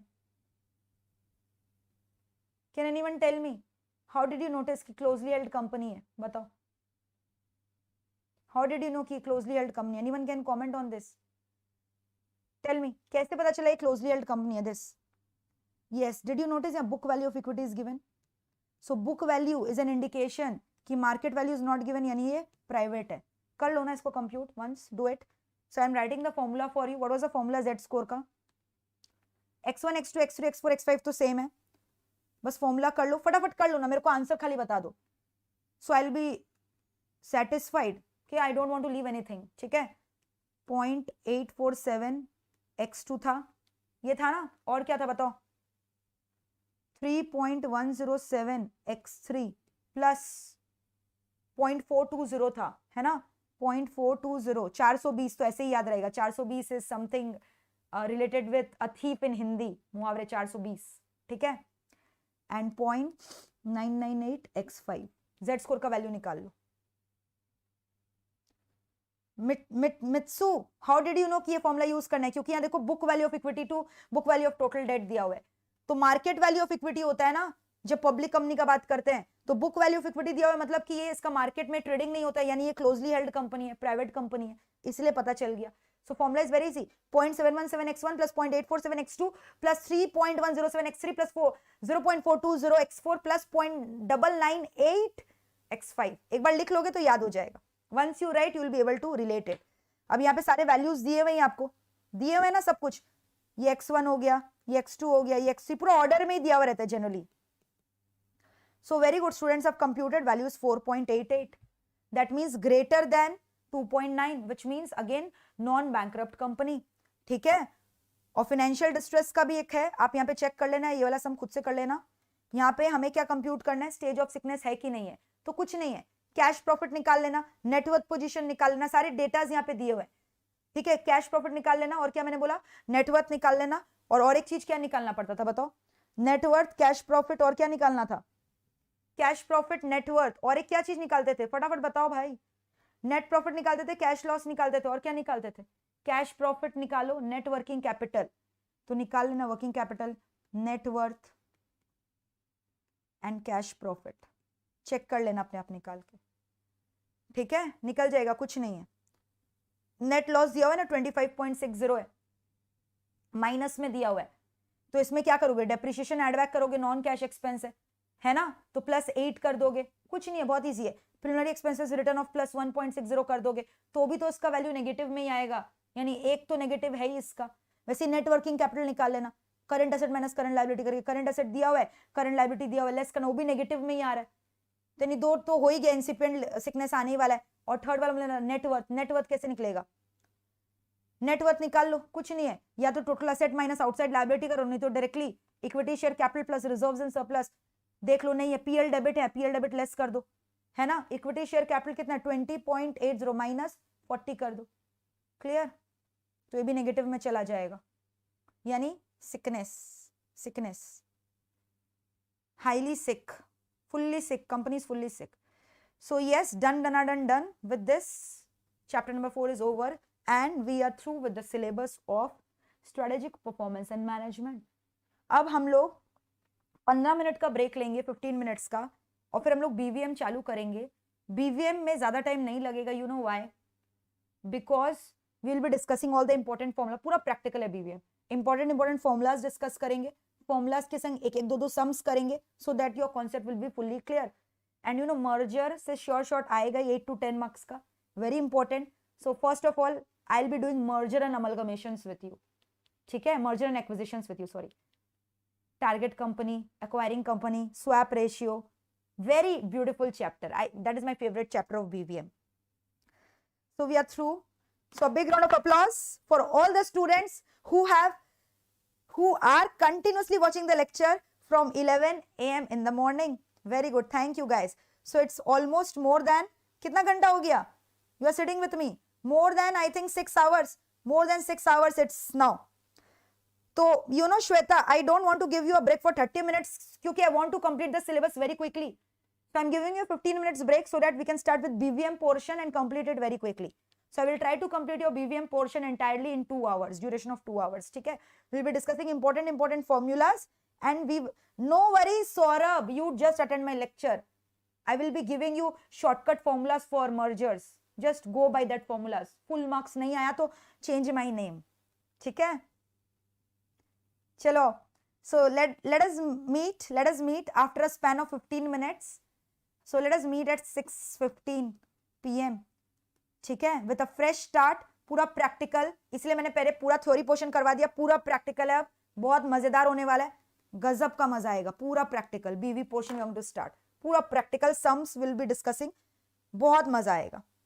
ठीक है? चलो. See you. आ जाओ और अपने फ्रेंड्स को भी इन्फॉर्म कर दो. बीवीएम में वीक है तो ब्रेक के बाद आ जाए. बीवीएम में वीक है तो ब्रेक के बाद आ जाए. It will be a game changer. It will be a game changer. Kingshuk, I can start at 6:20 but it will actually delay the duration. समझ में आ रहा है? So I wanted to complete so that you guys can relax, chill at your home. Thank you, Saurav. Chalo. See you after 15 minutes, guys. And get ready to rock and roll in BVM.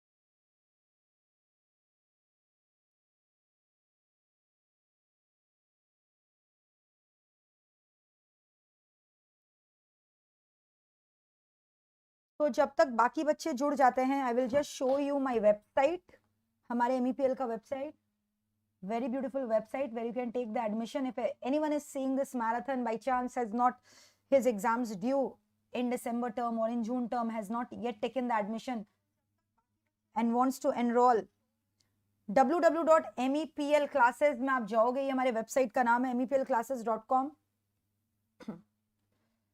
Courses में जाना है, then you have to click on CMA Final. जैसे ही CMA Final में click किया, you can see all the subjects under one roof are available. You can avail that. Apart from that, individual subjects is also available. So whatever you are selecting, you can select, ठीक है, as per your choice and needs. So you can see all these things.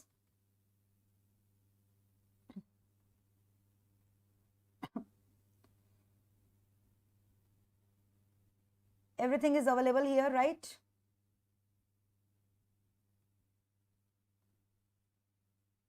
Individual subjects are also available. All papers you can select.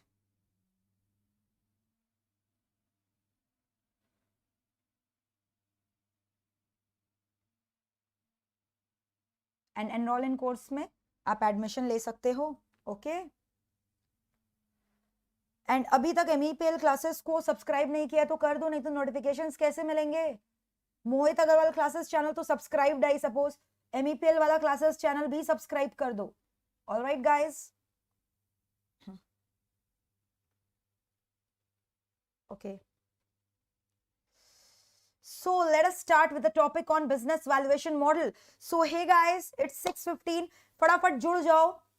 Everyone should join in very quickly. Everyone should join in very, very quickly, guys.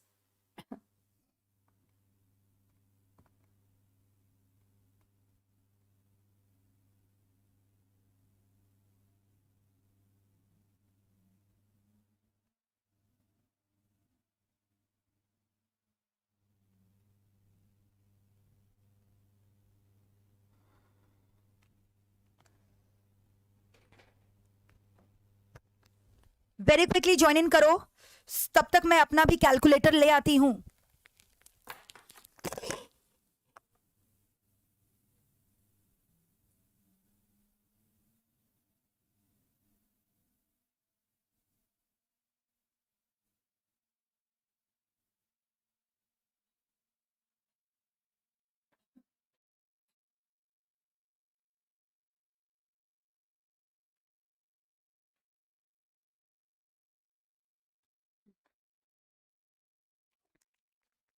तो sit with a calculator, ठीक है, calculator लेकर बैठो भाई everyone.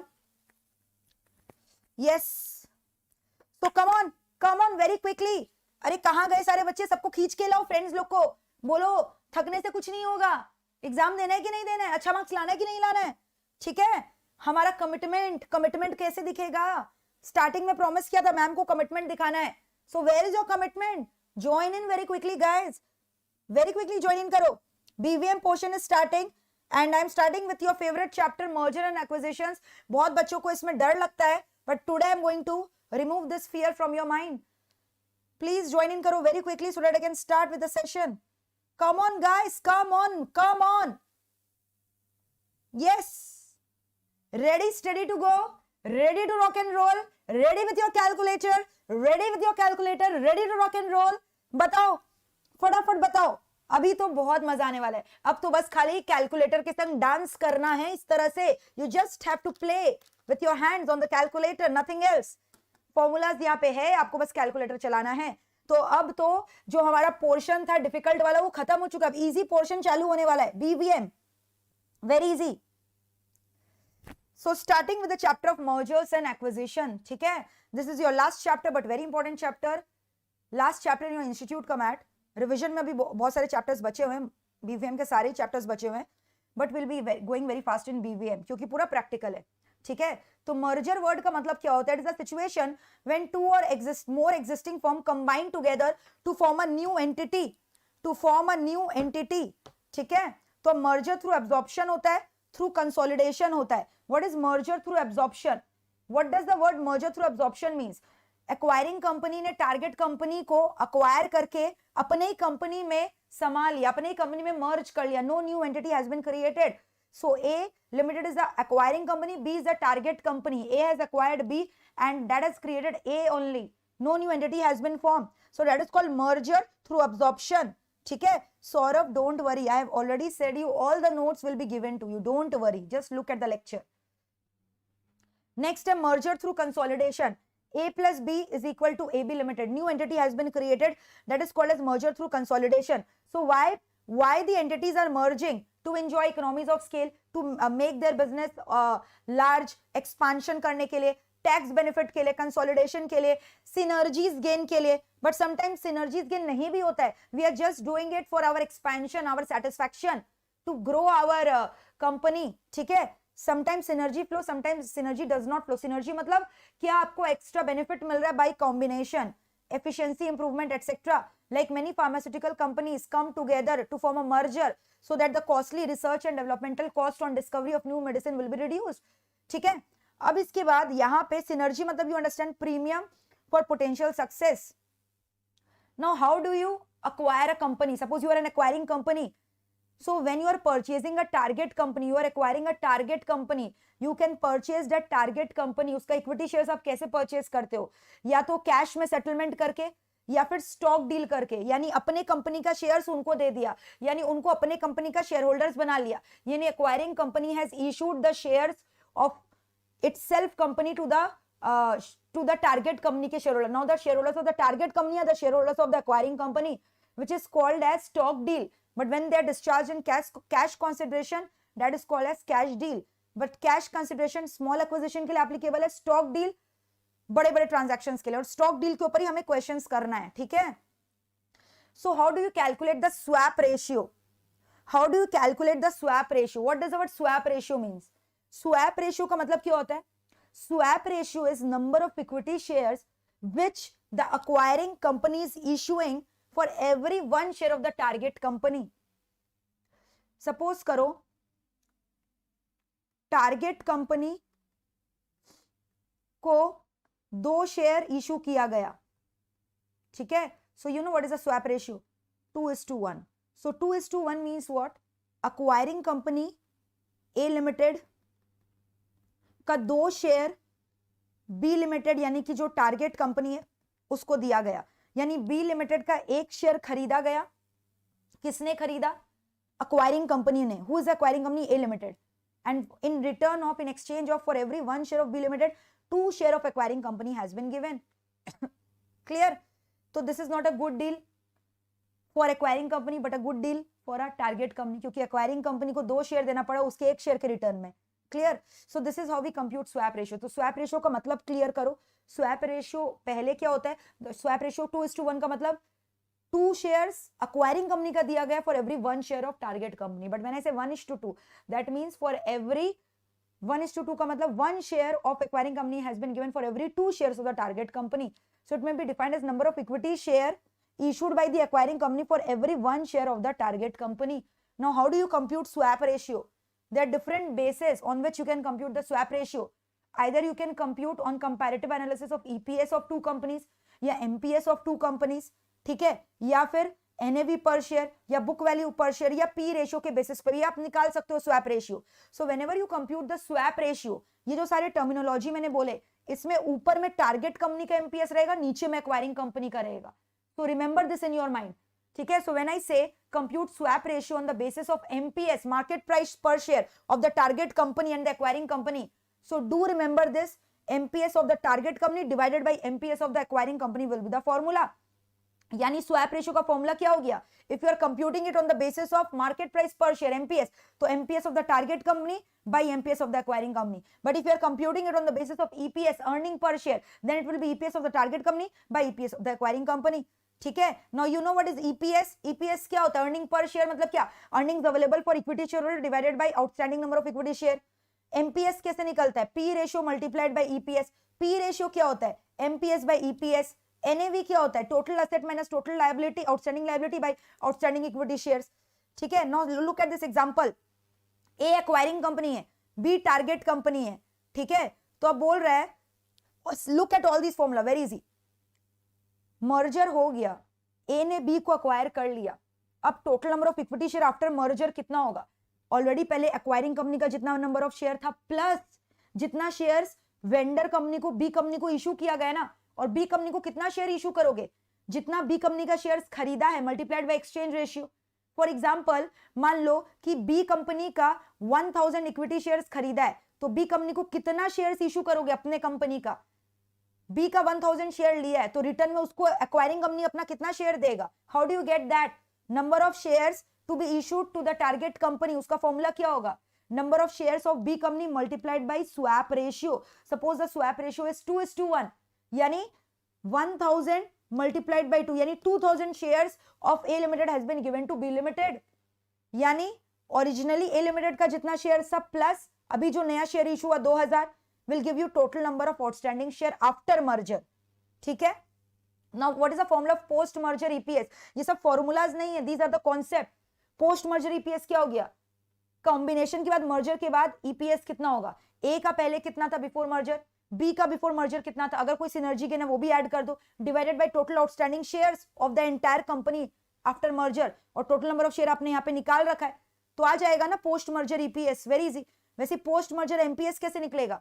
P ratio अगर दिया हुआ है तो ये जो अभी कंबाइंड ईपीएस आया मल्टीप्लाइड बाय पी रेशियो करोगे तो पोस्ट मर्जर एमपीएस आ जाएगा। EPS multiplied by P ratio किया तो P ratio is P by E only ना, तो ई कैंसिल तो पी बचा, पी मतलब मार्केट प्राइस, तो यानी एमपीएस आ गया ना। क्लियर है? Post merger MPS is done. ठीक है, लेकिन बोला अगर पी रेशियो दिया हुआ नहीं है तब आप क्या करोगे? तब एमपीएस कैसे निकालोगे? तब आप कैसे निकालोगे? जो जितना कंपनी का पहले मार्केट वैल्यू था, फिर उसके बाद टारगेट कंपनी का कितना मार्केट वैल्यू था शेयर्स का, प्लस जो सिनर्जी गेन आया divided by total outstanding share, तो कंबाइंड मार्केट प्राइस आ जाएगा आफ्टर मर्जर। ठीक है, क्लियर है यहां तक? और फिर इक्विवेलेंट ईपीएस क्या होगा टारगेट कंपनी के लिए? Equivalent EPS for target company will be what? जो पोस्ट मर्जर ईपीएस आया multiplied by exchange ratio. Clear? So gain और लॉस ऑन मर्जर क्या होगा एक्वायरिंग कंपनी के लिए? ईपीएस बिफोर मर्जर कितना था, ईपीएस आफ्टर मर्जर कितना, लेस करो तो गेन लॉस निकल जाएगा। वैसे ही बी लिमिटेड का निकल जाएगा। क्लियर? ए लिमिटेड क्या चाहता है? स्वैप रेशियो कम रहे क्योंकि वो एक्वायरिंग कंपनी है, और बी लिमिटेड क्या चाहेगा? स्वैप रेशियो ज्यादा रहे। Come on tell me, clear है कि नहीं? Aditi, it will be given कि स्वैप रेशियो में किसको लेना है, एमपीएस की EPS? If nothing is mention use EPS for computation of swap ratio. Alright, clear है यहां तक? तो अगर ये सारे फॉर्मूलाज क्लियर है, आप कोई भी सम्स कर सकते हो। मैं एक बार वापस से आपको बता दे रही हूँ, फॉर्मूला रिवाइज करवा दे रही हूँ। We are again doing the revision of all the formulas. ध्यान से सुनना। सबसे पहले अगर क्वेश्चन में आता है कैश डील की स्टॉक डील का क्वेश्चन ज्यादा आता है। सबसे पहला स्टेप होता है you have to compute swap ratio, either it will be given in the sum, if it is not given in the sum you have to compute it on yourself. तो swap ratio का formula क्या है? Very simple, ऊपर में MPS या EPS of target company, नीचे में MPS या EPS of acquiring company, but the basis has to be same. अगर ऊपर में एमपीएस ले लो टारगेट का तो नीचे में भी एमपीएस लेना टारगेट का, ऊपर में टारगेट का ईपीएस ले लो नीचे में भी ईपीएस लेना एक्वायरिंग कंपनी का, तो ऊपर में टारगेट नीचे में acquiring company. What is swap ratio? The number of shares issued of the acquiring company for every one share of the target company. So acquiring company will want the swap ratio to be lower. He will want कि less than 1 हो। अगर 0.5:1 swap ratio, इसका मतलब acquiring company का खाली आधा share दे रहा है for every one share of target company. This is a good deal for acquiring company. But suppose it is ulta 1:2. That means for every, suppose it is 2:1. This means for every one share of the target company, 2 shares of the acquiring company is being given. So all these are called as what? Swap ratio. Swap ratio अगर clear है ना concept, कुछ भी कर लोगे। ठीक है, फिर उसके बाद मैंने बोला पोस्ट मर्जर ईपीएस निकालना है। वो कैसे निकालोगे? पैट दिया हुआ रहेगा, ए लिमिटेड का पैट दिया हुआ रहेगा, बी लिमिटेड का, दोनों ऐड कर दो, और कुछ सिनर्जी गेन है तो वो ऐड कर दो, divided by outstanding number of shares after merger. तो आफ्टर मर्जर आउटस्टैंडिंग शेयर कैसे निकलेगा? जो एक्वायरिंग कंपनी है उसका नंबर ऑफ शेयर पहले का दिया हुआ रहेगा, अब आपने बी को भी शेयर इशू किया जो टारगेट कंपनी है, तो कितना शेयर इशू किया वो कैसे निकलेगा? जितना आपने बी का शेयर एक्वायर किया मल्टीप्लाइड बाय एक्सचेंज रेशियो, ये दोनों ऐड करोगे तो आउटस्टैंडिंग शेयर आ जाएगा। क्लियर है यहां तक? ठीक है, वैसे ही एमपीएस कैसे निकलेगा? पोस्ट मर्जर पी रेशियो दिया हुआ है आपको, मल्टीप्लाइड बाय ईपीएस कर देना, पोस्ट मर्जर निकल जाएगा। अब इक्विवेलेंट ईपीएस कैसे निकालोगे? किसका इक्विवेलेंट ईपीएस? टारगेट कंपनी का। तो जो उस कंबाइंड ईपीएस आया पोस्ट मर्जर का multiplied by the exchange ratio, that's it. ठीक है, so all these are different formulas. These are not formulas, these are conceptual clarity. Conceptual clarity है, formula नहीं बोलते इसको, ठीक है।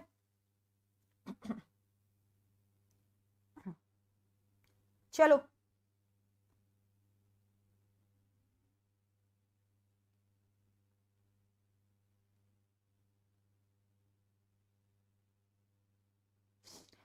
let us solve one question.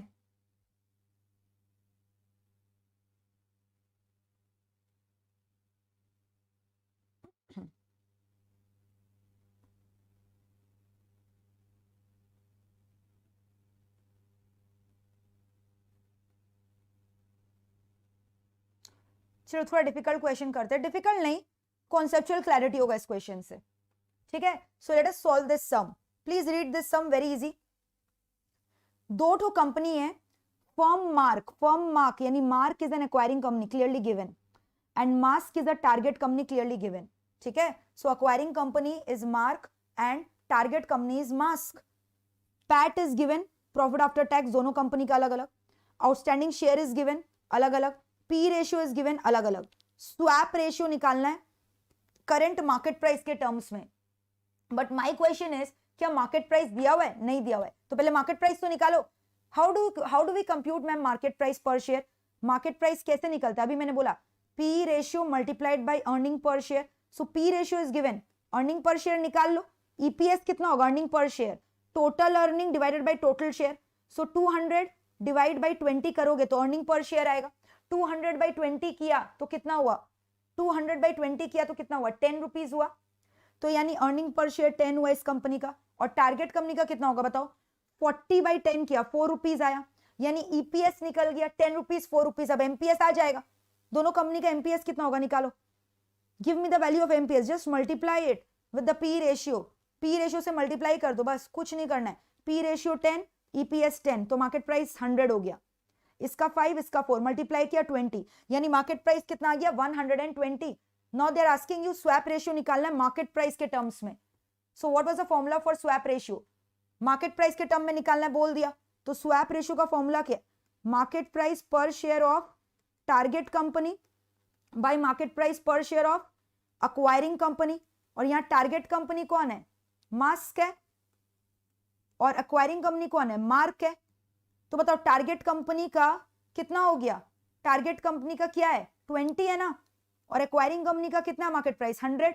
So tell me the swap ratio, what is the swap ratio you are getting, come on tell me what is the swap ratio you are getting, swap ratio कितना आ रहा है, yes 1:5 बोल लो, ठीक है, या 0.20:1 बोल लो, बात एक ही है। कैन आई से 1:5 is the swap ratio, 1:5 is the swap ratio, और 0.2:1 भी बोल सकते हो, बात एक ही है, या 0.2:1. This means what? For every 1 share of the target company, acquiring company is giving its 0.2 share. 0. इसका मतलब लिख लो, स्वैप रेशियो जैसे ही निकालते हो then you have to write कि 0.2 shares of acquiring company is being issued, है ना, is being issued for every 1 share of the target company. Swap ratio is done. Next, what is the EPS of Mark Limited after acquisition? यानी बोल रहा है mask का EPS कितना होगा acquisition के बाद, यानी basically they are asking you post merger EPS क्या होगा, ठीक है, मार्क का पूछा नॉट मास्क का, what is EPS of Mark Limited after acquisition. तो पोस्ट मर्जर EPS निकालना है, तो पहले आप ये निकाल लो कि कितना शेयर्स होगा, शेयर्स इशूड टू मास्क कितना होगा, मास्क का कितना शेयर्स आपने एक्वायर किया, कितना शेयर्स एक्वायर किया, उसका आउटस्टैंडिंग शेयर कितना था 10 लाख, सो 10 lakh multiplied by the swap ratio 0.2 कितना आएगा बताओ, यानी कि कितना शेयर्स उसको इशू किया गया, कितने नंबर ऑफ शेयर्स इसको इशू कर गए, किसको इशू किए गए, किसको इशू किए गए बताओ, कितने नंबर ऑफ शेयर्स इशू किए गए, फटाफट बताओ। 10 मल्टीप्लाइड बाय 0.2 स्वैप रेशियो, कितना नंबर ऑफ शेयर इशू किया गया, वेरी क्विकली टेल मी।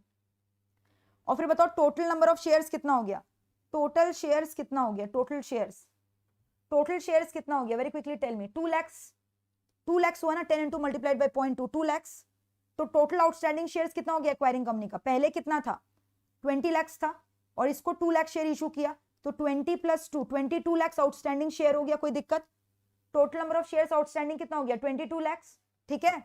और कंबाइंड पैट कितना हो गया, कंबाइंड पैट एक्वायरिंग और टारगेट कंपनी का मिलाकर कंबाइंड पैट कितना है, just have a look on the combined PAT. यहां पे कितना है 200, यहां पे कितना है 40, और सिनर्जी तो दिया हुआ नहीं है, तो कंबाइंड पैट हो गया 200 प्लस 40, तो टोटल प्रॉफिट आ गया, टोटल शेयर आ गया, अर्निंग पर शेयर नहीं आ जाएगा। Combined PAT is 240 divided by total outstanding share which is 22 lakhs। Tell me the value, बताओ मुझे वैल्यू कितना आ रहा है, solve it and tell me what is the EPS you are getting now. EPS कितना आ रहा है 10.909 which is approximately 10.91 rupees. So post merger EPS कितना हो गया, post merger EPS is how much, rupees 10.91, post merger EPS is कितना, rupees 10.91। now what are they asking you, expected market price भी निकालना है, P ratio is remaining same, तो P ratio कितना था, P ratio कितना था 10 था, तो मार्केट प्राइस नहीं निकाल लोगे। मार्केट प्राइस का फॉर्मूला क्या होता है, EPS multiplied by P ratio। so 10.91 is the post merger EPS and P ratio पुराना नया same है 10, so 100.91 is the new market price that you are getting, yes or no, yes or no बताओ, clear है। अच्छा sorry, this is 109 ना, 109 है ना, 109 ही तो होगा, 109.10, this is the new market price per share that you are getting। फिर next check करो क्या बोल रहा है, determine the market value of the merged firm, तो मार्केट प्राइस पर शेयर आ गया, और मर्ज्ड फर्म का आउटस्टैंडिंग नंबर ऑफ शेयर्स कितना है 22 lakhs, तो पूरा कंबाइंड कितना हो जाएगा 22 lakhs मल्टीप्लाइड बाय दिस ना, so this will give you the combined market value of the merged firm. बताओ कितना आ रहा है combined market value of the merged firm, very easy, combined market value merged firm का कितना आ रहा है, मर्ज्ड फर्म का कंबाइंड मार्केट वैल्यू आ जाएगा total outstanding share of the merged firm, पहले एक्वायरिंग कंपनी का 20 था, फिर नया इशू किया 2 लाख 22 लाख, और अभी आपने एमपीएस निकाला मर्ज्ड फर्म का, तो how much you are getting Sunaina 2400.2 lakhs you are getting, merged firm का ये टोटल वैल्यू आ गया। Next what they are giving you to find out, calculate gain और loss for share holder of 2 independent companies after acquisition, gain और loss निकालने बोल रहे हैं, यानी कि उसका मार्केट वैल्यू में गेन हुआ है कि लॉस हुआ है, ये आपको निकालना है, किसका, मार्क का और मास्क का, मार्क का और मास्क का बोल रहे गेन या फिर लॉस निकालो, ठीक है। तो पहले इसका टोटल मार्केट वैल्यू निकालो बिफोर मर्जर, बिफोर मर्जर इनका मार्केट वैल्यू कितना था बिफोर मर्जर, मार्क का 20 लाख शेयर था और उसका मार्केट प्राइस कितना था, ऊपर देखो 20 लाख शेयर था ना, और उसका मार्केट प्राइस आपने निकाला था, ये एमपीएस कितना आया था, एमपीएस 100, सो 100 इंटू 20 lakhs कितना होता है बिफोर मर्जर, 100 इंटू 20 lakhs कितना होता है, 100 इंटू 20 lakhs ये था ना, 100 इंटू 20 lakhs, यस और नो बताओ, बिफोर मर्जर कितना था, टेल मी 2000 था। वैसे ही मास्क का आउटस्टैंडिंग शेयर्स कितना था, उसका खुद का इंडिविजुअल कंपनी जो था उसका आउटस्टैंडिंग शेयर्स कितना था, मास्क का 10 लाख शेयर था, उसका मार्केट प्राइस 4 रुपीज आया था क्या, नहीं कितना आया था मार्केट प्राइस 20 रुपीज आया था, सो 20 इंटू 10 उसका 200 था, 20 इंटू 10 200 lakhs था मास्क का, कोई दिक्कत, come on tell me 20 into 10, yes और नो, यस और नो, बिफोर मर्जर इन लोग का वैल्यू क्लियर है कि नहीं। अब आफ्टर मर्जर चेक कर लो मार्केट वैल्यू कितना है, check the market value after merger, बताओ मार्क को कितना शेयर्स मिला है, मार्क का जो शेयर्स है वो कितना है, मार्क का तो अभी भी 20 है लेकिन उसका मार्केट प्राइस चेंज हो गया, मार्केट प्राइस कितना है 109.10 है, सो आफ्टर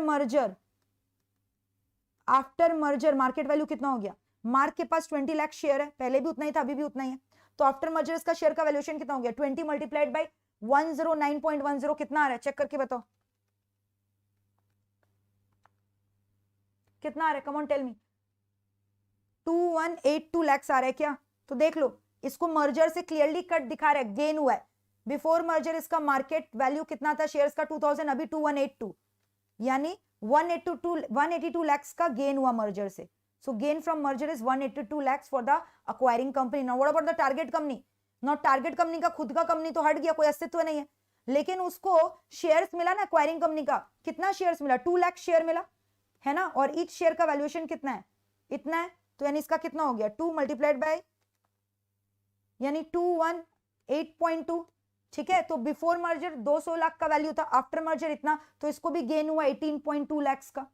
इसको कितना का गेन हुआ 18.2, यानी टोटल गेन फ्रॉम मर्जर कितना हुआ, एक्वायरिंग कंपनी को इतना, टारगेट कंपनी को इतना, तो दोनों आप मिलाओगे 182 प्लस 18.2, तो गेन फ्रॉम मर्जर कितना आ गया 200.2 lakhs is the total gain from merger. बताओ मैनेजेबल और नॉट मैनेजेबल, मैनेजेबल और नॉट मैनेजेबल, ये सब समझ आएगा एग्जाम में, मैनेज कर लोगे कि नहीं कर पाओगे, बताओ फटाफट। मैनेजेबल और not manageable, very easy. If this kind of sum comes in your exam, will you be able to manage और नॉट, कि डर जाओगे ये सब सम देखकर? नहीं डरेंगे मैम, बहुत इजी था, कुछ था ही नहीं इसमें, इससे इजी कुछ हो ही नहीं सकता, है ना? क्लियर? अब हम लोग एक दूसरा टाइप का सम करेंगे, one more sums I am going to discuss with you. आओ वेरी क्विकली।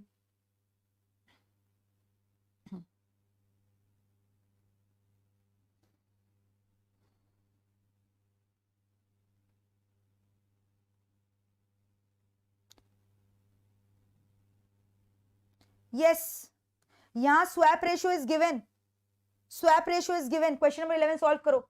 चलो very quickly start solving question number 11, very easy.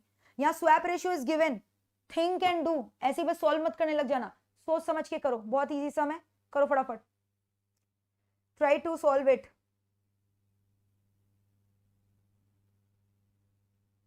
Read the sum, giving you the time to read the sum, then will discuss it together. Solve करो फटाफट।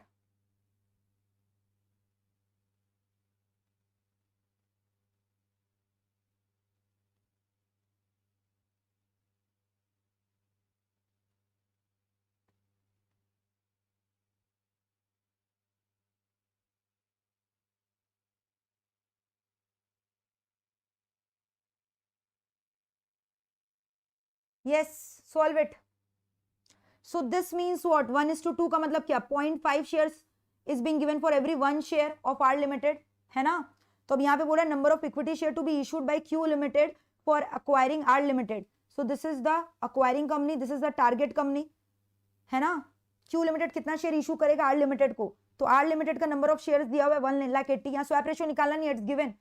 So what we used to do, number of shares of target company multiplied by the swap ratio which is given in the sum 1:2, ठीक है? सो यानी 90,000 shares, यानी acquiring company Q limited will issue 90,000 shares to R limited. कितना share issue करेगा 90,000।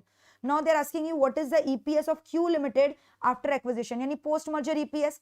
सो how do you compute post merger EPS, दोनों का profit add कर दो, 18 lakh plus 3,60,000 divided by outstanding shares, total outstanding shares कितना हो जाएगा, यहाँ पे ऑलरेडी आउटस्टैंडिंग शेयर एक्वायरिंग का 6 लाख है प्लस ये 6,90,000, solve it, you will get the post merger EPS. बताओ सॉल्व करके कितना आ रहा है, who will tell me post merger EPS कितना आ रहा है, 21.6 डिवाइडेड बाय 6.9, कैलकुलेटर में डाल के देखो कितना आ रहा है, how much you are getting.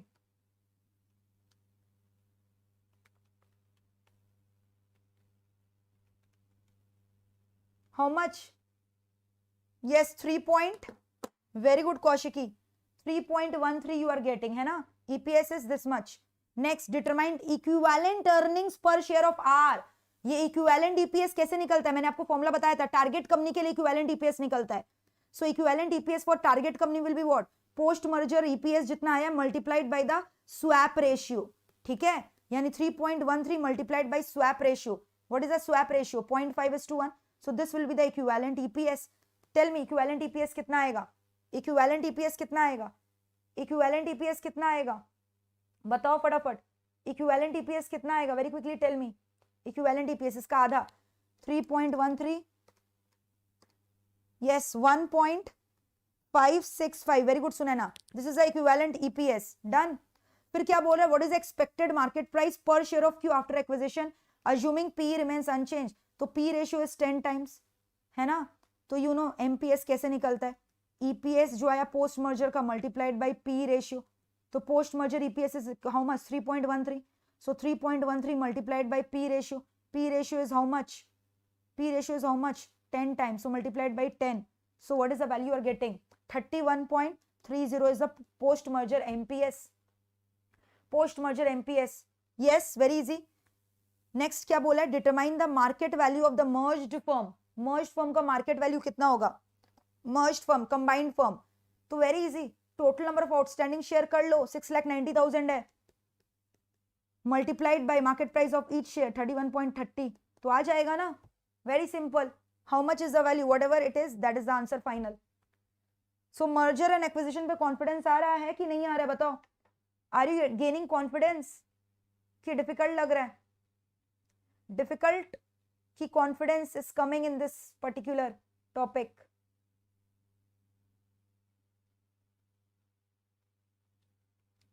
Same concepts are getting repeated again and again.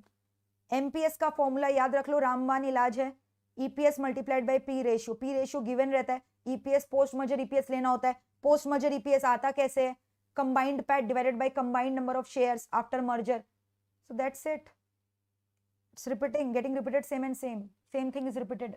इसी टाइप का सम्स आपको एग्जाम्स में भी आएंगे.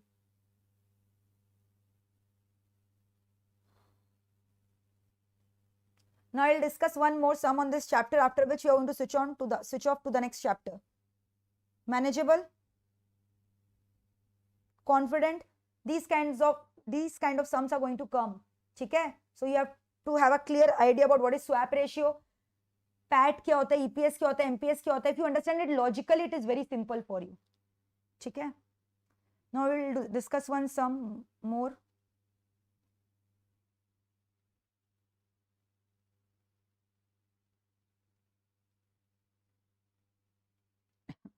Yes, look at this sum. Read this sum. Question number 1. Last sum which I am going to discuss for merger. Then we are going to switch off to the next chapter. फटाफट देखो question number 1. Check. Yes. इसके बाद I am going to discuss which chapter? I am going to discuss your chapter number 7. 7 is done. That means 5 and 6 is also done. Because those who have studied from me, they very well know Chapter 7 is a BAP of everything.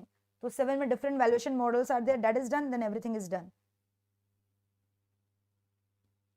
चलो. Very quickly come here. जो आपके extra doubts है ना Nikhil, you can always text me your doubts on my WhatsApp number, which I will be giving you at the end of the marathon. ठीक है? Because it's not possible right now to open Institute Math and do module number 21, but I am definitely going to solve your problem at the personal level in the WhatsApp number, which is there to solve the queries of all my students. Start solving this question number 1. Acquiring company is considering कि target company को acquire करेगा stock for stock deal में, in which target company would receive rupees 90 for each share for its common stock. So this question is a bit difficult, a bit not difficult, a bit deviated from the concept that we have done. यहाँ price का value दे दिया, ठीक है, कि जो target company है उसका हर एक स्टॉक के लिए उसको ₹90 मिलेगा, जबकि टारगेट कंपनी का मार्केट प्राइस 60 है, लेकिन उसको ₹90 मिलेगा उसके लिए. सो don't you think it is being traded at premium? Target company को तो मतलब मालामाल हो गया. टारगेट कंपनी कितना परचेस प्राइस प्रीमियम होगा, उसको कितना एक्स्ट्रा मिल रहा है? उसको ₹60 के बदले ₹90 मिल रहा है. ₹60 के बदले ₹90 मिल रहा है, यानी परचेस प्राइस प्रीमियम कितना हो गया? 90/60 है ना. परचेस प्राइस प्रीमियम निकालना है 90/60, because ₹90 is being given for ₹60 worth share. तो 90/60 करो, यानी उसका शेयर प्रीमियम में मिल रहा है, उसका शेयर प्रीमियम में बिक रहा है, प्रीमियम में परचेस कर रहा है, यानी उसके एक शेयर के लिए उसको 1.5 गुना दाम मिल रहा है, 1.5 times पेमेंट मिल रहा है. So this is the purchase premium we have found out, purchase price premium. ठीक है?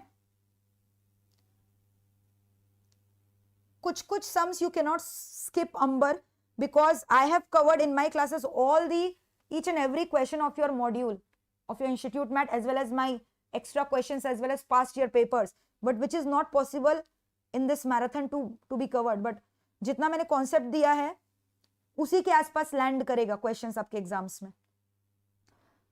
एक्सचेंज रेशियो अब निकालना है, ठीक है? एक्सचेंज रेशियो का फॉर्मूला आपको पता है क्या होता है, बट यहां पे फॉर्मूला क्या होता है पता ना? मार्केट प्राइस, सपोज करो, per share of target company by market price per share of vendor of acquiring company. This is the formula ना. बट यहाँ टारगेट कंपनी का जो मार्केट प्राइस है उसको ज्यादा लिया जा रहा है, 60 में तो थोड़ी उसको वैल्यू मिल रहा है. Their share is being priced eight ₹90, premium में ट्रेड हो रहा है, डिवाइडेड बाय अक्वायरिंग कंपनी का मार्केट प्राइस कितना है?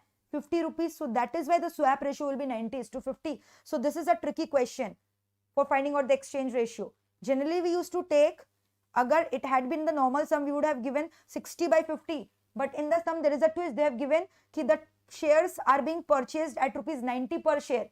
यानी their shares have been valued at 90 rupees and not at 60. That is why the swap ratio will be 90 divided by 50.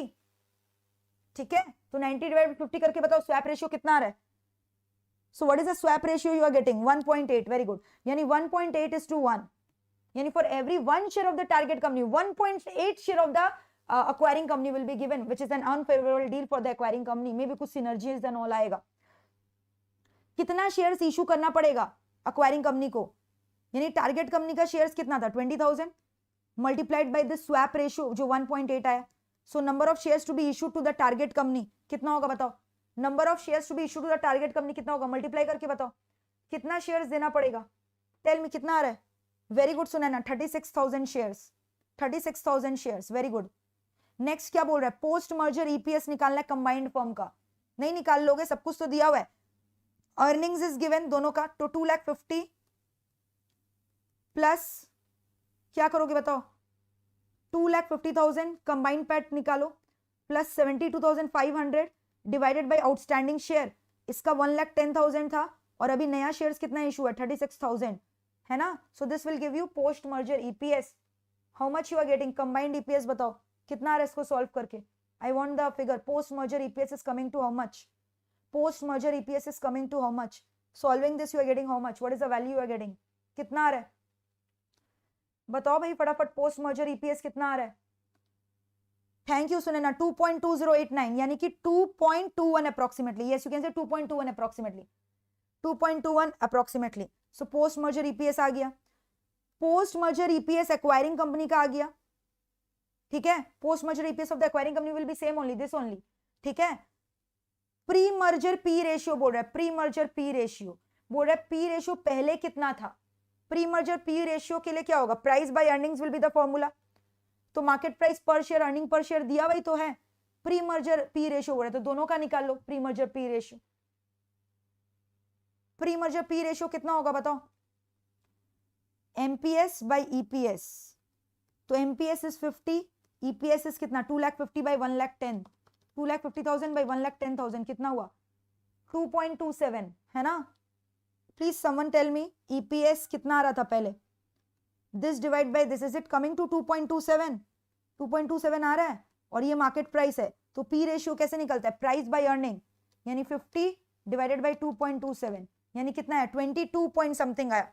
22 point something. This will be the P ratio. This will be the P ratio. So post merger P ratio कितना है 22. Post merger P ratio कितना आ गया 22. So done. 22 is the post merger P ratio. तो अब post merger P ratio 22 है तो post merger share price कितना होगा. Post merger P ratio multiplied by post merger EPS. Post merger EPS already आप लोग निकाल रखे हो, इतना है. इसको मल्टीप्लाई कर दो पोस्ट मर्जर पी रेशियो से, तो पोस्ट मर्जर शेयर प्राइस आ जाएगा ना. यानी 2.209 जो आया था मल्टीप्लाइड बाय 22 पी रेशियो अभी आया है, तो कितना आ रहा है. This is the post merger EPS ना. मल्टीप्लाई करो पोस्ट मर्जर पी रेशियो से, that is 22. So you will get post merger MPS. What is the value you are getting? What is the value you are getting? Come on, tell me. 48.60 आएगा multiplied करके. Yes, thank you Kaushiki. 48.60. 48.60 rupees is the post merger MPS. ठीक है, next question check करो क्या बोल रहा है. Post merger equity ownership distribution निकालना है कि किसका कितना कंपनी में शेयर्स है पोस्ट मर्जर के बाद. सो this is very easy. Target company का कितना शेयर, टारगेट कंपनी को कितना शेयर मिला था याद है 36,000 आया था स्वैप रेशियो से मल्टीप्लाई करके. और टोटल नंबर ऑफ शेयर्स कितना हो गया मिलाकर 1,10,000 plus 36 comes to how much 1,46,000. यानी टारगेट कंपनी का ओनरशिप कितना हो गया, कंट्रोलिंग स्टेक कितना हो गया, और जो बचा हुआ एक्वायरिंग कंपनी का हो गया. एक्वायरिंग कंपनी का कितना होगा बताओ. ये जो परसेंट आएगा उसे माइनस कर देना. सो 36,000 divided by 1,46,000 multiplied by 100. So 24.66. Yes, अब रिमेनिंग निकालो टारगेट कंपनी का 100 माइनस करके. एक्वायरिंग कंपनी का आ जाएगा. एक्वायरिंग कंपनी का स्टेक कितना है 100 minus 24.66, 75.34. 75.34% will be your for acquiring company. ठीक है, सो that's it. These kind of sums will come for merger and acquisitions. You have to stick to my formula, ठीक है, that I have given you. फिर कितनी बार accretion और dilution आता है, so you just have to compare post merger EPS and pre merger EPS, difference निकाल लेना, which will be either EPS का एक्रीशन या dilution, and you know how to compute equivalent EPS. Equivalent EPS और equivalent MPS किसके लिए निकलता है? Acquiring company की टारगेट कंपनी के लिए। And how do you compute that? जो कंबाइंड फर्म का ईपीएस या एमपीएस है multiplied by the exchange ratio, swap ratio. And what is swap ratio? Number of shares of acquiring company issued for every one share of the target company. So all right guys, that's it for mergers. So that's it for mergers. चलो now next chapter I am moving on to, ठीक है। अब you know merger से बहुत सारे theory भी आते हैं, एक बार मैं आपको फटाफट दिखा दूं।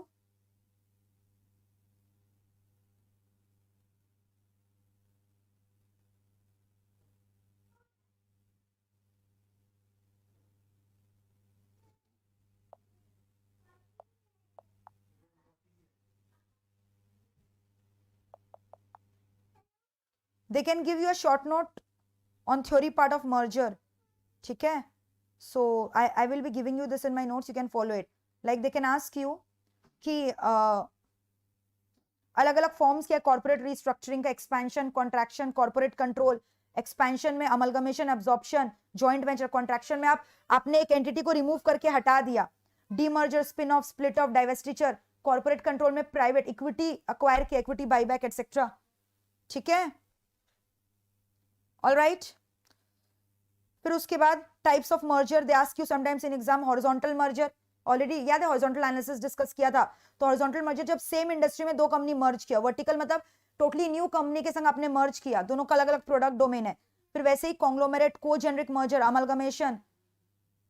All right, so these are very theoretical notes which you can read from my notes, मैंने आपको बता भी दिया है।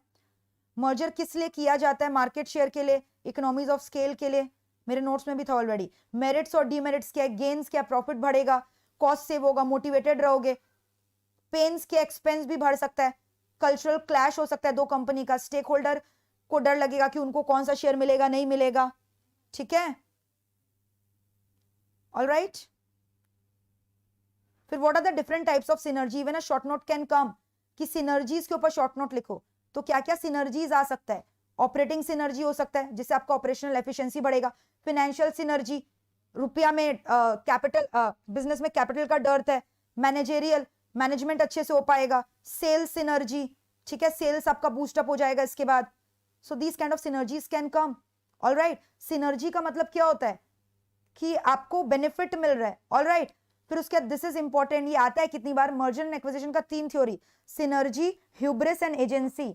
Winners curse, hubris, agency, total value is decreased, that is agency, ठीक है। सो दैट्स इट, ये सब थ्योरी पार्ट एक बार रीड कर लेना। All right, types of merger, types of synergy, theories of synergy, that's it. Corporate restructuring का तीन types. All right, चलो now time for the massive lengthy chapter, chapter number 7। आ जाओ।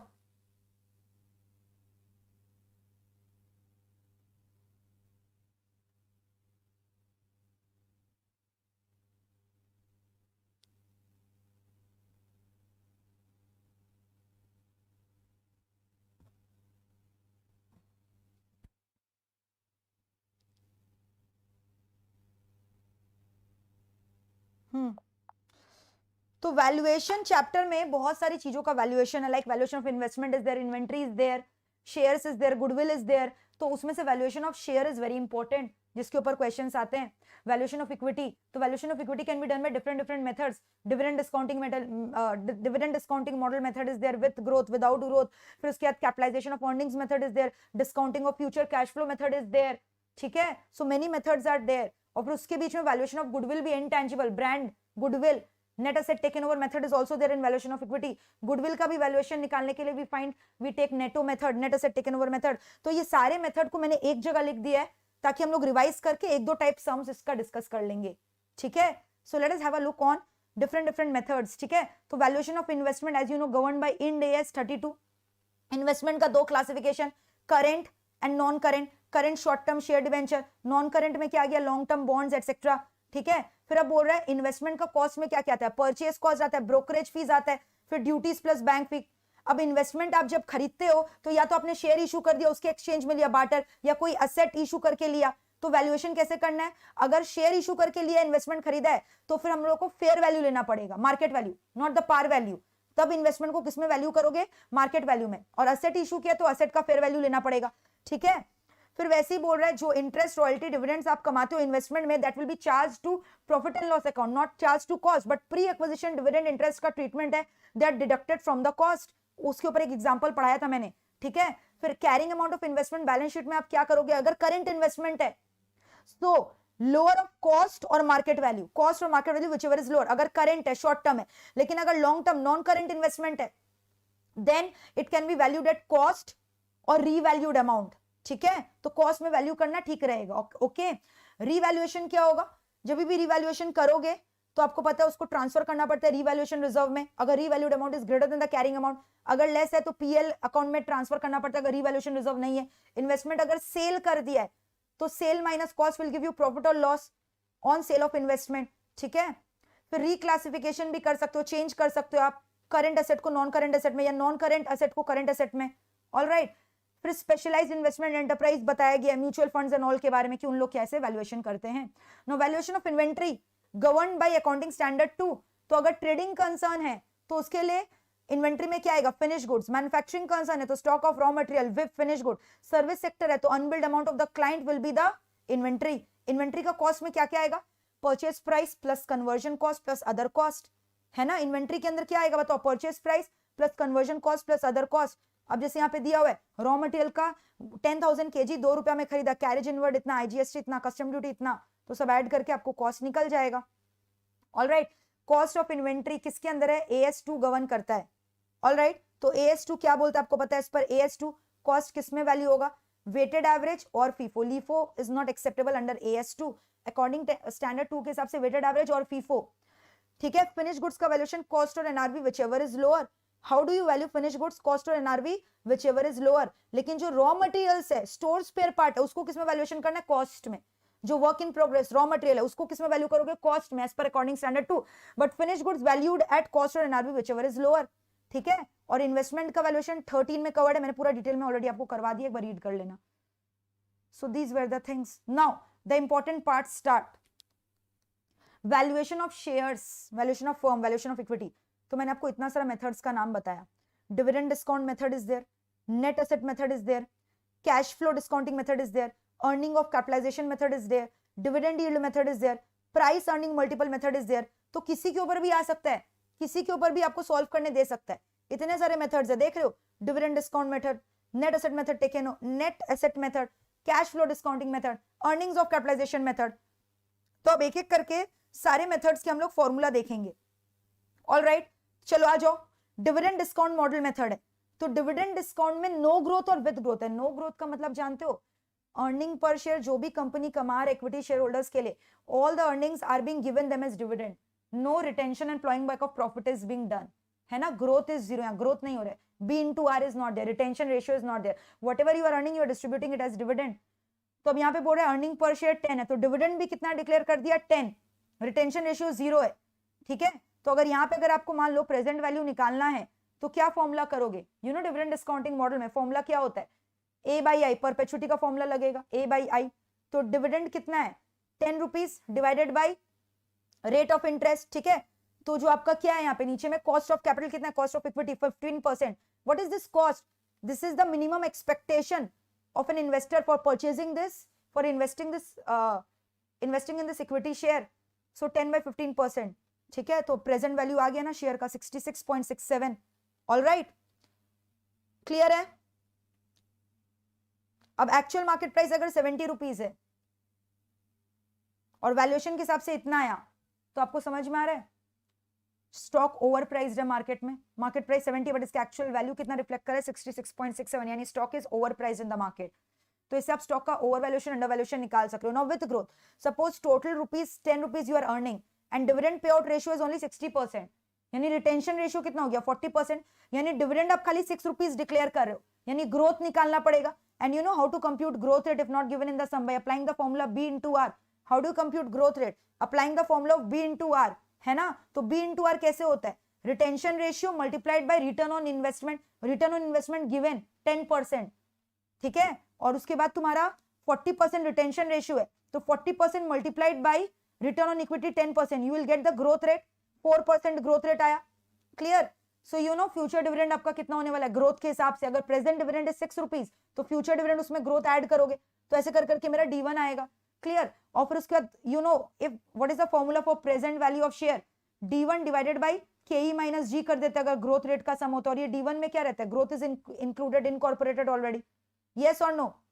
तो यहाँ पे क्या होगा बताओ मुझे. विथ ग्रोथ प्रेजेंट डिविडेंड 6 है, तो with growth 4% growth rate add करोगे 6.24 आएगा, divided by cost of equity कितना था 15% minus growth rate. So this is the present price. तो अगर ग्रोथ है तो उसका प्रेजेंट प्राइस शेयर का इतना आ रहा है. Without growth is greater, without growth it is coming इतना. सो इट इज बेटर ना कि firm should not invest reinvest the money, whatever it is earning should be given and distributed as dividend. क्योंकि देखो ना present value of growth opportunity came out to be negative. So it is better कि firm को क्या करना चाहिए, सारा का सारा 100% डिविडेंड पे आउट रेशियो रखना चाहिए, रिटेन करना ही नहीं चाहिए, क्योंकि ग्रोथ ही नहीं हो रहा है, नेगेटिव ग्रोथ हो रहा है कंपनी का. जो कंपनी ग्रो कर रहा है, री इन्वेस्ट कर रहा है, उसका वैल्यूएशन कम है, और जो कंपनी पूरा 10 रुपीज डिविडेंड में दे रहा है, 100% डिविडेंड पे आउट रेशियो रख रहा है, उसका वैल्यू ज्यादा है. तो बेटर है ना इसी को करो, स्टिक करो. और ये जानते हो कब होता है? When your cost of capital KE is greater then your return on equity. Your KE was 15% here and your return on equity was 10%. So you are understanding the difference between KE and ROE. Return on equity is the actual return your company is earning on the money invested, capital invested in the business. But KE are the expectation of a shareholder who are buying your investment. ठीक है? So growth rate का formula B into R. KE is my cost of equity, which means an expectation of the investor if they invest in equity. And now how to compute KE if not given in the sum? According to CAPM model, how do you compute KE? You know the formula. RF plus जो market का risk return होता है multiplied by beta. अगर market risk is not given then risk rate return RM market risk minus risk free rate of return, है ना. तो ये क्या हो गया? Risk premium. So risk free return plus beta into risk premium. Market का risk कितना है, ठीक है. Clear? Now how to compute ROE, return on equity कैसे निकलता है? How do compute return on equity? Return on equity का मतलब क्या हुआ खुद बताओ ना. 1/P ratio is return on equity. Return मतलब क्या हो गया? कितना आप कमा रहे हो, है ना. So return on equity is your earning per share divided by market price per share, which means earnings available for equity share holder by net worth. Clear? So I have said you अगर cost of capital equity ज्यादा है ROE से, company should not retain anything, distribute all of them to the share holder for their dividend. So are we through with dividend discounting model? कोई doubt? अब अगर exam में आएगा valuation of equity करना है by dividend discounting model, simply apply the formula. What is the formula? अगर कोई growth नहीं है तो फॉर्मूला क्या हो जाएगा? P0 का फॉर्मूला क्या हो जाएगा? वैल्यूएशन क्या हो जाएगा? जितना डिविडेंड है डिवाइडेड बाय KE. अगर ग्रोथ मॉडल है तो फॉर्मूला क्या हो जाएगा? D1 divided by KE minus G. Clear? Now what is net asset method? Net asset method आ जाओ, focus on net asset method guys. तो इक्विटी का वैल्यू क्या होता है? Total asset minus outside liability. तो नेट एसेट टेकन ओवर कैसे निकालोगे? Market value of total assets minus outside liability. ठीक है, market value of total asset minus outside liability. तभी तो बचेगा ना इक्विटी वालों के लिए कितना रुपया बचा हुआ है, इक्विटी का वैल्यूएशन कितना है. तो एसेट को बुक वैल्यू में नहीं लेना, मार्केट वैल्यू में लेना है. कोई मिसलेनियस एक्सपेंडिचर प्रिलिमिनरी एक्सपेंसेस है तो उसको लेस कर देना टोटल एसेट से. ऑलराइट, गुडविल नहीं लेना है, अगर परचेज गुडविल है तब लेना, नहीं तो नहीं लेना है. ठीक है. सो यहाँ पे क्या आएगा बताओ? टोटल एसेट में लैंड, बिल्डिंग, फर्नीचर, इक्विपमेंट सब कुछ किस में आएगा? मार्केट वैल्यू पे. I repeat, net asset method taken over में ये सारे एसेट्स मार्केट वैल्यू पे आएंगे. गुडविल तभी लेना अगर परचेज है, नहीं तो नहीं आएगा. ठीक है. फिर मैंने बोला था इन्वेस्टमेंट भी, ऑपरेटिंग इन्वेस्टमेंट के ऊपर भी मैंने बताया था कब लेना है कब नहीं लेना है. ठीक है. तो अगर करंट इन्वेस्टमेंट है, ऑपरेटिंग इन्वेस्टमेंट तो लोगे, नॉन ऑपरेटिंग है तो नहीं लेना है. Debtors, cash bank etcetera, total asset आया. Outside liability means what? Creditor, debenture holder, loan, bank, BP, provision for tax, ये सब कुछ लेस हो जाएंगे. तो मेरा क्या आ जाएगा? Capital employed in the business और शेयर होल्डर्स फंड बोलो या नेट एसेट बोलो, कुछ भी बोलो. So this is how you are going to compute valuation of the equity. कर लोगे manage? Next dividend yield method. Dividend yield method में हम लोग कैसे निकाल रहे हैं, इंडस्ट्री का डिविडेंड रेट से कंपेयर करके। तो सिंपली इंडस्ट्री का जो डिविडेंड रेट है और जो आपने डिविडेंड कमाया अपने कंपनी में, यानी योर डिविडेंड सपोज करो 10 rupees dividend your company is earning per share, divided by industry का rate of dividend is 10%, so 10 divided by 10% will give you the market price. So 10 divided by 10% यानी 100 rupees will give you the value of equity. ठीक है, तो मैंने क्या बोला यहाँ पे, फॉर्मूला बताओ। आपके कंपनी ने जितना डिविडेंड कमाया, dividend per share divided by what, industry का जो डिविडेंड रेट है परसेंटेज में जो दिया हुआ है, simple formula, that will give you value per equity share. Okay, yes आदर्श, श्रीनी, श्रीधर, मैंने क्या बोला, नेट एसेट मेथड जो है ना, वेट करो, गुडविल में वापस आएगा, will discuss one sum on it. फिर वैसे ही एक्चुअल डिविडेंड यील्ड मेथड में, अच्छा ये फॉर्मूला दिया हुआ है, कर लेना, कुछ नहीं। इंडस्ट्री का अगर बहुत सारे कंपनीज का डिविडेंड रेट दिया हुआ है तो एवरेज डिविडेंड निकाल लेना, वो इंडस्ट्री का डिविडेंड रेट हो जाएगा। नाउ पी मल्टीपल मेथड में how will you do, industry का जो पी रेशियो है multiplied bye EPS of your company, तो ईपीएस ईपीएस कटेगा, मार्केट प्राइस पर शेयर निकल जाएगा आपकी कंपनी का। तो ये सब रिलेटिव वैल्यूएशन मॉडल है, जहां पे इंडस्ट्री का पी रेशियो, इंडस्ट्री का डिविडेंड रेट यूज करके अपने कंपनी का मार्केट प्राइस निकाल रहे हो शेयर्स का। ठीक है, clear. So average P ratio of the industry will be given in the sum. Now how to compute EPS? You know the formula, PAT by outstanding number of equity share. ठीक है, अब PAT कैसे निकालोगे, projected PAT, simple average, weighted average, current year. All right. Now projected earning capitalization method में कैसे निकालोगे, तो projected PAT निकालना होगा divided by normal rate of return, तो capitalized value of projected return आ जाएगा। ठीक है, नॉर्मल रेट ऑफ रिटर्न सब में दिया हुआ रहेगा। No discounting of cash flow method, no cash flows depend करता है किसके लिए निकालो, free cash flow for equity, free cash flow for firm, दो चीजें हैं। Dividend discounting model already done. Cash flows can be free cash flow for firm, free cash flow for equity. If you are finding out, अच्छा ये जो free cash flow for firm और equity है, this will cover your chapter number 6, क्योंकि chapter number 6 में खाली यही दिया हुआ है, सारे कैपिटल बजटिंग के सम्स है जिसमें free cash flow for equity और free cash flow for firm का ही बात किया हुआ है। ठीक है, so how do you compute free cash flow for firm, free cash flow for firm कैसे निकलेगा, कैश फ्लोज निकालना है। तो रेवेन्यू दिया हुआ है, cost of goods sold less किया, डेप्रिसिएशन लेस किया, ऑपरेटिंग प्रॉफिट आया, टैक्स पे करना होगा, टैक्स का अमाउंट कैलकुलेट कर लिया, so operating profit after tax आया। लेकिन depreciation is a non cash expense, हमें कैश फ्लोज निकालना है, so you have to add it back. तो कैश फ्लो आ गया ना, operating cash flow after tax. ठीक है, फिर उसके बाद इन्वेस्टमेंट इन कोई फिक्स्ड एसेट खरीदा, कैपिटल एक्सपेंडिचर किया है, तो उससे कैश का बैलेंस कम हो जा रहा है तो लेस किया। वर्किंग कैपिटल का इंक्रीज को लेस किया क्योंकि उससे कैश आउटफ्लो किया और आपका कम हो जा रहा है। अगर स्टॉक में आपका रुपया फंस रहा है, that means your bank balance is reducing, cash flow is reducing, तो इसलिए लेस किया। तो ये आ गया free cash flow for firm. This gives you the value for free cash flow for firm. अब ये हो गया पहला कंप्यूटेशन। अब इसमें ना terminal value of cash flows भी निकलता है, जिसके ऊपर मैं बताऊंगी, सम्स करूंगी। अब अगर मान लो यहीं से free cash flow for firm में से मुझे free cash flow for equity निकालना है, तो इक्विटी वालों के लिए फ्री कैश फ्लो निकालना है, तो आपको, और फ्री कैश फ्लो फर्म में तो डिबेंचर्स वाले भी इंक्लूडेड है, तो डिबेंचर वाले का इंटरेस्ट सल्टाओ ना, उसको हटाओ, प्लस डिबेंचर को कोई रिपेमेंट करना है उसको हटाओ, प्लस उससे कोई कैश का इनफ्लो है, कैपिटल इनफ्लो है, तो ऐड करो, यानी that will be the cash available for the equity share holder.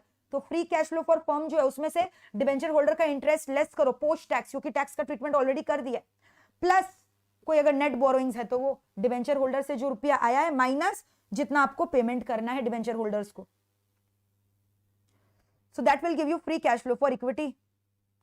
All right, now valuation of intangibles. Copyright, goodwill, brand, तीन इंटेंजिबल है। ब्रांड इज अ नेम और टर्म और साइन और अ सिंबल। ठीक है, अब ब्रांडिंग क्या होता है, इसके लिए बोला गया features, right for future benefit. Brand से आपको क्या होता है, अगर ब्रांड वैल्यू क्रिएट करोगे तो इसका आपको इफेक्ट फ्यूचर में दिखेगा, मॉनेटरी टर्म्स में। ठीक है, लीगली एनफोर्सिएबल है। वैल्यूएशन ऑफ ब्रांड कैसे करोगे, देखो, brand value is equal to what, purchase consideration minus net asset taken over. अगर किसी का आप सामान खरीद रहे हो और मान लो उसका नेट असेट का वैल्यूएशन आया 5 crore, but you have paid them 7 crore, यानी 2 करोड़ एक्स्ट्रा किसके लिए दिया, may be for the brand value, है ना। और जनरली गुडविल और ब्रांड वैल्यू लोग एक संग ही समझते, बट आपके बुक्स में दोनों का अकाउंटिंग अलग किया हुआ है, ठीक है। सो मैंने आपको बोला ना कि ये जो डिफरेंस है, it is also getting not affected always because of brand, it can be affected because of goodwill, location of market, long term contract etcetera. So inseparability of brand from other intangible asset makes the valuation of brand more difficult. मैंने बोला ना brand को हम लोग generally goodwill से ही relate करते हैं क्योंकि उसको सेपरेटली आइडेंटिफाई नहीं कर सकते, बट फिर भी we have tried to calculate the valuation of the brand, historical cost method, replacement method, market price model method, ठीक है, प्रेजेंट वैल्यू मेथड, अलग अलग मेथड्स है, ठीक है, बट कुछ नहीं दिया हुआ है. तो कैसे होगा, ब्रांड्स आपका जितना रिटर्न्स आ रहे divided by capitalisation rate. So look at this standard formula for brand earnings. Earning before interest tax दिया रहेगा, जो क्योंकि हम लोग ब्रांड से निकाल रहे हैं ना, तो जो नॉन ऑपरेटिंग एक्सपेंसेस है, नॉन ऑपरेशनल एक्टिविटी से मैं मतलब नहीं है, we are basically talking about operational activity. तो नॉन ऑपरेशनल एक्सपेंसेस को एड बैक करो और जो नॉन ऑपरेटिंग इनकम कमाए, इन्वेस्टमेंट एंड ऑल्सो, उसको लेस करो, इंटरेस्ट को लेस करो, टैक्स को लेस करो, इन्फ्लेशन एडजस्टमेंट फैक्टर उसको लगाओ, ठीक है. तो इससे क्या आ गया, इन्फ्लेशन एडजस्टेड पैट आ गया. अब नॉर्मल रेट ऑफ रिटर्न देखो कितना है सिमिलर बिजनेस में, उसको लेस करो तो आपका एक्स्ट्रा प्रॉफिट आ जाएगा ना, तो हो जाएगा ब्रांड अर्निंग्स. क्लियर. तो ब्रांड अर्निंग्स एक बार आ गया, कैपिटलाइजेशन फैक्टर दिया हुआ है, ए डिवाइड बाय बी करोगे तो वैल्यूएशन ऑफ ब्रांड आ जाएगा, एज सिंपल एज दैट.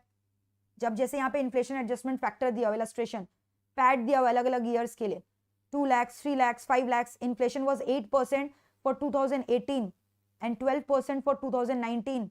तो इन्फ्लेशन एडजस्टमेंट फैक्टर करना पड़ेगा ना हमें. क्लियर. तो 1.08 0.1.12, ठीक है. तो इन्फ्लेशन का इफेक्ट को हमें क्या करना है, हटाना है, क्योंकि हमें नॉर्मली ब्रांड का वैल्यूएशन करना है. तो ये जो प्राइस पैट का आ रहा है इसमें इन्फ्लेशन इंक्लूडेड है ना, ये जो 5 लाख है इसमें इन्फ्लेशन इंक्लूडेड है ना.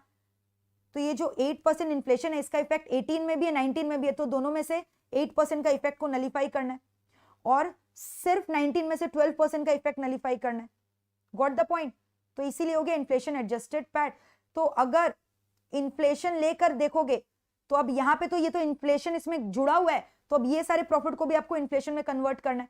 तो ये जो 2 लाख का प्रॉफिट है इसमें आप इन्फ्लेशन अगर डालोगे, 2 इन्फ्लेशन डलेगा 2018 और 19 का, यानी 1.08 इन्फ्लेशन एंड 1.12, ठीक है. तो इसलिए आपका क्या हो जाएगा बताओ, मल्टीप्लाई करके पैट इतना आ जाएगा, क्योंकि इन्फ्लेशन देखना होगा ना, करंट प्राइस के हिसाब से देखना है. 5 लाख में तो 12% का इन्फ्लेशन इंक्लूडेड है, तो इसमें कोई मॉडिफिकेशन नहीं करना है. लेकिन 3 लाख में तो नहीं है ना 12% का inflation rate included. So 3 lakh multiplied by 1.12, तो एडजस्टेड पैट आ गया with inflation. Got this point or not. So inflation adjusted PAT आ गया. So this was an adjustment for inflation which can come in your exam. Now HRA का accounting भी किया, human resource accounting. तो how do you compute HRA का accounting. Normal rate of return आपका कितना है कंप्यूट कर लो, वो इंप्लॉयज की वजह से एक्स्ट्रा प्रॉफिट कितना है वो कंप्यूट कर लो, ठीक है. तो वो हो गया आपका, तो target profit minus actual profit. तो normal rate of return similar business में मान लो इतना है, एक्स्ट्रा प्रॉफिट 2 लाख आ रहा है, ठीक है. तो ये हो गया 3 लाख. अब एक्चुअल प्रॉफिट कितना है, लेस कर दो आप, तो मैक्सिमम सैलरी पेबल आ जाएगा. तो मतलब सोचो इंप्लॉयज को आप बैलेंस शीट में वैल्यू कर रहे हो. बड़ी बड़ी जो सॉफ्टवेयर कंपनीज है ना, वो इंप्लॉयज को असेट साइड में लिखती है, उसका वैल्यूएशन करके बोली लगाया जाता है. यानी इस बंदे का सैलरी पेबल कितना है divided by rate of capitalisation, you will get the maximum bid price. So maximum salary paid by the capitalisation rate, ठीक है. Now this concept is important, इसके ऊपर शॉर्ट नोट आता है. Economic value added, market value added. Economic value added का formula क्या हो गया, जितना आपकी कंपनी ने ऑपरेटिंग प्रॉफिट कमाया after tax, net operating profit after tax minus cost of debt and equity. दो ही जन को तो पेमेंट करना पड़ता है, डिवेंचर होल्डर को और इक्विटी शेयर होल्डर को. तो अब उसके बाद भी कुछ ओवर एंड ऑल प्रॉफिट बचा, सो that is the value being created in your company. For example आपके कंपनी में net operating profit after tax 100 CR आया. अब इसमें से इंटरेस्ट ऑन डिवेंचर डिडक्ट करना बाकी है, इंटरेस्ट ऑन डिवेंचर 20 CR है, और इक्विटी का जो वैल्यू, इक्विटी का जो कॉस्ट है, कॉस्ट ऑफ इक्विटी दिया रहता है ना, वो 30 CR है. तो अभी भी 50 CR प्रॉफिट एक्स्ट्रा बच रहा है after satisfying the claim of debenture holder and equity share holder. So this 50 CR is the company which the company is earning over and above company's weighted average cost of capital. So this is called as economic value added. So this is very important. Got it? Economic value added क्या होता है, ठीक है. मतलब जितना company का actual return है may be वो बहुत ज्यादा है. वेटेड एवरेज, सपोज कंपनी का एक्चुअल रिटर्न 20% आया, लेकिन weighted average cost of capital which includes cost of equity as well as cost of debt is 15%, यानी company is earning 5% extra over and above the expectation of the debenture holder and the equity shareholder. So this 5% extra is called economic value added. तो उसका अगर amount में मेरे को rupees निकालना है, multiply it with capital invested, ठीक है? तो रिटर्न ऑन कैपिटल इन्वेस्टेड कैसे निकलता है? नोपैड बाय ऑपरेटिंग कैपिटल। नोपैड का मतलब क्या हुआ? नोपैड का मतलब क्या हो गया बताओ? नोपैड में इंटरेस्ट इज नॉट डिडक्टेड, उसमें इंटरेस्ट ऑन डिबेंचर्स इंक्लूडेड, लेकिन टैक्स एक्सक्लूडेड है और नॉन ऑपरेटिंग इनकम एक्सक्लूडेड है, ठीक है? Weighted average cost of capital का formula you know how to find out, पता है ना? पोस्ट टैक्स केडी लेना पड़ता है, multiplied by the weightage of debenture divided by total debt plus equity, aggregate of debt plus equity. वैसे ही KE कैसे निकालते हो? केई multiplied by equity divided by total capital debt plus equity, right? Operating capital में क्या क्या आता है? Equity, debt, long term loans minus non operating investment, है ना? नेट एसेट टेकन ओवर से निकाल लो। So EVA is clear, the profit earned over and above the expectation of the equity and debenture holders, यानी weighted average cost of capital के ऊपर भी आपने प्रॉफिट कमाया तो उसको EVA बोलते हैं। Note is MVA, market value added. Market value क्या हुआ? करेंट मार्केट वैल्यू और जितना ओरिजिनल कैपिटल आपने कंट्रीब्यूट किया था when you have started up the business, दोनों का जो डिफरेंस है that is the market value being added to your company. So market value is current market valuation of the firm minus जितना आपने initially capital contribute किया था। तो अगर एमवीएस पॉजिटिव मतलब आपने कंपनी में वैल्यू ऐड किया, नेगेटिव यानी you have destroyed the value, ठीक है? सो मार्केट वैल्यू एडेड आप समझ गए। जो अभी करंट इक्विटी का प्राइसिंग चल रहा है मार्केट में, हम लोग निकालते हैं ना, अभी तो निकाला ना मार्केट प्राइस ऑफ इक्विटी अलग अलग मेथड से, multiplied by outstanding share minus actual capital employed, this will give you market value added. तो ईवी और मार्केट वैल्यू एडेड सेम नहीं है, दोनों अलग है, ठीक है? तो मार्केट वैल्यू एडेड क्या हो गया? जितना मेरा मार्केट का कैप है माइनस एक्चुअल कैपिटल इन्वेस्टेड, है ना? सो बेसिकली ये जो ईवीएस होते हैं वो पर्टिकुलर ईयर्स के होते हैं, तो ये सारे ईवीएस को आप ऐड करोगे तो उसी से तो एमवीए बनता है। Original capital invested plus EVS during all the year will give you ना टोटल फर्म का value, present market value. Alright, valuation of liability is given last में। करंट एग्जिस्टिंग ऑब्लिगेशन है जिसको फ्यूचर डेट में meet करना है, deferred credit include करता है, ठीक है? डिटर्मिनेंट्स दिया हुआ है, obligation must exist at present time, unavoidable valuation, short term, long term liability valued at historical value, short term payable value, different methods of valuation are there, contingent liability dealt in AS 29, ठीक है? तो ये बार read कर लेना, these are not so important as those things were important। चलो अब एक चीज में मुझे आपको और दिखाना है, valuation of goodwill.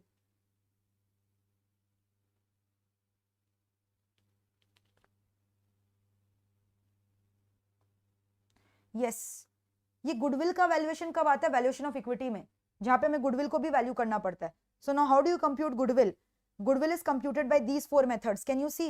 Average profit method, super profit method, capitalisation method, annuity method. How do you compute goodwill by average profit method? Future maintainable profit multiplied by number of years of purchase. How do compute goodwill by super profit method? Super profit multiplied by number of years of purchase, ठीक है? Now what is super profit?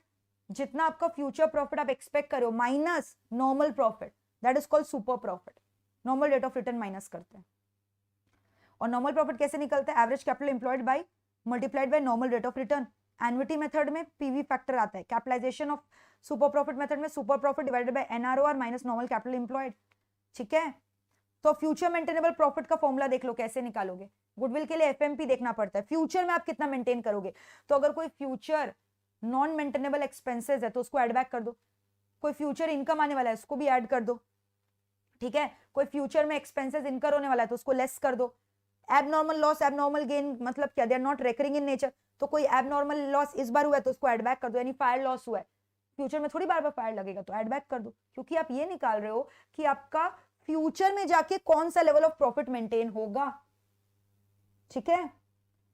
फिर similarly non operating income, यहां में operating profit से मतलब है, तो अगर कोई non operating income, investment and all से आप कमा रहे हो, रेंटल इनकम कमा रहे हो जो आपका बिजनेस से नहीं आ रहा है, अदर एक्टिविटीज से आ रहा है which is not a part of your business, profit and loss on sale of asset not a part of your business. Asset को बेचना, if you are dealing in asset then it is a different thing, but you are not dealing in asset, is not your stock in trade, तो उस पे जो profit और cell आ रहा है it is non operating income, should be deducted. और कोई अकाउंटिंग पॉलिसीज चेंज हुआ है तो amortisation of goodwill. Future expenses add less, इससे एफएमपी आ जाएगा। और एफएमपी अलग अलग ईयर्स का दिया हुआ रहता है, तो सिंपल एवरेज के लिए simply add by 3 divide by 3। लेकिन अगर ट्रेंड है, if you see there is an increasing trend or if you see there is a reducing trend, then you have to apply weighted average, है ना, you have to give weights to the profit। तो किस year को सबसे close ज्यादा wait देना है, जो नियर फ्यूचर के, सपोज करो अभी प्रेजेंट फाइनेंशियल ईयर 2012 है और एक्सपेक्टेड प्रॉफिट 13, 14, 15 का दिया हुआ है, तो जो नियरेस्ट डेट है 13 उसको हाई वेट मिलेगा 3, फिर इसके बाद 2, फिर जो एकदम फारदेस्ट है उसको लोएस्ट वेट मिलेगा। सो वेटेड एवरेज निकाल लेना, ठीक है। Now how to compute average capital employed? Average capital कैसे निकलेगा? Opening stock of capital plus closing stock by 2, ठीक है। But suppose करो opening stock of capital is not given, then what is the formula? Closing capital minus half net profit earned during the year। So देखो net asset taken over, जिन लोग बोल रहे थे नहीं समझ में आया, यहाँ पे ऑलरेडी मैंने दिखाया और एक बार please have a look on this, check करो, have a look at this particular sums, whether you are understanding this or not, check it out। सबका मार्केट वैल्यू लेना है, हाँ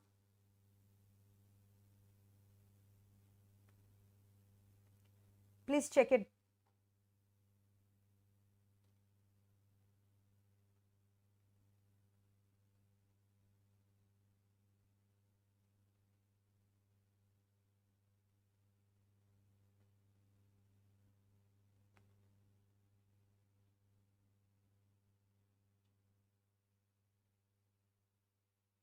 सी प्रिलिमिनरी एक्सपेंसेस दिया रहेगा तो हटा देना, लेस कर देना। आउटसाइड लायबिलिटी में क्या रहा है चेक करो, I have explained this to you earlier, just look at this table. तो ये सारे फॉर्मूलाज है जिससे आप सारे सम्स क्रैक कर सकते हो। So make sure you revise all this formulas the day before your exam, ठीक है, क्योंकि इतने सारे सम्स दिए हुए हैं, all the sums are practically impossible to revise the day before your exam. So all this formulas will help you to have a command, है ना। फॉर्मूलाज रिवाइज करना है और रैंडमली कोई भी 2-3 सम पिक करके you have to just read it out, alright. So this is the way you have to do the sums in your exam, clear. Check करो फटाफट।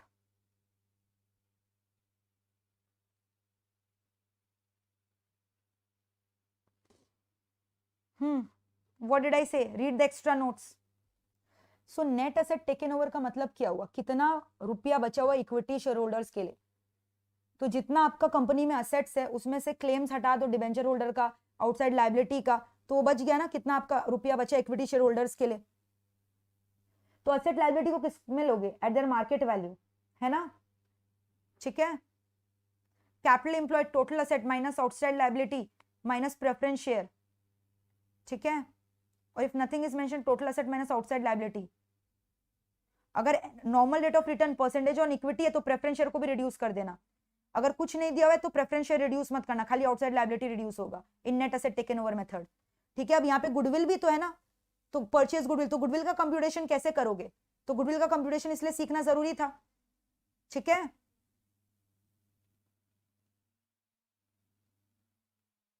Clear. Now one more thing here,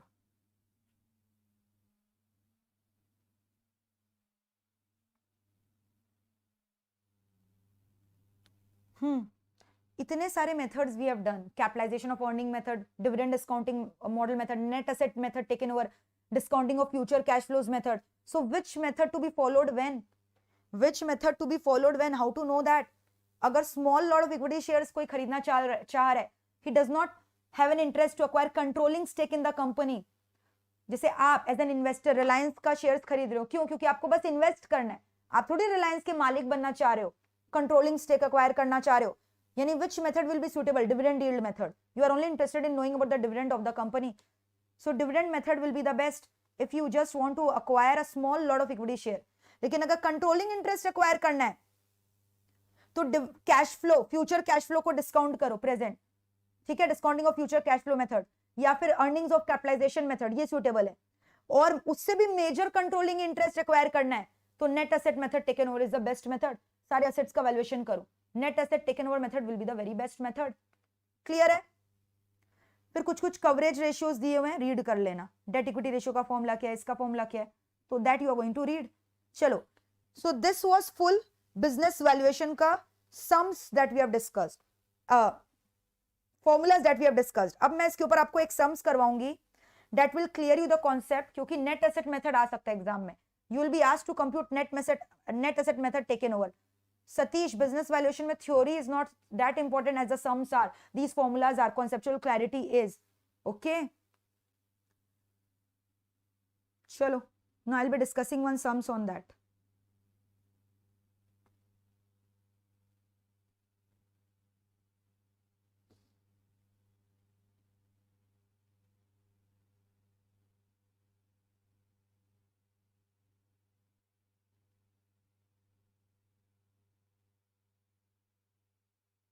And trust me, in my main classes, we have discussed all the sums of the institute math. तो उसके बाहर तो कुछ आएगा ही नहीं. You know, sums on economic value added is important. इसके ऊपर please sums कर लेना, ठीक है? Just read out any 1 or 2 sums of economic value added from your institute math और कर लेना पक्का से. And net asset method taken over is important. Future cash flows का discounting method is important. Dividend discounting method is important.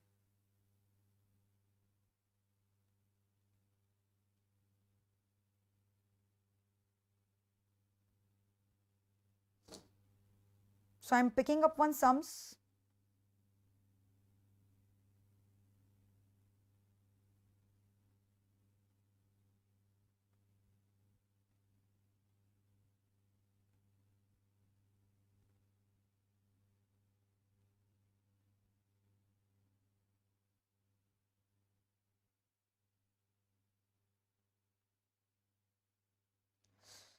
There is one sum which will clear your all the concepts. Okay.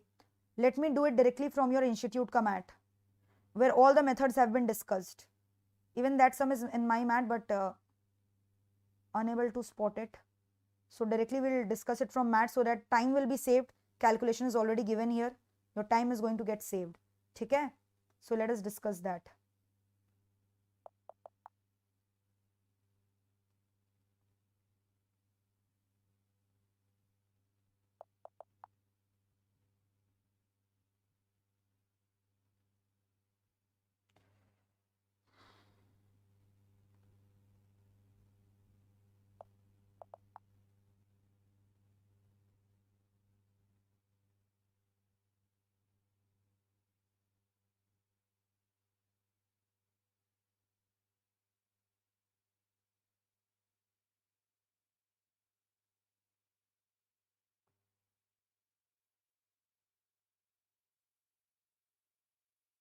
Get ready with your calculator, guys. This is a very important sum. This will clear your concept.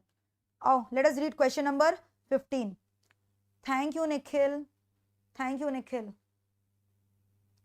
Chalo, let us read this question. Let us read this question, guys. Let us. The directors of Kamdenu Private Limited, ठीक है, planning to sell the company. Institute के math से मैं directly करवा दे रही हूँ ताकि सॉल्यूशन भी रहेगा, हम लोग इजीली कर लेंगे. Much of the time will be saved, है ना. सो यहाँ पे बहुत सारे मेथड्स से they have asked you to find out the valuation. Company का वैल्यूएशन करने बोला है. देखो इतने सारे मेथड से बोला है. What the sum is asking for you. Check करो. वैल्यूएशन ऑफ इक्विटी करना है यूजिंग डिफरेंट मेथड्स. बहुत सारे मेथड्स अप्लाई कर सकते हो बेस्ड ऑन द इंफॉर्मेशन. सबसे पहले आप देखो यहाँ कंपनी का बैलेंस शीट दिया है. जैसे ही बैलेंस शीट जब भी दिया हुआ रहता है ना, it should strike in your mind whenever balance sheet is given, पक्का मार्केट वैल्यू भी दिया हुआ रहेगा सेट्स का, और मार्केट वैल्यू दिया हुआ है तो पक्का net asset method taken over करना है. तो net asset method taken over करना चालू करो. देखो पक्का यहाँ पे मार्केट वैल्यू भी दिया हुआ है. See they have given you the market value. They have given you the market value. Check it out. Market value is given. Can you see. Land building सबका मार्केट वैल्यू दिया हुआ है 6,10,000, plant का 2,88,000, motor vehicles का 1,02,000, सबका market value दिया हुआ है. जिसका मार्केट वैल्यू नहीं दिया हुआ है उसका बुक वैल्यू लेना है. तो हम लोग सबसे पहले net asset method taken over निकाल रहे हैं. तो net asset method, if you have a copy वहां लिख लो नेट एसेट मेथड से कर रहे. तो नेट एसेट में मैम ने क्या बोला था, जितने भी एसेट्स है सबको मार्केट वैल्यू में लेकर ऐड करना है और उसमें से लायबिलिटी को लेस करना है. तो लैंड बिल्डिंग लेना है, लेकिन लैंड बिल्डिंग 5 लाख में नहीं लेना है, 610 में लेना है, क्योंकि उसका मार्केट वैल्यू दिया हुआ है. समय नहीं दिया हुआ है तो you don't have any option, you have to take the book value. Similarly plant and machinery का मार्केट वैल्यू इज गिवन ना 2,88,000 it was given. Similarly motor vehicle का 1,02,000 इज गिवन.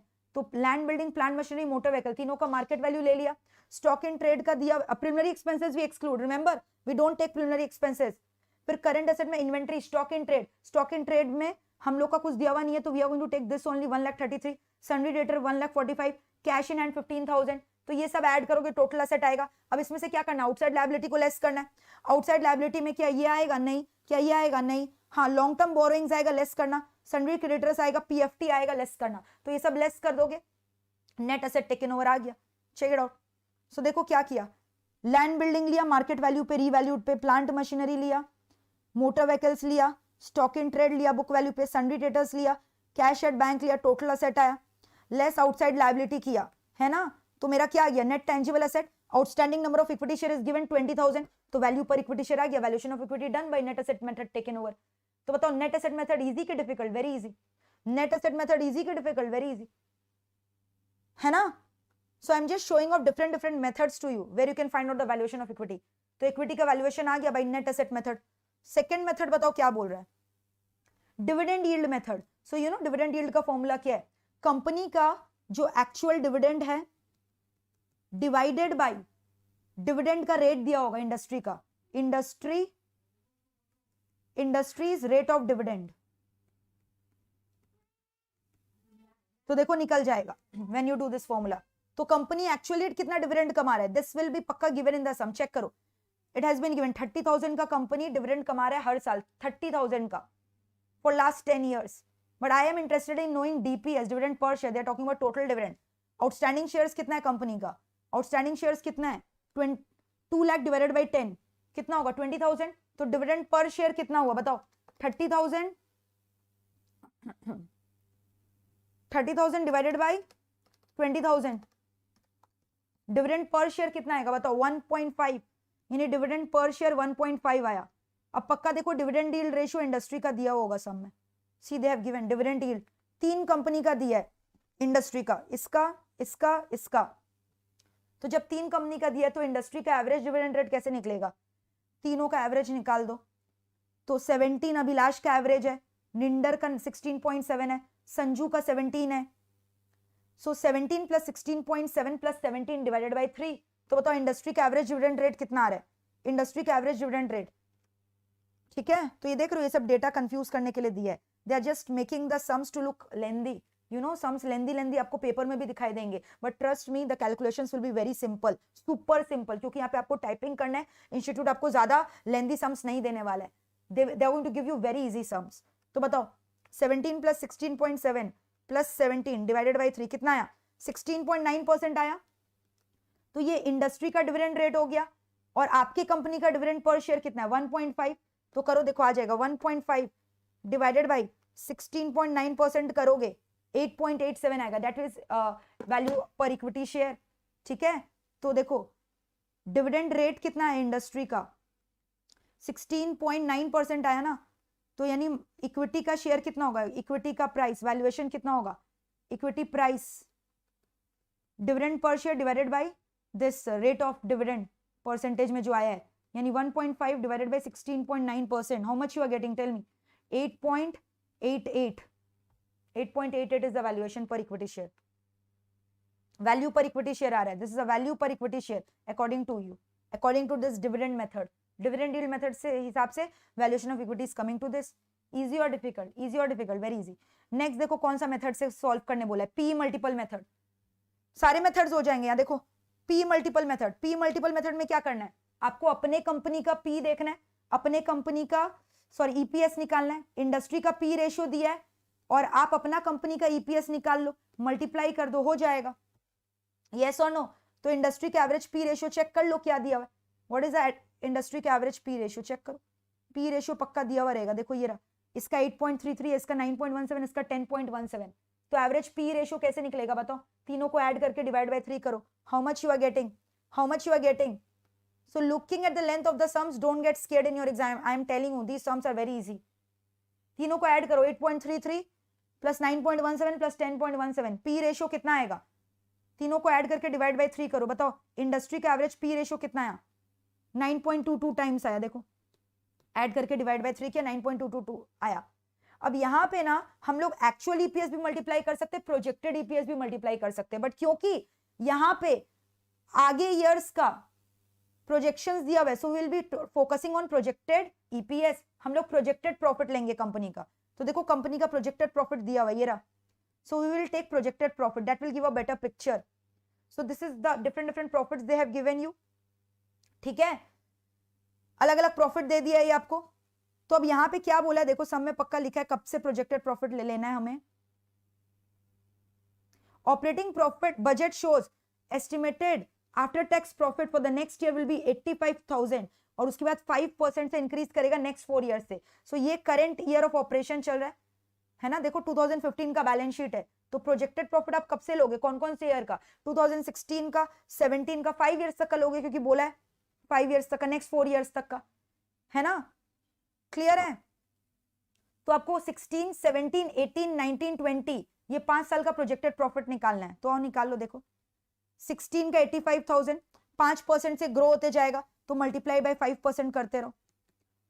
85,000 का 105 निकाल 1.05, 85,000 मल्टीप्लाइड बाय 1.05 तो कितना है 89250, 17 का आ गया, फिर इसमें 1.05 ग्रोथ रेट ऐड करो, ऐसे करके 5 साल का आ गया ना। अब हमें दिखाई दे रहा है ट्रेंड है, तो वेटेड एवरेज करेंगे, बट वेटेड एवरेज के लिए आपको पता है वेट्स जो एकदम नियरेस्ट ईयर का प्रॉफिट है उसको हाई देना है। नियरेस्ट ईयर का प्रॉफिट कौन सा है, 2016, 15 के बाद 16, तो उसको हाई वेट दिया, फिर वेट क्या होगा, धीरे धीरे कम होते जाएगा, है ना। फिर वेटेड एवरेज प्रॉफिट कैसे निकालते हो, हम लोग इसका प्रोडक्ट निकालते हैं ना, ये जो प्रॉफिट और वेट का है, डिवाइडेड बाय क्या कर देते हैं, वेट्स, तो ये डिवाइड करोगे वेट से, तो ये आ जाएगा आपका वेटेड एवरेज प्रॉफिट। यहाँ दोनों तरीके से किया, वेटेड एवरेज प्रॉफिट भी निकाला है, सिंपल एवरेज भी, तो कैसे भी करोगे एग्जाम में चलेगा। ठीक है, तो ये आपका क्या गया, टोटल प्रोजेक्टेड ईपीएस है ना, आउटस्टैंडिंग शेयर 20,000 है, तो अर्निंग पर शेयर आपका कंपनी का कितना होगा, जो प्रोजेक्टेड पैट आया है 5 ईयर्स का, पर्टिकुलर ईयर का एवरेज निकाल लिया, weighted average divided by outstanding share, तो ये 4.54 प्रोजेक्टेड मेथड के हिसाब से, और ये 4.70 किसके मेथड के हिसाब से, सिंपल एवरेज के हिसाब से, दोनों प्रोजेक्टेड अर्निंग्स है। ठीक है, और एवरेज पी रेशियो इंडस्ट्री का 9.22 है, तो मल्टीप्लाई कर दो, आ गया वैल्यू पर शेयर। ये हम लोगों ने प्रोजेक्टेड के बेसिस पे किया, बट अगर आप एक्चुअल के बेसिस पे भी कर सकते हो, क्योंकि सब में तो कुछ बोला नहीं है, आप कंपनी का एक्चुअल ईपीएस भी ले सकते हो। तो अगर कंपनी का एक्चुअल ईपीएस लोगे, तो एक्चुअल ईपीएस कितना है कंपनी का, दिया हुआ है ना, कंपनी का एक्चुअल ईपीएस अभी करेंटली प्रॉफिट 85,000 कमा रहा था, तो सिर्फ 85 को लेके भी कर सकते हो एक्चुअल ईपीएस। तो एक्चुअल ईपीएस कितना होगा, 85 by outstanding shares which is how much, 20,000, in that case EPS will be 4.25, और पी रेशियो कितना है 9.22, तो ये आ गया। तो एग्जाम में आप तीनों मत कर देना, अगर ईपीएस मेथड आपको बोलेगा तो आप मेरे हिसाब से तो ये करंट वाला कर डालना, झमेला ही खत्म, एकदम इजीली हो जाएगा। करंट दिया हुआ है, करंट पैट 85,000 है, तो करंट ईपीएस कितना होगा 85 बाय 20,000 4.25, और एवरेज पी रेशियो इंडस्ट्री का 9.22 निकाल लिया, बस मल्टीप्लाई कर दिया, एमपीएस आ गया, है ना। क्लियर। अब नेक्स्ट बोल रहा है projection of earnings capitalisation method से करो। तो यू नो इसमें क्या करते हैं हम लोग, कैपिटलाइजेशन ऑफ अर्निंग मेथड में हम लोग क्या करते हैं बताओ, जो नॉर्मल रेट ऑफ रिटर्न है वो भी निकालते हैं, प्रोजेक्टेड अर्निंग निकालते हैं, दोनों को माइनस करते हैं, डिवाइड बाय वो करते हैं रेशियो, तो निकल जाता है। तो देखो यहाँ पे क्या किया इन्होंने, प्रोजेक्टेड अर्निंग्स कंपनी का निकाला था ना अभी ऊपर में सिंपल एवरेज से, और नॉर्मल रेट ऑफ रिटर्न कैसे निकलता है, मैंने बोला था 1 divided by P ratio, company का पी रेशियो इंडस्ट्री का 9.2, तो एनआरओआर कितना होगा इतना। तो इसमें सिर्फ करना है कैपिटलाइजेशन ऑफ प्रोजेक्टेड अर्निंग्स बोला, सुपर प्रॉफिट नहीं बोला, कैपिटलाइजेशन ऑफ प्रोजेक्टेड अर्निंग में जितना प्रोजेक्टेड अर्निंग्स आया है 93936 divided by normal rate of return, normal rate of return कितना है 10.85%, डिवाइड कर दो, टोटल वैल्यूएशन आ गया, आउटस्टैंडिंग शेयर से डिवाइड कर दो, हो गया, very easy. So the last method now we are going to discuss discounting of cash flow method. तो इसके लिए 100% कैश फ्लोज दिए होंगे सम में, चेक करो whether they have given cash flows in the sums और नॉट। अलग अलग ईयर्स का they have given you the cash flows, can you see for different years they have given you the cash flows. ठीक है, and what they have given you the estimated net cash flow for the company after taking into consideration taxation over next 5 years are as follows. Another directors of the view that profitability will be measured at 12.5% on tangible capital and 17.5% on intangible capital.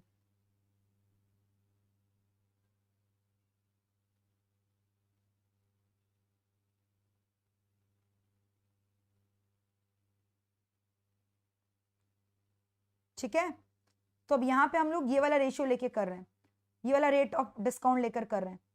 तो present value हम लोगों ने निकाल लिया, ठीक है, sums में कुछ बोला नहीं है, कैश फ्लोस 5 साल बाद कितना होगा, तो हमने अज्यूम किया परपेचुटी का सम है, टर्मिनल कैश फ्लो का सम है, तो जो पहला 5 साल दिया हुआ है उसका प्रेजेंट वैल्यू निकाल लो। फ्यूचर कैश फ्लोज कब का होगा, 16, 17, 18, 19, बीच 5 साल का दिया हुआ है ना cash flows, these were the cash flows given in the sum. तो एट दिस परसेंटेज हम लोगों ने प्रेजेंट वैल्यू निकाल लिया, ठीक है। अब 2021 ऑनवर्ड्स कुछ बोला नहीं है, तो हमने अज्यूम किया कि 1,50,000 पे ही ग्रो करेगा टिल परपेचुटी। तो परपेचुटी के लिए terminal value of cash flows में आप क्या करते हो, जो 1,50,000 है डिवाइडेड बाय जो आपका डिस्काउंटिंग रेट है, तो डिस्काउंटिंग रेट आपने कितना लिया, नॉर्मल रेट ऑफ रिटर्न ही ले लिया 10.85%। तो अब ये जो वैल्यू आया ये कब आया, 5 इयर्स बाद आया ना, बट आपको इसका जरूरत ईयर पे वैल्यू चाहिए। तो terminal value of cash flow में आप क्या करते हो इसको, और ये जो वैल्यू आएगा इसको 5 इयर्स बैक टानना है, तो 5 इयर्स का जो आपको डिस्काउंटिंग फैक्टर उसे मल्टीप्लाई करना पड़ेगा, तब terminal value of cash flow आएगा। फिर ये पांचों चीज को ऐड कर दोगे तो present value of future cash flow divided by outstanding share will give you the value पर शेयर। तो ये terminal value of cash flows का सम था। Clear, now read this remarks. कौन सा मेथड कब यूज किया जाएगा, इतना सारा मेथड्स किया, कौन सा मेथड कब यूज किया जाएगा, रीड दिस रिमार्क, ठीक है। So in this way we have discussed all the possible methods that can come in your exam. एक सम मैं और कराऊंगी प्रोजेक्टेड कैश फ्लोज मेथड के ऊपर, जो कि एग्जाम्स के लिए इंपॉर्टेंट है। Net asset method taken over important है, projected cash flows method important है। तो एक बार टेक योर टाइम, ये मैथ का क्वेश्चन है, एक बार ये सवाल दोबारा दोहराओ, कोई दिक्कत है तो मेरे से पूछो, ठीक है। This was a perhaps very easy सम।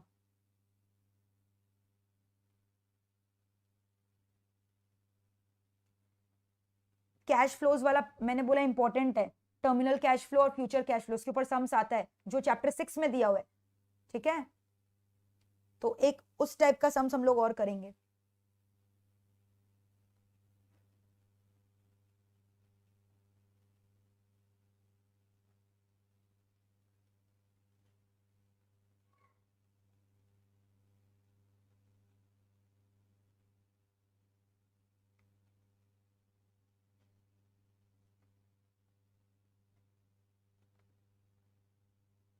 फिर उसके बाद preference share, convertible preference share वाला सम्स भी बहुत इंपॉर्टेंट है, देख लेना अपने मैथ से, important for exams purpose, valuation of preference shares.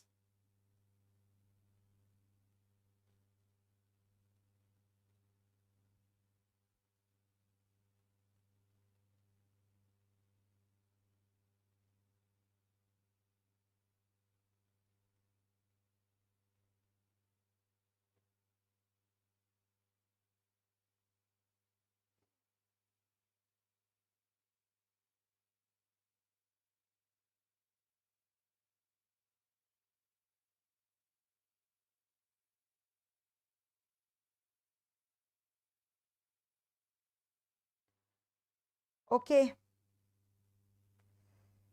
Please guys फटाफट चेक कर लो very quickly, done with this method और नॉट। बस अब चैप्टर 6 का मैं एक सम कराऊंगी, एंड उसके बाद जो चैप्टर 5 है उसका थोड़ा थ्योरी पोर्शन है, maximum half an hour more for the marathon to go. So you can sit for a break of 5 minutes, ठीक है, take your time, revise it, 5 minutes break है, and then we'll discuss the next sum.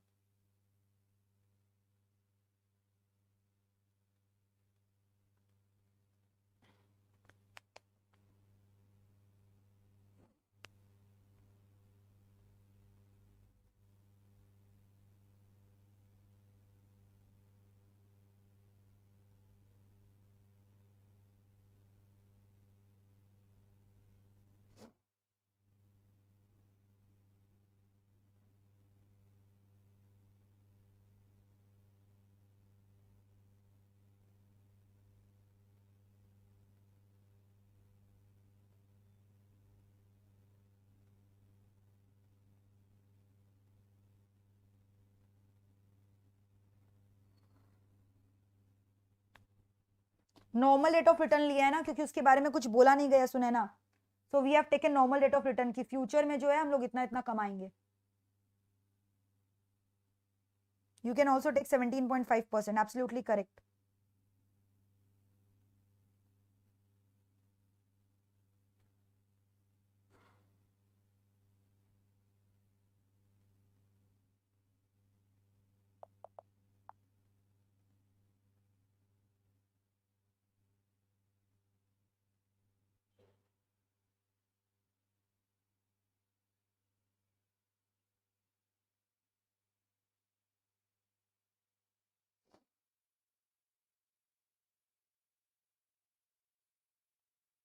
Warrant premium वाला sum ये वाला देख लेना. Okay, illustration number 9 of your इंस्टीमैट. Please read this sums for your exams purpose. Important warrant premium वाला and also valuation of share. There are two sums, एक sum preference share पे, एक वारंट पे. Both are important, relevant for your exams. So that I've given you for your homework directly from Instimat. Sums is being solved. Check kar lena. Whereas in my classes I have done it in detail. You can also write down the page number. Page 238 of your Institute Mat and 237. Warrant और preference share का sums पक्का से कर लेना. Important है. Warrant के ऊपर RTP में भी sums है. Warrant के ऊपर make sure you are doing them. All right.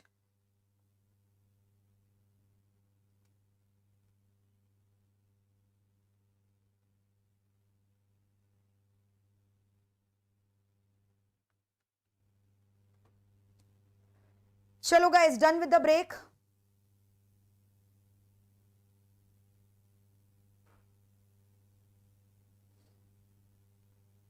So cash flows के ऊपर जो मैंने बोला था दो सम्स मैं आपको कराऊंगी. First one is this one which is talking about terminal value of cash flows. तो यहाँ क्या क्या दिया हुआ एक बार चेक करो. Let us read the sum. I am discussing दो sums from which your concepts will be clear. So if similar kind of sum comes you will be in a position to do it because there are variety of sums given in your mat, and in our main classes we have covered the full institute module as well as RTP, MTP as well as past year question papers. But in marathon it is not possible. So jo conceptual sums I am discussing that. Alpha Limited is trying to buy Beta Limited. Beta Limited is a small biotech firm that develops products that are licensed to a major pharmaceutical firm. The development costs are expected to generate negative cash flow.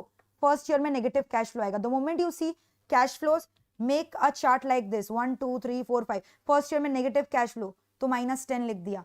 ठीक है. उसके बाद positive cash flow आएगा 5 lakhs का, 10 lakhs का, 15 lakhs का, 20 lakhs का, 2 से 5 years तक. All right. फिर उसके बाद बोल रहा है due to emergence of competitive product cash flows are expected to grow annually 5% after the 5th year till perpetuity. यानी 5th year के बाद से ग्रोथ रेट दे दिया कैश फ्लोज का 5% होगा. यानी terminal value of cash flows वाला सम सप्लाई होने वाला है. ठीक है. ये जो 5% है this is applicable for terminal value of cash flows. They are talking about terminal value of cash flows. First 5 years का discount rate they have given you 15%. ठीक है. और उसके बाद 8%. यानी जो terminal value of cash flows में आप डिस्काउंट रेट लोगे वो कितना लोगे 8%. Now you have to compute the valuation of the firm. Now you have to compute the valuation of the firm. So for first 5 years, which discount rate you are going to use? 15% given in the sum. तो ये future cash flows है, तो उसका present value कितना होगा आज के time में? तो you know, applying capital budgeting का sums है 15%. फॉर्मूला अप्लाई करो 1.515 डिवाइड इक्वल टू ऐसे करके आप कैलकुलेट कर लोगे. तो प्रेजेंट वैल्यू आ गया. पहले ईयर का नेगेटिव आएगा क्योंकि वो आउटफ्लो है. ऐसे करके आ गया. समेशन कर लिया आपने. तो ये प्रेजेंट वैल्यू इतना आ गया. अब terminal value of cash flow निकालना है. टर्मिनल वैल्यू में you have to be very careful. Terminal value मतलब परपेचुइटी हो गया A/I. और अगर ग्रोथ वाला सम्स है तो आपको क्या करना है?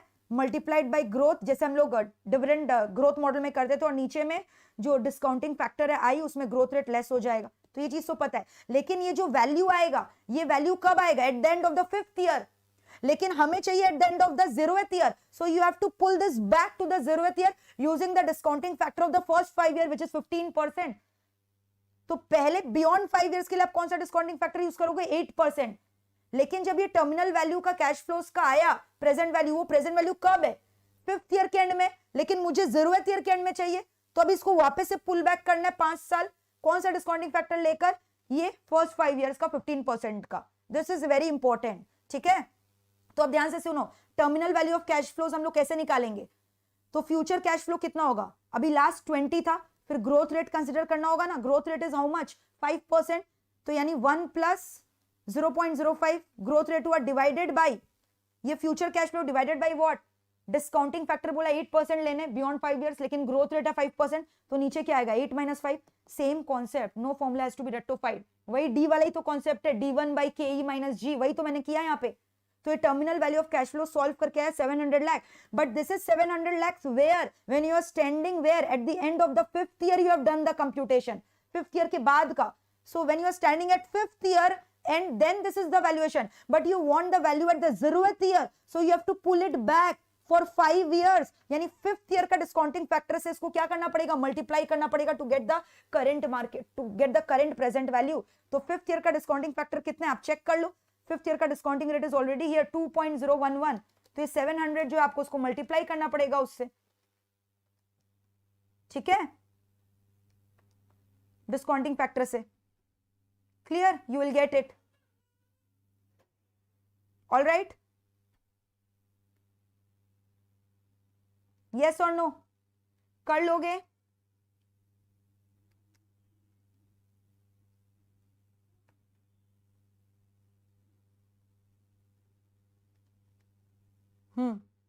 करेक्ट, आ जाएगा, ठीक है, ऑल राइट। तो ये 2.001 तो एग्रीगेट दिया हुआ है, तो आप कंप्यूट कर लेना कितना है डिस्काउंटिंग कैलकुलेटर में, आप देखते हो ना, 1 पॉइंट करके बताओ डिस्काउंटिंग फैक्टर कितना है 5th ईयर का, please do it for me. 5th year का डिस्काउंटिंग फैक्टर कितना है, मल्टीप्लाइड बाय 700। 5th ईयर का डिस्काउंटिंग फैक्टर बताओ, 5th ईयर का पॉइंट कितना आ रहा है, 1.15 डिवाइड इक्वल टू 0.497 है। तो ये जो 700 है ना, इसको किससे मल्टीप्लाई करना होगा, 0.497 से, तो देखो यही वैल्यू आएगा 348.08। नहीं कर लोगे तो 5th ईयर का डिस्काउंटिंग फैक्टर से मल्टीप्लाई करना। तो 5th ईयर का डिस्काउंटिंग फैक्टर में आपको 15% वाला रेट लेना होगा, ठीक है। फिर ये वैल्यू आ गया, कितना आया 348.08 प्लस ऊपर में जो वैल्यू था, ऊपर में कितना आया था 20.185, ऐड कर दोगे टोटल वैल्यूएशन आ जाएगा, present valuation of the firm. This is very important, this kind of question can come in your exam where terminal value of cash flows is involved in the sum. Terminal valuation is important, terminal valuation is important. अब एक सम इस type का आ सकता है इस chapter से, free cash flow for firm and free cash flow for equity. तो मैंने बोला ना free cash flow for firm के लिए क्या करना पड़ता है और इक्विटी के लिए क्या करना होता है। तो चलो ये वाला सम भी हम लोग फटाफट कर लेते हैं सो that the concept will be clear. In fact ये सेम सम आपके आरटीपी एमटीपी में दिया हुआ है, ठीक है। तो यहाँ पे हमने कंप्यूटेशन करना है, let us do that, let us do that.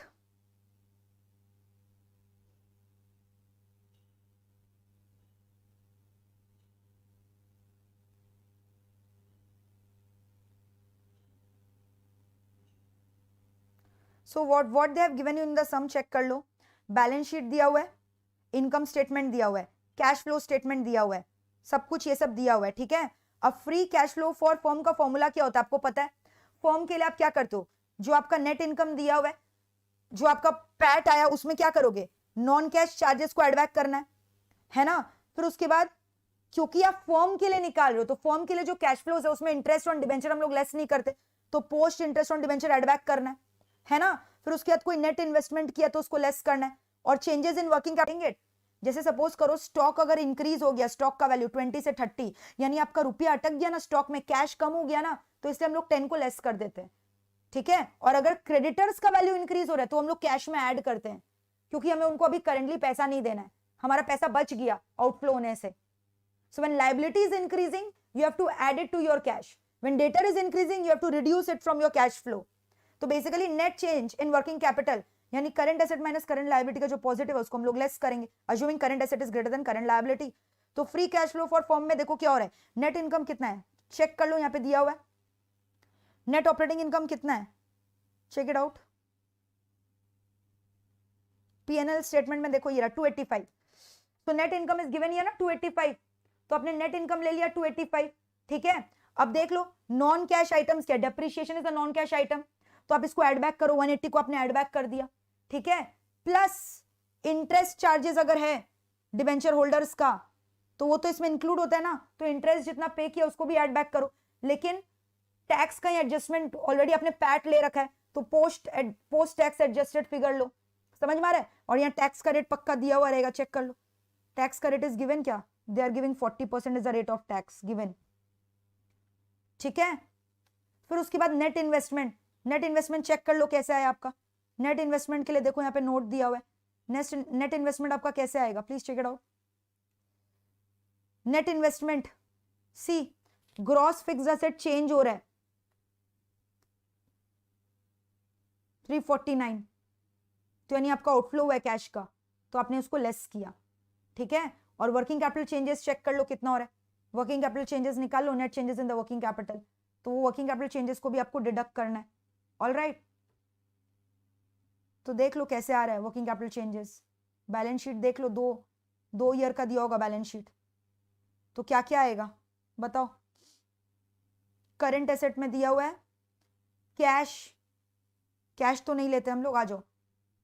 Yes, क्या क्या आएगा बताओ। अकाउंट्स रिसीवेबल 474 से 513, तो 513 माइनस 474 कितना होता है, कितना होता है बताओ। बढ़ गया ना, तो आपको क्या करना होगा बताओ, 39 को लेस करना होगा। कितना आ रहा है difference, can anyone tell me the difference, कितना आ रहा है, can anyone tell me the difference, कितना कितना डिफरेंस आ रहा है, कितना कितना डिफरेंस आ रहा है। 39 था ना, तो 39 को आपने लेस कर दिया। ओके, फिर उसके बाद और चेक करो क्या आ रहा है नीचे में, 44 का कुछ है, फिर लायबिलिटीज का है, देखो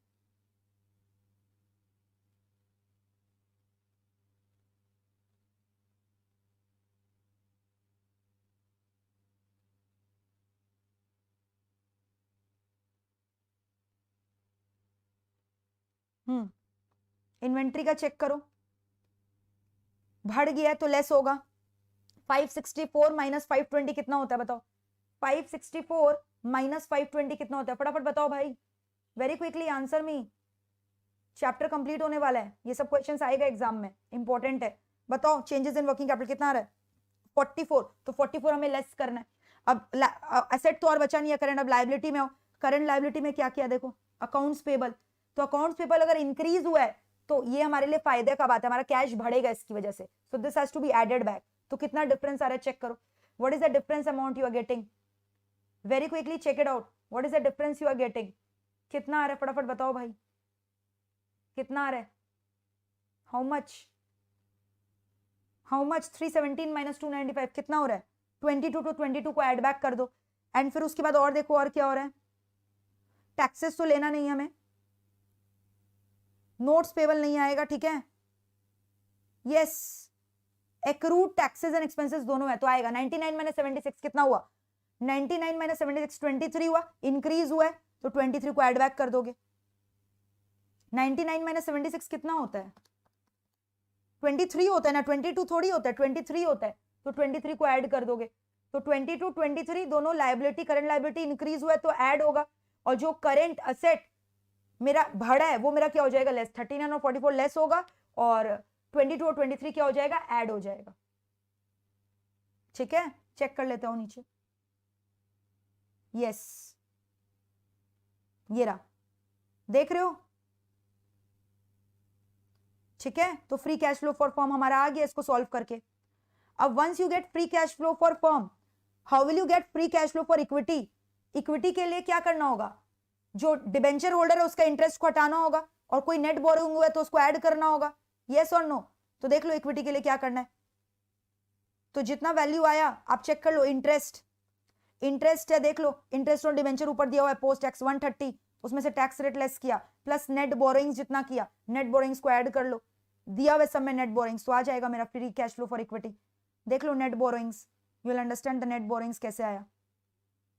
तो इतना बड़ा सम देख रहे हो दिया है, but the solution is so very small, just to confuse you they have given you. So see, you can see the net borrowing here, long term debt कितना हुआ 40, और इधर notes payable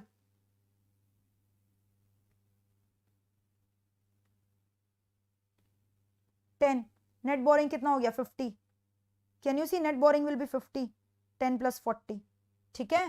तो देख लो कितना हो गया इक्विटी के लिए, टैक्स को लेस किया, नेट बोरिंग्स को ऐड किया, सो that is the difference, free cash flow for equity, free cash flow for firm. So this is important, please guys ध्यान रखना ये सब। तो आपको याद रहेगा फ्री कैश फ्लो फॉर, आप जब फर्म निकालते हो तो उसमें आपको इंटरेस्ट ऑन डिबेंचर इंक्लूड करना है, so if PAT is given तो ऐड बैक कर लेना वहां पे इंटरेस्ट ऑन डिबेंचर, है ना, और डेप्रिसिएशन को भी ऐड बैक कर देना क्योंकि वो नॉन कैश एक्सपेंस है, so that has to be added back, non cash charge है, और कोई नेट इन्वेस्टमेंट की है तो उसको लेस करना पड़ेगा, और जो वर्किंग कैपिटल का चेंजेस है उसको ऐड बैक करना होगा, और वो पॉजिटिव है तो यानी increase in current asset has to be deducted and increase in current liability has to be added back, so this will give you free cash flow for firm. Form का आ गया, अब इक्विटी का निकालना है, यानी only available for equity share holder. So for that what you have to do, equity वाले के लिए क्या करना है, interest on debenture post interest, post tax interest on debenture reduce करना है, और अगर कोई नेट बोरिंग्स है तो वो ऐड करना है. अगर यहाँ पे दिया हुआ रहता कोई डिबेंचर होल्डर को रुपया पेमेंट किया है तो आपका लेस हो जाएगा ना, और कुछ लोन लिया है तो ऐड हो जाएगा, इसलिए net boring word is being used here. So tell me, are we through with this kind of some, free cash flow for firm, free cash flow for equity, सब कुछ क्लियर है picture. Net asset method taken over. Relative valuation क्या होता है, जब दूसरे industry का P ratio compare करते हो, इंडस्ट्री का सब कंपेयर करते हो, ठीक है, क्लियर ना. चलो, so this completes your chapter 6 and 7. जितना भी पॉसिबल फॉर्मूलाज थे मैंने आपके संग डिस्कस किया है, और इसमें वारंट्स और प्रेफरेंस शेयर्स का मैंने बोला एक बार रीड कर लेना, सम्स मैथ से देख लो एक बार वापस से.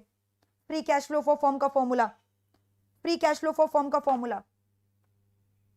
सो बस 15 to 20 minutes more to go for the marathon. I'll be discussing chapter number, theory chapter it is chapter number 5. ठीक है, so you can see free cash flow for firm का formula क्या क्या करना होता है. I'll be giving you all these things. free cash flow for equity कैसे निकलता है, इंक्रीज इन करंट एसेट को डिडक्ट करते हैं, डिक्रीज इन करंट एसेट को ऐड करते हैं, करंट लायबिलिटी को ऐड करते हैं, डिक्रीज को डिडक्ट करते हैं. ठीक है, सो 3 स्टेज ऑफ डिस्काउंटिंग मॉडल मैंने आपको बताया था. टर्मिनल कैश फ्लोज देख रहे हो, और रिलेटिव वैल्यूएशन मॉडल मेथड ये रहा. We have done it earlier, जब इंडस्ट्री का हम लोग मल्टीपल से मल्टीप्लाई कर देते हैं, रेशियोज यूज करते हैं. ठीक है, इकोनॉमिक वैल्यू एडेड, फर्म्स का वैल्यू कैसे निकलेगा, टर्मिनल कैश फ्लोज का सम 1. तो एक बार रिवाइज करो. आई will be back in 5 minutes. So there is a break for 5 minutes, after which we are going to start your chapter number 5 and your BVM syllabus will be over. Till then you can revise this. So break for just 5 minutes, a short power break for 5 minutes.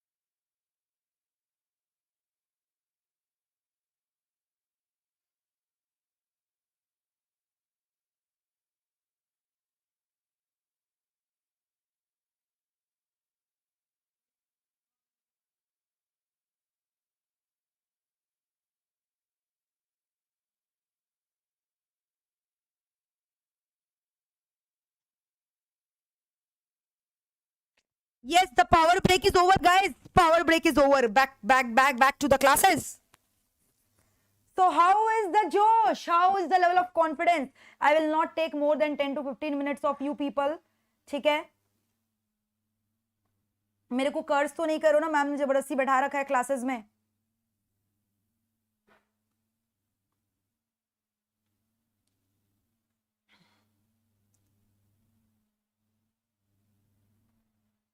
So the last part of your chapter, theoretical chapter, but yet important. Few questions are important. So we are going to discuss the important parts. ठीक है? We are going to discuss the important parts from here. Very good, Nikhil Aditi. अभी भी जोश is very high.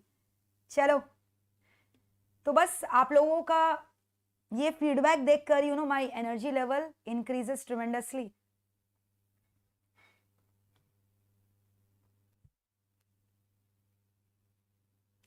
Very much relevant. Today's marathon is very much relevant for your exams.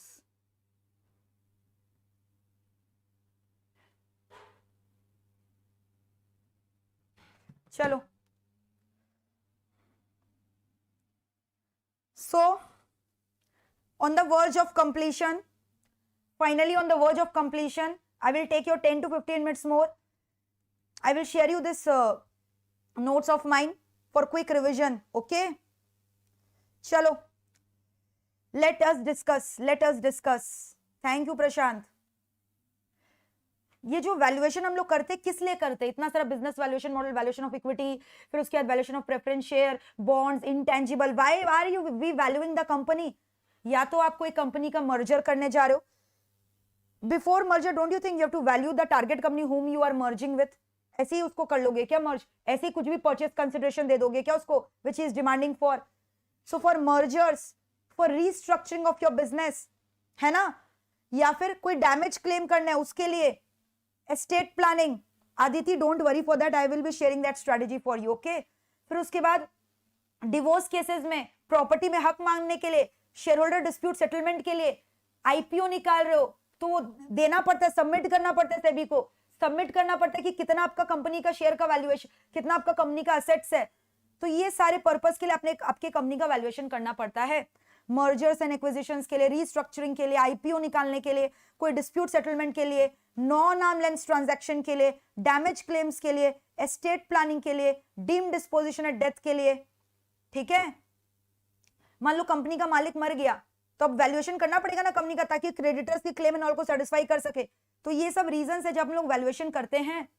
All right, so these are the areas where we are required to do the valuation. जहां valuation करना क्या बताओ जरूरी है. फटाफट एक बार learn कर लो, 2 minute का समय दे रही हूँ, लर्न इट. अगर शॉर्ट नोट आएगा कि कहां वैल्यूएशन करना पड़ता है, so you should know the answer. These are the areas where you are required to do the valuation. तो वेरी क्विकली प्लीज चेक कर लो कहां वैल्यूएशन करना पड़ता है. And you can call this as a request from my side. The moment the live streaming gets over, I want you guys to comment in the comment section and let me know how was the today's marathon and make the video viral. Do share with most of your friends all over India so that everyone can get benefited with this particular lecture before their exams and at the time when the conditions are not favorable. है ना? So each and everyone watching the lecture here should do that. I don't want कि एक जन ने कर दिया तो अरे छोड़ो ना उसने कर दिया. Why should I comment? Already so many students have commented already. If you like me, if you have loved my lecture, each and every student should give me the feedback. That will give a boost to my efforts. ठीक है? And also do share the remarks once you are done with your exam. कि how did your exam go?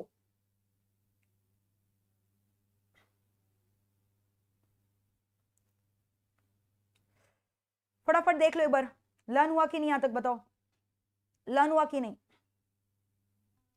Now you no, कोई भी चीज का value और price दोनों same नहीं होता. Don't get confuse between the words value and price. Exam में क्वेश्चन आता है क्या वैल्यू और प्राइस सिनोनिमस है? नहीं, वैल्यू एंड प्राइस सिनोनिमस नहीं होता. प्राइस क्या होता है? When you are actually exchanging a product and paying something right now at this point of time, that is called price. समझ में आया? उसको हम लोग प्राइस बोलते हैं. ठीक है? बट वैल्यू क्या है? सब्जेक्टिव इन टर्म है. See here, value even exist, कोई एसेट का मे बी अभी प्रेजेंट कैश फ्लो नहीं है बट फ्यूचर में उससे कैश फ्लोज आ सकता है, so that is meant by the word value, है ना। फॉर एग्जाम्पल ये जो लेक्चर है इसका वैल्यू अभी नहीं समझ में आएगा आपको, जब आप एग्जाम्स देकर आओगे तब आपको इसका वैल्यू समझ में आएगा, ठीक है। तो वैल्यू आप समझ गए क्या हो रहा है, फ्यूचर में भी उससे क्या हो सकता है, कैश फ्लोज हो सकता है। लेकिन प्राइस क्या हो गया, प्राइस तभी आएगा, price word will only be used, price word will only be used when there is a transaction taking place, but in case of valuation you are doing finding the valuation of any property, that necessarily does not mean you are purchasing that property, you are selling any property. Transaction is not necessary in case of valuation, but price word is only used when valuation, when transaction is taking place, ठीक है। Are we through with this? Price मतलब क्या हो गया, amount of money और consideration asked in exchange of something else. आप price कब पे करते हो, आप दुकान से सामान खरीदने गए, आपको सामने वाले ने कोई सामान दिया, आपने उसको कुछ सामान दिया, so price is an outcome of a transaction where exchange is taking place. लेकिन वैल्यू के लिए कोई ट्रांजैक्शन होना जरूरी नहीं है, does not require the arrival of transaction, okay. Some assets may not be able to generate cash flows today, like you people are assets of your family. You may not be able to generate cash flows today, but once you clear this level and you get selected in big 4 industry में अच्छा जगह नौकरी मिल गया, you will be a biggest asset generating cash flows for your parents, है ना। So this is a difference between value and price, clear है। Now we need to discuss purpose of business valuation, already discuss। कोई transaction कर रहे हो, merger acquisition, reverse merger, IPO निकाल रहे हो, तब हमें वैल्यूएशन करना है। कोई कोर्ट का लिटिगेशन चल रहा है, केसेस डिस्प्यूट चल रहा है, तब वैल्यूएशन करना है। कंप्लायंसेस के लिए भी वैल्यूएशन करना होता है। एस्टेट प्लानिंग के लिए, एस्टेट प्लानिंग अंडरस्टैंड, विल बना रहे, किसको कितना जायदाद देना, तो पहले जायदाद का वैल्यूएशन तो करो अपने प्रॉपर्टी का, तब तो आप डिसाइड कर पाओगे किसको कितना प्रॉपर्टी देना है। So these are the purposes, valuation is done for compliance purpose, planning purpose, court cases, transactions compute करने के लिए etcetera. Now there are different methods of business valuation, ma'am ये तो हम लोग पूरा चैंपियन बन गए हैं। Discounted cash flow valuation method, जहां अलग अलग चीज का डिस्काउंटिंग करते हैं। Relative valuation method, P ratio of industry is multiplied with EPS of your company, relative valuation. Normal rate of return of industry is used for your valuation, relative valuation. अलग अलग parameters होता है जो आप use कर सकते हो, है ना। जैसे फिर पी रेशियो था, EPS था, ये सब यूज करो इंडस्ट्री का अपने कंपनी का वैल्यूएशन के लिए। They are called relative, in relation with same companies in your industry you are measuring your company का वैल्यूएशन, ठीक है। कॉन्टिंजेंट क्लेम वैल्यूएशन, ये क्या होता है, कॉन्टिंजेंट एसेट्स का वैल्यूएशन हो रहा है, क्लियर। ये ऑप्शन प्राइसिंग मेथड यूज करता है। तो अगर एग्जाम में क्वेश्चन आएगा कि what are the 3 approaches towards business valuation, won't you be able to write yes और नो, कर लोगे। Next, for whom are we doing the valuation. As an investor, you want to purchase a share of a particular company, तो share holder company अपने लिए भी valuation करता है, company खुद अपने लिए भी वैल्यूएशन करता है इंटरनल पर्पस के लिए। या जो टेक्निकल रिसर्च एनालिस्ट नहीं होते, इक्विटी एनालिस्ट, जिन लोग शेयर्स में इन्वेस्ट करते हैं, दे ऑल्सो डू दैट, ठीक है। म्यूचुअल फंड्स वाले लोग वैल्यूएशन करते हैं because they want to invest in basket of shares. Banks लोग वैल्यूएशन करते हैं, financial expert, government, insurance company, the entire economy. So who are the people who are doing the valuation of the companies? These are the people. अपने आप सोचो ना, very simple logic, you don't have to रट्टोफाई this. कौन करेगा valuation? जिसको करना है कुछ काम, जिसको कंपनी का शेयर खरीदना है, कंपनी खुद अपना सेटिस्फैक्शन के लिए वैल्यूएशन करेगा, कंपनी को में भी मर्जर करना है तो वैल्यूएशन करेगा। फाइनेंशियल एक्सपर्ट्स लोग वैल्यूएशन करेंगे, कोई डिसीजन लेना है, फाइनेंशियल परफॉर्मेंस एनालिसिस करना है, वैल्यूएशन करेगा, है ना।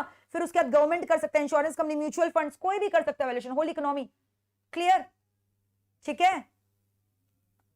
की एरियाज ऑफ वैल्यूएशन, अब बोल रहे हैं क्या क्या एरियाज का वैल्यूएशन होता है। So I am not going to discuss these things again. कब कब करना होता है आपको पता है, डिवोर्स केसेस में भी वैल्यूएशन होता है, प्रॉपर्टी वैल्यूएशन में, क्रेडिट रेटिंग देखने के लिए अलग अलग चीज यहाँ पे दिया हुआ है। Now this is important topic, ये आता है, इस पे ऑब्जेक्टिव्स भी आता है। They will give you this line and then they will ask you which principle of valuation it is. ये लाइन दिया हुआ रहेगा, पूछेगा कौन सा प्रिंसिपल है। So you know there different principle of valuation. या ये भी आ सकता है, शॉर्ट नोट लिखो एनी 4 प्रिंसिपल ऑफ वैल्यूएशन में, तो याद रखना, principal of substitution, principal of alternative, principal of expectation, principle of risk and return, principle of reconciliation, principal of time value of money. ठीक है, ये सारे वैल्यूएशन के नाम है, याद रखो। चलो मेरे साथ लर्न करो। अगर मान लो 4 प्रिंसिपल आया, याद रहेगा, substitution, alternative, time value of money, reconciliation, फिर उसके बाद मैंने क्या बोला, एक्सपेक्टेशन। कोई भी 4 लर्न कर लो, learn any 4 along with me, ठीक है, लर्न एनी 4। अब ध्यान से सुनो, एक एक करके मैं बता रही हूं। सब्स्टिट्यूशन का मतलब क्या हुआ? जब भी आप वैल्यूएशन कर रहे हो तो सब्स्टिट्यूशन बिजनेस का मतलब क्या हुआ? वर्ड का मतलब क्या हुआ? If business A can be replicated at X amount, then business is worth X amount. If a similar business B is available at a price less than X amount, then business A is worth less than X amount. मतलब जो valuer है वो principal of substitution use कर सकता है। Suppose करो वो valuation कर रहा है रिलायंस के शेयर्स का, तो रिलायंस का शेयर्स का वैल्यूएशन किया, अब चेक कर रहा है कि रिलायंस जैसा सेम दूसरा कंपनी है, उसका वैल्यूएशन कितना है कंपनी का, ठीक है।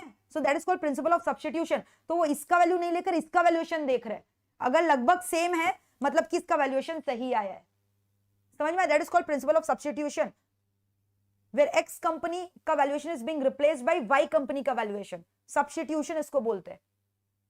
Clear? Now principle of alternative क्या होता है? Principle of alternative, no single decision maker is confined to one transaction. बहुत सारे वो ट्रांजैक्शन करता है, तो सारे ऑल्टरनेटिव केसेस को सोच रहा है। Near miss situation when one realizes price is far greater than the value, क्या छोड़ दिया उसने ट्रांजैक्शन में, that is called principle of alternative, near miss situation. Next is principle of time value of money, time value भी check करना पड़ेगा, ठीक है। टाइम वैल्यू का मतलब आपको प्रेजेंट वैल्यू, पीवी फैक्टर भी देखना पड़ेगा, यानी इसमें आप basically discounting of future cash flows model का बात कर रहे हो। तो वैल्यूएशन में कितनी बार लोग एक्चुअल वैल्यूएशन नहीं देखकर ये देखते हैं कि ये कंपनी का फ्यूचर कैश फ्लोज कितना है, और उसको फिर डिस्काउंट करते हैं अप्रोप्रिएट डिस्काउंटिंग फैक्टर के संग, and then they find out the present value. So this is called principle of time value of money. Then principle of expectation, talking about share holders dividend expectation, so on the basis of dividend which they are expecting in future year, उसको discount करके देखते हैं कि company का valuation क्या होगा। so that is called principle of expectation, ठीक है। एंड रिस्क एंड रिटर्न, वही कितना रिस्क है कितना रिटर्न है, उसके बेसिस पे रिस्क रिटर्न फैक्टर के बेसिस पे वैल्यूएशन करते हैं, ठीक है। तो बस कोई भी 5 पॉइंट याद कर लेना। अब देखो वैल्यूएशन बायसनेस क्या बोलते हैं। Even when you have applied all the objective methods of valuation, you know, still some biasness comes in your way for valuation. मतलब valuation can not be fully called as an objective thing. आपने पूरा precautions के संग independent valuer को बुलाकर अपने company का valuation करवाया, फिर भी कुछ कुछ प्री कॉन्सीव्ड नोशंस होते हैं आपके कंपनी के बारे में, that will find a way in the method of valuation. For example I will tell you, suppose करो रिसेंटली मान लो कि एक कंपनी था मान लो XYZ लिमिटेड, ठीक है। ये कंपनी 2 साल पहले इसमें इसका जो CEO है ना उसको रिप्लेस किया गया, क्योंकि इस कंपनी में स्कैम पाया गया था, इनसाइडर ट्रेडिंग या कुछ किया था, जो भी किया था कुछ फ्रॉड किया था। तो जैसे ही CEO को हटाया गया ना, कंपनी का शेयर्स का दाम गिर गया। You know these things when happen in the market, share price of the company is getting affected, and now the XYZ limited is working smoothly. ये 2 साल पहले का सिनेरियो मैंने बताया। Now after the period of 2 years, current date, this was 2 years पहले का, now 0th year में आप खड़े हो, your company is being taken over by some other company, so you have called an independent valuer कि value my company का worth. तो वो जो वैल्यूअर आया, he is an independent valuer, he is valuing it properly, पूरा आपका company का market value देख रहा है, असेट्स का सब रिटर्न देख रहा है, प्रॉफिट देख रहा है, EPS देख रहा है, सब कुछ देख रहा है। लेकिन फिर भी कहीं ना कहीं वैल्यूअर के माइंड में a point is there in his mind कि that this company was indulged in a kind of fraud 2 years before the line, down the line, 2 years पहले कुछ फ्रॉड में इंडल्ज था।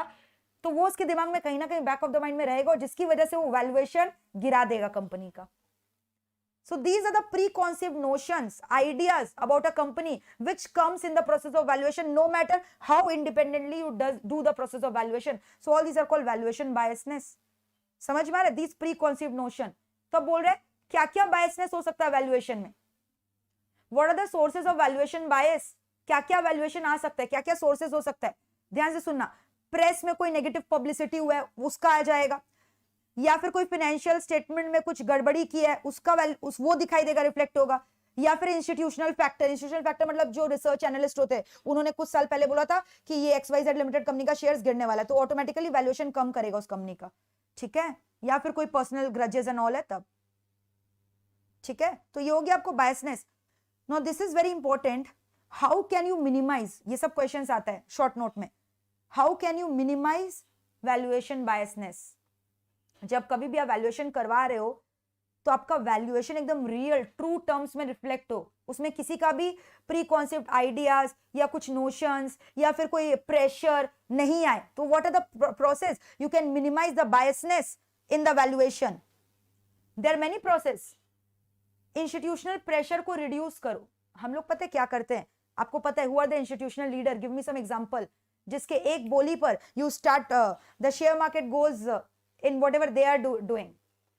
बोलो, गिव मी सम एग्जांपल। जो जैसे market में नहीं होते, जो लोग बिग बुल्स होते हैं, उन लोग जो करेंगे वही मार्केट उसी तरफ चला जाता है। बताओ, गिव मी सम एग्जांपल। ये मैंने मेन क्लासेस में बताया था, बताओ फटाफट, वेरी क्विकली।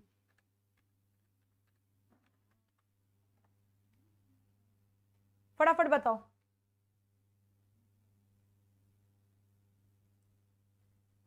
जो बड़े बड़े इंस्टीट्यूशनल इन्वेस्टर्स होते हैं, yes, Rakesh Jhunjhunwala is there.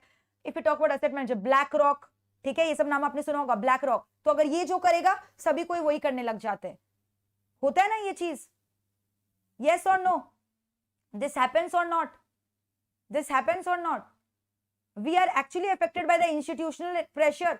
तो उसको रिड्यूस करो, don't go by what they are saying, है ना। इक्विटी रिसर्च एनालिस्ट जो बोलते हैं वही हम लोग करते हैं, यस और नो।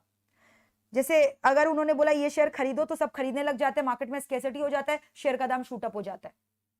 और कितनी बार तो कंपनी उन्हें पैसा देती है ये सब करने के लिए, है ना। जैसे हर्षद मेहता का वाला सीरीज देखा है, हर्षद मेहता शेयर खरीद रहे तो सब शेयर खरीद रहे, इररिस्पेक्टिव ऑफ द फैक्ट कि जो कंपनी का शेयर खरीद रहा है वो एक स्कैम कंपनी है, बबल कंपनी है ना। तो वो रिसर्च इंस्टीट्यूशनल प्रेशर जो है उसके बातों पे मत आओ, ठीक है। डीलिंक वैल्यूएशन फ्रॉम रिवॉर्ड और पनिशमेंट। जो वैल्यूअर है ना, he should have a very independent view and an honest opinion about company's shares valuation. उसको ये नहीं सोचना चाहिए कि वो अगर अच्छा कंपनी का वैल्यूएशन करेगा ना तो मुझे मैनेजमेंट टीम जो है रिवॉर्ड देगा, एक्स्ट्रा सैलरी देगा, और अगर खराब वैल्यूएशन करेगा ना सो मेरा जो सैलरी है वो कट जाएगा, नहीं। So delink valuation from reward and punishment. Valuer should be an independent person like an auditor. जो चार्टर्ड अकाउंटेंट प्रैक्टिस होते हैं या आप जैसे कॉस्ट ऑडिटर होते हैं, आप लोग इंडिपेंडेंट वैल्यूएशन करते हो। तो वैसे ही जब भी कंपनी का वैल्यूएशन किया जा रहा है तो आपको अपने दिमाग में रिवॉर्ड के बारे में, पनिशमेंट के बारे में नहीं सोचना है। ये नहीं सोचना है कि अगर मैंने खराब वैल्यूएशन किया तो फ्यूचर में मुझे कहीं और वैल्यूअर की तरह अपॉइंट नहीं किया जाएगा, then you will give a true judgment. अगर आप सोचोगे ना नहीं मेरे से कंपनी का सीईओ खुश हो जाएगा, if I am going to do the valuation in a positive way, I will be given remuneration and reward for that, then that is not a good valuation.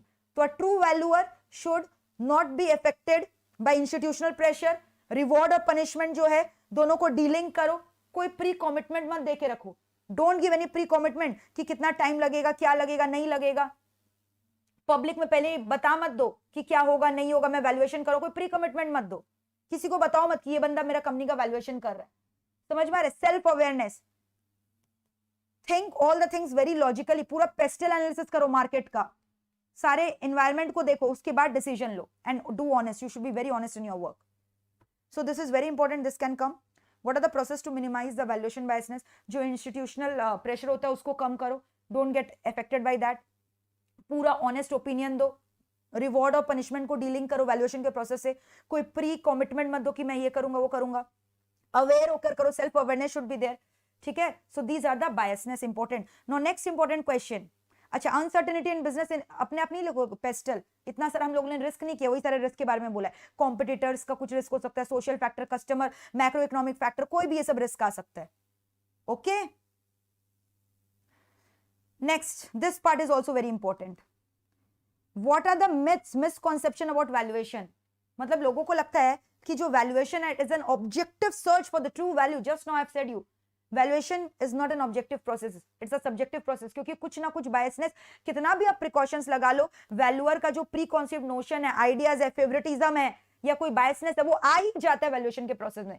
So it's not a fully objective purpose in search of a true value. अब देखो ना, आपने अलग अलग method से valuation किया, किसी method से वैल्यूएशन ज्यादा आ रहा है, किसी मेथड से वैल्यूएशन कम आ रहा है, कभी कुछ कभी कुछ, तो अलग अलग मेथड से तो अलग अलग वैल्यूएशन आ रहा है। तो ये कोई आप ये मत सोचिए वैल्यूएशन एकदम ऑब्जेक्टिव ट्रूथ वैल्यू रिफ्लेक्ट कर रहा है कंपनी के एसेट्स का, कंपनी का नेटवर्थ का। It is not, it is an objective search, it is a myth, it's not an objective process. कुछ ना कुछ यहाँ पे बायसनेस आ ही जाते हैं, ठीक है, क्लियर है। अब फिर उसके बाद क्या बोल रहा है, सिंस वैल्यूएशन में हम लोग क्या करते हैं, क्वांटिटेटिव फिगर्स निकालते, तो क्या ये ट्रू वैल्यू रिफ्लेक्ट करता है? नहीं, ऐसा नहीं है, क्वालिटेटिव मेथड्स को भी तो करो बात। व्हाट अबाउट द एम्प्लॉइज का morale, what about the employee satisfaction, ये सब के बारे में भी तो बात करो, प्रिंसिपल ऑफ पैरिसमोनी के बारे में बात करो, ठीक है, क्लियर है। तो यानी ऐसा नहीं है कि खाली क्वांटिटेटिव अप्रोच है, क्वालिटेटिव भी होना चाहिए। तो क्वांटिटेटिव अप्रोच इसलिए बेटर है। और मतलब इसका मतलब क्या बोल रहा है पता है, कि जितना ज्यादा आप यहाँ पे इंस्ट्रूमेंट डालोगे, जितना कॉम्प्लिकेटेड टूल्स डालोगे वैल्यूएशन करने का, उतना आपका वैल्यूएशन बेटर होगा। You are wrong, you can also keep valuation on a simple model basis, like dividend growth model, simple model, future dividend focus किया, डिवाइड किया by the cost of equity. तो ऐसा नहीं है कि वैल्यूएशन मॉडल में जितना ज्यादा आप इंडिकेटर लोगे, जितना उसको कॉम्प्लेक्स करोगे, उतना वैल्यूएशन बेटर होगा। Simple models are also there, ऐसा नहीं है जितना इनपुट यूज करोगे उतना बेटर होगा, उतना ही इनपुट यूज करो जितना रिक्वायर्ड है, use that number of input which is actually required, ठीक है। एंड वैल्यूएशन आपने आज के लिए किया है, and if you think you have found a valuation of a company, maybe you have done the valuation 100 CR is the valuation of so and so company, तो ये valuation lifetime चलेगा, एक बार निकाल दिया lifetime applicable है, नहीं। You know, market is dynamic, factors keeps on changing, it is not a timeless process, it is a time bound process, it keeps on changing every day, every moment. Don't you know stock price keeps on fluctuating so very high? So this is a myth people think. Myth मतलब you have a wrong idea about valuation. Valuation आप बोलते हो objective है, लेकिन मैं बोलती हूँ objective नहीं है, ठीक है। फिर वैल्यूएशन आप बोलते हो जितना इंडिकेटर्स लोगे, इनपुट लोगे, उतना वैल्यूएशन अच्छा है, ऐसा जरूरी नहीं है, it can be based on simple model also. फिर आप बोलते हो कि जो वैल्यूएशन है ना, अगर टाइमलेस, अगर अच्छे रिसर्च करके किया तो valuation will be timeless. No, it keeps on changing, every minute it is changing. A good valuation gives a proper estimate of value, नहीं, ऐसा कुछ नहीं है कि गुड वैल्यूएशन मतलब एग्जैक्ट वैल्यू देगा कंपनी का, clear. You should give a round figure, rough figure, वो एग्जैक्ट प्रिसाइज वैल्यू नहीं बताता कभी भी वैल्यूएशन। जो हम लोगों ने सम्स में वैल्यूएशन निकाला इक्विटी का, शेयर्स का और इसका, तो कोई एग्जैक्ट वैल्यू नहीं, it is always subjected two degree of fluctuation, है ना। और फिर उन्होंने बोला कि मार्केट को इनएफिशिएंट समझना है, तभी वैल्यूएशन आप कर सकते हो, मतलब कि कुछ ना कुछ गड़बड़ी है ही मार्केट में, इनएफिशिएंसी है ही, then only you are valuing. But ऐसा नहीं है, market can also be efficient. जो शेयर प्राइस है, current share price, it is reflecting all the possible things that could be incorporated in the value of share. So for valuation it is not necessary कि you have to assume markets are inefficient. This is again a myth, ठीक है।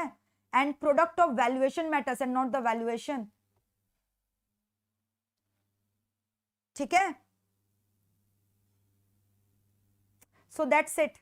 खाली इसमें आप 4 point याद करोगे हो जाएगा। देखो क्या क्या मिथ मैंने बोला, एक मिथ तो ऑब्जेक्टिव वाला लिख देना, फिर एक जितना ज्यादा क्वांटिटेटिव इंडिकेटर्स लिखोगे उतना होगा, वो लिख देना। टाइमलेस है, ये भी एक मिथ है, ठीक है। और ये precise exact estimate of value है, ये भी एक मिथ है। और ये समझता है कि मार्केट हमेशा इनएफिशिएंट है, ये एक मिथ है, ठीक है। तो ये सारे मिथ्स आपको याद कर लेना है। अब बोल रहा है वैल्यूएशन का स्टैंडर्ड ऑफ वैल्यू क्या, स्टैंडर्ड ऑफ वैल्यू मतलब क्या हुआ, type of value being sought for, ठीक है। तो there are 5 common standard of value, fair market value, investment value, intrinsic value, fair value, market value, ये 5 standard of value which you can take, ठीक है। तो ये भी एक बार देख लेना, 5 स्टैंडर्ड ऑफ वैल्यू पूछता है एग्जाम में। अब ये पांचों का बोल रहा है, लिक्विडेशन वैल्यू क्या होता है, जब अगर आप सारा सेट्स बेस होगे तो कितना वैल्यू आएगा, वो लिक्विडेशन वैल्यू हो गया। फेयर मार्केट वैल्यू आपको पता है क्या होता है, ठीक है। इन्वेस्टमेंट वैल्यू अगर आप उसमें इन्वेस्ट करोगे कितना होगा, तो ये सब अलग अलग वैल्यू मेथड्स है। इंट्रिंसिक वैल्यू है, फेयर वैल्यू है, exit price versus entry price है, ठीक है। तो ये सब इजी है, खुद से रीड कर सकते हो, not so difficult, alright. Premise of value क्या होता है, एक बार आप पढ़ लेते हैं premise of value very quickly. Premise of value क्या रिप्रेजेंट करता है, assumption regarding the most likely set of transaction of circumstances that may be applicable to the subject valuation, for example going concern liquidation।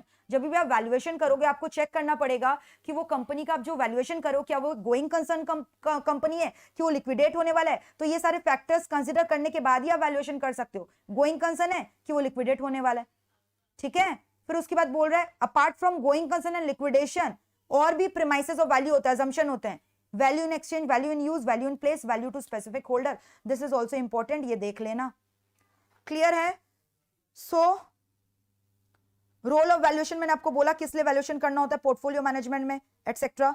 एक topic में आपको और पढ़ाऊंगी, investment philosophies, different investment philosophies are there, fundamental analysis, activist investors, chartist, सबका अलग अलग view point होता है, इंफॉर्मेशन ट्रेडर्स, मार्केट टाइमर जो मार्केट के टाइमिंग का फायदा उठाते हैं।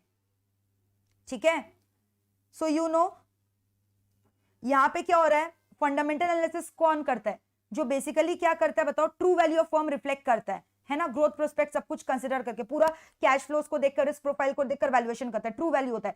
एक्टिविस्ट इन्वेस्टर कौन होते हैं, जो बेसिकली ये सोचते हैं कि जो डायरेक्टर्स है कंपनी को पुअरली मैनेज कर रहा है, ठीक है, दे थिंक कि the firms have a reputation for poor management, और फिर उसके बाद they can use their equity holding to push a change, मतलब अगर इन लोग कंपनी के बोर्ड ऑफ डायरेक्टर में बैठ गए ना तो कंपनी का शेयर का दाम इन लोग चेंज कर सकते हैं, they are called activist investor.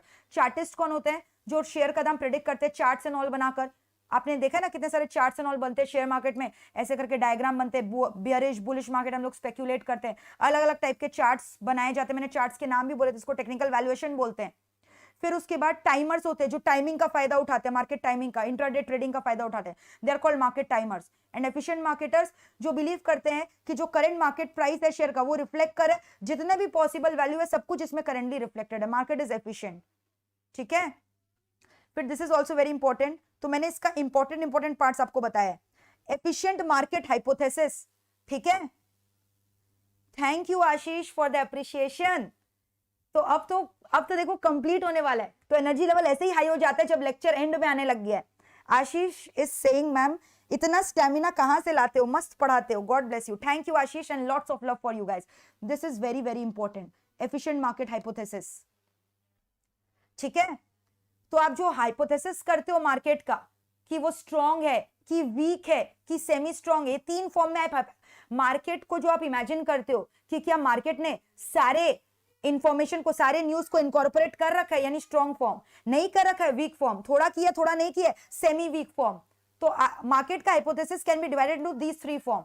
ठीक है, वीक फॉर्म का मतलब क्या हुआ, जो करंट शेयर प्राइस है reflects all the information which could be gleaned from a study of past share price, जो past शेयर के प्राइस के ऊपर है। सेमी स्ट्रॉन्ग बोल रहा है पब्लिश्ड इंफॉर्मेशन को रिफ्लेक्ट कर रहा है। स्ट्रॉन्ग फॉर्म मतलब जो अनपब्लिश्ड इंफॉर्मेशन है, अंदर का न्यूज है, अंदर का न्यूज है कि कल बहुत बड़ा मर्जर अनाउंस करने वाला है रिलायंस, उसके बाद शेयर प्राइस बढ़ जाएगा, लेकिन ऑलरेडी वो न्यूज अभी अनाउंस नहीं हुआ, लेकिन फिर भी शेयर के प्राइस में उसका इफेक्ट इनकॉर्पोरेट हो चुका है, यानी मार्केट बहुत ज्यादा स्ट्रॉन्ग है। वीक फॉर्म मतलब कोई भी इंफॉर्मेशन को इनकॉर्पोरेट नहीं कर सका current market price of share में, ना पब्लिश ना अनपब्लिश इंफॉर्मेशन, खाली जो हिस्टोरिकल शेयर रिटर्न है ना उस पर्टिकुलर मार्केट का, उस पर्टिकुलर कंपनी का, खाली उसका वैल्यू इनकॉर्पोरेटेड है। और सेमी स्ट्रॉन्ग मतलब जो इंफॉर्मेशन अनाउंस हो चुका है, मान लो रिलायंस ने मर्जर अनाउंस कर दिया, उसके बाद शेयर का प्राइस इफेक्ट होता है, चेंज होता है, तो वो सेमी स्ट्रॉन्ग फॉर्मेट हो गया। और स्ट्रॉन्ग फॉर्मेट वो शेयर प्राइस को रिफ्लेक्ट कर रहा है जिसमें वो सारे एलिमेंट्स भी इनकॉर्पोरेटेड है जो अभी तक पब्लिश नहीं हुए, जो हाईली कॉन्फिडेंशियल है, यानी मार्केट बहुत स्ट्रॉन्ग है, सारे इंफॉर्मेशन को कैप्चर कर लिया। सो this is also very important, exams में बहुत बार आ चुका है ये मार्केट हाइपोथेसिस का three form, weak form, semi strong, strong form. याद रहेगा ना ये सब? Clear? Valuation errors, common valuation error V1 क्या होता है? When valuation report does not indicate purpose for which the valuation is being done. Valuation error 2 क्या होता है? स्टैंडर्ड ऑफ वैल्यू नहीं डिफाइन किया, you know what is standard of value. ठीक है, वैल्यूएशन 3 कब? जब प्रीमाइस ऑफ वैल्यू नहीं बताए। प्रीमाइस ऑफ वैल्यू मतलब गोइंग कंसर्न है कि लिक्विड, हाँ गोइंग कंसर्न है कि लिक्विडेट होने वाला है, और ये जब गोइंग कंसर्न को स्टैंडर्ड ऑफ वैल्यू ट्रीट किया गया है, तो these are the common valuation errors. तो बोल रहे बिजनेस वैल्यूएशन में स्टेप्स क्या? This is also very easy. What are the steps in the process of business valuation? सबसे पहले पर्पस निकालो, स्टैंडर्ड ऑफ वैल्यू निकालो, प्रीमाइसेस ऑफ वैल्यू मतलब अजम्पशन क्या है, हिस्टोरिकल एनालिसिस करो, एनवायरमेंटल स्कैनिंग नहीं पेस्टल एनालिसिस करो, अप्रोचेस देखो कौन सा होगा, मेथड्स कौन सा होगा, वैल्यू कंप्यूट करो, रिकंसिलिएशन करो, कंक्लूजन आओ। ठीक है, so these are the steps in the process of valuation process. And important तो देखो लास्ट में मैंने इस चैप्टर में क्या क्या पढ़ाया। एक तो वो मार्केट हाइपोथेसिस का forms, weak form, semi strong form and very strong form. ठीक है। फिर मैंने बोला वैल्यूएशन का स्टेप्स क्या वो आपको लर्न करना है। फिर उसके बाद हम लोगों ने वैल्यू प्रीमाइसेस ऑफ वैल्यू किया था, ठीक है। फिर उसके बाद हम लोगों ने किया था कि जो वैल्यूएशन है अलग अलग फिलॉसफी के संग हो सकता है, fundamental analysis, activist and investor. Activist क्या सोच रहा है कि ये जो कंपनी का बोर्ड ऑफ डायरेक्टर्स है एकदम मिसमैनेज कर रखा है, अगर मैं इसके बोर्ड में बैठूंगा तो मैं बहुत अच्छे से मैनेज कर पाऊंगा, कंपनी को चला पाऊंगा। तो यानी उसका ऑब्जेक्टिव क्या है कि वो कंपनी में शेयर्स को अक्वायर करने वाला है, कंट्रोल को अक्वायर करने वाला है, that is called activist investor. Chartist जो शेयर्स एंड ऑल के बेसिस में प्रेडिक्शन करता है, ठीक है। और जो टाइमिंग बेसिस को करता है इंट्राडे ट्रेडिंग, टाइमर्स होते हैं, they are called as market timers. Clear है। फिर मैंने आपको बताया this is also important, premises can be either going concern और whether the company is going into liquidation. इसके अलावा ये भी है value in exchange, value in use, ठीक है, value in place and value to specific holder, कोई specific person. तो ये सारे प्रीमाइसेस है, प्रीमाइसेस के ऊपर भी शॉर्ट नोट आते हैं। फिर उसके बाद मैंने आपको बोला मार्केट पार्टिसिपेंट्स कौन कौन होते हैं, ठीक है, this is important.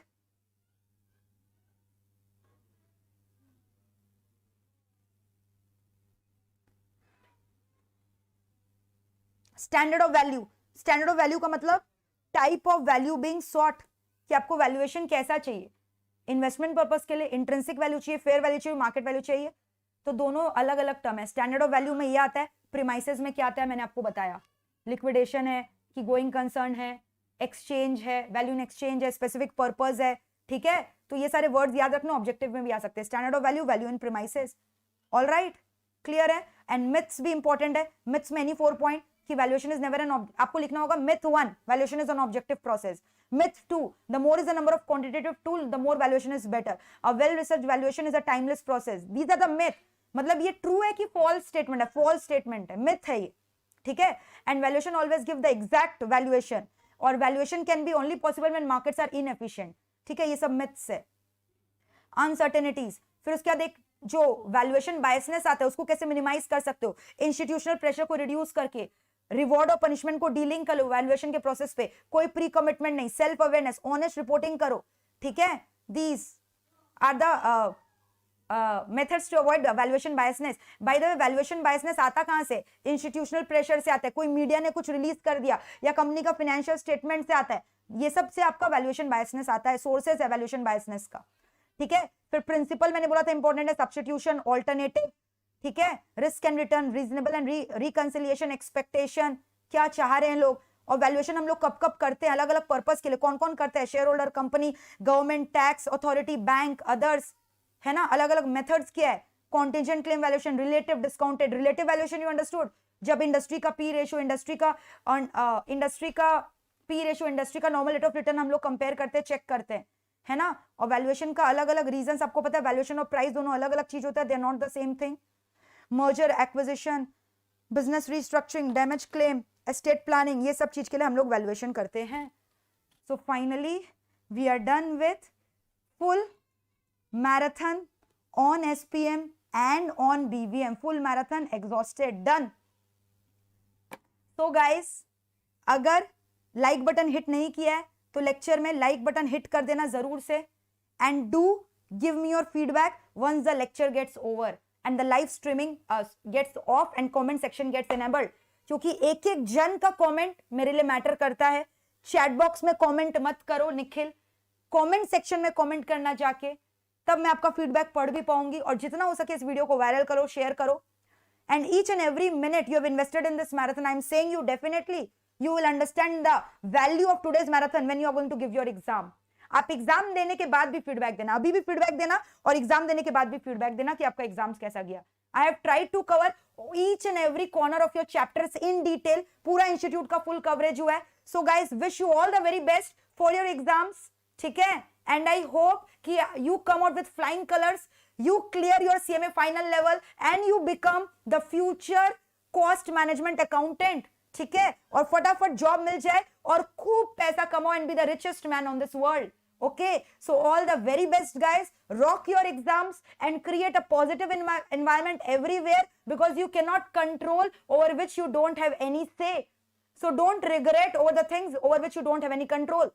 Go by the flow, give your best shot, leave the rest on God. If everything is good, obviously your exams paper are gonna be very easy, results are gonna be super cool और बहुत अच्छा होगा आपका exams. So all my good wishes are with you guys from the bottom of my heart, and do give me your feedback after the lecture gets over. So lots and lots of love for all my final students. Love you all.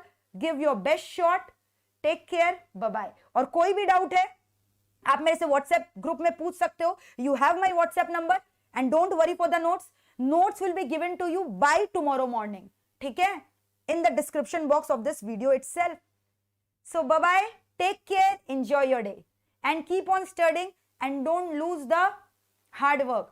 अभी मेहनत करोगे, इसका results आपको दिखाई देगा आपके exams में. So stay charged up, stay motivated, don't look back, just keep on revising the topic irrespective of the fact कि मैंने जो पढ़ा मैं भूल गई क्या. अरे एग्जाम्स के एक दिन के पहले का इंटेंसिव रिविजन मैटर करता है.